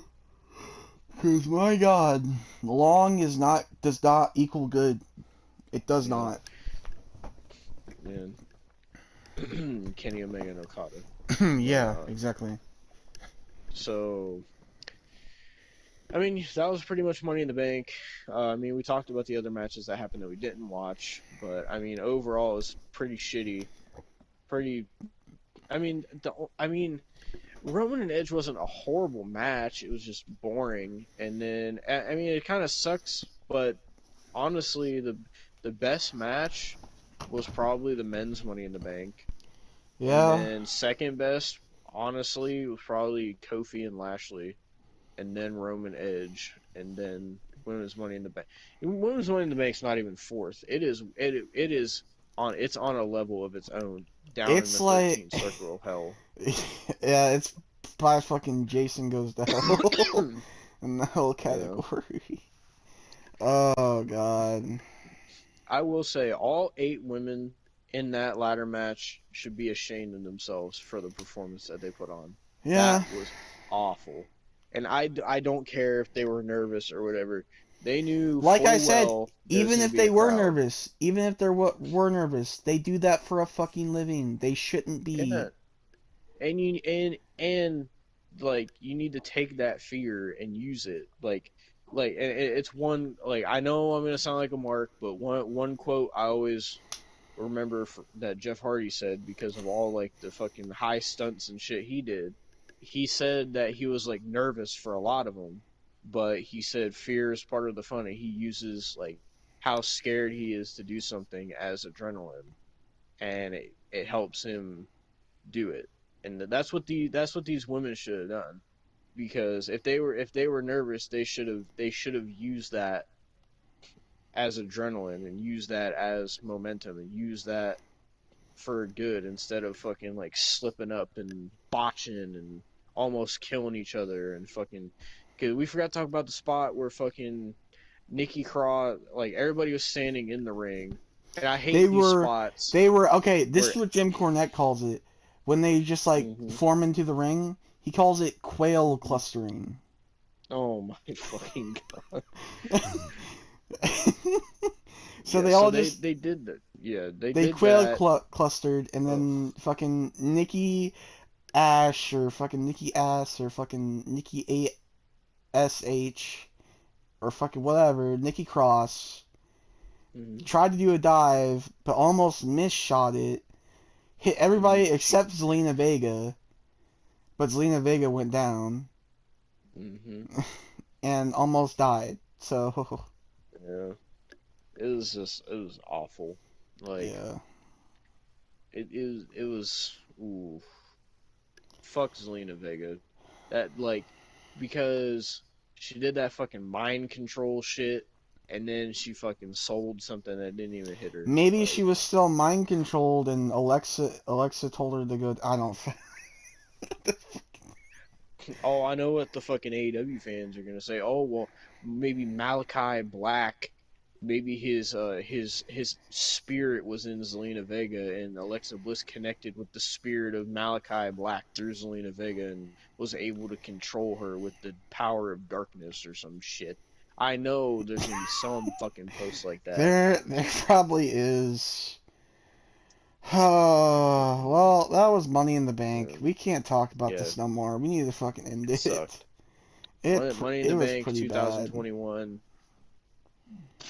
Was it better in your opinion? Was it better than Money in the Bank 2020? I'm gonna say it's better only because I hated the COVID era so fucking bad.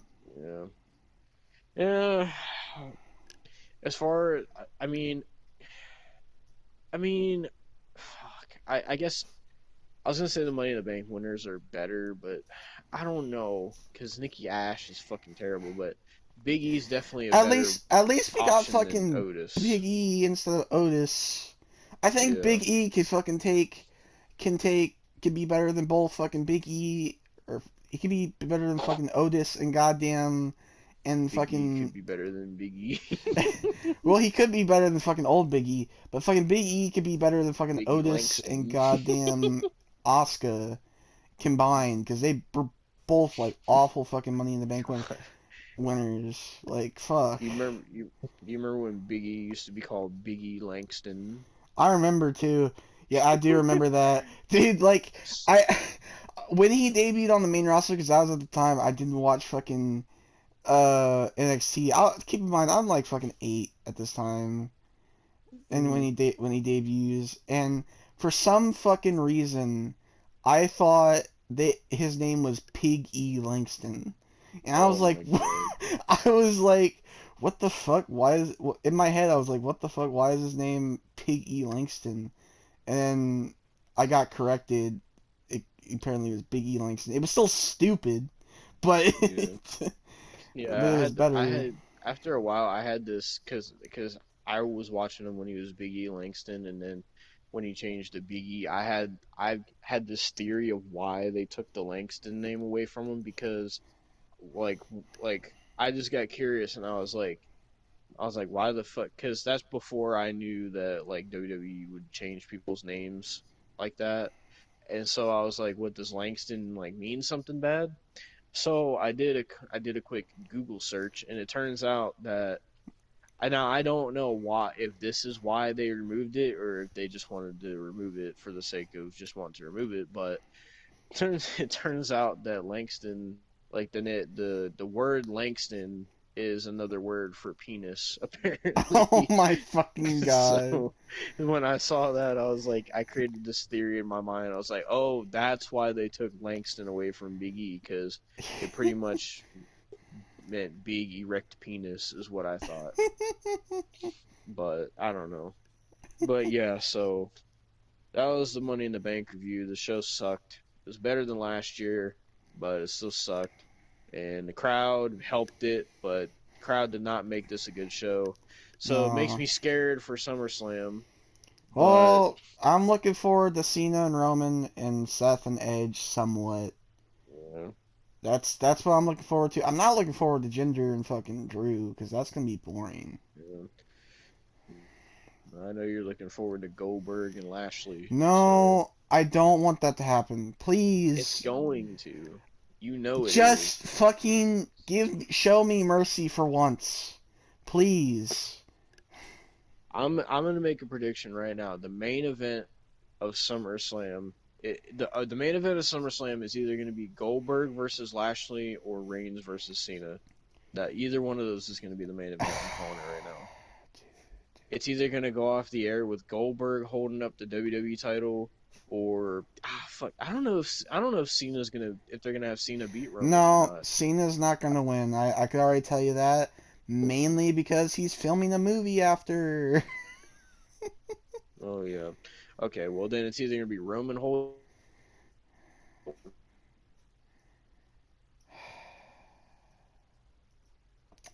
Oh God, both hold title. You're cutting Jesus. out bad. Oh God. No, I'm fucking not. Fucking bitch. Oh, that's fine. Austin loves AEW. Austin Fuck loves off. AEW. Austin loves AEW. Fuck Can you hear me? off. Now I can. Why is it always when you say that shit? I said if Goldberg wins the title at SummerSlam and holds it, that means we get to see Goldberg versus Roman at Survivor Series. That's what I said. The match that was supposed to happen at WrestleMania last year. Please. Please, just please. Let me have one more day of hope. Yeah, because so it's almost 4 a.m. in the morning for me right now. But so today is Raw, and apparently the rumor is that Goldberg is supposed to be on Raw tonight. So we'll see. So you might get another video from us about Raw tonight, depending on what happens. So Hopefully fucking not, please. I don't want to rant. I just don't want to be negative no more. But this shit keeps... I just want to be positive. Well, that was your review for Money in the Bank 2021. Show sucked. And yeah. Alright, well, thank That's all you I gotta guys for say. watching. Peace. We'll see you next time, and fucking fuck women's wrestling.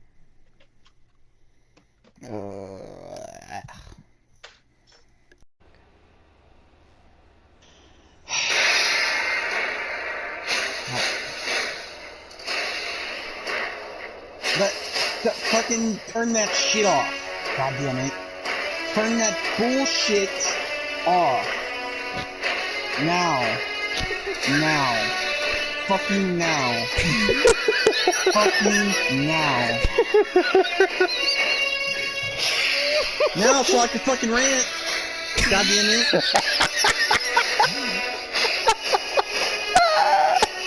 Cause fuck Raw and NXT both. God. Oh, dude, I wanna fucking turn the fucking music off. Turn the fucking music off. Turn that bitch's music off.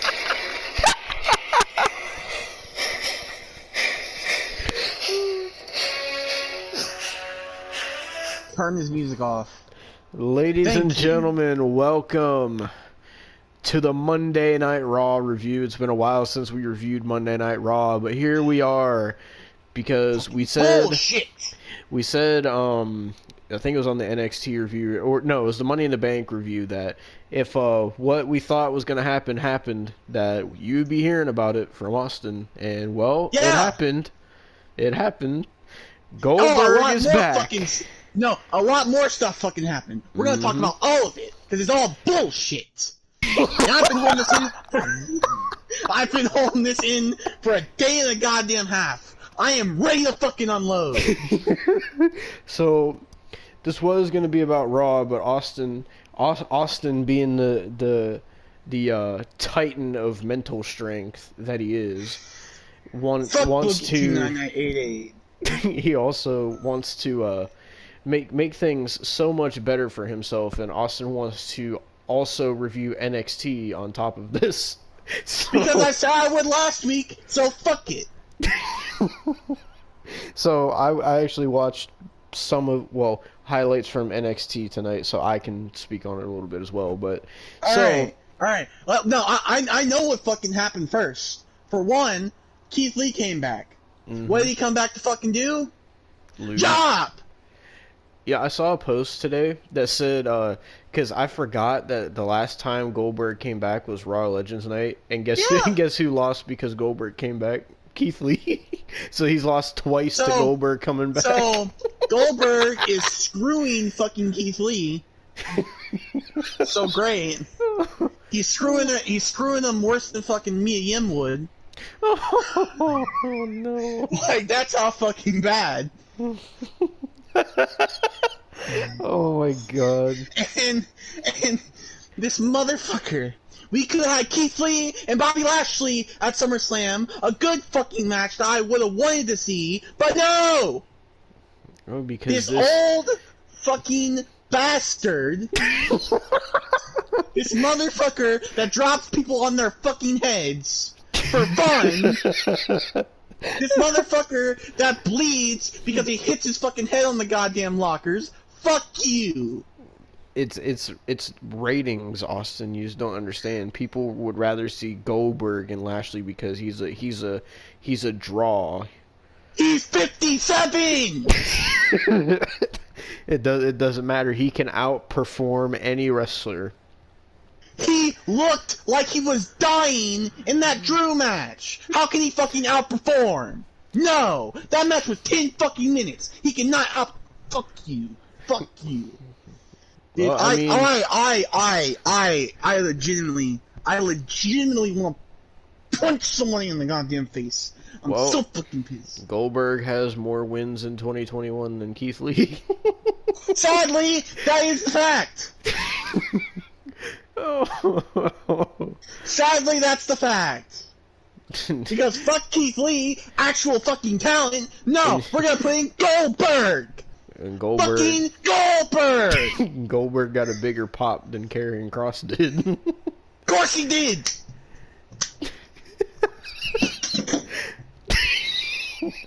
There goes the soda cans flying again. No, that was my controller. Oh god. Oh god. Next is gonna be my phone. Fucking Christ, dude. Oh, dude, I'm so done, dude. Why? No, you know what? You know what? I'm not even done talking about Raw. I'm fucking done with Raw. Raw is done. It's AEW to me. It's Impact to me. It's fucking done. I am never watching Raw again. It's Fuck about it. time. I told you how bad it was for months. God damn it. Now, let's get on to the biggest fucking thing that probably happened besides the Goldberg shit. We'll get back to Goldberg. Don't fucking worry. I got more to talk about that motherfucker. So, Oh my god. just fucking wait. You'll get another fucking Goldberg rant on this fucking video. But, let's talk about fucking Karrion Kross without Scarlett. Without fucking Scarlett. He looks like a divorced dad without goddamn Scarlett. And he didn't have his whole entrance either. He just walked out. No! He just walked out like a fucking jobber. And I should have known when he was on main event, just like Tegan Knox, he was gonna debut. This motherfucking Vince. God damn it. Oh, Drink bleach, Vince. oh my god. So, Oh actually my connects God. on what happened on NXT tonight because Samoa Joe said that he was like, William, you didn't even know that Cross was gonna go to Raw last week. So basically, on NXT they were saying that Karrion Kross chose to go to Raw. Cross even said it himself. Cross, they had like a video of Cross, and he said he wanted to go to Raw. Cross. Oh my god. Get off the fucking Somas. Get off the fucking Somas. They fucking somehow hooked you onto them. I don't know how, because you were the best thing in NXT for months, and I'm not even fucking done with Cross, because he comes out, he fucking faces Jeff Hardy with no more words. I don't even give a fuck if Jeff Hardy has no more words, because fuck Jeff Hardy at this point. He's jobbed for months. Mm-hmm. And then they have Cross, who has never lost a fucking match. He has never lost a match. They have him lose his first match on the main roster! So apparently I saw about that. Apparently that was supposed to... Like, the reason that happened was because Vince wanted to stick it to NXT, is what I saw. What? That's just what I saw on Instagram. Cross has so much fucking potential! God damn it. And you do this shit! You do this shit! We could have Cross versus The Fiend, Cross versus Roman, Cross versus fucking anybody, and it would be good! I'd like to see Because Cross. Cross is fucking amazing! I'd like to see Cross versus Cena myself. Cross versus Cena! That'd be fucking amazing! But because Vince has this biggest fucking ego, he has to bring him up and make him job out to goddamn Jeff Hardy. I know you're a Jeff Hardy, Mark. Mhm. Yeah, and that's fine. I don't care. But fuck Jeff Hardy. Fuck Jeff Hardy, because he agreed to do this. He agreed it. He agreed to it. He's like, no. He didn't say, no, Vince. This is an uprising, upcoming star. I'm not going to do this. He fucking agreed. So, my thoughts on this. I'll let you breathe for a second. My thoughts on the whole. I can't breathe. I can't fucking breathe. My thoughts on the whole no more words thing. Since I am such a Jeff Hardy mark, so I watched it back, and I will admit it was nice to hear it after not hearing it for so long, and it did make Jeff feel refreshing. If the match it would have been like good and like they what they could have done is had maybe like a 5-6 minute match, good back and forth, and make Cross look good, but also make Jeff look good, and then like have Cross get the win, then I think it would have been better. But the way they did it was really bad, and it made Cross look really fucking weak. And it just like, even though I love Jeff, like none of it looked good, because like it's like I said in the previous video, you have Jeff job for months and months and months, and then when you try to have somebody go up against them to get that rub from someone as popular as Jeff Hardy, it's not gonna work, because you have Jeff job for so many months. That takes away any kind of rub that he would have. Just his name value isn't going to be enough to give a rub to somebody if you don't make Jeff feel important in the first place. So that was an error on WWE's part. But I like him having no more words again. It does make him feel refreshed. I don't know if they're going to continue to push Jeff, or if this is just a one-time thing, because they had him beat Cedric Alexander twice, and then what happened? He was jobbing out again on main event. So who knows? I don't know, and I don't know. They have a fucking beat Cross, and then they have him beat Cross, and then they have him beat Cross. Fuck you, Jeff Hardy. You're as delusional as your fucking brother. No, Matt is. That shit. So, quick side note: did you see that thing I sent you about Matt? I don't even. I'm seeing fucking red right now, so you might as well just tell me. Hold on, let me go to it. So the thing I sent you. So this is gonna make you even madder. So Matt Hardy claims that Kenny Omega is a better representative of a wrestling company than Roman Reigns. That's what Matt Hardy said. No. Okay. Matt, go fuck yourself with a barbed wire bat. Fuck off. Fuck off. Fuck your wife too. Oh my god. Fuck both of you. I don't give a shit if Rebby comes at me. Fucking come at me, Rebby. I don't give a fucking shit. Does it look like I care? Does it look like I care anymore? Jeff Hardy could take any drug in the world. I don't think he would ever be as delusional as saying something like that. No, Matt's fucking insane. Matt really is fucking broken. Well, fucking damn it, dude.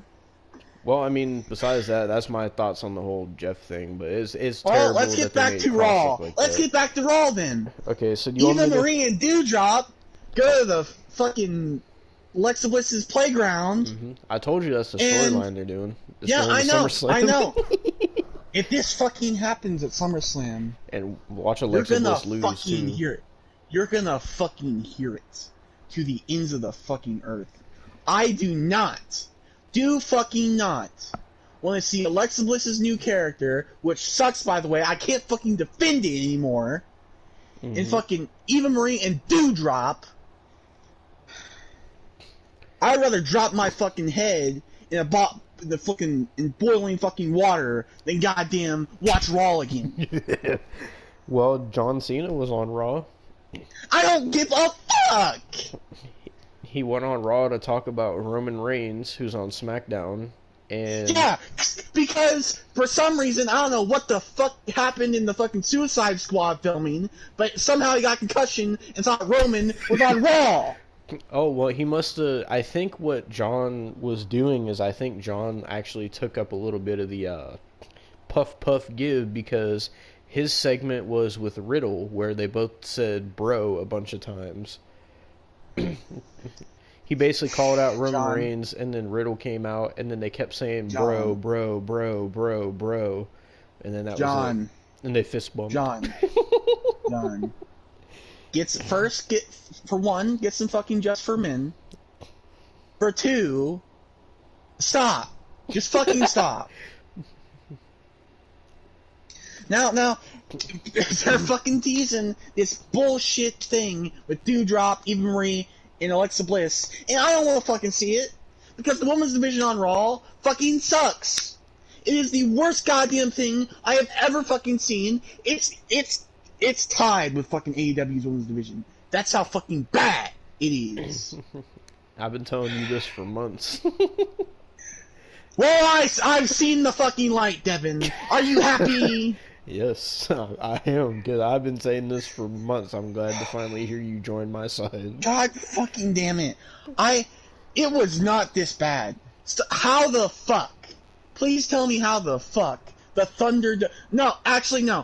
Please tell me how the Performance Center era of Raw was better than this shit. Oh, but Nikki Ash won the championship, Austin. You're getting ahead. You're getting a fucking head. I will get to that. Trust me, I will get to that fucking bitch. Goddamn Roleplay versus Charlotte, who is 14-time champion, and it doesn't matter because Nikki Ash fucking cashed in. So what was the point of making Rhea lose? So they could give Charlotte another title reign. Charlotte, go get some more plastic surgery, please. I would love you to, because it would take you off my fucking TV screen. Maybe she can go get a fucking... And Rhea, maybe she can start wrestling in dress pants like your fiance. And Rhea, I can't respect you anymore. Oh. I can't fucking respect you, because you sit there and had a 2-month title reign, had your promos written fucking for you, you agreed to all this, and then you fucking goddamn lost the title to Charlotte, and then Charlotte loses it the next fucking night to goddamn Nikki Ash. Fuck you, Rhea. You are a part of this. Don't think you've escaped it. So fuck you. Fuck Charlotte. And most fucking importantly, fuck Nikki Ash. You can't say that, Austin. The gimmick was her idea. You are not allowed to hate her. I don't give a shit if it was fucking God's idea. But Austin, every single wrestler tweeted how happy they were that Nikki won the championship. Well, I definitely saw that fucking Eric tweeted about it. Fuck you. I saw that Killian Dane tweeted about it. I don't give a shit about you. I never have, so fuck you. I saw that Eric Young tweeted about it. Go fuck yourself, you're an Impact anyway. I saw fucking Ricochet tweeting about it. Fuck you. Somehow, your delusional fucking girlfriend didn't tweet about it. That's fucking surprising. Oh my god. One and only my ass. God fucking damn it. And then I also saw that Sheamus and Humberto Carrillo are going back at it again. I don't give a flying fuck about fucking Humberto Carrillo. I don't want to see him. Put him on fucking main event. Fucking main event. That's all I want to see him on. Because I don't watch main events. So I wouldn't see him at all. Put him with fucking Mace and T-Bar and make him a weird fucking faction and keep him on main event. Because I don't want to see either of those fucking three. God damn it. What are they going to do? Nikki Ash is a champion and SummerSlam's coming up. Are they going to have the title change again? Apparently what people want is they want Nikki Ash versus Charlotte versus Rhea. That's what I've seen people saying that they want to see. People are fucking deranged. People have some sick fucking minds that they want to see that shit. For one, Rhea and Charlotte have been in the title picture since Charlotte's been in the title picture since she fucking debuted. Mm-hmm. For one. And Rhea just lost the title, and it makes me not even want me to fucking see her on my TV screen anymore. And goddamn Nikki Ash is the worst fucking gimmick I've seen, like, in the past fucking month. And there's some bad fucking gimmicks that I've goddamn seen. Remember General Erection? But it was Fuck it was me Nikki's sideways. idea. It was not a Vince Well, Russo idea. Nikki must be fucking insane. That's not just her character. She must be fucking insane if she thinks that's a good idea. Fucking delusional bitch. Well, God. everybody on the roster supports her. So I don't care! even Goldberg supports her. Fuck Goldberg!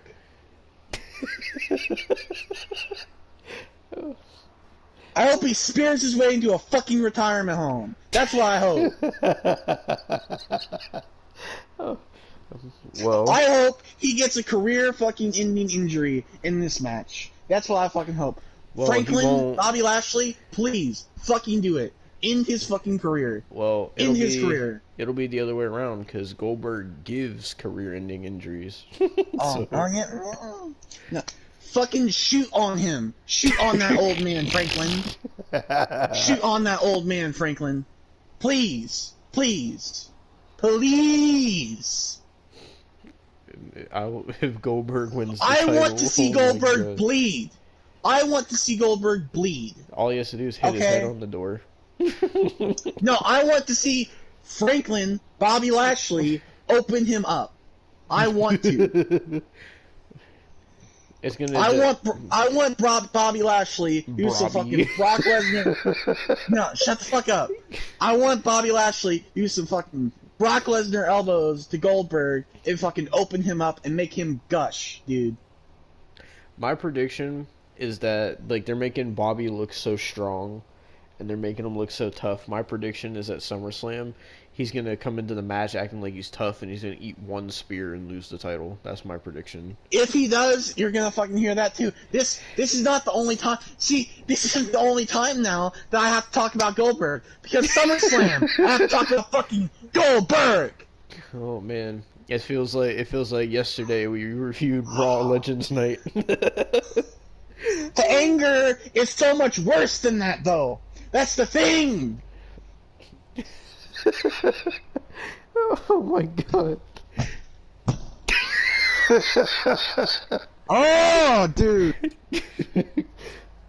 Well, outside of Goldberg, there was other matches they had on Raw. What the fuck else? Because it's not like it fucking mattered. Because all the Oh. shit that I just talked about makes me want to fucking bash my head into a wall. Well, they did Jackson Riker versus Elias again, but Fucking wonderful. Austin Wonderful.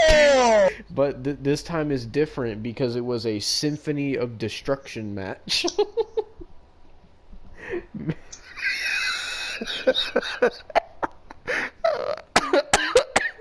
Oh my God. Great. So we got to see fucking Jackson Riker hit fucking Elias with a goddamn saxophone. Fucking great. It's what I wanted to see. After all the shit that I saw, fuck you, Elias. Stop Well- wearing skinny jeans. Fucking wear some wrestling gear. Fuck Jackson Riker and all his political beliefs, and fuck him as a wrestler. Fuck you as Gunner. Fuck you as Jackson Riker. Fuck Well- both of you.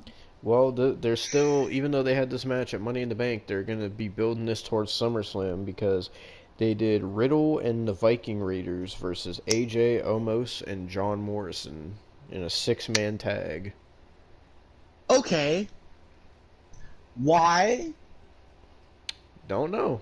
The Viking Raiders lost, but You know, Give the him thing another is, title shot. AJ and Omos, I was so hyped for their title reign. It has fucking sucked. I mean, I don't know what you expect. Raw has like no tag teams. Yeah, I know, because they break them up every fucking month. I don't know what's worse, the It's Raw either- tag division it's- or the women's tag division. I don't know, because it's either the New Day fucking having the titles, or nobody else. Oh, so I found out what you were talking about on the Money in the Bank review, whether or not like the briefcases are brand exclusive to who wins them. So apparently, Big E can only cash in on Roman, from what I found out. That's fucking stupid! Yeah. That's dumb as fuck. Yeah. It's fucking retarded. But, fucking Nikki already cashed in her Money in the Bank. Well, fuck Nikki Ash, fuck Charlotte, fuck Rhea, fuck goddamn it's Keith Lee, almost fuck Bobby. superhero. That's what it stands for. I don't care. The only Ash I want to fucking see is Ash from Evil Dead. Watch I want to Nikki see. have a longer title reign than Rhea. If she has it, I'm gonna I'm done. I'm just done. I'm just done at this point. This is why I don't like women's wrestling anymore. Champion? Why the fuck is she champion? Because She's done her whole career. Because it's storytelling. They're showing how she's an underdog and that she's with the superhero gimmick. She's doing it for all the little girls to show them that they can do what they want and achieve their goals. Austin, she's an inspiration. She's almost a superhero. There is better fucking inspirations out there. Like little boys and girls, there is better fucking inspirations. I'm gonna tell you that right now. Yeah, just look at Tony Khan. What an inspiration. No, fuck Tony Khan. I hope he dies in a fire.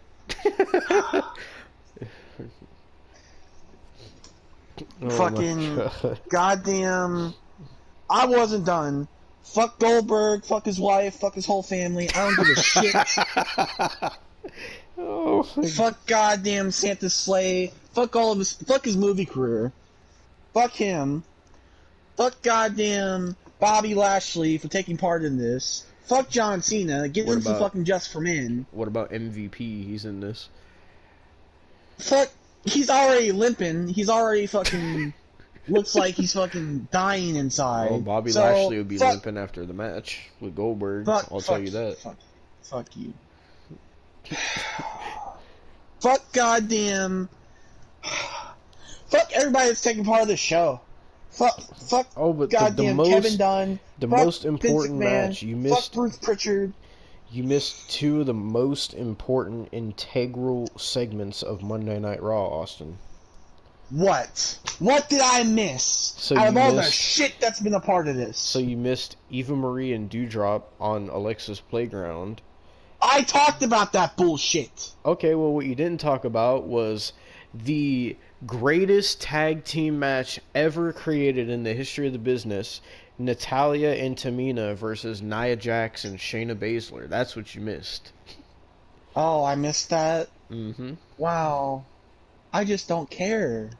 They're the only two teams. Wait, didn't it fucking? I swear I saw a thing that said Nia Jax was taking a personal leave. I guess not. I wish she fucking was, because that would have made Raw. Actually, you know what? It wouldn't make it better. No, it wouldn't make it better. It wouldn't make it better. She just had to come. She had to stay fucking there to make it even worse, even though it was already bad enough. But Austin, they have a crowd. At this fucking point, no. For the people who said it's gonna be so much better when the crowd's there. Fuck you. You imbeciles. What is wrong with you? Do you think this is better, people? Are you having fun? A lot of people. Are you having fun? A lot of people I've seen talking about on Instagram, they said Raw was amazing. And it was one of the best Monday Night Raws they've ever seen. Because wrestling fans are delusional. I don't fucking understand. I don't fucking get it. Maybe you're the delusional one, Austin. No. It's that. You see, the sad thing is, I would rather fucking go back to the goddamn John Laurinaitis era of fucking... I would rather go back to 2012, 2011. I would rather fucking go back to goddamn fucking 2001 in the Invasion. I would rather go back to the fucking like Saturday morning school fucking special goddamn era where they had people like goddamn Yokozuna and fucking Mantar and goddamn Bastion Booger. I would rather fucking go back to that. Oh my god. And if you don't know the people I'm talking about, look it up because it was fucking awful. I would rather watch King Mabel flop around in the ring than fucking Goldberg. Oh, rest in peace, King Mabel. Yeah, rest in peace, Mabel. Fuck, dude. Oh my god. The first decimation of Goldberg, it was Draws that was targeted, and now it's Mabel. Fucking it's fucking, oh my god, dude. The thing is, if Goldberg keeps wrestling, we're gonna have more draw situations. And it's gonna be fucking sad. And it's gonna be sad. Like, Draws is in good health, but have you seen him? What? No. Stop. I want to see the clip. Just I didn't fucking watch stop. it. I didn't watch the clip. Long may he reign. A giant, last minute, a great athlete, incredibly agile, and he stood almost no chance against that man. Listen to the pop that Goldberg got. All you people who popped for this? Fuck you! The whole crowd was popping. Because they're delusional! Listen. They're fucking delusional! Oh my god.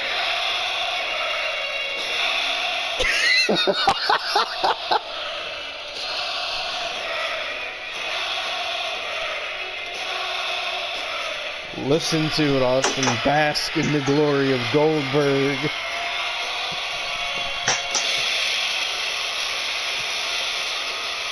It's him!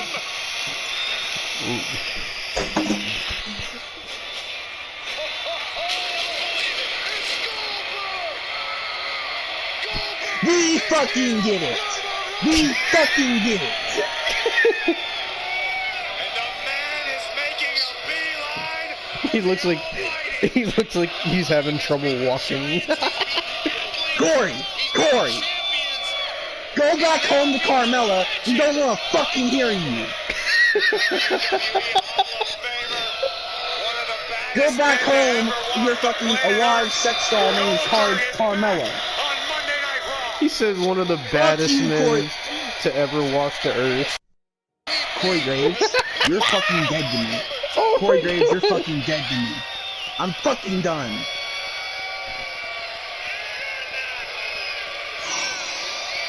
Fuck, dude.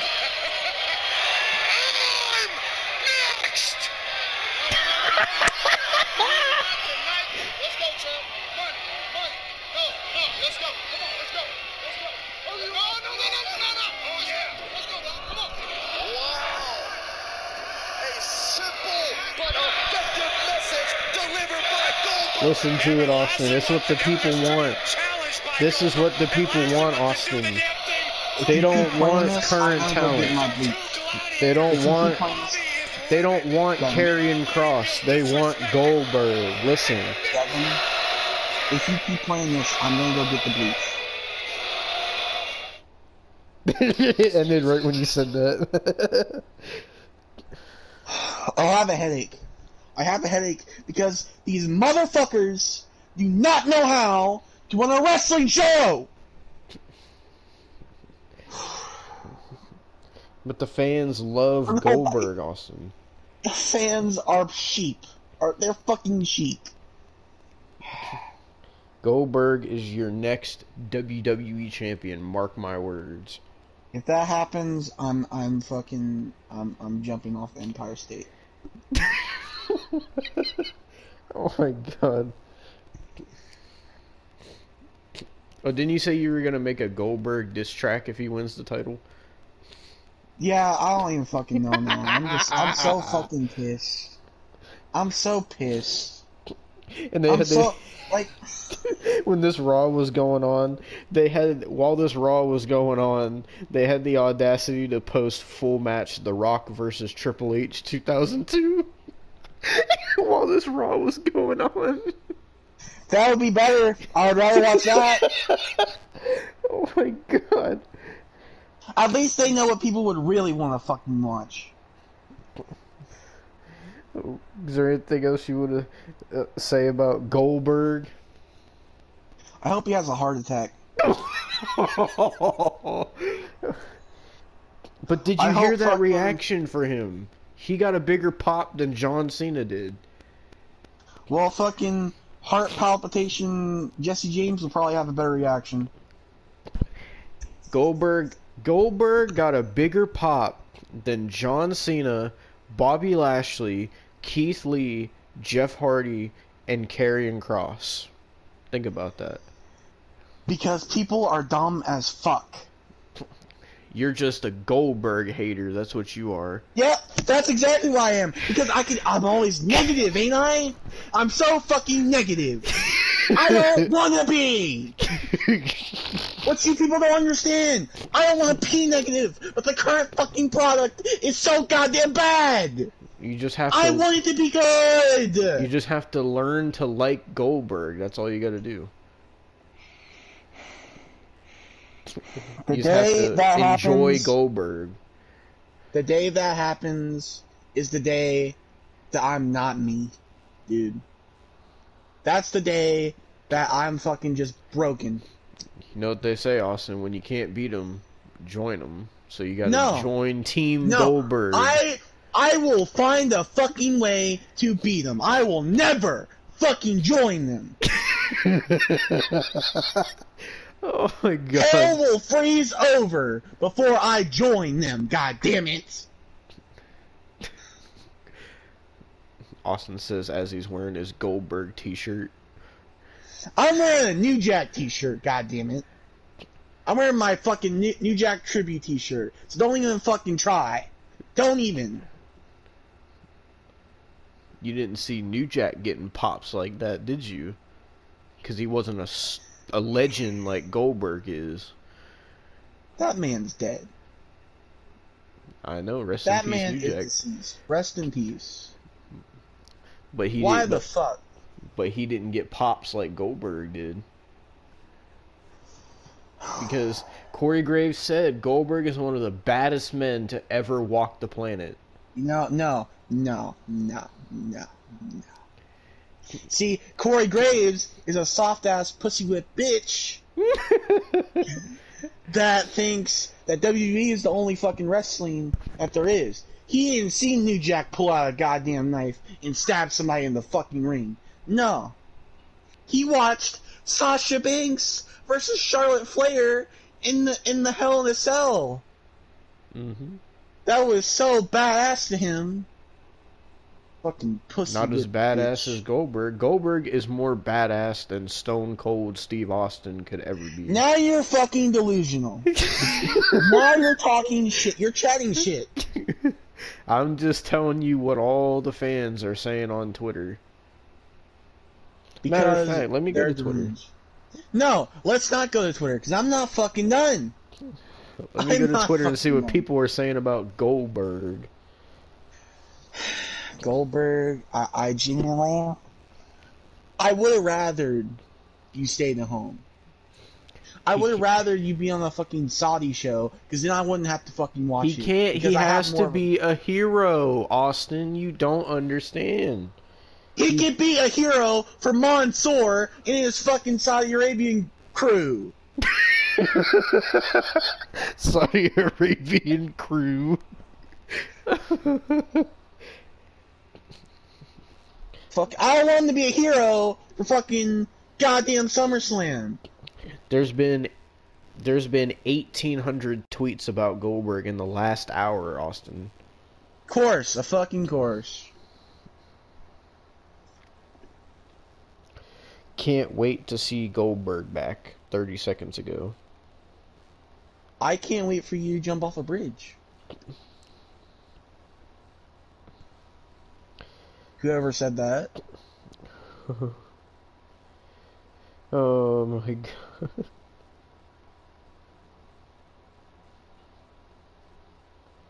So this person named Ghost said, I don't care to watch him kill Kofi again. And okay, so basically someone was saying they'd rather see Brock than Goldberg, and this dude said I don't want to watch him kill Kofi again, and I definitely don't want to see him wrestle Drew again. LMFAO. So Goldberg, sure, I'm cool with it. I mean, it's going to end up with Big E cashing in the end. So why do you guys No, it's care not! and hate No, on it it's so not! much? See, that's what you people don't get, wrestling fans. Apparently, it's brand exclusive. So that outcome wouldn't fucking happen because fuck my life, dude. Oh, but Austin, this person said, that's what I don't understand about these hypocritical wrestling fans. They hate all over Goldberg, but they're completely fine with John Cena coming back. Really? We're doing this now. We're comparing a 57-year-old man. He's not even a man. He's a fucking pussy. No. No. We're comparing that to John Cena, who's still in fucking good shape, can put on good fucking matches, and makes decent fucking movies. You know, besides Fast 9 and his older catalog. Sure, he's fucking balding, but who gives a fuck? If he could still do a goddamn match and make it look believable and fucking not be out of breath after, then yes, I'll be excited for John Cena to come back. You fucking smooth brain. Oh my god. Oh my god. I'm so fucking done.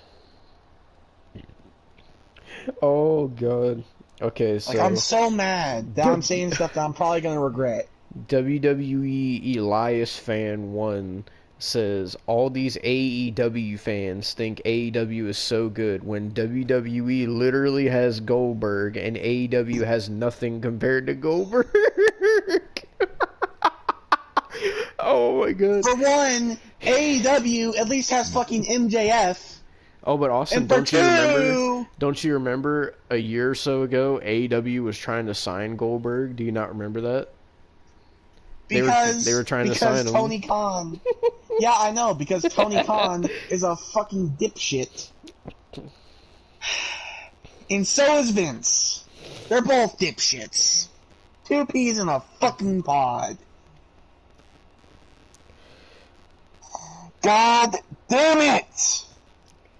Oh. Like, I'm so fucking done. I'm so fucking done. Why is Goldberg back? Why is fucking Nikki Ash champion? Why did Cross job? Why the fuck is anything anymore? Raw is one of the worst fucking shows on television. I can't. I just fucking can't.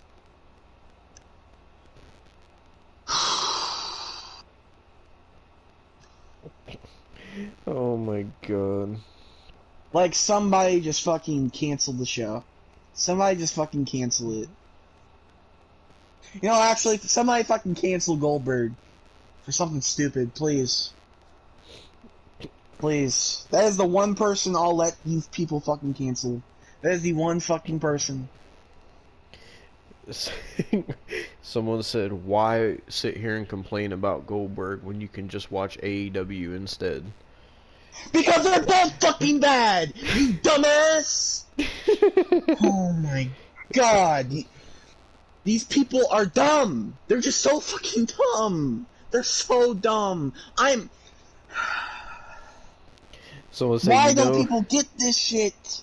Someone said, you know what would make Lashley versus Goldberg feel extra special is if they made it a triple threat and added Keith Lee in and have Keith Lee win by pinning Goldberg. You know what would be better?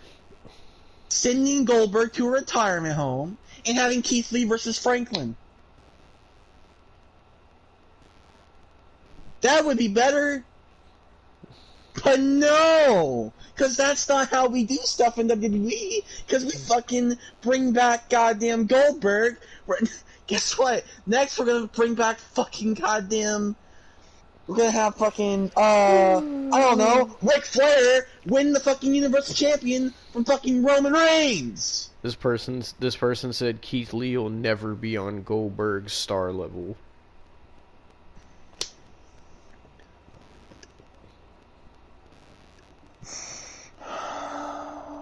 Someone said the return of crowds in 2021 is a blessing. Thank you WWE for giving us so many great legends on television, such as Randy Orton, Jeff Hardy, Edge, John Cena, and Goldberg.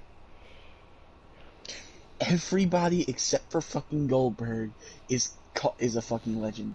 Goldberg is a fucking washed up has-been. Actually, never fucking was.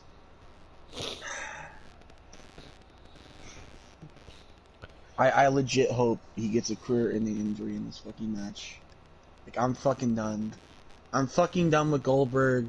I legit just fuck Goldberg. I fucking hate him. I fucking hate him. I can't. I hate him worse than Kenny Omega. I fucking do.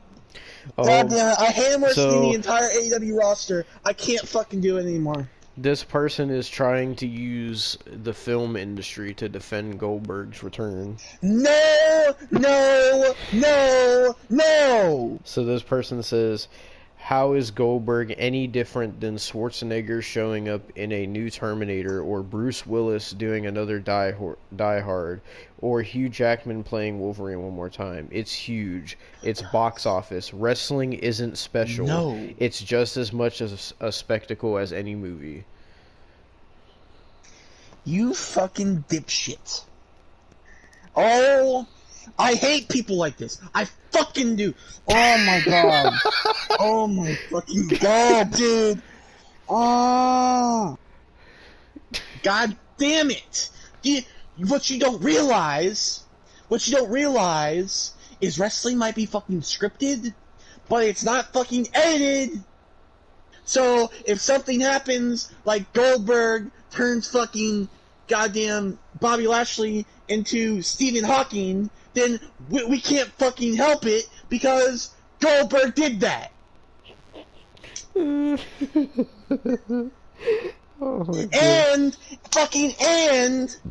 at least when Arnold Schwarzenegger is in a fucking Terminator movie, it's CGI and shit.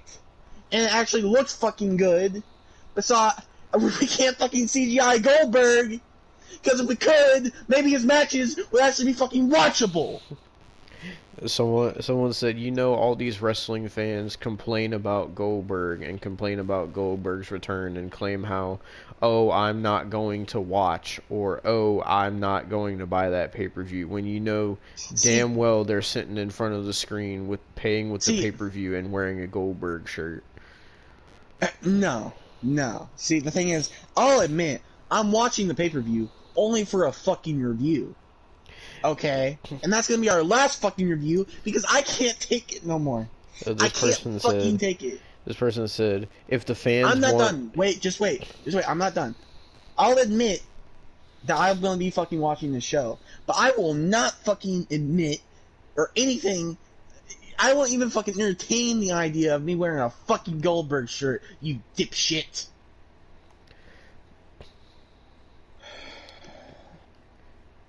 Alright, hold on a second. Alright, this person says, if the fans want change, go take a piss, go buy food or a t-shirt while Goldberg's out there. They won't do it though, because they're all hypocritical.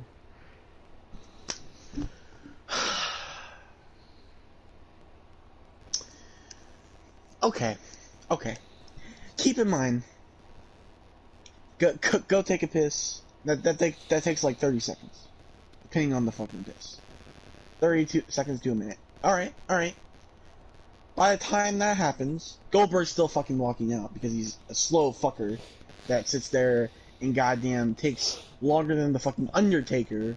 And the Undertaker, I can give him an excuse because he's fucking legendary. Goldberg is a fucking dumbass. He takes fucking 10 years to goddamn get to the ring, longer than the fucking Undertaker. Two, get some food. I'm at home. All I have to do is walk in my kitchen. I still hear the fucking dumbass shit. I can hear the fucking dumbass shit in the background while I'm getting my food. So I can't fucking escape that, motherfucker. Okay? And go to the concession stand. I can't because I'm not fucking home. I'm not in Las Vegas, you dumbass. This person says all these hypocritical wrestling fans complaining about these part-timers are the same ones who bought tickets to go to Raw Live specifically to cheer people like Goldberg, Jeff Hardy, and John Cena, their childhood heroes. Motherfucker. I wasn't there. And I'm definitely not going to a fucking Raw.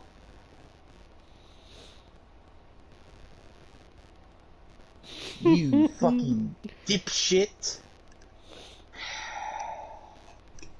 I just...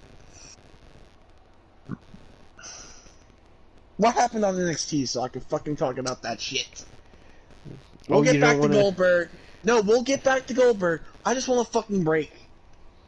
Well, I need fucking breathers. From one bullshit show to another bullshit show, we'll move over to NXT. NXT, baby. Now I saw watch this bullshit and see if it's fucking good. If it's not, all you fucking people that said, oh, I read the comments. I read the fucking comments, by the way. Oh, Xia Li is the best. And fuck Austin. He just hates on everything. I tell it how it fucking is, in my opinion. I'm not gonna like Xia Li because she's fucking popular. That's not my fucking thing. I don't give a shit if fucking goddamn Goldberg is the biggest draw in the fucking world. I'm never gonna fucking like him. I don't give a shit if fucking Johnny Gargano or Johnny Saneface does cool fucking flippy doos. I'm not gonna fucking like them. So for the people who say that, I don't give a fuck, because it's my opinion. You have fucking yours, I'll let you have yours. Have your fucking opinion. I have mine. Free fucking speech. God damn it. Go on NXT. Alright, so NXT started with after what happened last week where Cross choked out Samoa Joe. Samoa Joe is now provoked. So Samoa Joe opens up the show saying, he said, "Tick-tock, guess who's here to smash your clock." That's what Samoa Joe said. And he was calling out Cross, saying that he's provoked. And then William Regal came out and he was like, "Oh, we're not doing this, Joe.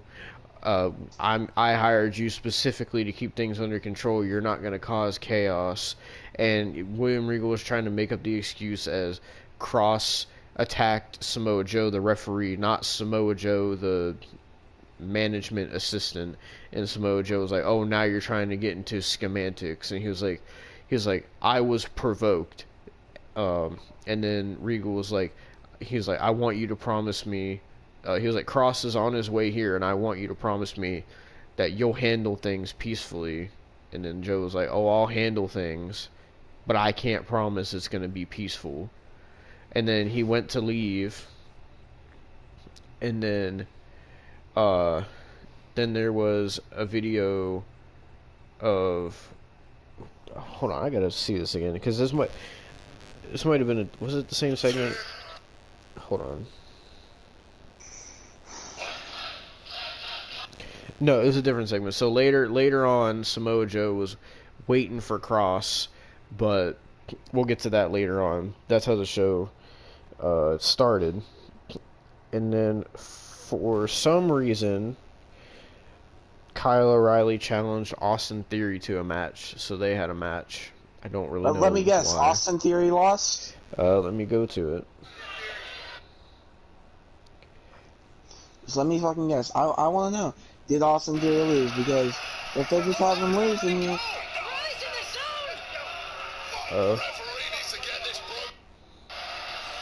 Yep, Austin Theory lost. Alright, I'm gonna say something. I like Austin Theory. I like Austin. I've said this multiple fucking times. So if you people think I don't like people, I fucking do. I think Austin Theory is a great fucking talent. And Kyle Riley is a great talent too. But they're just chopping out Austin Theory. Let him win some matches. Let him get a mid-card title. Let him not be a part of the fucking way. Please. That's dumb as fuck. You're just ruining a talent.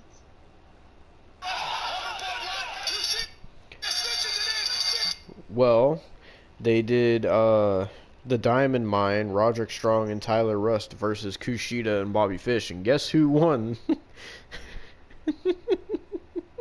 Kushida and Bobby Fish? Yep, Kushida made Tyler Rust tap out. So All they're right. already burying the Diamond Mine. No, tell me this. I just want to know. Was Kushida wearing skinny jeans? No, he was wearing orange trunks. Oh my fucking god. You're serious? Mm-hmm. He had orange trunks, white knee pads, and white boots. You took my advice, you dumbass! Thank you! For the love of... Thank you! Thank you! Thank God, dude! Thank God! You finally took my advice and stopped wearing the skinny jeans. You better not be lying, Devon, because I am so fucking happy right now. Thank you! Fucking thank you! You're actually wearing wrestling gear! That's all I wanted! That's all I fucking wanted! Oh my god, that's such a fucking relief. Dude, that's such a fucking relief. I'll give him that. I'll give him that fucking match because he wore the gear. Thank fucking god. You're still shorter than fucking Rey Mysterio and Hornswoggle, but still, fucking props to you for actually wearing fucking wrestling gear. Thank you. Well, what's not going to be a relief is they're still continuing the LA Knight Cameron Grimes thing, but now Cameron Grimes is his butler. And guess who LA Knight faced on NXT? Who? Drake Maverick. Wow, Drake Maverick. Go back to fucking British boot camp with your sorry ass. Let me see who won this match.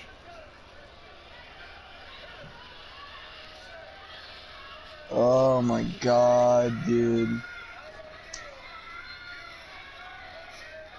So, the match didn't end. I don't think. I can't tell if Cameron Grimes got LA Knight disqualified or if... I can't tell. But I think Drake Maverick might have won by DQ. I don't know. I'll be right back. Just fucking talk about...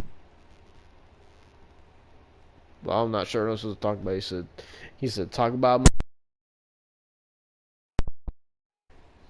I don't know what I'm supposed to talk about. So, Austin, before this, actually told me that he's secretly very happy to see Goldberg back, and that he actually ordered Goldberg's new shirt on WWE Shop. So, I mean, since Austin has money now, he told me he ordered a Goldberg shirt, and he's actually very excited for SummerSlam. He actually told me that he wants Goldberg to win the WWE No, I Championship. fucking don't. No, Oh, you're pissing me off. You're pissing me off. That's what you get for leaving. When you demanded this video, how dare you leave? Where the fuck were we at? Where the fuck were we at? You were talking about how excited you were that Goldberg's back. I'm excited for his fucking goddamn funeral. Well, so Frankie Monet is now the leader of the Robert Stone brand. Oh, And I don't give a fuck. She Fuck Frankie faced Monet. somebody named... done. She faced somebody... this is another one of those randoms. She faced somebody named... it says here... JC Jane. You're cutting out. Austin loves AEW. Austin loves AEW. Austin loves AEW. Austin loves AEW. Austin loves AEW. God damn it, that always fixes it, and I don't know why. It's because God knows that you love AEW. That's why he fixes it.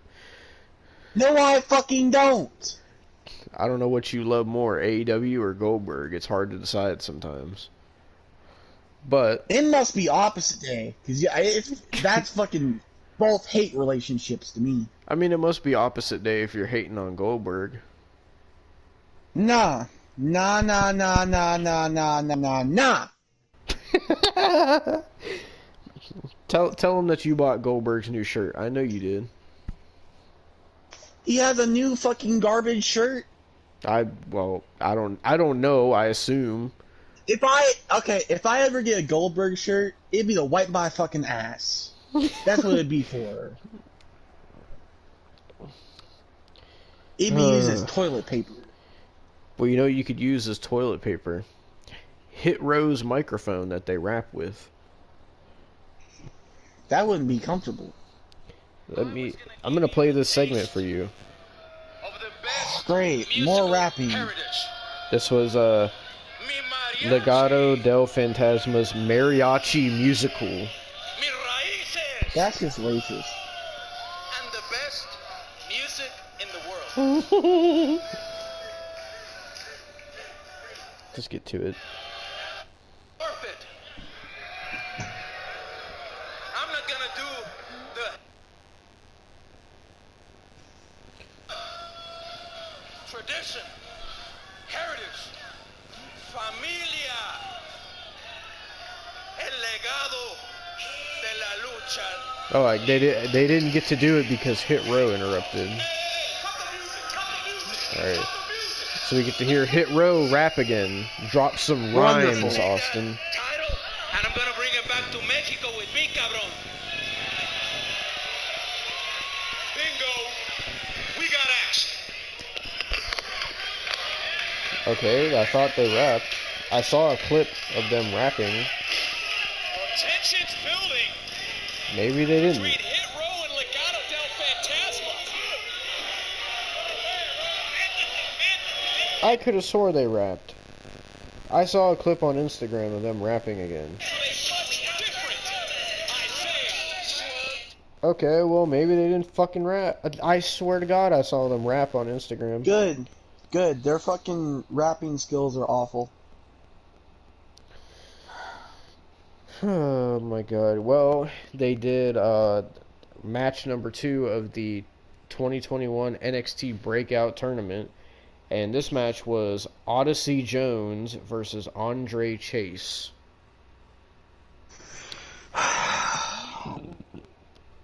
Who comes up with these names?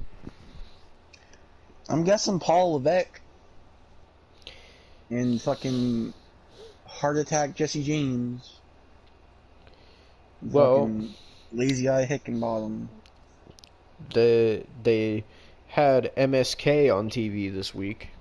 Wow, what a fucking And- shocker. And guess who they're going to be defending the titles against next? Who? Imperium. Why? I don't know.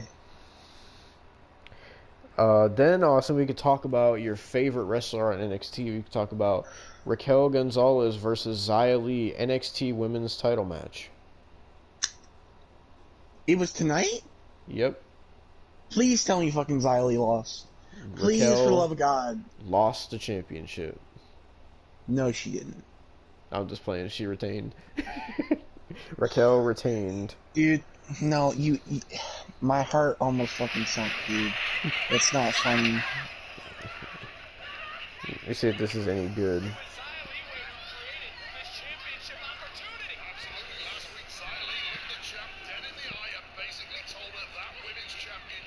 So she put Raquel in a submission.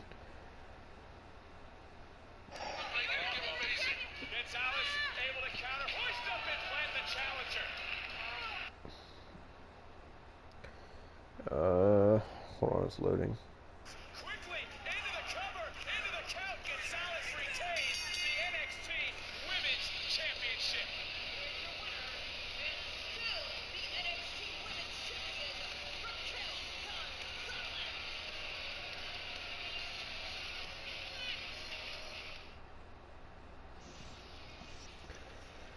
Apparently, fucking I think Xia Li got injured. Oh my god. This is the best day. Oh, but so apparently someone said that in the comments, what you just said, and here's what people said: "You're twisted and sick." Seriously though, who would wish something like that upon somebody? I wouldn't even wish that Well, against my worst enemy. see, Don't the thing watch it is, if you're gonna make comments like that, especially when you don't even know what it feels like to take the simplest bumps in all see, caps see, the thing is, in the thing any is, wrestling. the thing is, I say that, but I mean her character. I'm not meaning fucking her. She's probably a good person in real life. So apparently Okay? Xia Li's injury is a cracked rib because God Raquel damn. did like a, I think it was a senton on Xia Li and cracked her rib. Well, I'm glad she's gonna be off TV. I'm not glad that she got injured. I'm gonna say that because nobody deserves to get injured. I'm just glad she's off my fucking television screen. Thank fucking God. Someone said, I honestly wish that Xia won. She just has a much more interesting character than Raquel. No, no. Even though Raquel is a boring fucking champion, Xia Li is not the one to dethrone. I would rather goddamn anybody but Xia Li, dude. Any fucking body. Wait, so apparently, okay, so Raquel did like that weird corner senton splash thing where she like goes up like she's gonna do the cardiac arrest but twists her body into a senton. That's apparently what cracked Xia Li's rib.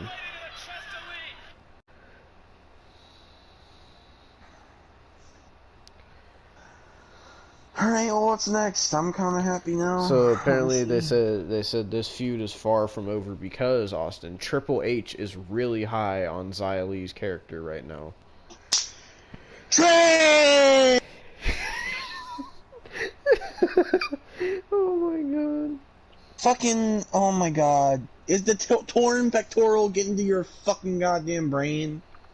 Someone said, honestly glad Xia lost. Maybe she could go to Raw or SmackDown and win the women's titles. That would be better. Oh, that would just make Raw even fucking better.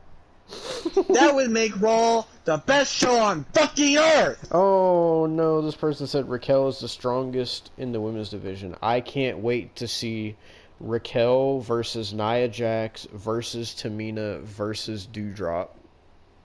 There are some problems in the fucking world that need to Someone be said solved. that would be a dream match. Someone said That would be a Someone said nightmare. Monsters Brawl Part 2. No, no. Oh my god! If people don't know what the Monsters Brawl match was, you want to tell them what it was, Austin? It's Kane versus Big Show versus Mark Henry versus Big Daddy V in a fatal four-way I match. thought it was the Great Khali. Oh yeah, no, it was the Great Khali. It was horrible. The Great Khali. It was the Great Khali, Big Daddy V, Mark Henry, and Kane. Wasn't it And on was the ECW? worst.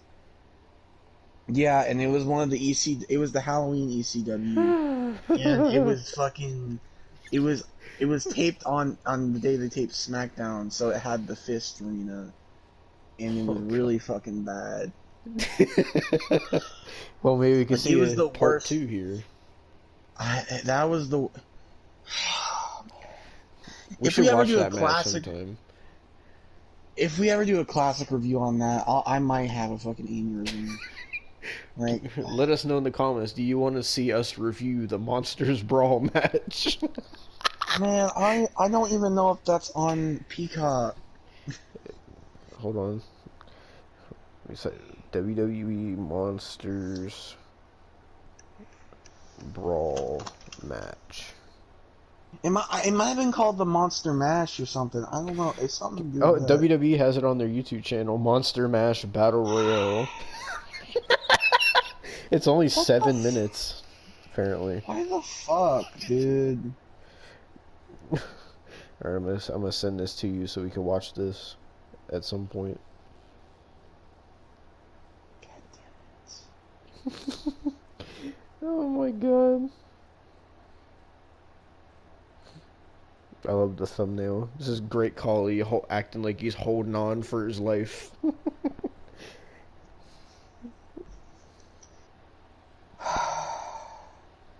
Oh my god, the pathetic Halloween decorations in the background. This looks like some fucking Walmart Halloween decorations. Oh god. What happened next on NXT? Oh, the only other thing that happened was Samoa Joe called out Cross again, and Cross came on the screen, and he was wearing a white suit, and he was saying that I can do whatever I want, whenever I want, and the reason I went to Raw is because I can go wherever I want, and nobody can control me, and nobody can stop me. And then he said something about someone trying to stop him. And he was like, if you don't believe that I'm the one in control, and he's like, look. And then the camera scrolled down, and he basically put William Regal unconscious. And then Samoa Joe got mad and like ran out to the parking lot, and Cross drove off in his fucking Camaro, and Joe ran out and he was like, Cross!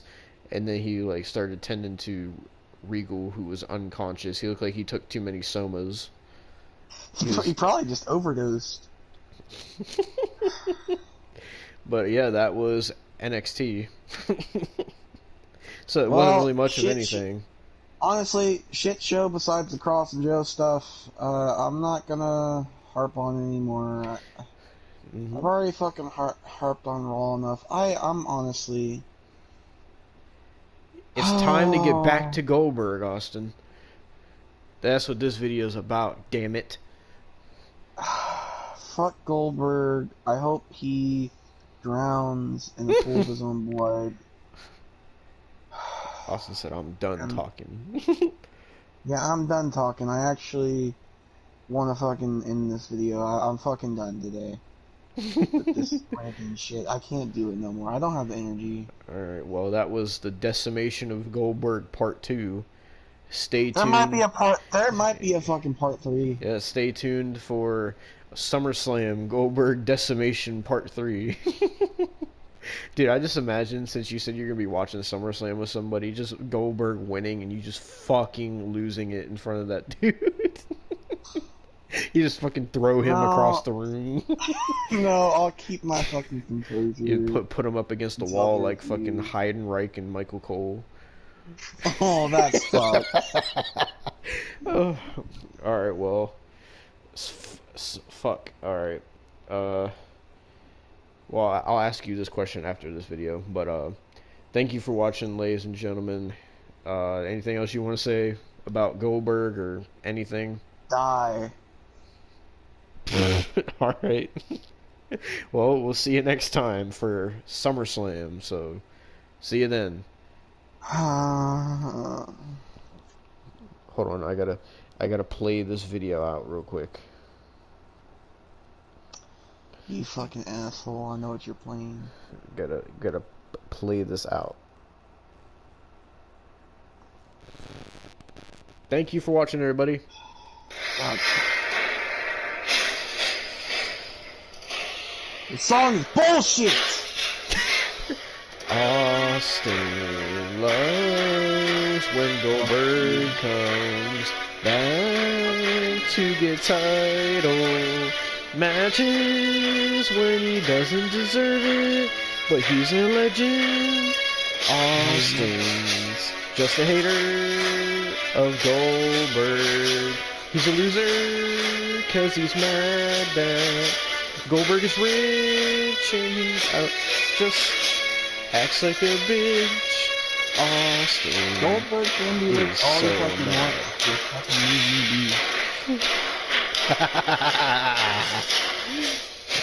Oh my god. Ladies and gentlemen, thank you for watching. We will see you all for SummerSlam, where Goldberg will win the WWE Championship. The thing is, this song is giving me fucking flat, like, now, like.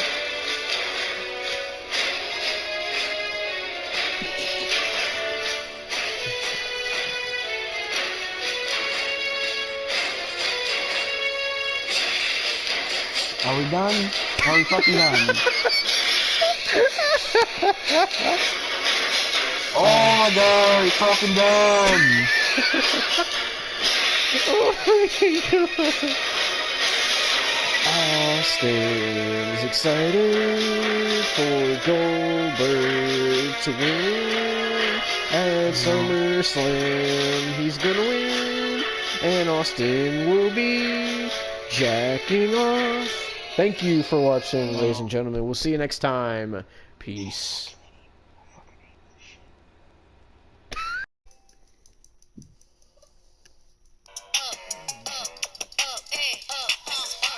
Once upon a time, and I heard that I was ugly. Came from a bitch who nigga wanna fuck on. Said my face bomb ass like rack stuck up shack height. Jury on me flashlight. I've been listening last night. Hit him with that good, make a nigga act right. Broke boys don't deserve no pussy. I know that's right. Alright. Alright, you're gonna get us copyrighted. I wish I could send you a video of me fucking twerking so you can put that at the start. Alright, well, But, yeah, you can start it. what's up, ladies and gentlemen? It is Demo the Warrior here, and I am here with Austin the Artist, and this is it, ladies and gentlemen. This is our final wrestling review, and we are reviewing SummerSlam 2021. If you hear some background noise, I'm recording this out on my porch because it's hot in my house. So, just in case you hear like any noises, I apologize, but I'm gonna be yelling because I'm pissed about certain stuff. But overall, before we get into the details, would you say you enjoyed the show or no? I enjoyed it to an extent. Same here. But we'll be talking about all that. We're gonna get into every detail. We're gonna be talking about every match because we, unlike Money in the Bank, we watched every match.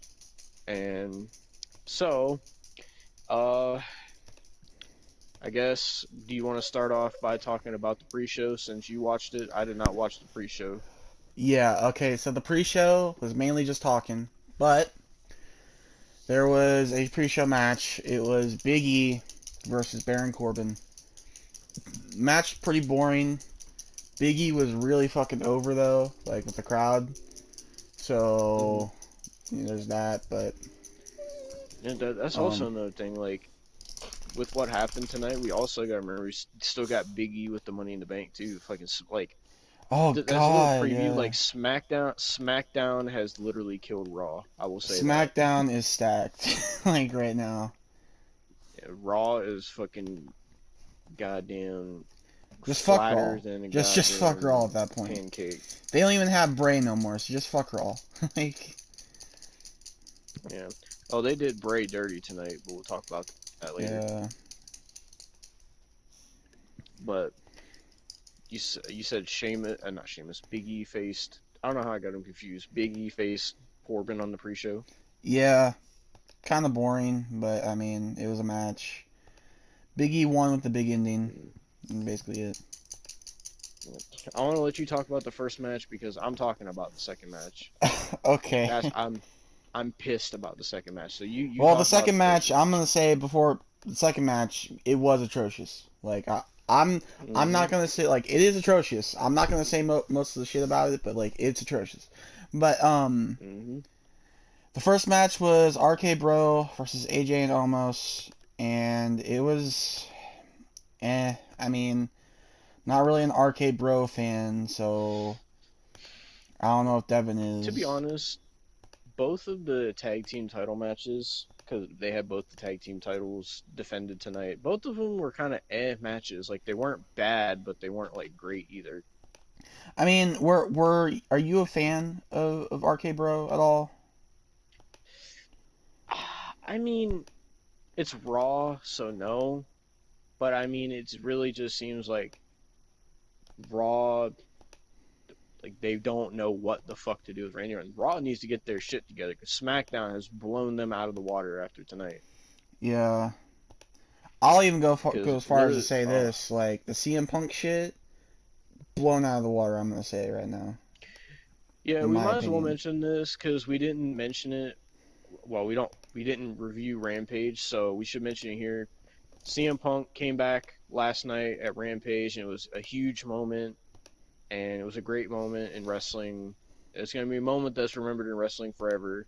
Uh, CM Punk literally killed all the hype for SummerSlam, and so what they did tonight was obviously a response to that, but I think they did pretty well. With Uh, what but yeah, they so were dealing with, they did pretty well. You know. fuck them cars that's driving by. But yeah, uh, yeah. So just to throw it out there because we weren't going to review Rampage, CM Punk is back in wrestling now, Yeah. finally. So yeah, Took him 7 years, back to the but match. Yeah. but Arcade Bro, I'm not biggest fan, but I mean I see what the appeal is, I guess. Mm-hmm. But Arcade Bro beat AJ and Omos, which I'm not happy about because I feel like AJ and Omos' title reign was pretty underwhelming. So, there's Mm-hmm. that. But I mean, either maybe they'll have AJ Styles where he's doing something better, maybe in a singles run again or something. I don't know. I can only hope for the best for Styles at least. Could be a pretty good monster heel, but they probably won't do it. Mm-hmm. But yeah, that Yeah. was the first match. I do want to say though, Riddle has this new thing where when he kicks off his flip flops, like CGI birds flies out. Fuck off with that. Yeah. They were using That's heavy CGI stuff tonight because they didn't have pyro on the show. no, Devin. You don't understand. You didn't see the CGI that I saw. You saw some of the CGI, but you didn't see the fucking Riddle CGI. God damn. It looked like Birdemic like levels of CGI. God. It, God damn. This person just fucking like did a goddamn Burnout Legends down my street. Anyway, you continue. you do not I understand the don't know if you heard Birdemic. that. The bird I saw it or heard it. Not saw it. God, I'm fucking. Birdemic. Oh dear God. It was Buy that fuck. commentary one day, but It was that fucking bad. When it came to CGI, it was that bad. I didn't like it at all. I thought they had a CGI thing for him. Like, well, I don't think he does the scooter thing anymore, but I thought they had one No, he for was where he riding on like the came scooter. come out He on was his riding on the. scooter. Yeah, he Oh, he rides was? on this. Okay. Yeah. I didn't see his entrance, but 'cause I thought they had like where he would come out on his scooter, like there would be birds behind him when he would come No, out of the no. entrance on his scooter. It's when he jumps in the ring and does his flip flops. That's the birds, and it fucking looked like Birdemic levels of bad. Like it looked awful. It looked like '90s fucking flash game. Fucking bad. Yeah. I mean, the match itself was just eh. It wasn't the worst Yeah. match on the show. No way it was the worst match, but it was just eh. Like I'll say this for both the tag team matches, it just kind of felt like eh. Like these titles need to be defended. Here you go. Like it really didn't feel like anything special. Yeah. But I mean, they're really doing nothing with Randy Orton right now. Like, but now this means we should say RK Bro did win the Raw tag team titles. Yeah. And so now Randy Orton has held both the SmackDown and Raw tag team titles. So there's that for his career stats. Yeah, For all you Randy Orton fans. as if he needed any more. Yeah. But yeah. well, you want to talk about the next match? God damn, that same card just fucking pulled a goddamn Burnout 3 takedown Jesus Christ. coming back down my street. I don't know why they're flying down my street. They're probably fucking goddamn pissed at the match I'm about to talk about because oh my fucking god. Alright, are we done talking about the first match? So I can talk about this. Yes. Okay, so the second match on this show was probably the worst. You know how for Money in the Bank, we said the women's Money in the Bank match was probably the worst display of women's wrestling of all time? Well, somehow WWE outdid themselves. So, and once again, the worst women's thing of all time includes Alexa Bliss in it. So this match I don't was understand how Alexa she keeps Bliss. lowering her standards. Like, I don't understand. It's her fucking gimmick. That's the issue. But she agrees to But the gimmick is the like, thing, is my point. yeah. But this match was Alexa Bliss versus Eva Marie. Yes, I just said that if you didn't watch SummerSlam. And this was Eva Marie's first match this is her first one-on-one match since being rehired. And so Eva Marie got signed back, right? And a lot of people were pissed, us included. You've seen the video where we reacted to Eva Marie coming back, so we don't need to be mad about that anymore. So, all these people, before I get into this, all these fucking people, these Eva Marie stans, and these Eva Marie fucking simps, and these Eva Marie fanboys sat there and fucking said, oh, Eva's gonna be so much better. They wouldn't hire her back if she didn't get any better. Oh, just stop hating on her. She's better. She's, and then they were like seeing her shit with Dewdrop, which by the way, they've completely buried Piper Niven now. But, then they're saying, oh my god, Eva's so much better now. Oh my god. She's so much more improved. She deserves a women's championship. Like, all that shit, right? So, I want all you motherfuckers to tell me Oh my fucking god. why. I want you to tell me. This was Eva Marie's first match back. Did she improve? Nope. Want to know the answer? No! Why would She did not improve. She did not. As a matter of fact, believe it or not, and all you Eva Marie stands can comment on this video. You can call me out. You can all go fucking goddamn fuck yourself. That's what you can do, you Eva Marie fucking goddamn fans. I fucking hate Eva Marie fans because their standards are so lowered for somebody that's the worst women's wrestler of all time. And they stand behind this woman for no reason. If Eva Marie was not attractive, they would not stand behind this woman. I don't give a fuck what anybody says. That's the truth. Well, you gotta think Anyway. about it. You gotta think about it too. There's people that stand with Nia Jax. Oh my god, I just farted and almost pooped myself, and that was more entertaining than this match. That's what that match was. It was just it was a nasty fart that almost turned into a shit. So Eva has not improved. As a matter of fact, believe it or not, she's gotten worse. So let me preface this. So Eva Marie comes out first, right? And so she comes out with Dewdrop, and first of all, anybody who thinks Dewdrop is attractive, you have lowered standards. Second of all, the pairing makes no sense. It never made any sense how they brought her over from NXT UK, changed her name for no reason, acted like they had no idea who she was, and have her be Eva Marie's lackey. Okay? And so basically the reason this match is taking place is because of Alexa Bliss's horrible fucking trash gimmick. Because without Bray Wyatt, the gimmick is fucking abhorrent. One of the worst gimmicks I've ever seen in wrestling history. I would rather watch a Vince Russo gimmick than Alexa Bliss's gimmick right now. I would rather watch the Fat Chick Thriller. I would rather watch Black Rain. Oh god. Than this shit.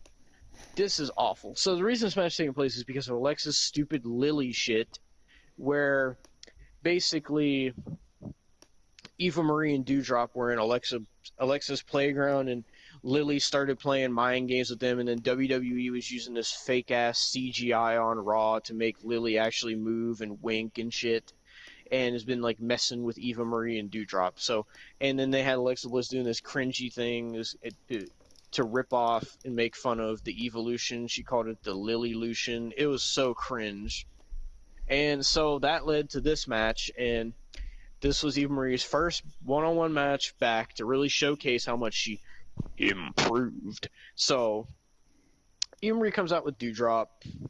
I will say Eva Marie did look attractive in the gear she was wearing. but that was the only positive Eva Marie will ever have, is that she's attractive. And so she gets in the ring, the crowd's dead, and no one gives a shit because no one cares about Eva Marie. And to be quite frank with you, no one cares about Alexa Bliss anymore either, except the simps. But so then Alexa comes out, and she has like these horrifying CGI Lily graphics, and they look so disgusting. They look so bad.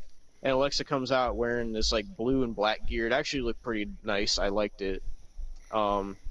Then so they start the match, and Alexa puts Lily on the corner, because I guess that's what she does for every one of her matches, because that helps her wrestle or something. I don't know.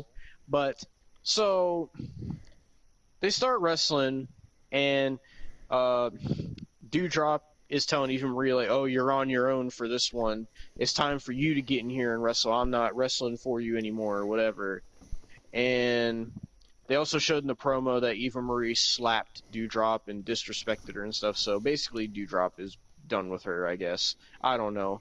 But so this was one of the worst showcases of women's wrestling of all time. I don't know how this was allowed to be on fucking SummerSlam of all shows. I don't know who booked this match. I don't know whose idea it was to re-sign Eva Marie, but they need to be fired immediately. Why on God's green earth would you re-sign this woman? If this is what she does, you re-sign this woman knowing that she has not gotten any fucking better. And this is the type of shit you expect me to sit here I genuinely... Oh. I'm just gonna say this right now. I had to laugh this off because it was so fucking painful, because Eva Marie in the match, I don't know if you said this or not with your blind rage, but Eva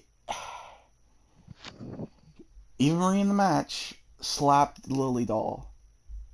Yes, she slapped the doll, and then she used the doll to slap Alexa. And then Alexa screamed. Like, yeah, and then like, oh, it was so bad. Everything in this match was bad. Like, Eva does not know how to take a fucking clothesline. She doesn't know how to take a fucking DDT. She doesn't know how to take a goddamn punch to the face. She doesn't know how to sell anything. You know why? Because she sucks. That's why. She has not got any better. I don't understand how anybody fucking defends her and is a fan of her. I don't understand. It actually pisses me off.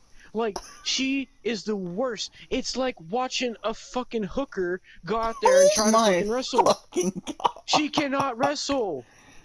Yeah, she can't. Like, it's like watching one of those plastic mannequins from JCPenney try to take a DDT. It looks stiff because she doesn't know how to take a move. How do you hire somebody that doesn't know how to take a DDT? A clothesline? A punch? I mean, that was tough enough for you. Man. As well. Oh my God, it's sad that Goldberg has more talent than Eva Marie. Okay, now you need to chill. And you know that's true. I can't admit that. The Goldberg match was better than this. I can't. The Goldberg match was better. You know, I'm so... This match makes me want to never watch women's wrestling again. That is how bad this was. After the fucking debacle that was that Money in the Bank shit show, now this. They did everything on this show to make me never want to watch women's wrestling again. And we'll get to it, because I'm still pissed about that. But here's my rant for this right now. You know, I don't know if it's Vince that booked this match. I don't know if it was Kevin Dunn, fucking buck teeth. I don't know if it was fucking Nick Khan that's wanting to fire everybody. I don't know if it was fucking Chode Man Bruce Pritchard. I don't know who the fuck it was that booked this shit. I don't know if it was Alexa's idea to do this match. I don't know if it was Eva Marie's idea to do this match. I don't know whose idea it was to sign Eva Marie back. I don't know whose idea it was to give Alexa Bliss this fucking gimmick and release Bray Wyatt just because you guys didn't agree on creative. I don't know whose idea this was, but But and if you're wondering, before I go on a tirade, Alexa Bliss won this match off a shitty DDT. Okay. She's bringing back the shitty DDT. Yeah, it made 10 times shittier because Eva Marie doesn't know how to take a face bump. Now she did the Sable. I'm so pissed. My face. She did the Sable. Oh. So Alexa wins this match and then leaves, and then after the match, Dewdrop grabs the microphone. She's like, "And the loser of this match, Eva Marie." And then Eva's like, "Stop! Don't say that." And then Dewdrop puts on Eva Marie's jacket, knowing goddamn well her fat fucking ass can't fit the goddamn thing. Puts it on and starts strutting around and fucking. I think the jacket stretched and she walks too. out. Yes, it did. Good thing Surprised Nia it didn't Jax wasn't rip. on the show. That was one saving grace. I think God was looking down on me for once and said, "You know what? We already got Alexa and Eva Marie. We got the rest of the show to happen.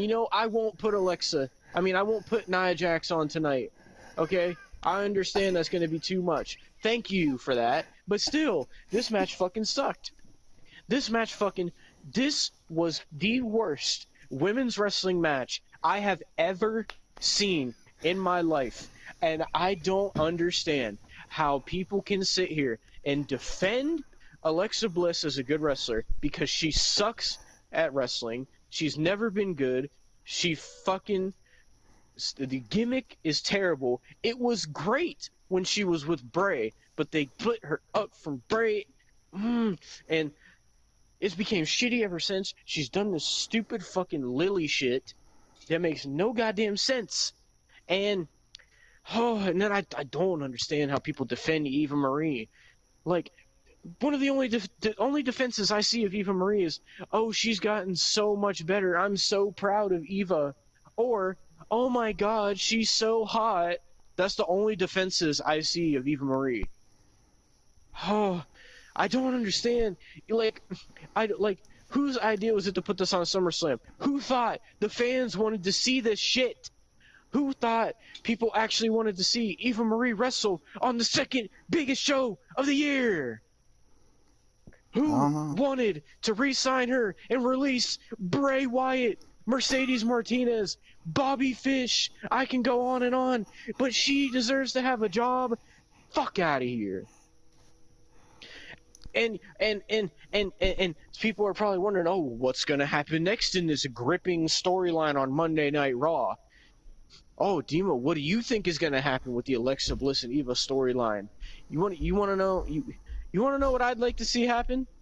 I'd like to see Vince McMahon get in the car, take these two fucking goddamn sorry excuse for women's professional wrestlers, take them to the goddamn fucking warehouse down in fucking Mexico, and you watch them fucking be attractive and wrestle there, and give us something better than this.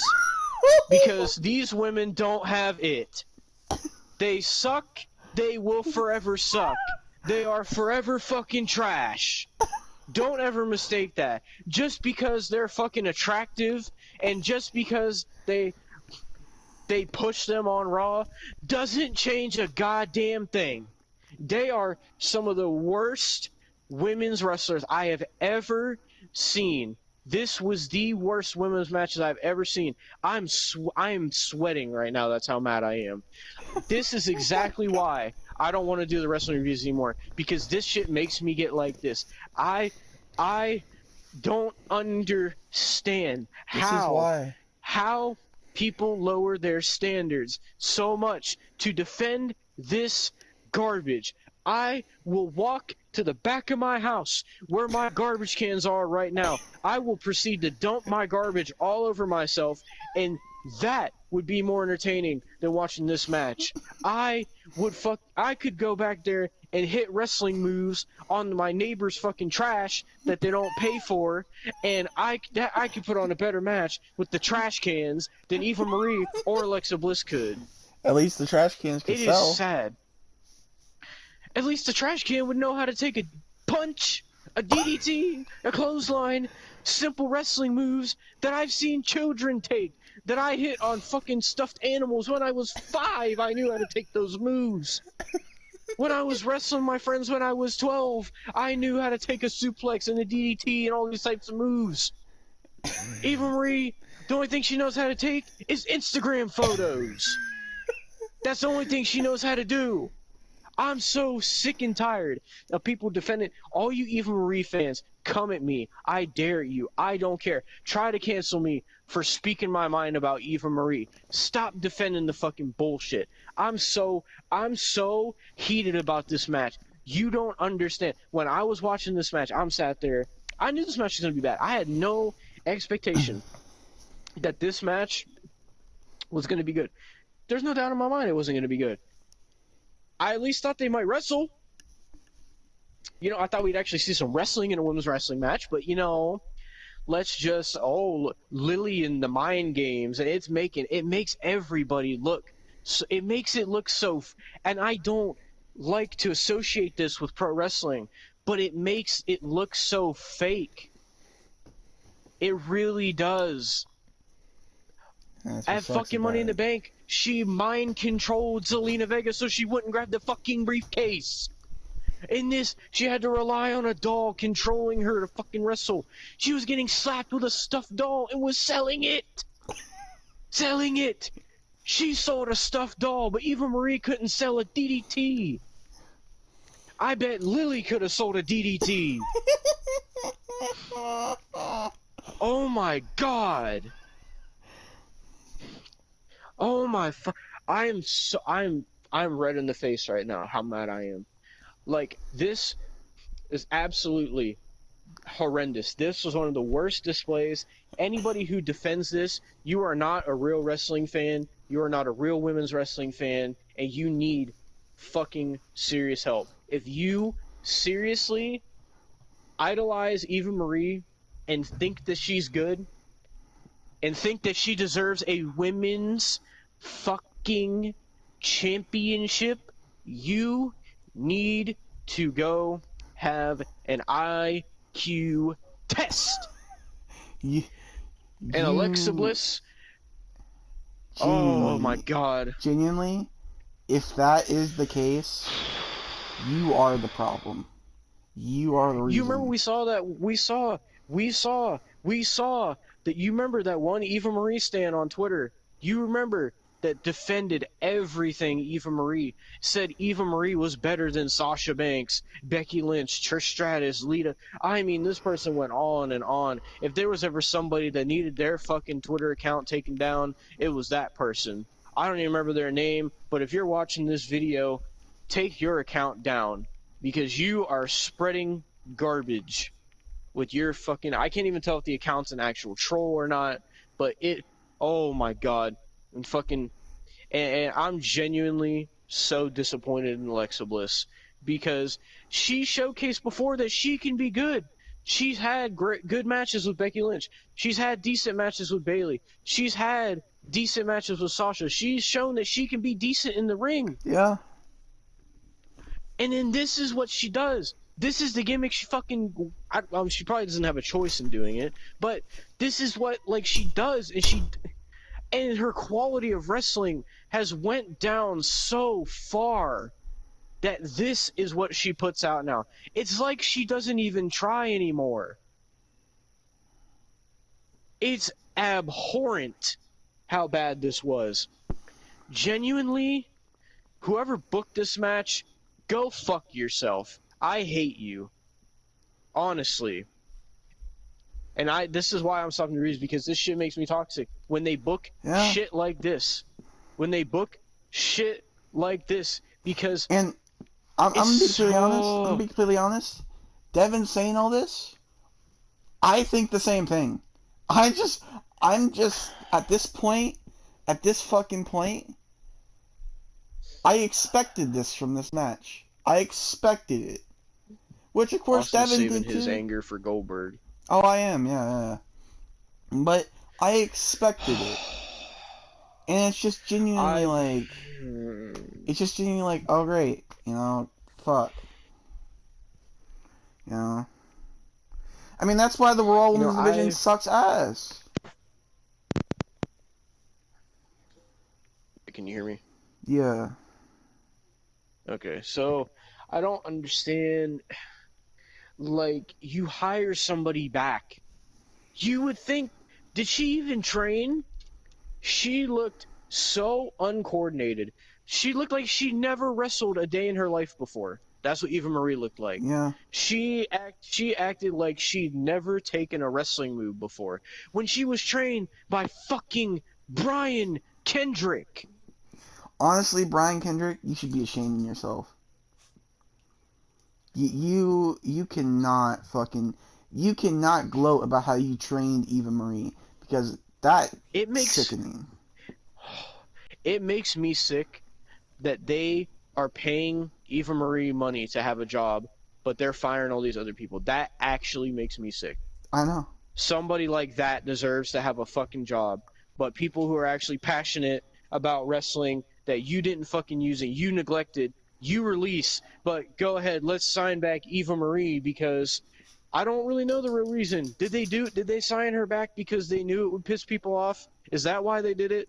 I don't know. But I swear to God, if she ever gets a women's championship, I am going to die.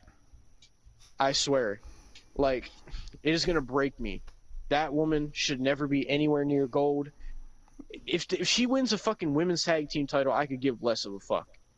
But it seems like her and Doudrop aren't a fucking thing anymore anyway, so who the fuck knows? Another team, they broke up. Great women's tag team division. I'm not talking about that anymore. Wanna know why? Because it wasn't on this show. Because it doesn't deserve to be on this show or any show ever again. Because those titles are the most illegitimate, worthless, useless pieces of fucking matter that have ever been created since the inception of the universe. Okay? Oh my god. Lol. Oh my fucking god. I am embarrassed that I sat there and watched that match. I as a wrestling fan, stuff like that makes me embarrassed and humiliated to be a wrestling fan. Matches like that. How can you be okay with putting something like that on your SummerSlam card? This would have been different if it was Extreme Rules or some B show that no one gives a shit about. This was SummerSlam. Summer fucking Slam with 51,000 people. The biggest audience they've had since before COVID. And this is what you give them? This atrocity? I'm not even going to call this wrestling. This was not wrestling. This was fucking garbage. Is what this was. I hope that fucking Eva Marie gets released. She does not deserve a job. I'm sorry. She can make her money being a fitness model and taking her Instagram photos and showing off her body and Don't forget her selling movie. her fitness shit. Fuck her and her movie. She can make money doing that. We're probably going to have to do that on live commentary one day. Do you understand that they are probably paying this woman millions? Do you understand that? I do. When now people like Bray Wyatt don't have a job. I understand. Mercedes Martinez don't have a job. I understand, Like, it is... oh my god. I'm gonna sum this up. This match sucked. It was probably the worst match I've ever seen in my life. It was really fucking bad. Every aspect of this match was horrible. It was the worst wrestling, match on the show. The entrances, the presentation, the gimmicks, the characters, the crowd was fucking dead. No one gave a shit. No, and no you one see, will continue the to crowd, give a shit about this or Monday Night Raw.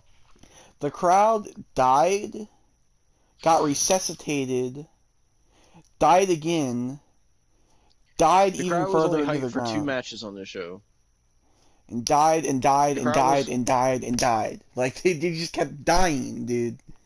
The crowd were was only dropping like invested flies. for 2 matches. Oh, I don't want to talk about this anymore. I need to calm down. I'll give you a I'm actually break. fucking pissed. Well, I'll give you a I want break. to take this glass table and I want to throw it at my neighbor's house right now. I'll That talk is about. how pissed I am. I will talk about 3 things to give you a break. First thing I want to talk Oh my about God. is this show was for some reason, had so many celebrities on it. Logan Paul was in the Oh, but crowd. there were celebrities that were supposed to be there, but they backed out. Like Megan Thee Stallion and Mike Tyson were supposed to be there, but they pulled out for some reason. But Oh, it's continue. okay. It's okay because they got Logan Paul, Mario Lopez, Cardi B as a Hmm. song, and Tiffany Haddish. Go And fuck don't forget yourself. two Olympians as well. Oh, we don't give a fuck about them. They're not even going in the thumbnail. Everybody else can go in the thumbnail. They're not going in the thumbnail. I'll even put Drop in the thumbnail before them. Oh my fucking god! Yeah. What match was even next? Next was Was it Damian Damian Priest and Priest Sheamus and Sheamus. for the Decent U.S. match. title? Yeah. The first time he's defended that title since WrestleMania. Yeah. Which was, let's see. It was in April, so May, June, July, in 4 months. Yep. So yeah, I was pretty sure I'm pretty sure WWE used to have a thing where if the champion didn't defend their title, they had like a 30-day period. If they didn't defend their title, they'd be stripped. But WWE doesn't follow their own rules anymore, so fuck it. Fuck it, right? Let's just, fuck that rule. Fuck, remember the promo they did where the fans are in control. We're doing what the fans want. You remember how well that turned out when they Yep. had fucking Triple H, Shane, Stephanie, and Vince in the ring? Oh yeah, that worked out so well. Yeah, because they say that, and all this time later, they gave us fucking Eva Marie and Alexa Bliss. You really gave us what we wanted. Let me interview all 51,000 of those Hey. motherfuckers that paid to be Hey, at SummerSlam, okay. and I'll ask them if that's what they You wanted. need your break. I'll ask them if that's You what need they your- wanted. you I'll need- ask fucking punk ass green shirt guy that was in the front row. I'll You ask need your Brock break. Lesnar guy You who need was in your the front row. break. I'll ask those motherfuckers. Calm Is that down. what you wanted? You wanted Eva Marie and Alexa Bliss. Is that what you wanted? Calm down. Because apparently Calm- that's what Vince and Bruce Pritchard and Kevin Dunn thought you wanted. Okay, calm Fucking- down. Oh Calm my down. God, You need man, your I am break. You need your break. fuming. You need your break. This You is need why your the break. wrestling reviews are ending. This Yes, exact this reason. is exactly why. Which is also I cannot exactly wait why till you you talk need, about Goldberg. you need to take a I break. cannot wait. Okay. Damian Priest and Sheamus. Match. I thought this was a decent match. It was I like it was, Damian Priest. For me, I like Damian Priest too. But like it was an I thought his and- attire looked pretty cool. Yeah. He wore Like- like a USA kind of attire. I think it was like With like blue a dreads. a which is version cool. 1 Captain America like type deal. Yeah. So, I mean, Well, I mean, this was the only mid card title that was defended on the show. We saw the Intercontinental Champion, no, but he didn't wrestle. just calm down. Just calm down. We'll get to that. So yeah. I'm assuming the reason they didn't have that on the show was probably because they gave the title to Shinsuke last week, so that's probably why they didn't have it defended. We could have seen an Intercontinental title match on this show, but let's give him Eva Marie and Alexa Bliss a spot on the card instead of the Calm Intercontinental down. Championship, Calm down. one of the most prestigious championships that was brought in by Pat fucking Patterson, God rest his soul. But let's give Eva Marie and Alexa Bliss a spot on this card rather than the Intercontinental Championship. That's all I'm gonna say. Okay. Fuck me. I'm not gonna do that. God damn. Just continue. Damian Priest was pretty impressive in this match. You talk about this match. I gotta go get a drink of water. I'm actually I'm hot right now. Oh I'll god. be right back. I'm gonna get some water. Okay. Damian Priest was pretty good in this match. Sheamus. Sheamus was pretty good in this match. It was a pretty decent match. It was like in the middle of decent and eh. So I mean, it was pretty good. Damian Priest in the end wins his first championship when it comes to main roster. So there's that. It wasn't bad. I'm glad Damian Priest is doing somewhat better than he was on the fucking main roster than he was fucking when it came to WrestleMania. He's been on the main roster since Royal Rumble, and it's just been like fuck. I was talking about how like before this, like he's been on Damian Priest has been on the main roster since like the Royal Rumble, and he hasn't really done much before this. So Yeah. so I'm glad he's getting his actual like dues now. So Yeah, he won the championship. I was happy to see it because yeah, Sheamus did fucking zero as champion. yeah. So, but then it leads you to the question like, what the fuck are they gonna do with Damian Priest? Because they don't have a single division on Raw, man. They don't. Well, they could put Ricochet against him, or maybe Humberto Carrillo. That's who they were putting against Sheamus. You hear those crickets in my background? That's my reaction to that. Fucking, they get. You know what? Put Eva Marie in that match. Why not? No, stop. Stop with Eve Marie. It's gonna fucking destroy you. like, I can't even. Alright, If next this is how one. you fucking feel about Goldberg, oh my god, That's oh, how I feel that's about how I Goldberg. feel. Okay, but Goldberg can actually fucking wrestle. Eva Marie can't. Well, Goldberg can't wrestle anymore, but like he's better in the ring than Eva Marie. I've never seen somebody so talentless. Literally, when AJ Lee cut that promo about the Bella Twins being plastic mannequins that can't wrestle, that is the most perfect description of Eva Marie right there. Eva Marie was actually in that segment. If you don't remember, she was actually a part of that segment because AJ Lee said that about her too. So thank you, AJ. I actually respect you because you're one of the greatest female wrestlers I've ever seen, and you actually made me give a shit about women's wrestling because that's how fucking great you were. And I hope that you come back to wrestling now that your husband came back. But let's continue. Well, next Fuck Eva was Marie. the Mysterios versus the Usos. I hope Eva Marie gets fucking suffocated in one of fucking Dewdrop's fat rolls. Oh my fucking god! Oh my god! I just continue before I keep going. I gotta drink The this water. the Mysterios versus the Usos. Another pretty match. It was pretty much just like pretty much basically the same as the Raw Tag Team Championship match. The Usos retained, which kind of saw coming, but either way, it was eh. Yeah. So Then we have Shinsuke coming out for no reason, and then it went to the next match, yeah, which Rick Boogs did this whole thing about Shinsuke. Shinsuke came out and they were dancing with Pat McAfee, and then it just ended, and that was it.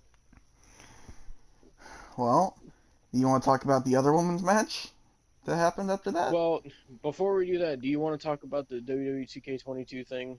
Oh yeah, true. Because it came on around this time, I think. I Yeah, don't even fucking remember, but they released the WWE 2K22 trailer finally. But you know what? And this is something I'm gonna rant about another time. But 2K being 2K, they've had 2 years to work on 2K22, right? Everybody knows that. So, this game is supposed to come out next month, but guess what? They're pushing it back to next year. So yeah, I hope everybody's happy. I don't know what's so bad about 2K22 that they have to delay it 7 months. But fuck it.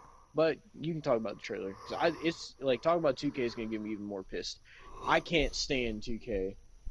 well, it had Rey Mysterio, Cesaro, Edge. Mm-hmm. Trying to think who else it had in it. Roman, obviously. Got to see Miz. In your We got to see opinion, Becky. did it look better or worse than 2K20? Because to me, it looked exactly like 2K20. It looked like the same lighting, same graphics, everything. I That's what it looked like mean, to me. I feel like the models aren't as dead-eyed as 2K20. Oh, and if you didn't catch it in the trailer, for some reason, they're still using, I know you don't care, but they're still using the same Goldberg model that they've used since 2K17. Like, yeah, I don't like current Goldberg, but can you at least have current Goldberg in the game? Like, fuck's sake. They did the same shit with that same Daniel Bryan model for years. Same Edge model for years. Like, come on. Change it, 2K. You had 2 years. Here I go again. I'm starting to sweat. Okay, stop. Take over before I go on another tirade. Okay. 2K. So, Yeah, I bet people aren't used to me being this fucking pissed on reviews, because it's always awesome to just mad, but I'm pissed. I'll get there later. But And I will revel in it. but 2K22 comes out in March. Why the fuck? I don't know. If it's gonna be a good game, then okay. But if it's not, then fuck you, 2K. Like I'm genuinely just like, go fuck yourself. Well, Like, if 2K22 comes out in March next year, when does 2K23 come out then? that's what I want to know. And if it comes out the same year, something's gonna be fucked up. Yeah, Something's gonna be. be fucked. Unless they do a 2K Battlegrounds 2. You're only wishing that on yourself. I hope you know that, because I would never play through that. You played through the first one. I don't know why. I don't know how, but I if they thought make a maybe second one, you're bringing that on yourself. I thought maybe it would be better than fucking 2K20 at least. Nah, man, nah. But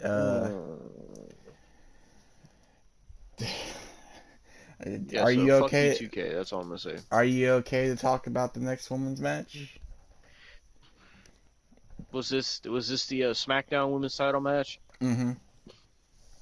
All right, let's get back into the bullshit. So, so this was supposed to be Sasha Banks versus Bianca Belair 2 for the SmackDown Women's Title. So Bianca, they showed the promo and they played the Cardi B song in the promo. That's the whole reason why they got this fucking song. So Bianca comes out and I'm like, okay, why is Bianca coming out first? So she comes out. And then she's in the ring. All of a sudden, Greg Hamilton's like, Sasha Banks is unable to compete this evening. So here's her replacement, Carmella. And immediately I went into an even more blind rage. Dude. Because Carmella is also one of the worst women's wrestlers I've ever seen in my life. Devon legit said if they would have had well, we'll get to why they didn't have Carmella on like wrestling. But if they would have had Carmella wrestling, he would have turned the fucking stream off. He would have fucking... I was going to leave the stream until the match was over and come back. Yeah. After. Literally. I was not going to sit there and watch another Bianca and Carmella match when Bianca beat her 5 times. But you know what? None of that matters. Because Carmella comes out, they're about to start the match, and then Bianca's like, okay, Sasha, you're running scared from me. You might not be here tonight, but one day soon we will share the ring again. And then it looks like, and then she's like, oh, right now I'm gonna, she looked at Carmella, she's like, I'm gonna beat your dusty ass, or whatever she said. And then right before the match started, all of a sudden, Becky Lynch's music plays, and the crowd goes fucking insane. Becky Lynch is finally back. Becky Fuck Lynch you, wrestling comes news now. Fuck you. Yeah, fucking bitch making the fucking how Becky Lynch is pregnant again. Becky Lynch and Seth Rollins are having 18 children, like goddamn fucking whatever that show was where they had 18 kids. I don't even remember. Yes, that fucking goddamn shit. Like this, literally what wrestling you know what I'm saying. But this was a positive moment because I was actually happy.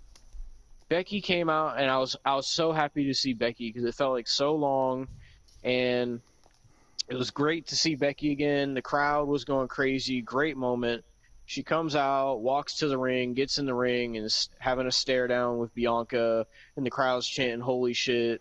And Carmella's just standing there like a dumb plastic bimbo, like she is, and fucking so Becky Lynch grabs a microphone and says, well, basically first she attacks Carmella. Thank the heavens above, Carmella got her ass whooped by Becky Lynch.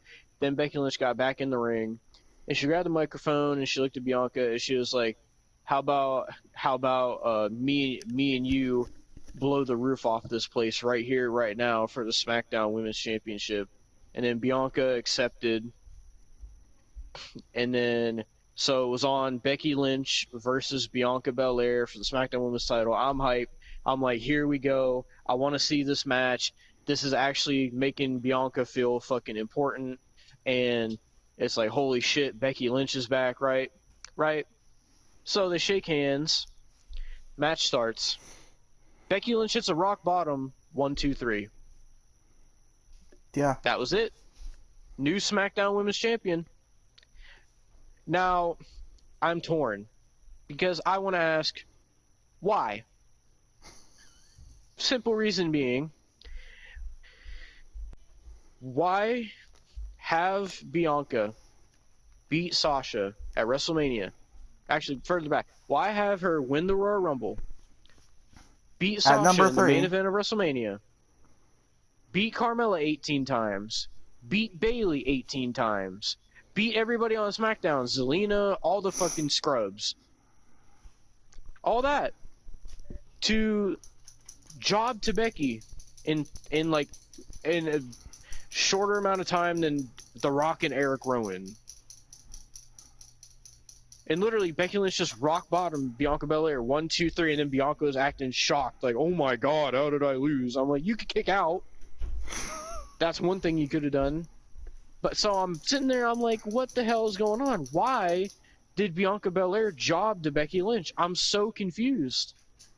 Because at first I was like, okay, is Becky not able to wrestle a full match right now? But then I'm like, that doesn't make sense because they wouldn't make her the champion if she couldn't wrestle a full match. So then I'm like, did Bianca Belair do something that they took the title off of her? We're like, fuck you, you're getting buried? Or I don't know. did they do that to try to give shock value to try to compete with the CM Punk thing? I don't know. I genuinely don't know. But they literally buried Bianca Belair. Literally. And people were shitting all over it. I mean, on one hand, you had everybody happy that Becky was back, and then everybody's like, oh, this is bullshit.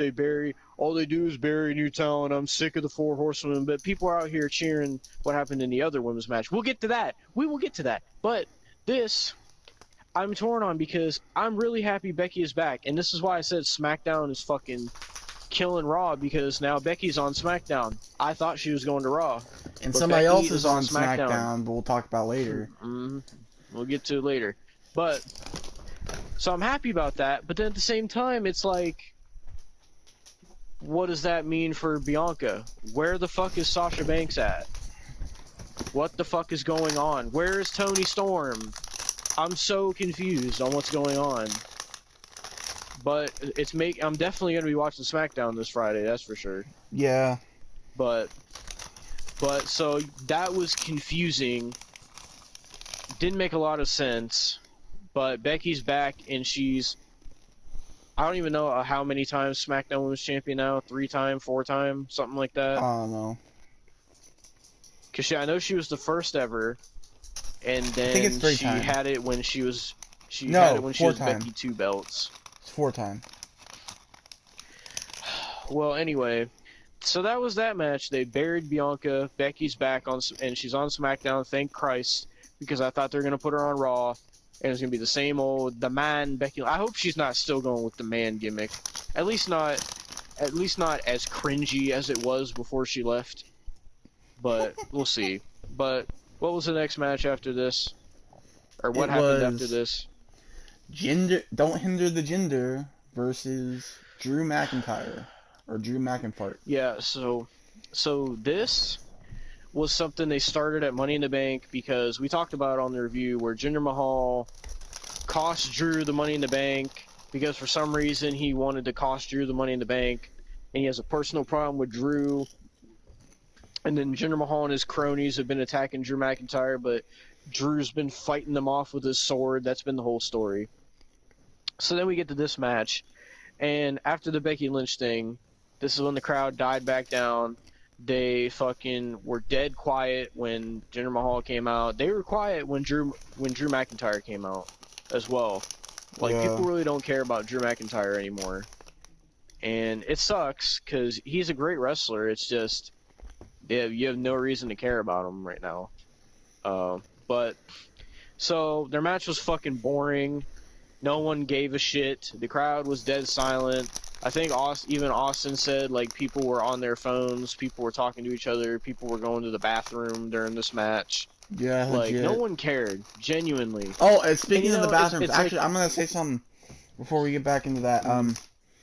Apparently the stadium, I was seeing on Twitter, bathrooms are overflowing, like toilets are overflowing. People said, like there was no pyrotechnics, there was yeah, they didn't have any like pyro. bad air Yeah, conditioning. all they had was like, smoke. That's the only pyro they had. Like everything was awful. Oh, and flames. Yeah, We'll get to everything was that. awful. Apparently there.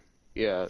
Oh, and the So- power was like off as well, and then the concession stopped like halfway through the show. Yeah. So, this match was boring. Drew McIntyre won. Nobody expected any different. Claymore kick, 1, 2, 3. It wasn't that Wasn't long too either. long, but I ask again, why does this get a spot on SummerSlam, but the Intercontinental Championship doesn't? I because digress. don't hinder the gender.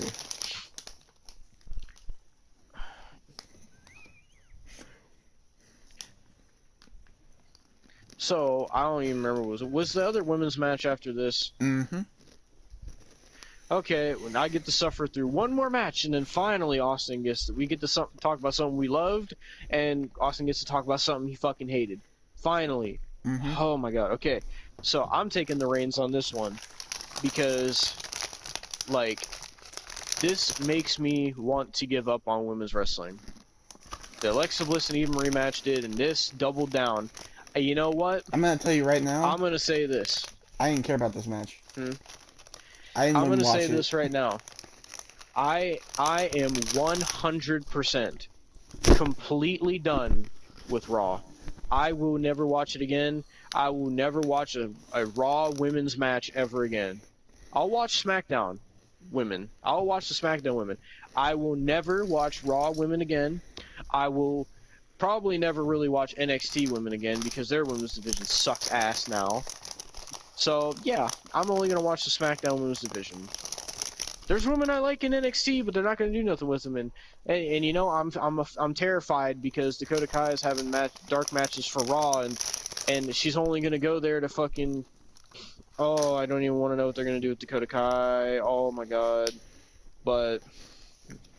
Oh, my God. Anyway, this match was Nikki Ash, or Nikki ASH, defending the Raw Women's Championship against Rhea Ripley, and you guessed it, Charlotte.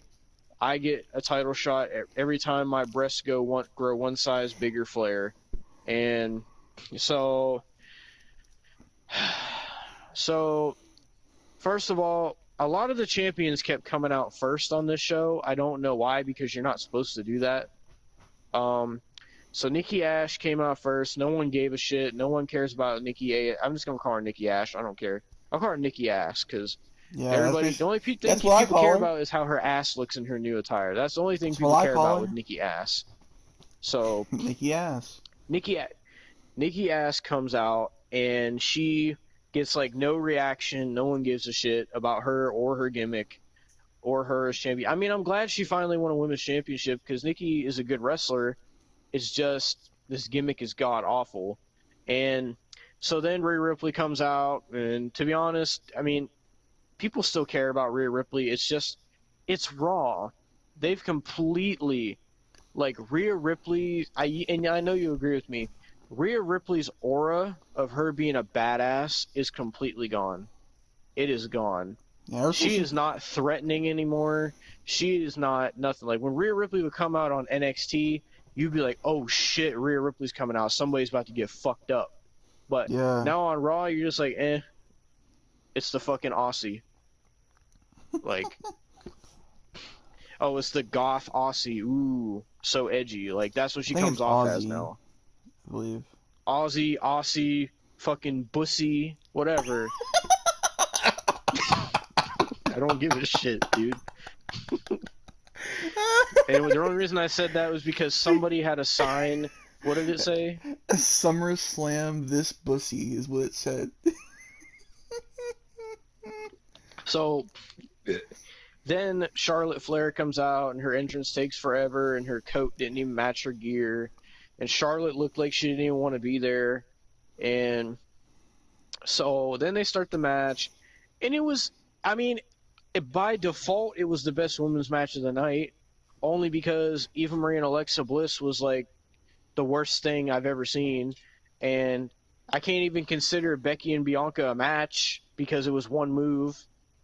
So by default, this was the best women's match, but it wasn't great. This was a shitty triple threat. Basically, what it was Rhea Ripley and Charlotte doing all the hard hitting most of the. All right.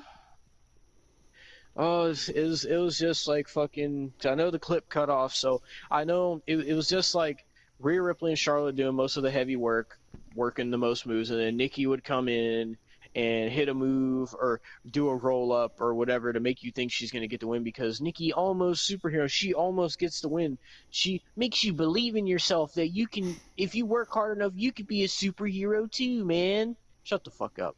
Anyway, so The only thing it she was makes me basically believe that. in is nice asses.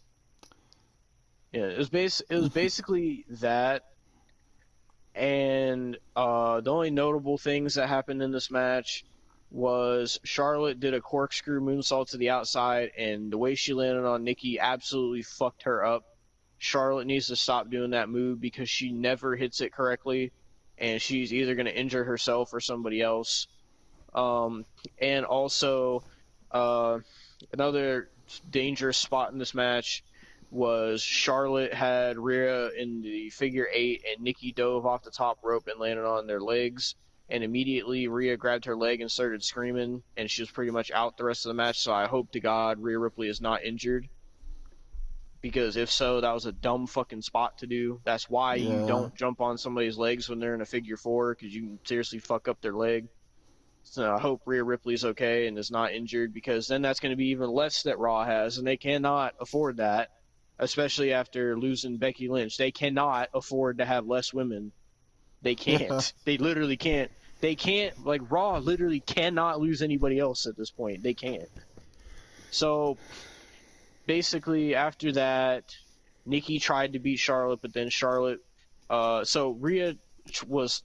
Obviously, she couldn't stand on her legs. She was trying to do the Riptide, but couldn't do it, then got thrown out of the ring.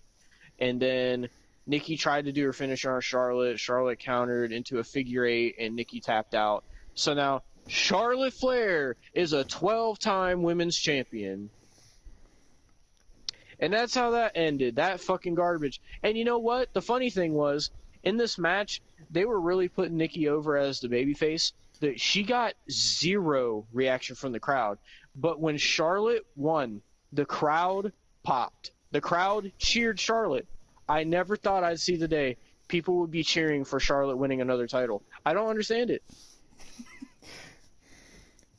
I don't understand it. And then the people had the gall to complain about Becky Lynch, who just came back after being gone over a year. I understand being upset about the way the match went. Fine. But you're not going to be pissed about Charlotte winning her 12th championship? So number one, the Nikki gimmick was a joke. Number two, they completely wasted the women's Money in the Bank when they could have gave it to Liv fucking Morgan, who they built the women's Money in the Bank around with the storyline. You know, or they could have gave it to Zelina Vega, who just came back at that time. But, you know, let's give it to Nikki and then have Charlotte take it off her anyway. Great job.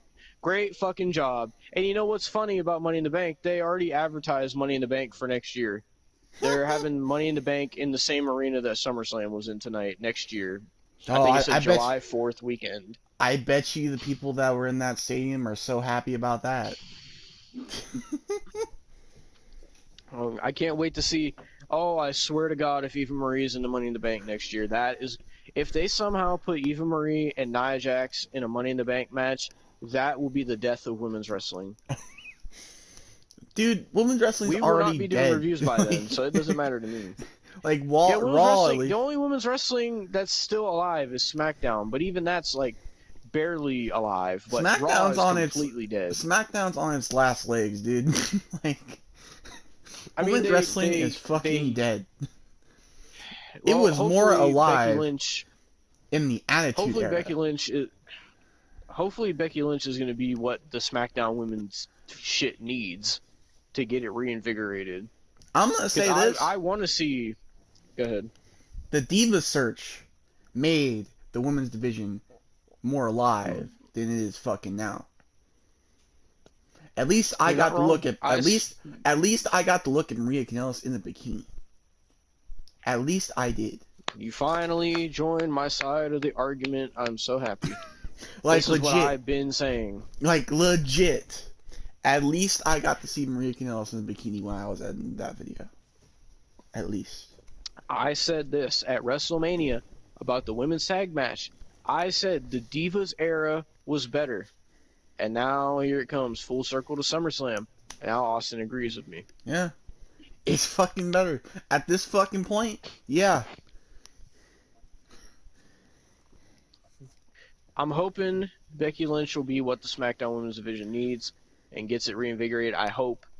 Because I want to see Bianca have an actual match with Becky, because I think that could be a good women's match. I want to see fucking Becky versus Toni Storm. Definitely. I'd like to see fucking some of the other women get a chance, like Liv Morgan. Push her, please. Fuck's sake. But I'm hoping. But in terms of, I to be honest, Raw has, I mean, not Raw. God, I almost made a fucking, I would have had to fucking go baptize myself if I would have said that. SmackDown has the best women's division in WWE right now. That's sad, because NXT had the best for a long time. NXT's women's division is garbage now. Literally, SmackDown, look at it this way. NXT has Dakota Kai, Raquel, Io Shirai, Zoe Stark. Okay, those are decent. Then they have Ember Moon, They have Candice LeRae, Indy Hartwell, And then beyond that, Priscilla Kelly, no one cares. Frankie Monet, they're misusing. Jesse Camilla, who gives a shit. And then Caden Carter, Casey Catanzaro, all you do is TikTok, so fuck off. All these women's matches. Casey Catanzaro does more for Ricochet.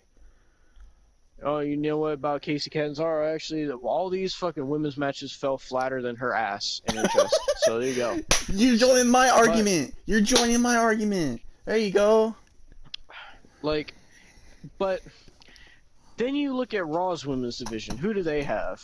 Charlotte, Nikki Ash, Rhea Ripley. Okay. Nia Jax. Let me fucking get my goddamn bottle of pills and down it. Shayna Baszler, I wish they would do better with her. Tamina, I would rather fucking eat my garbage out of my garbage can. Natalya, I would rather see a pack of fucking Schwabel's white bread than Natalya. Fucking Eva Marie, you couldn't pay me to watch Eva Marie. You could not pay me. I would not take $1 billion to fucking watch Eva Marie.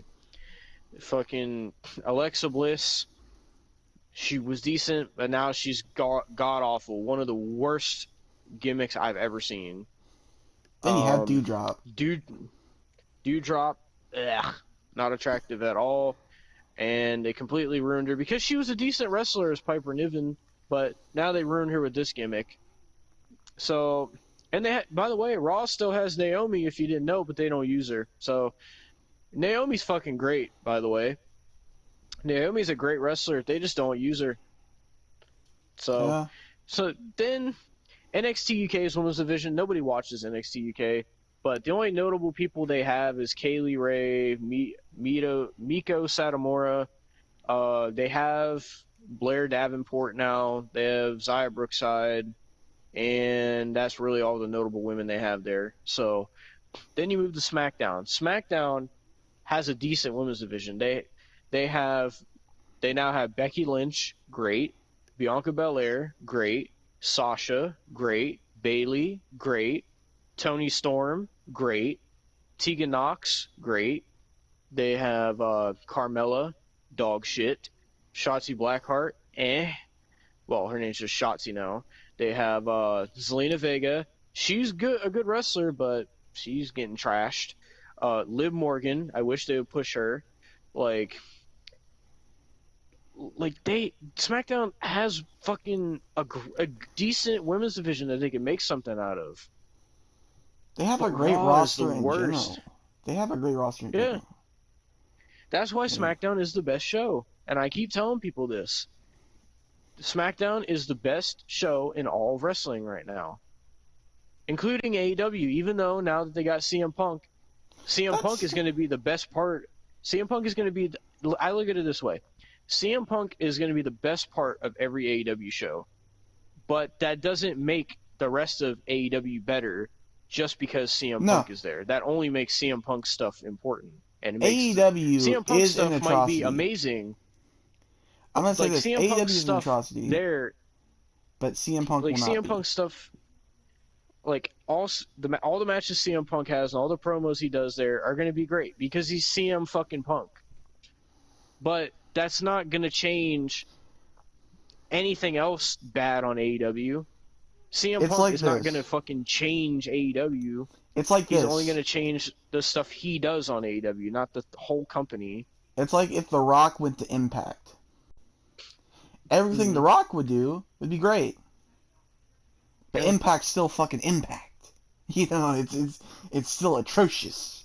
You know? It was like that when, like, all those times they had Brock Lesnar on Raw. Like, anything Brock Lesnar would do, you'd be invested in. It would feel legit. It would be amazing. You would always watch what Brock Lesnar did on Raw. Like, Brock Lesnar would make you watch Raw. But the rest of Raw was still one of the worst television shows, one of the worst wrestling shows that's ever been created. It's exactly going to be like that with CM Punk on AEW. But, literally, Raw is the worst wrestling promotion there is out of everything. AEW's bad. NXT's bad now. NXT UK, nobody watches it. Impact is irrelevant and trash. Ring of Honor has good wrestling, but they're irrelevant. NWA is irrelevant. New Japan is good, but, like, they're New Japan, so a lot of people don't watch them because of the time their shows come on. So, if you look at it in the wrestling world, SmackDown is the biggest thing right now. Yeah. Even though the CM Punk thing is huge. It's not huge because it's AEW. It's huge because it's CM Punk. And SmackDown is huge because of Roman Reigns, John Cena, Becky Lynch, all the people on their roster is what's making SmackDown a good show. And yeah, SmackDown has had stinkers. I'm not going to defend SmackDown and say that it's been, like, completely the greatest show. SmackDown has its own fucking flaws for sure. For sure. But compared to all the shows, in my opinion, SmackDown is the best wrestling show right now. But everybody's going to have their own opinion. But back to SummerSlam. What that was the fucking women's triple threat. It was garbage. Charlotte's a 12-time champion. Fuck it, I don't care. Do you want to talk Go about away, Charlotte. the good match while I talk about 3 atrocious things?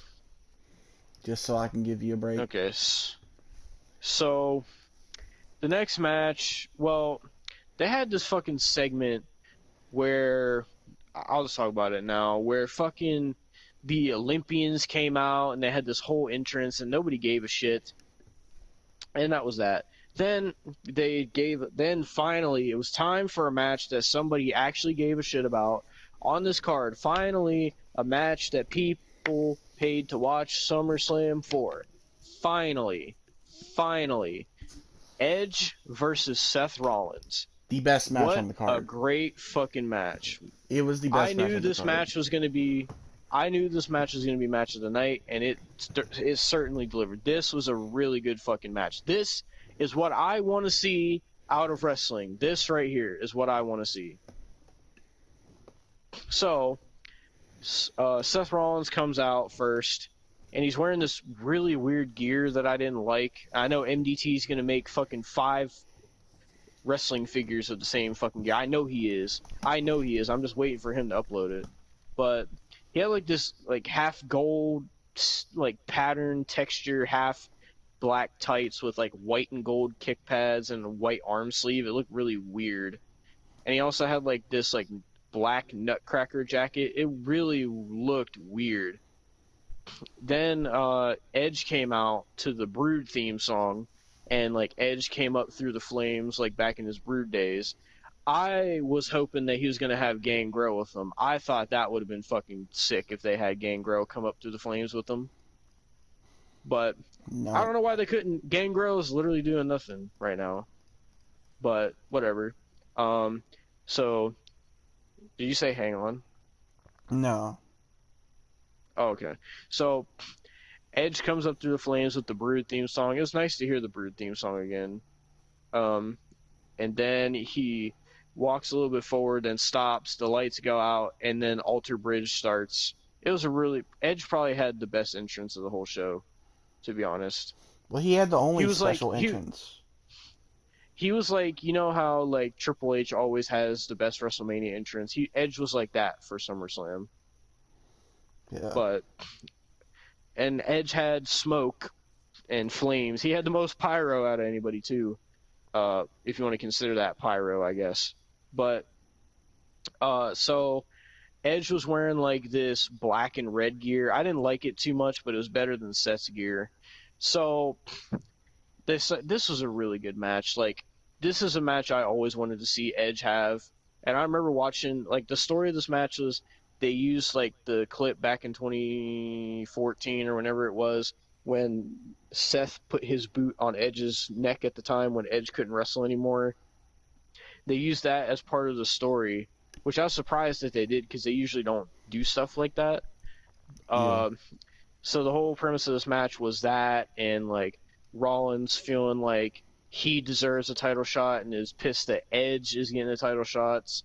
So that's why he's pretty much screwed Edge out of winning the Universal title from Roman at Money in the Bank in that 45-minute match, by the way. It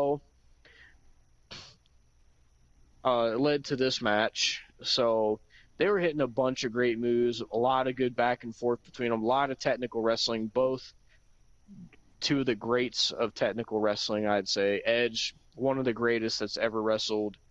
Seth Rollins, honestly, like, I've been stale of Seth Rollins a few times, but I gotta be honest, the dude really does have talent. And he's probably one of the best wrestlers of this past decade, to be honest. Like, even though I've been stale on him, like, I have to give Seth his props when it comes to in-ring ability. They killed it. Like, they were doing all kinds of stuff, countering each other's moves, counter submissions. It was fucking crazy. Like Seth countered the spear into a pedigree. Edge countered the stomp. Michael Cole was messing up some moves. Rollins went for a Phoenix Splash, and he called it a corkscrew moonsault. Oh, Pat McAfee said it too.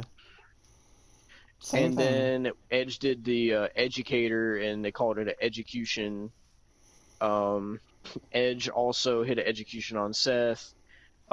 He at one point speared Seth, and Seth did this really great fucking sell. They were kicking each other's ass, man. The crowd was fucking over the moon about this match. They were chanting, "This is awesome." Like, this is what the people came to see at SummerSlam. Yeah. And this match oozed like big pay-per-view fight feel. Like, this is going to be this is going to live on as a classic SummerSlam match. So in the end, Seth went for a stomp, and then Edge caught his foot and then dragged Seth down into, it looked like a clover leaf, and then Seth was able to get out of it, and then Edge put him in a crossface and kept holding the submission, and then Seth kept trying to get out of it, and then Edge starts slamming Seth Rollins' face against the mat over and over and over and over and over, and then wrenches in the submission so deep that Seth taps out. And it was So Edge great. defeats Seth Rollins by submission. Best match of the night by far. every aspect of the match was good. The counters were good. The technicality was good. The back and forth was good. The crowd was invested in everything they did. Very, very well done match. Best match of the night. Honestly, probably one of the best WWE matches I've seen in a while. This was better than Edge and Roman at Money in the Bank, for sure. We'll talk about Roman later. But now with this match out of the way, we move on to Austin's favorite match of the evening. No, wait, hang on. Bobby Lashley. That's not it. Wait, That's what? not it. You're forgetting stuff. What? First of all, Oh, the I'm gonna fucking talk about Miz and Morrison segment? Well, before I talk about that, I want to talk about the commentators. Because Pat McAfee, Alright. the nobody known as Jimmy Smith, and Michael Cole need to go fuck off. This entire goddamn show, they sucked. Put Corey ass. Graves and Byron Saxton in there too. I ain't even All listen the to Corey. commentators were bad. I ain't even listen to Corey and Byron. I just genuinely don't listen to them anymore. So All the commentators are bad. they're all awful. I enjoy Pat McAfee a little bit, but he's starting to get annoying for me. Yeah, they're all fucking awful. Commentators suck ass. Plain and simple. Yeah. Now, when it comes Oh, what to, I wouldn't give to have Mauro Ranallo back. dude, Mauro Ranallo, if they really wanted a good announced team, Mauro Ranallo, Nigel McGuinness. Yeah. That'd be amazing. Or even fucking Vic Joseph as well. Vic Joseph's pretty good on commentary. Yeah, Vic Joseph. Fuck, I'd even take goddamn Wade Barrett over I'm sorry, Stu Bennett. Ow. No, it's Wade Barrett. Over fucking... Oh, okay. I didn't know what Wade they were Barrett. calling him, but I'd rather take him over fucking the commentators they have now. Yeah. Fuck Beth Phoenix, though. And Beth Phoenix can go fuck herself. She can go fuck Edge. Mhm. Now we talk about fucking John Morrison and The Miz coming out talking about their drip stick. I don't want to know what the drip stick is an allegory for. I feel like it's an allegory for something, and I feel like I know what it is. They showed, like, on the pre-show how they did an interview with Miz and Morrison where they showed up in, like, a water truck, and they said that SummerSlam was dry, so they were going to moisten everything up, and it was going to be awesome. So then they come out. They didn't even get an entrance, by the way. And so they're standing there talking about how SummerSlam was dry and needs to be moistened up, and they came up with this amazing idea for the Drip Stick 2000. So then the Miz is like, he's asking Morrison to bring it out, and Morrison's like, I thought you had the drip stick. And then they start arguing about the drip stick, and the Miz is like, well, if you don't have the drip stick and I don't have the drip stick, then who has the drip stick? And then out of the crowd walks Xavier Woods, dressed up in a Scott Hall inspired attire, with his hair slicked back and a toothpick in his mouth. And he's wearing this thing that looks like a Ghostbusters proton pack, but it's like a big ass water jug, like, you know, one of those big ass ones they put on like water dispensers. And it said like drip stick on it, 2000 on it or something. And it had like a gun on the end that was, it basically is a fucking water gun. That's all it was. Yeah. And so then this segment was pointless. So Xavier Woods walks up to the ring and then starts doing Scott Hall's catchphrase and is like, hey, yo, let me ask a question or whatever. And then it's saying, do you want to see me give John Morrison the drip stick? And the crowd chanted no. He's like, do you want to see me squirt them with their own drip stick? And the crowd chanted yeah. And then he fucking did another Scott Hall quote where he said, this one's for the good guys or something like that. And then Miz was like, don't you dare squirt us with that. And then he squirted Miz and Morrison with the drip stick, and they got all wet, and then they ran out of there, and then Xavier Woods walked up the ramp, and then that was that segment. Completely pointless. Now I will take over. Yes, sir. It's time to talk about the WWE Championship match, Bobby Lashley versus Goldberg. This was All right. Austin's prime time right here. This was Okay, I'm gonna say this: the match sucked because it's a Goldberg match, but the ending and the after was the best thing Mhm. in the fucking world.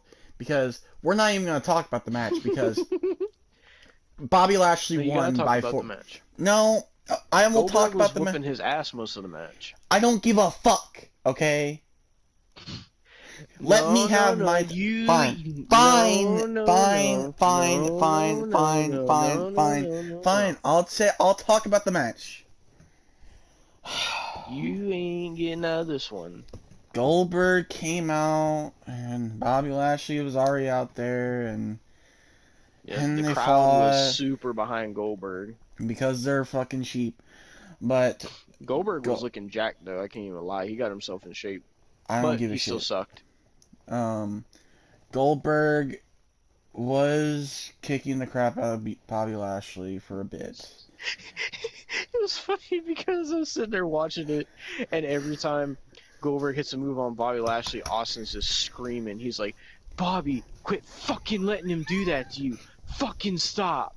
And Austin's getting so pissed. I was getting pissed because this is a 57-year-old man, and Robert Franklin Lashley was letting him manhandle him, and it was pissing me off. Finally, Bobby Lashley started whooping his ass. Thank God. But he whooped his ass so much that they had to stop the match. Boom. Yeah, And something then, happened where I don't know what part it was, but something happened where Goldberg fucked up his knee, oh, and that's why they had to stop the match. I'm glad he did. But the best thing happened because Bobby answered my prayers, and he kept hitting his leg and hitting his leg and hitting his leg. He wailed on that motherfucker. It was like, yes! It was the best thing ever, dude. Oh, it's the best thing ever. Yeah, And then literally Goldberg could not stand. he cannot stand, and that's a good thing. Now, maybe they'll keep him at the retirement home. Maybe he could stay there. But then his son comes out and gets fucking immediately hurt locked. It was the best fucking thing ever. Dude, it was Dude, he great. literally fucking springboarded, tried to put Bobby Lashley in the sleeper. Bobby Lashley fucking threw his ass down, put him in a hurt lock for like 2 seconds, and then he's fucking out. He was out. And then It, fucking Bobby Lashley got out of there, and then MVP was like, Goldberg like crawled over to him, and Goldberg was like pissed that Bobby Lashley put his hands on his son, and MVP was like, dude. he didn't mean to hurt him, I swear. Now. He was like, he only did it because he attacked him. He didn't Now. know he was gonna do that. It was his initial reaction. Now. Bobby Lashley, I'm gonna personally thank you. Keep injuring Goldberg. If you see him, that motherfucker on the street, hit him with a bat in the legs. Please. Yeah, just hit him with like a FIFA trip right to the knee. Please do that. Please do that for me. Now, when it comes to the end, like Goldberg saying, "I'm gonna kill you," if they keep this going, I will lose my fucking shit. God damn it! Well, they did advertise that Extreme Rules is next month, so I you never don't know. give a fuck. But you see, Goldberg, but get you your see- wheelchair and go to the old fucking nursing home with Mermaid Man and Barnacle Boy and fucking Oh my stop. God. Don't fucking come back. Leave. He has to do it for his son. Nobody gives a fuck He has about. to. Call me Goldberg Brock. said the only Call me reason Brock he still Lesnar. wrestles.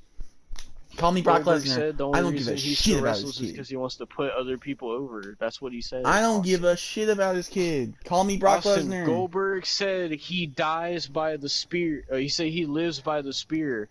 So you will die by the spear, Austin.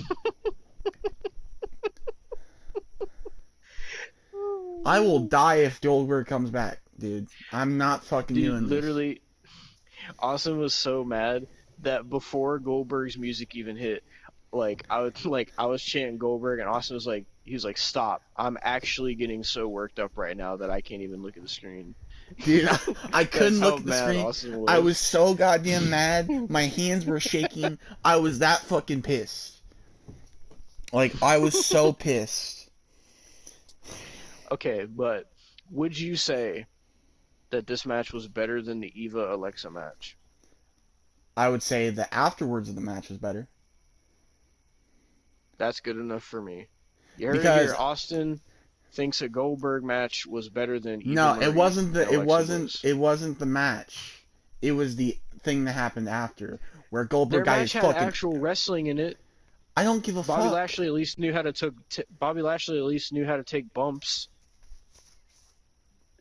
But I mean, he is Bobby Lashley. Goldberg.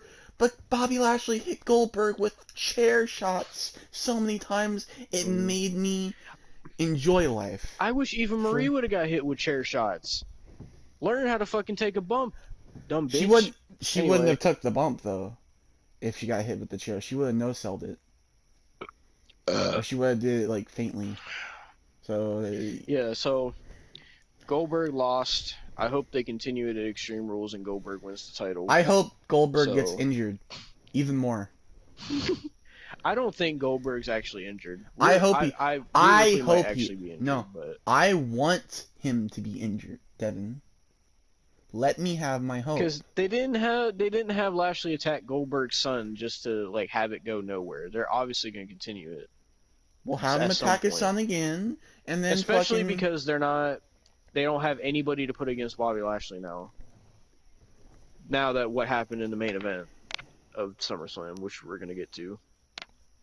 Well, if you want to talk about that.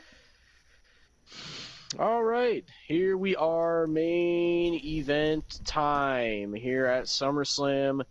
Universal Championship, Roman Reigns versus John Cena 2. If you don't know, these two fought back in 2017. I don't remember what pay-per-view it was. I think it might have been Survivor Series 2017. No, I could no be wrong. mercy. No Mercy? Okay. Well, they fought back in 2017 when Roman was still the garbage babyface Roman that nobody liked, and Cena was still the like always burying people guy. But now this is two different people. Now we got Tribal Chief heel, I don't give a fuck, I'm better than everybody else Roman, and we have the Hollywood star fucking I just want to be 17-time champion John Cena, which was great. And Yeah. so John Cena comes out first. He had some new gear on, which his shirt was like Super Mario 3, but it was John Cena, which looked really cool. I looked and the that back up. Of his shirt. I looked that up. Apparently, that's an NFT. So it's bullshit. But the back of his shirt had like every world title that he ever won, and like instead of like a 1-up from Mario, I don't know if you noticed, Austin, but it said 16 up on his shirt. Oh yeah, I saw that. And he had a really cool attire. And then I wish I could have a shirt Roman, like that. You know. Well, No. so one of these fucking wrestling marks will probably sell it on eBay for like a couple grand. There's So- like 500 of them, but they're like 1,000 a piece, and it's like fuck you, no. Are they really? Yeah. What the fuck? I'm not joking. But anyway, Roman comes out next, and he comes out with Paul Heyman and the Usos, and Roman and the Usos hold up all their titles. The Bloodline looks good as all champions. Then the Usos walk backstage, and Paul Heyman and Roman walk down to the ring, and people are booing Roman. Everybody's behind Cena in this match. Roman took forever to get to the ring, but he finally got in, and the match started. Roman versus Cena 2. The hype was in the air. You could feel that this felt like a main event. Yeah. Like it had main event feel to it. And so it starts off, and most of the match was Roman kicking Cena's ass. But they were really playing on what John Cena said, where it doesn't matter if I beat you or not. I don't have to outperform you. I don't have to out wrestle you. All I have to do is get the 1, 2, 3. And they really played on that in this match because Roman was like whooping Cena's ass, but Cena kept getting near fall after near fall, roll up after roll up on Roman. He almost got Roman several times before Cena actually started wrestling. But then when Cena actually started wrestling, they had a really good back and forth. There were some spots like Cena going for the 5-knuckle shuffle, getting countered, and then getting Superman punched. There was Roman getting caught in the AA, and then Roman getting AA'd through the announce table. Then there was the part where Roman stood on the steps and taunted to the crowd, and then like literally the ref kept telling Roman, he was like, Roman, I'm gonna count you out, and Roman just didn't give a fuck. And then Cena started getting some moves in. He eventually hit the five moves of doom, five knuckle shuffle, and then Cena was struggling to do the AA. It was a really good back and forth. He had the STF in on Roman at one point. Roman got to the ropes. The biggest spot in this match was Roman was trying to do something. Cena stopped him, and then Cena puts Roman on the top rope, and he starts picking him up on his shoulders. And I'm like, Roman's gonna counter it. Cena hits a second rope AA, and I'm like, oh my god, Cena's gonna be a 17-time champion. He pins him, and Roman kicked out. Dude, we both legitimately thought that was it. We thought it was over. We thought it was done. We were so Yeah. fucking hype. We were getting so fucking hype, and then Roman kicked out, and we were just like, "Fuck, dude!" Like, Jesus, Yeah. like. And Roman has officially had this title for a year now, so I don't know. Well, we know what they're doing next. We'll talk about it in a minute because we're getting to it. But so John Cena has tried everything. He keeps trying, and then eventually Superman punch, spear. 1, 2, 3. Roman Reigns retains the Universal Championship again, continuing his reign. And he's been champion for 366 days now. But after the match, John Cena's laying there all sprawled out and defeated, and Roman stands over him. He's now humbled John Cena, and now John Cena acknowledges Roman as the head of the table. And Roman kept saying several times during the match, he said that he's going to send Cena back to Hollywood. He said after this match, Hollywood, you can have him, but he won't be the same. And he kept saying, I am WWE.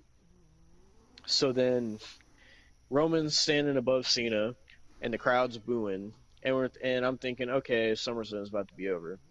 All of a sudden, Brock fucking Lesnar's music hits. And it's like, Jesus Christ. The arena, I haven't seen Brock get a reaction like that in a while.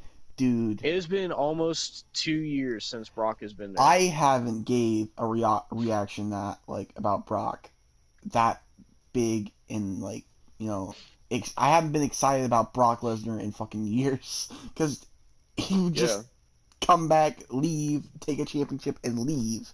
Like, that's all he would fucking do. But now, I'm actually fucking hyped for Brock. Yeah, so the fucking arena exploded when Brock's music hit. And, like, also we forgot to mention in the match, Michael Cole was being a Cena mark, because he kept marking out every time Cena was getting offense, and then Pat McAfee was marking out, and then they were both marking out when Brock's music hit. So Brock comes out, right? This is you talk about 2K22 hitting different. This Brock hits different. Brock came out. He's got a full-blown beard. He's got a ponytail, and he came out rocking a tight black shirt, no sleeves, and some fucking farmer jeans. You know, I'm gonna name this Brock. Beefy as fuck too. I'm gonna name this Brock. This is Perk Lesnar. That's what it is. He literally, dude, he is in scary shape right now. Like he looks even terrifying. with his silly ponytail, he looks fucking intimidating. Like, so, and I was literally saying, I was like, oh my god, he's got the farmer jeans. This is literally Farmer Brock. It feels like Farmer Brock to me. And so Roman is like, he looks scared. And then, like, if you notice, like, the reaction on Paul Heyman's face, and this is going to be interesting, because so Brock Lesnar comes down to the ring, and Paul Heyman is just like, oh my god, what do I do? And so Brock, like, the crowd's chanting, holy shit, and so Brock climbs up the ring steps, looks at the crowd, and then gets in the ring, and then he gets in Roman's face, and then Roman cowers away from Brock, and then also when Brock got in the ring, funny enough, the first thing he did, he didn't go straight for Roman. Brock looked directly at Paul Heyman and started walking towards him, and Paul Heyman got out of the ring. So I'm really interested what they're going to do with Lesnar and Heyman now that they're not a thing anymore. Yeah. Because since 2013 all the way up to 2020, we've seen the same Brock Lesnar and Paul Heyman shit. But now it's going to be interesting because Paul Heyman's with Roman Reigns. He's not with Brock Lesnar anymore. So it's going to be interesting to see what the fuck Brock Lesnar says and does without Paul Heyman. And now that we have this new Brock, I'm definitely excited to see it. I don't know if he'll be on. Knowing Brock, he's not going to be on every SmackDown. I know that, but I don't know if he'll be on SmackDown this week. I feel like he'll at least be on SmackDown this week, at least. They're obviously now they're going to do. I don't know if they're going to do it as soon as Extreme Rules. I really don't know when they're going to do it, but they're definitely doing Brock versus Roman Reigns for the Universal Championship. And believe it or not, I'm actually excited to see this match. Now, It's funny I say that because for so many years, we got this match so many times. WrestleMania 31, SummerSlam, WrestleMania 34. We've seen Roman and Brock wrestle so many fucking times, and it's so fucking boring. But now they actually give you a reason to care, and it's interesting because Roman is actually an interesting character now, and this is a different Brock. I didn't want to see this match again, but now that we got this new Brock and Paul Heyman's involved, and we got this different Roman, I actually really want to see this match. Yeah. But SummerSlam ends with Brock Lesnar taunting to the crowd, so now Brock Lesnar is full blown babyface farmer boy, and I love it. It's legit. I have not been that excited about Brock Lesnar in a long time. Yeah.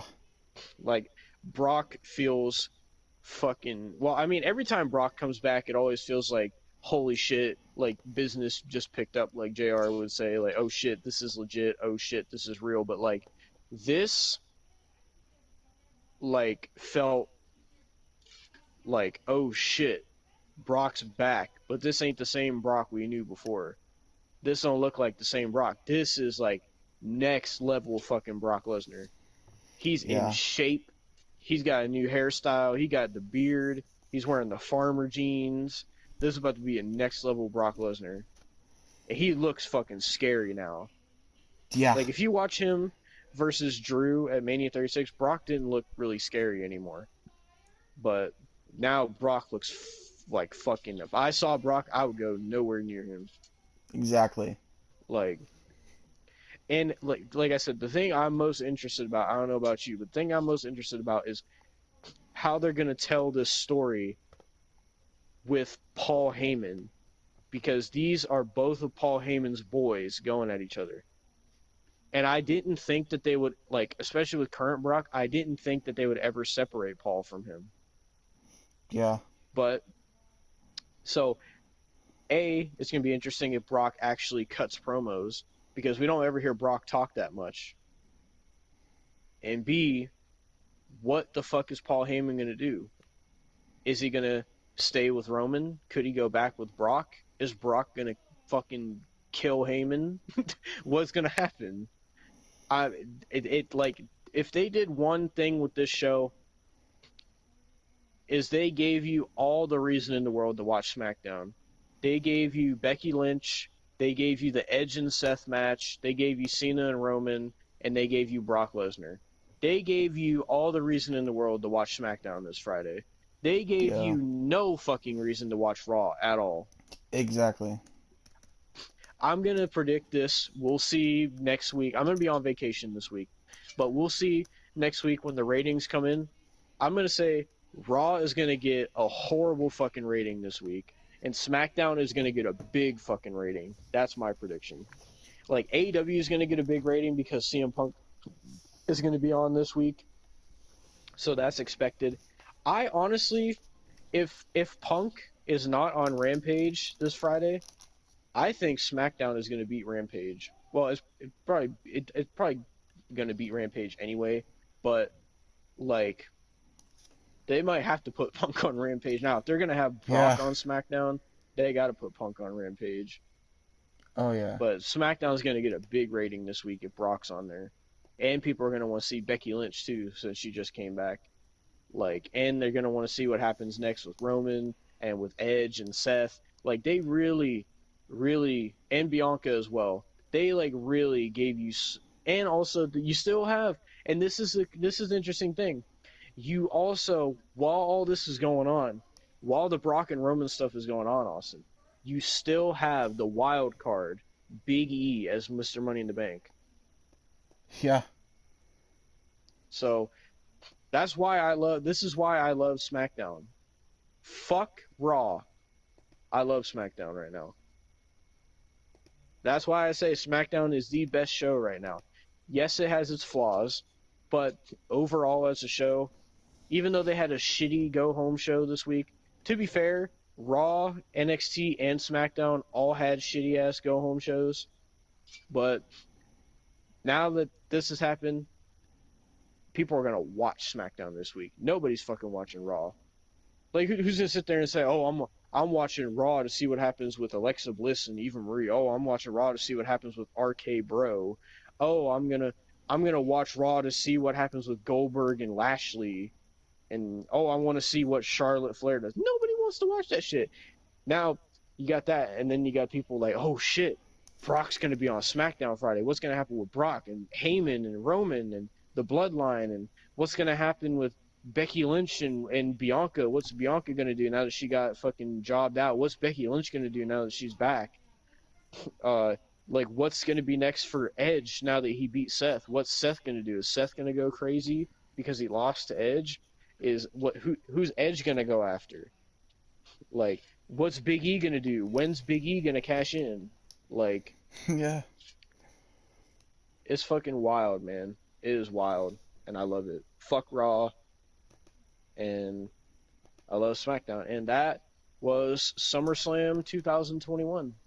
Yeah, that was. And uh, at the end of it, I would say overall, it was a good show.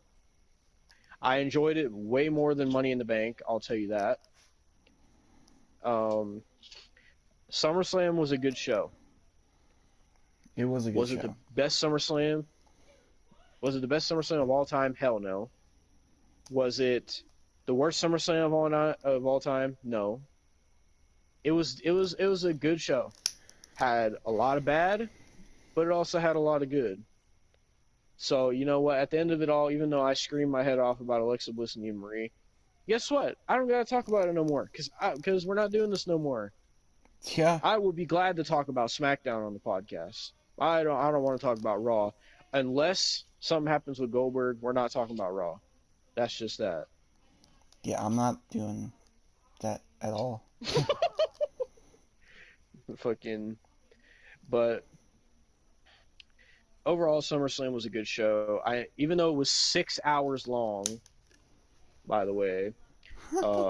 But you know what? To be honest, it didn't really feel 6 hours. It felt more like 4 hours, to me at least. It was 5 hours if you didn't watch the pre-show. Yeah.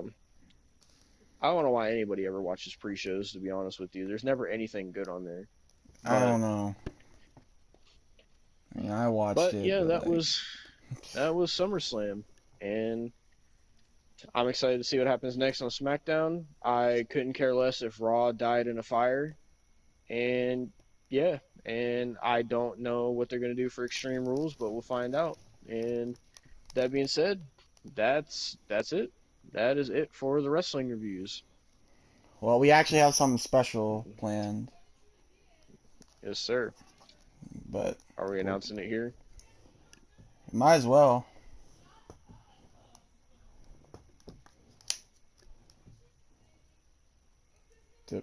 Hello? Hello?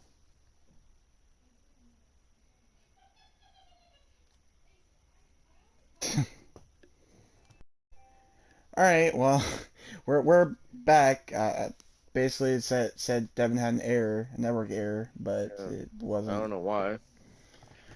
But so basically, for what we're announcing here is SummerSlam is our 49th wrestling review.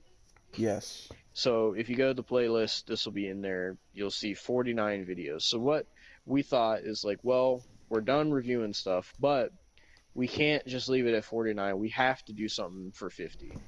So for number 50, we're not going to be reviewing anything, but we came up with this idea of we're going to, for the 50th wrestling review special, we are going to rank all 49 of our reviews from worst to best to see which one was the best out of all the reviews we did. That is going to be our 50th video of wrestling reviews and our last video in this playlist. Yep. So, and that will be the cap for the wrestling review series. It will never come back. We'll still talk about wrestling, but it'll be on our actual podcast. Yeah.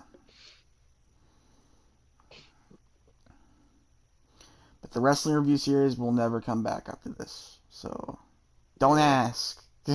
don't. If you want to hear us talk about any wrestling, we may or may not talk about it on the podcast. It depends on what happens. But Yeah. as far as standalone wrestling reviews, we're done with those now. And Yes. we also need to kind of like not step away, but kind of like ease off on WWE, especially. So I'm probably just gonna watch SmackDown from now on. Like I'm not even gonna bother Be with Raw completely and honest, NXT me too. anymore. Like maybe I'll watch some of the highlights for NXT, but I'm not gonna bother with Raw at all anymore. NXT, only if I see something interesting, I'll check it out. If it's something related to like Samoa Joe or something, but I'll watch SmackDown. And that's it. I'm not watching. I'll watch the CM Punk stuff on AEW, but other than that, I'm not gonna watch any other wrestling but SmackDown because I think that's also gonna help us not feel as toxic towards wrestling as well. And hopefully SmackDown does not get shitty. Yeah. Hopefully, but so that's what we're gonna be doing for the cap of the wrestling review series, the 50th special ranking video, ranking every single review from Raw Legends Night all the way to SummerSlam. And it's crazy to think we started this in January. We've been going January, February, March, April, May, June, July, August. We've been doing this series 9 months, and we took like a month break from it. Yeah. We did weekly reviews of the shows. We did Royal Rumble, Elimination Chamber, Fastlane, all the AEW pay-per-views and specials like Revolution and fucking Beach Break and all that shit. We did WrestleMania, Money in the Bank. We didn't do Hell in a Cell because fuck that. But we did AEW Road Rager. We did Takeover. We did the takeovers. Everything, man. We even did Impact. We even did Impact at one We point. gave Impact a chance. We legitimately gave all the major wrestling shows all a fair chance, which is what we set out to do with the series when we started, to give all of it, to give current wrestling a chance to try to get back into it. And to be honest, at the end of this, I am back into it, but it pisses me off. And it sucks, but I'm glad that we're ending it because I think if we just watch SmackDown, I think we'll be okay in terms of watching wrestling. But Yeah. It's crazy to think we've done 49 videos from January Raw Legends Night. That idea just came as a spur of the moment. I came up with the idea for this series because one, that's when I started listening to Jim Cornette, and like listening to him review current wrestling made me want to give current wrestling a chance. And then I thought about it and I was like, you know what? I think since me and Austin both like Jim Cornette, I think, let's try out doing like a Jim Cornette style like wrestling review. And that's where the Raw Legends Night thing came from. And to be honest, Goldberg coming back on that show was kind of a blessing in disguise Don't say because that. Don't it say that. wouldn't it probably wouldn't that video probably wouldn't have been as good as it was if Goldberg wouldn't have been there. And it might who knows if we would have like kept it going as long as we did if that wouldn't have happened. But Yeah. But here we are, all this time later, January all the way till August. It's about to be September now. Pretty much almost a year of watching current wrestling, and we still got the whole rest of the year. Like,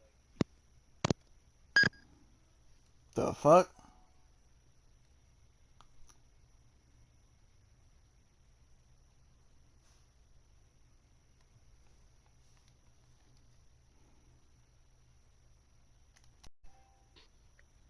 I don't know what happened. It just completely kicked me out of the party.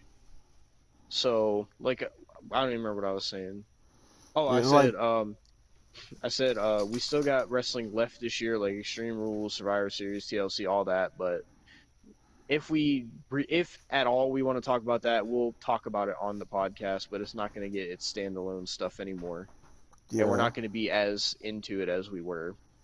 yeah, But because if we do, it's only just going to like make us more and more like hateful and toxic and negative. So, yeah. excuse me.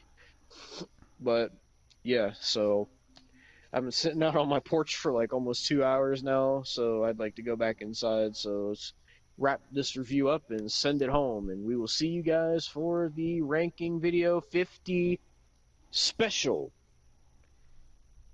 Peace. And fuck Raw and Eva Marie and And Alexa Goldberg. Bliss. Go die in a fire. Long live SmackDown.